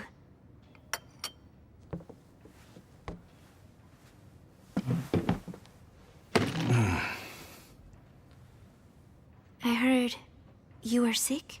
Poppycock. I just like to take a little time off work. You? You must feel that way sometimes. Well... Anyway, I could hardly greet my first guest from that damned bed.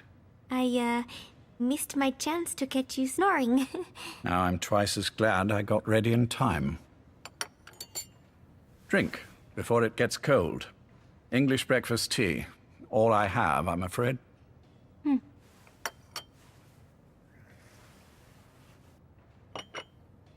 There were 8 candidates before you, meaning you will be the 9th Paz Ortega Andrade. What happened to the others? They're in the next room. They've been taking it easy these past few months. They... Do you see any windows here? No? I've gotten used to it. This life. I am who I am, after all. And I've had my fill of cursing this bloody dungeon. Excuse me. But I can't help sometimes wishing I could see the stars. What should I do? Well, you could go outside, go up to the roof, wait for the clouds to pass. You would have a view of Manhattan, and a pretty one too. But once the wind blows, and the clouds pass, you can look up and see a sky full of stars, even here. You've had a hard time getting to where you are. Yes. Sewer rats lead better lives. I know. Extreme training, starvation, days spent without sleep. Abandoned, hurt, and all but killed in every way imaginable. Some of your compatriots died. Others betrayed you, left you for dead. And you did the same to them. But through it all, you survived. And you alone made it here. Just look at you. I can see everything you've been through. Yes. Consider this mission a reward for the mountain you've climbed. Thank you.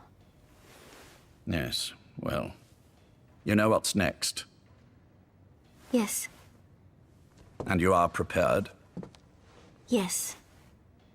I believe you. That ever so slight tan.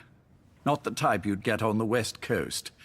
If I didn't know better, I'd say you really did grow up around the equator. But it runs deeper than that. One look at you, and I see a wide-eyed student yearning for peace.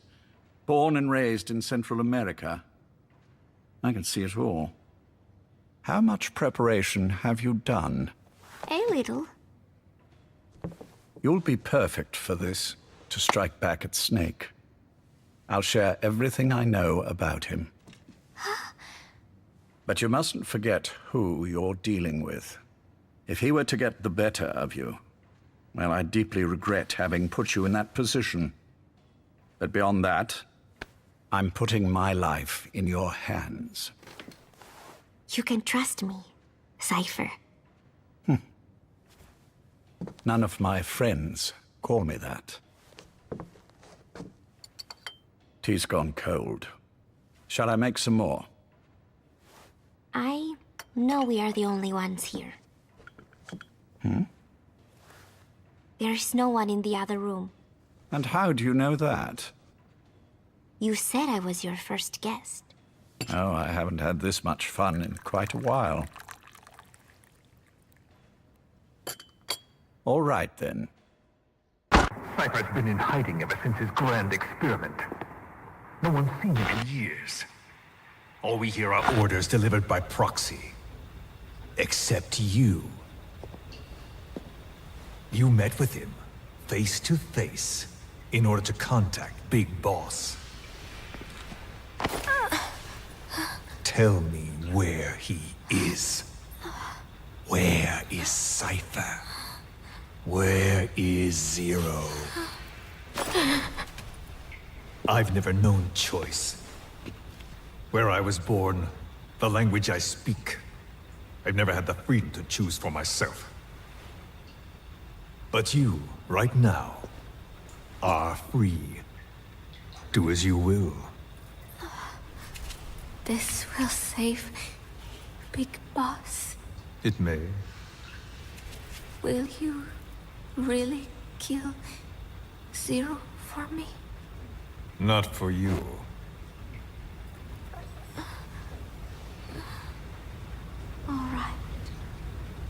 Zero is Hell's Kitchen, 10th Avenue. He is undergoing treatment there. Not exactly Hyde Park. His medical needs keep him from moving around. That is why he summoned me there. The other residents are of varying race and ages, but in reality, all 40 units are Cypher personnel. It took him 10 years to replace the original occupants. He's got places like this all over the world. No better place to hide a needle than a stack of needles. Zero is on the top floor. A room with no windows and no doors. Even the elevator does not reach it. Officially, the floor does not exist. The only access is by a secret staircase 1 floor down. Room 702. Shades of World War II. Nobody realizes the entire building is a setup. People go in and out all day. But they're all Cypher. The building blends right in with the rest of the city. They disseminate rumors that a gang operates out of the building. That keeps most outsiders away. And most of them are there as security, in case of an emergency. But even they don't know what they're really protecting. Foot traffic, goods coming in and out, phone lines, water and sewage. It is all monitored remotely by satellite and cameras inside and out. Should he need it, there is a sealed-off water conduit that can be used to escape to the Hudson River, and from there to the sea. But from the outside, it is just another building. A perfect disguise.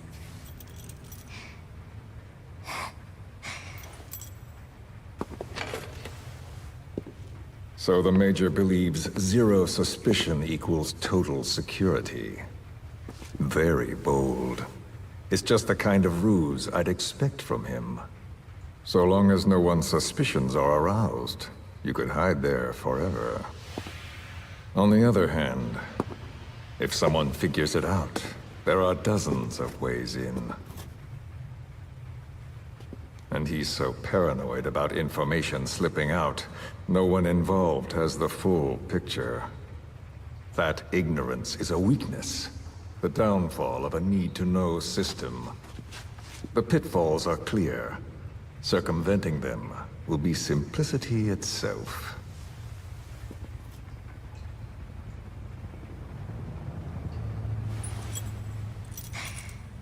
You hate him, don't you? Hate? He never left me to die. I owe him my life. I'm bound to repay the favor. Any way I can. But that's not what you really want to know. What you want to know is, do I hate Big Boss?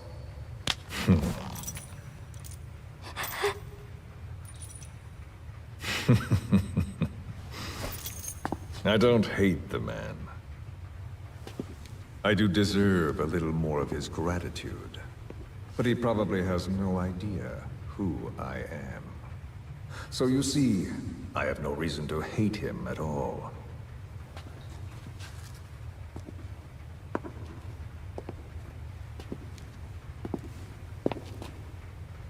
I mean to have my revenge against Zero. It's not petty hatred or resentment. Nothing so personal. Even the hottest lava eventually cools, becoming a mountain. And that mountain becomes the land. Scalding steam comes back down as rain, forming rivers, draining into the sea. It's then that nature's order sets in. Now I'm merely a part of that cycle. Just like Zero. And you.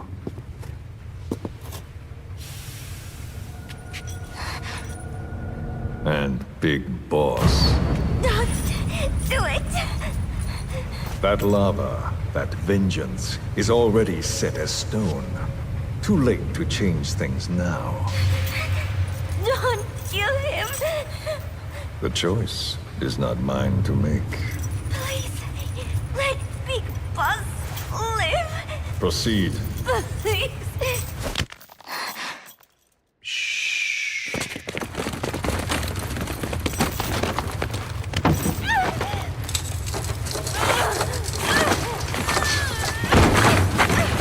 Give her the shot already! Hold her still! It's me. Ocelot. It's been quite a while. Yeah, I'll say. Took a lot longer for you to surface than I expected, Major. I wasn't planning on coming back at all, but I had no choice. Well, after the Caribbean. My hunch was proven right. You wouldn't believe who was behind it. Oh, I have an idea. How did you respond? Immediate disinformation campaign. Most bought into the story, but not everyone. It was quite an incident, after all. I couldn't cover everything, but I did hide the fact that Snake survived. And that should buy us some time. Where is he? En route to an old foxhole of mine. A base in the British sovereign area of Cyprus. The military hospital at Dikelia? Ava's leading the operation. Ava? Following your orders? Funny, isn't it? That we should all reunite like this. This is an emergency. Otherwise, I sure as hell would... Yes, I don't expect you to bury the hatchet between us. Something simply won't ever happen. Even I can appreciate that. You too can only bear to speak with me from time to time. That's fine. But I don't want Snake to die. Surely we can come together on that. There are so few men I can turn to. And you're number one, Ocelot. Keep him hidden. Keep him safe. But I'll stay where I am and leave the rest to you. That's how he'd want it too.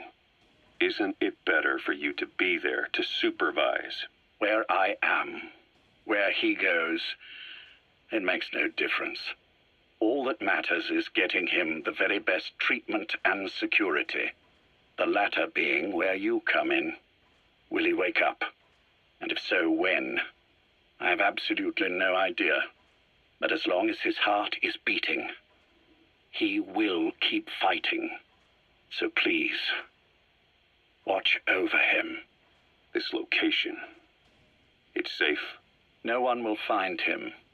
And if they try, I will deal with them. The information must be suppressed. Which is what you do best. Guess you're still at the top of your game, huh? Anything but. I'm sick, Ocelot. Donald's taken over a great deal. He'll be handling this situation from here on as well. Though I wish it weren't so. This will probably be the last time you and I speak. So, you won't say no, will you? I have no choice. Thank you. Save your thanks. One more thing. A proposition. Yes? I've prepared a ruse of sorts. One I imagine you'll quite like. What is it? You could say I've made another Snake.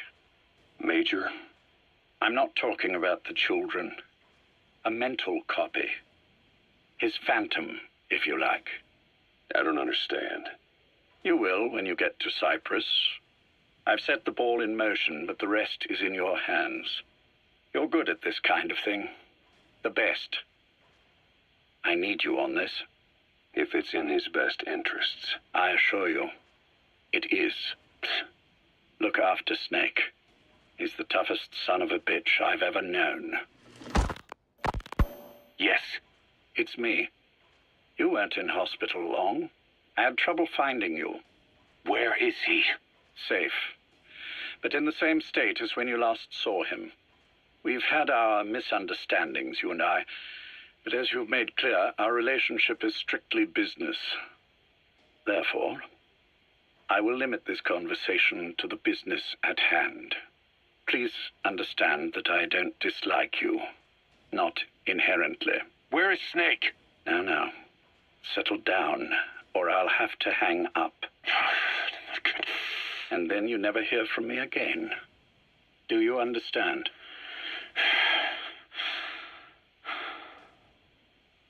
First, about your boss.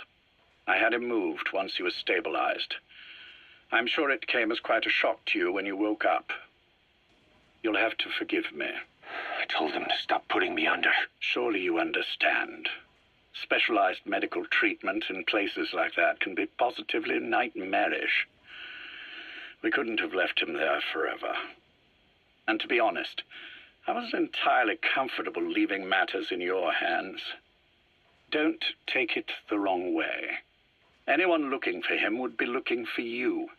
He needed to be as far from you as possible. In fact, I'm still not sharing his location, even now. Problems could arise. So, instead, I'm giving you a point of contact. An introduction to a network of messengers who will lead you to a man. A friend to your boss. I'm sure he's mentioned him before. He knows Snake's location. More than any man alive, I trust him with this sort of thing. Keeping secrets, or men in the dark. He's known Snake quite a while. 10 years longer than you. Kazuhira, I don't care if you don't trust me, but I require your absolute trust in him on this. Snake will be brought back into this world, however long it takes. Understood? The only reason we're having this conversation is because you still have a role to play. Which brings me to the next issue. What happens after he regains consciousness? When Snake wakes up, and he will, he'll need your help again. So when he does, I promise you'll be the first to know. The code phrase will be, V has come to. I'll then mobilize all the necessary parties. Think of it as an overture to a prologue. Until then, do what you like. Just be ready when the time comes. But you don't need me to tell you that, do you?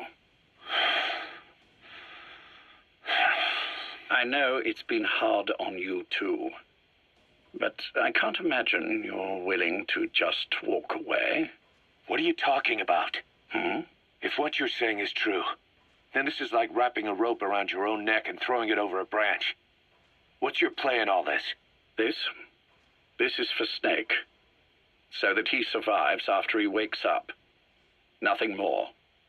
After that, I don't care what you do. Then tell me something.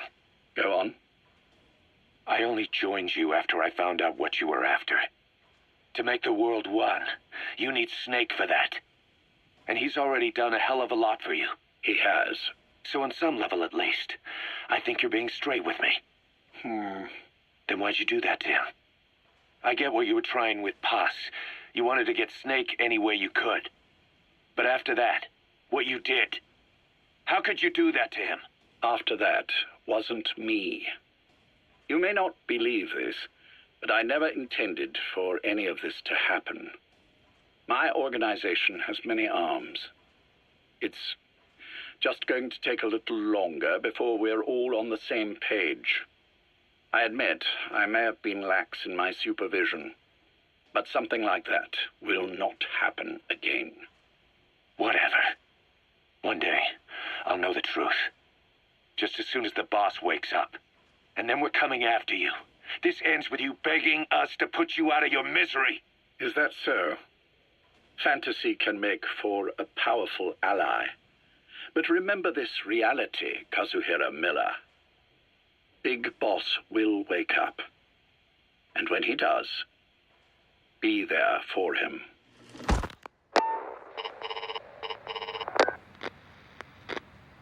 Major, I wondered whether you'd really call. XO, I presume this was your doing? Do you like my gift?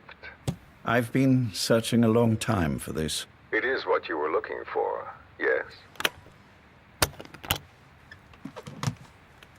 The winged dagger of a comrade lost to the sands of Egypt. He served under the boss back in Rayforce. I delivered this pin to her after his death. We were both so very young. From that moment on, she never let it leave her side. She was still carrying it in Selinoyarsk. How about the back?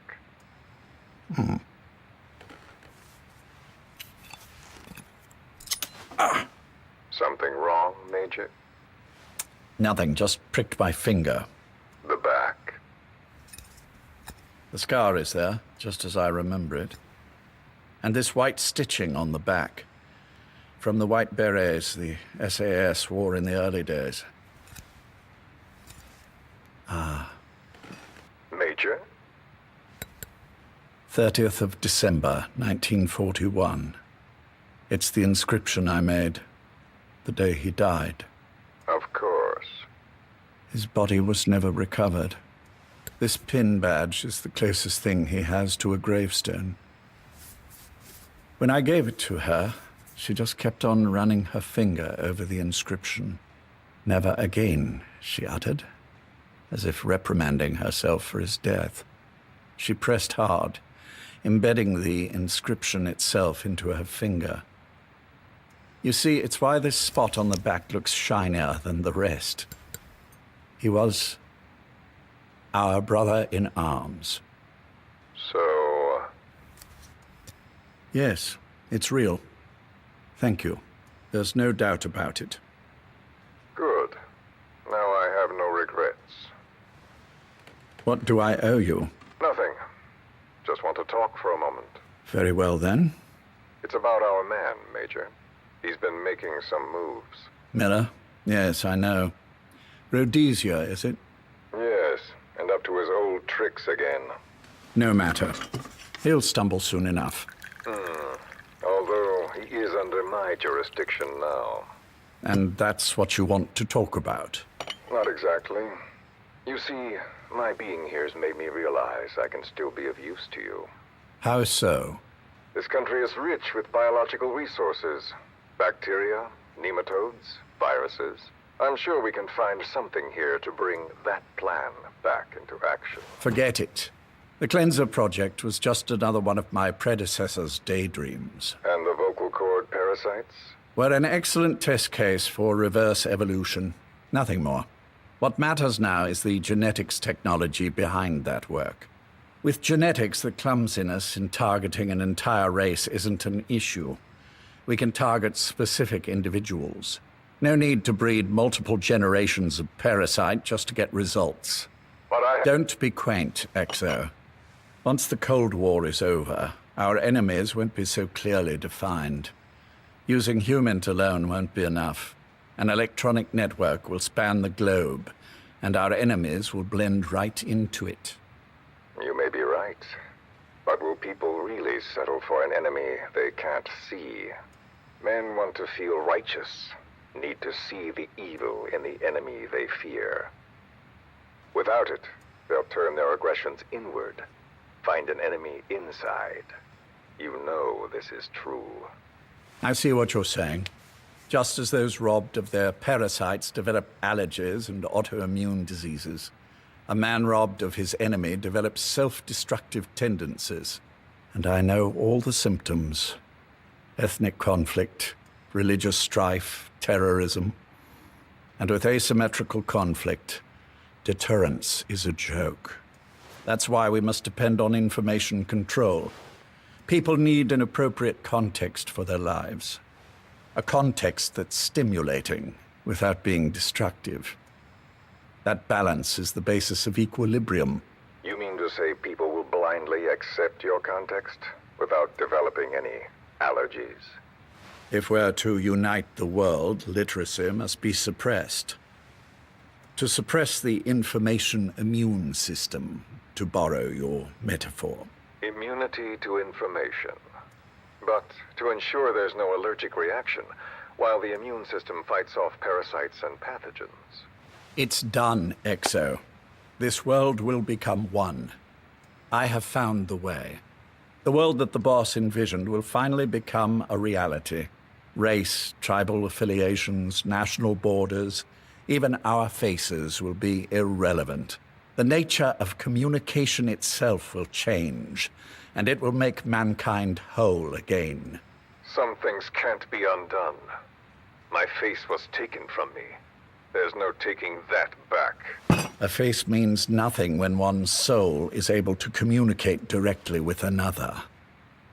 I have no intention of hiding behind your technological veil, Major.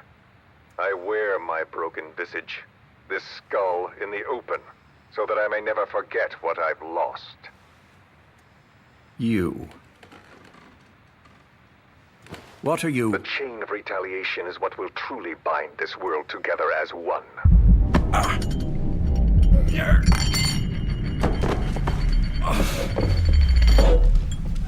Major?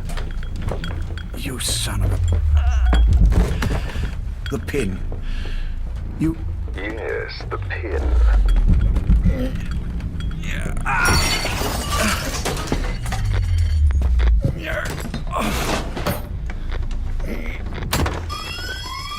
It's too late.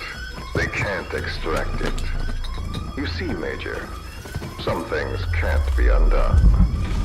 How did you find me? The girl. You made her talk. I'm sorry I couldn't visit or thank you in person, but it has been lovely chatting. And now that I know you're no longer interested in the garden, it's time for you to step aside. You're a busy man, lots to do, so I've left you a little time.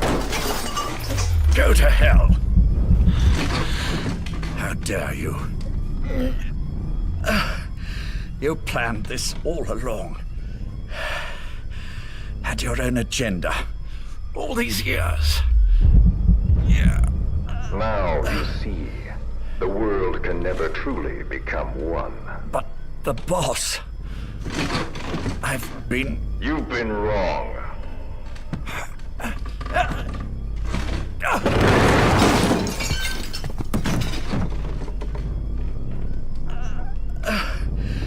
You're no different. Just like him. None of you understand the world she saw. I would say the same to you, Major.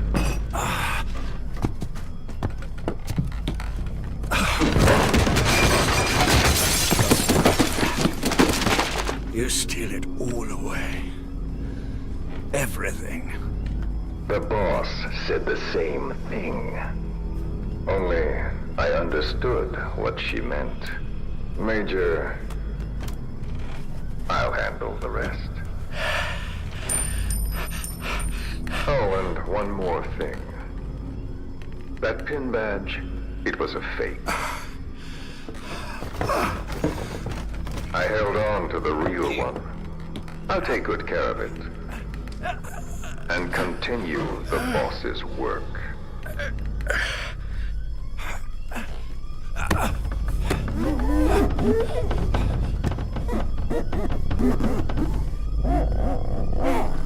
Jack.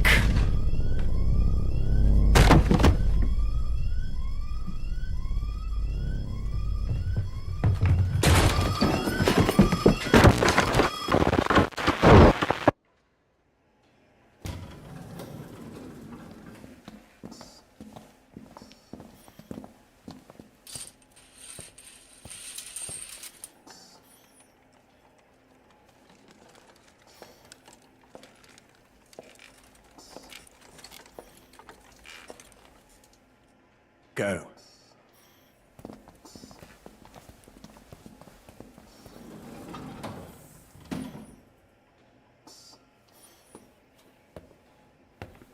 almost thought you wouldn't come. Well, you're supposed to visit hospital before you die. But how did you get here? My friends at the SAS know how to keep a secret. The trip to the airport was a little dramatic, but the rest was easy. Still, I've had smoother rides. Oh, look. Scalded myself with my tea. I won't be staying long. I understand.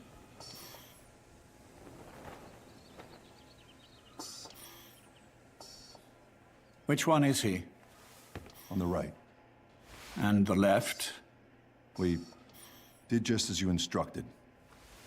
Has either of them woken? Neither of them, no. Not once? Not in 2 years. Their weekly EEGs show stable activity levels. There's been practically no change.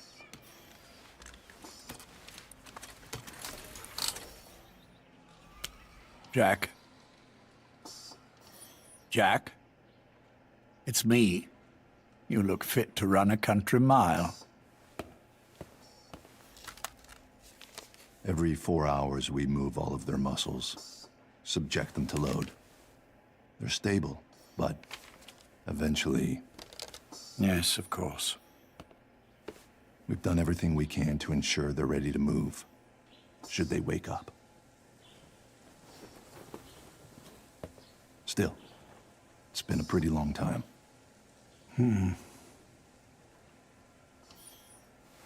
How long will they be here? Indefinitely. It's too dangerous to move them. And so far, no one knows they're here. I see. I am most grateful to you. And I need you to keep it up. We'll do everything we can. Can you give us a moment? Of course.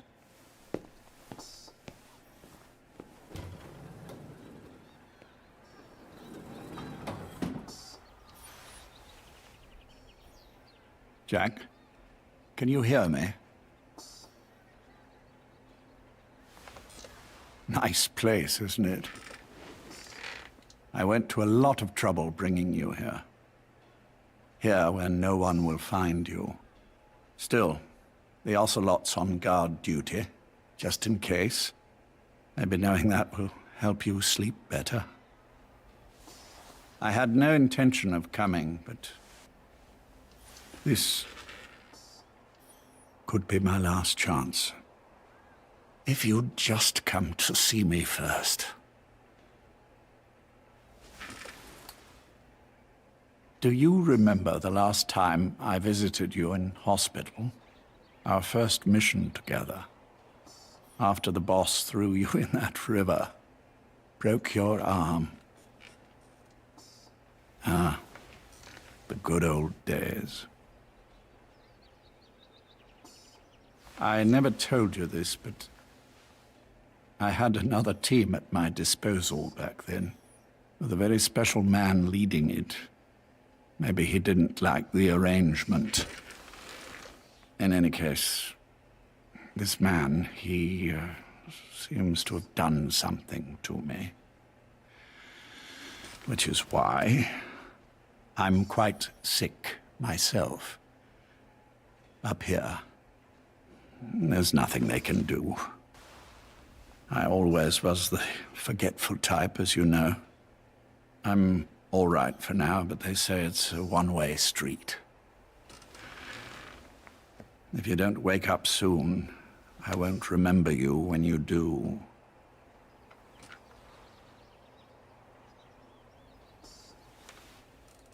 I don't mind about myself, but what he did to you, I can never forgive.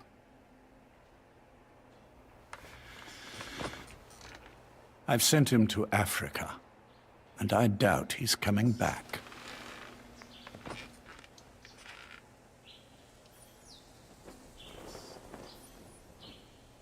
Jack, once your little holiday here is over, well, who knows when that will be? But anyway, I probably won't be around. I'll be somewhere even you can't find me. A tombstone chiseled into the code of a machine.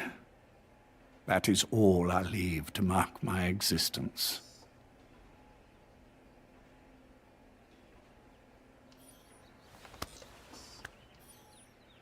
Wake up soon, old friend. Time is running short.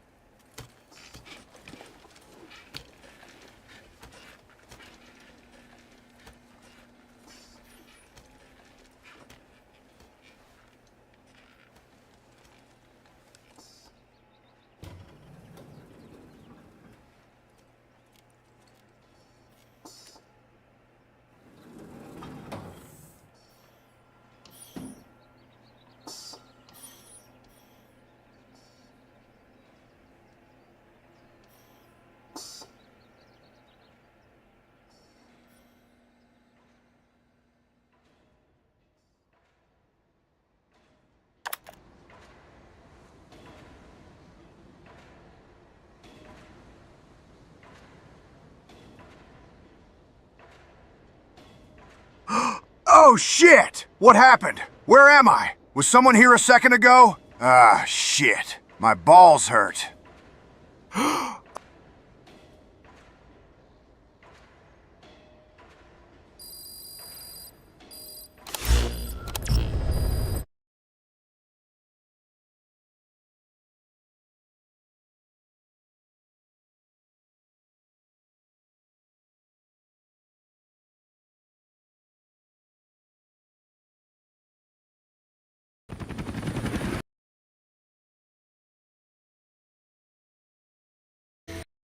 Yet.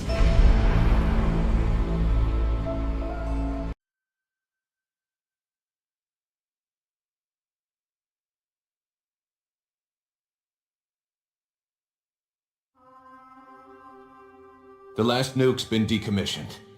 It's over, boss. I thought this day would never come.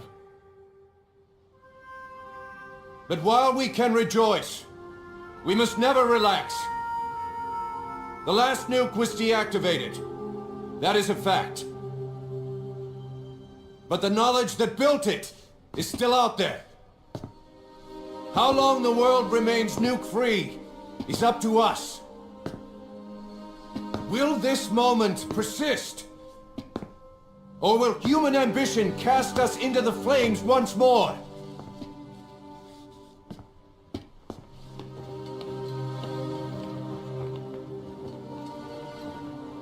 Our duty is to pass on what we've learned to the next generation.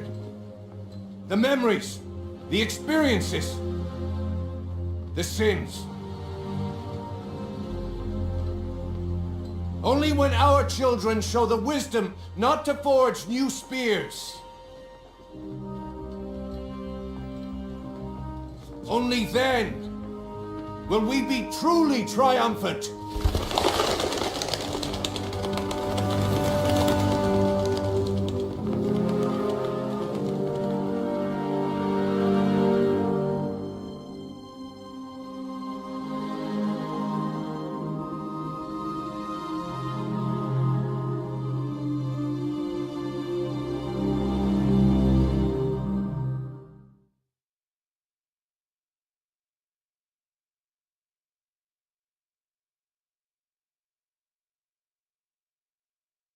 Humanity, every one of us, has chosen the path of nuclear disarmament. Out of ethics or desire. Government policy. Military strategy. Whatever the reason. It's our path too. And each step forward makes it more solid.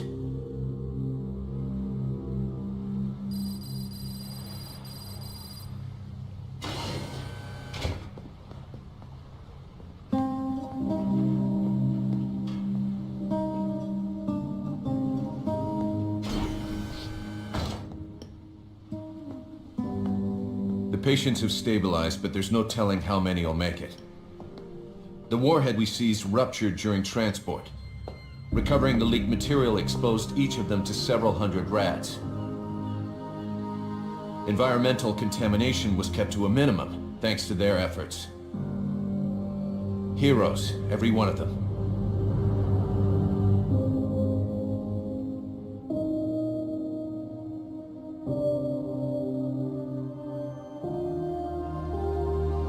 We finished dismantling the warhead.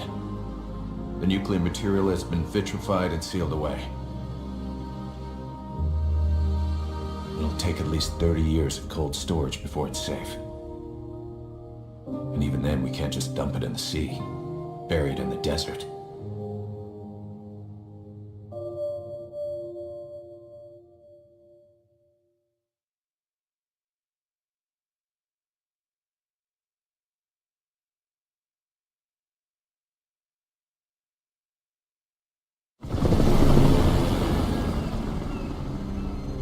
Nuclear disarmament. Boss, we can't let this achievement go to waste. And that means we'll have to get stronger.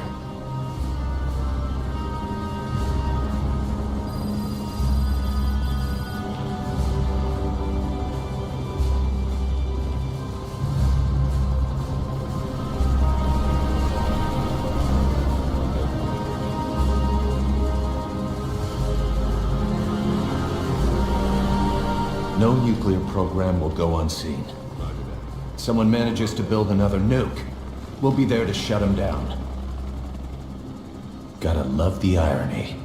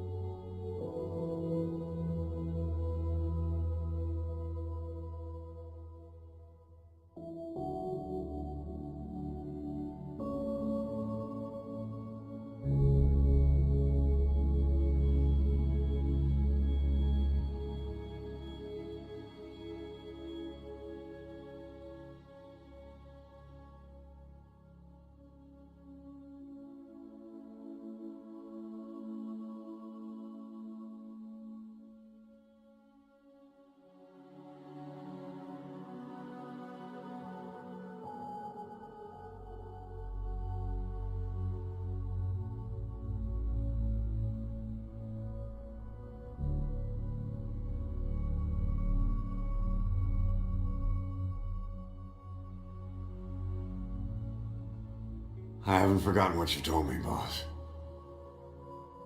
We have no tomorrow. But there's still hope for the future. In our struggle to survive the present, we push the future farther away. Will I see it in my lifetime? Probably not. Which means there's no time to waste. Someday the world will no longer need us. No need for the gun, or the hand to pull the trigger. I have to drive out this demon inside me. Build a better future. That's what we will leave as our legacy. Another mission, right, boss?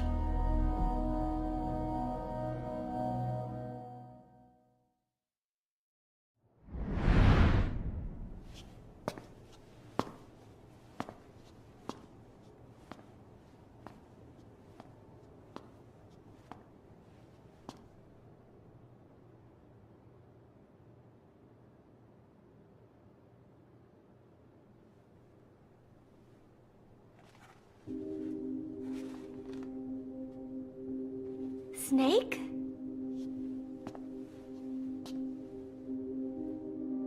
Posh, that's right. It's her. What about the bomb? We were able to remove the explosives. Both of them. Bomb! No, it's okay. There's another in my... It's all right, we got it out. There's another in my... The guided tour will be wrapped up by the time you get home. Make me proud. By the time they leave, I'll have the IAEA praising us as the poster boys for world peace. Out. Something's not right. Check her again.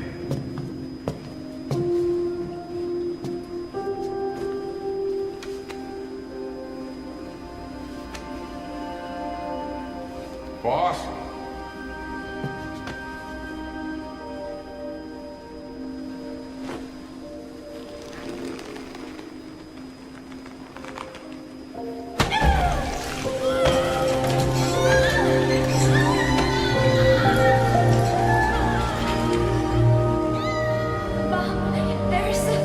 It's all right, we got it out.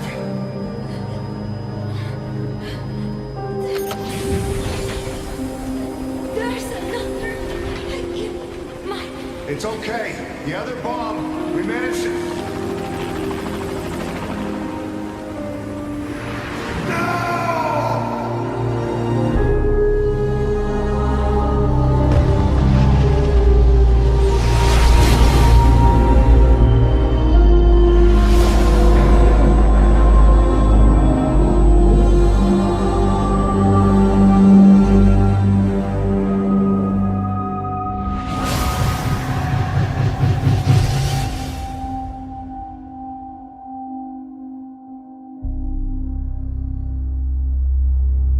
She hit the water hard, but somehow she managed to survive.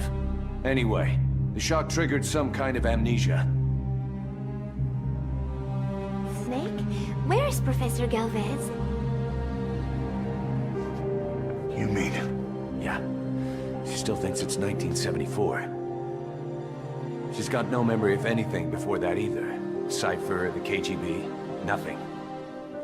It looks to be a kind of dissociative disorder. Dissociative amnesia, where memories are blocked out to protect the mind, and dissociative identity disorder, where whole personality changes. What we're seeing seems to be a combination of the two. She truly believes she's nothing more than a student living in 1974. Peace Day was a lot of fun. I hope we can do it again. She doesn't respond to anything that conflicts with her internal timeline. Doctor's pretty sure she's not faking it. If she had her memory, just think what she could tell us about Cypher.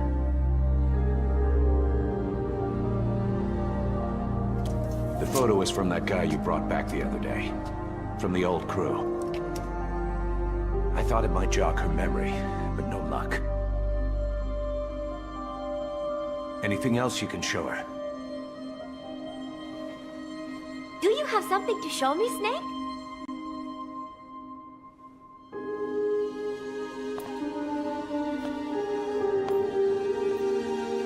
I give up. She's all yours.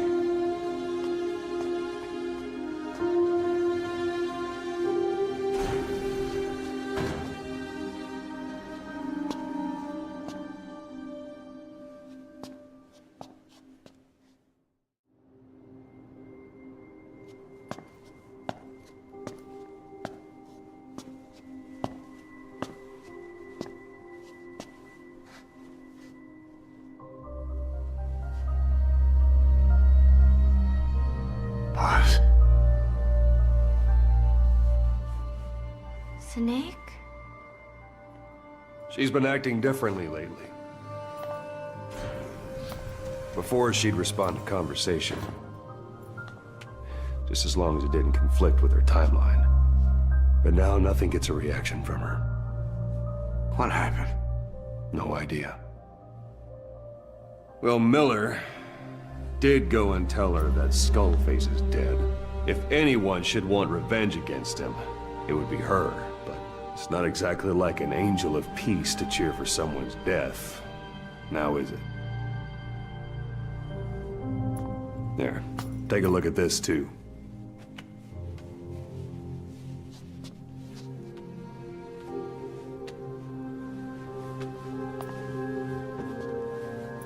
See it?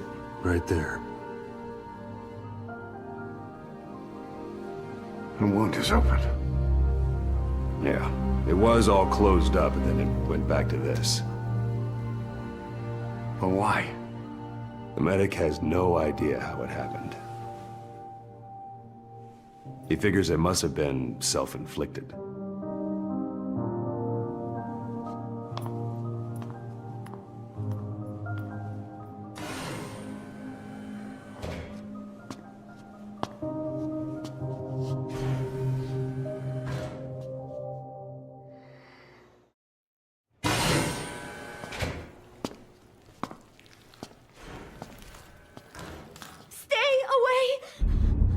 Pass!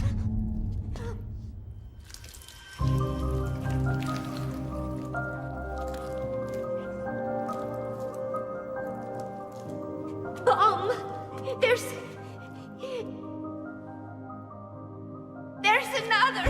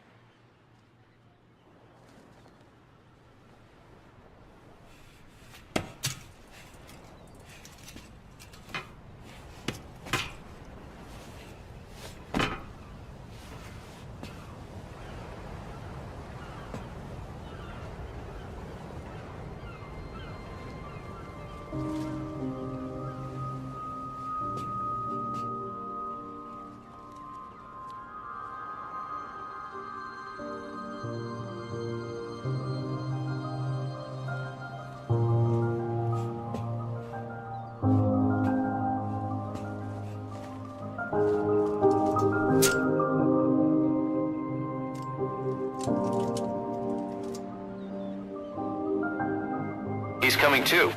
Roger that.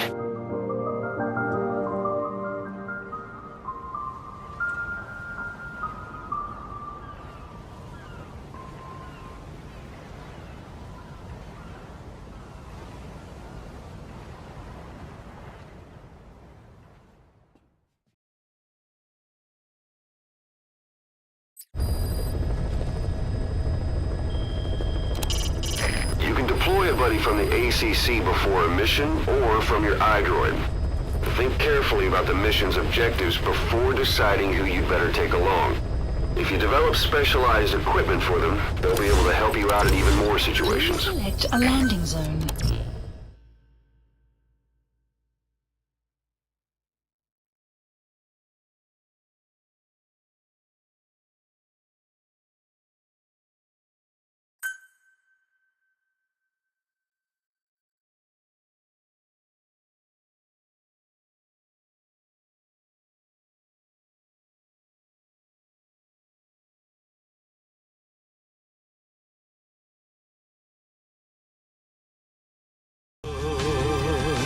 ダメだねダメよダメなのよあんたが好きで好きすぎてどれだけ強いを避けても歪まない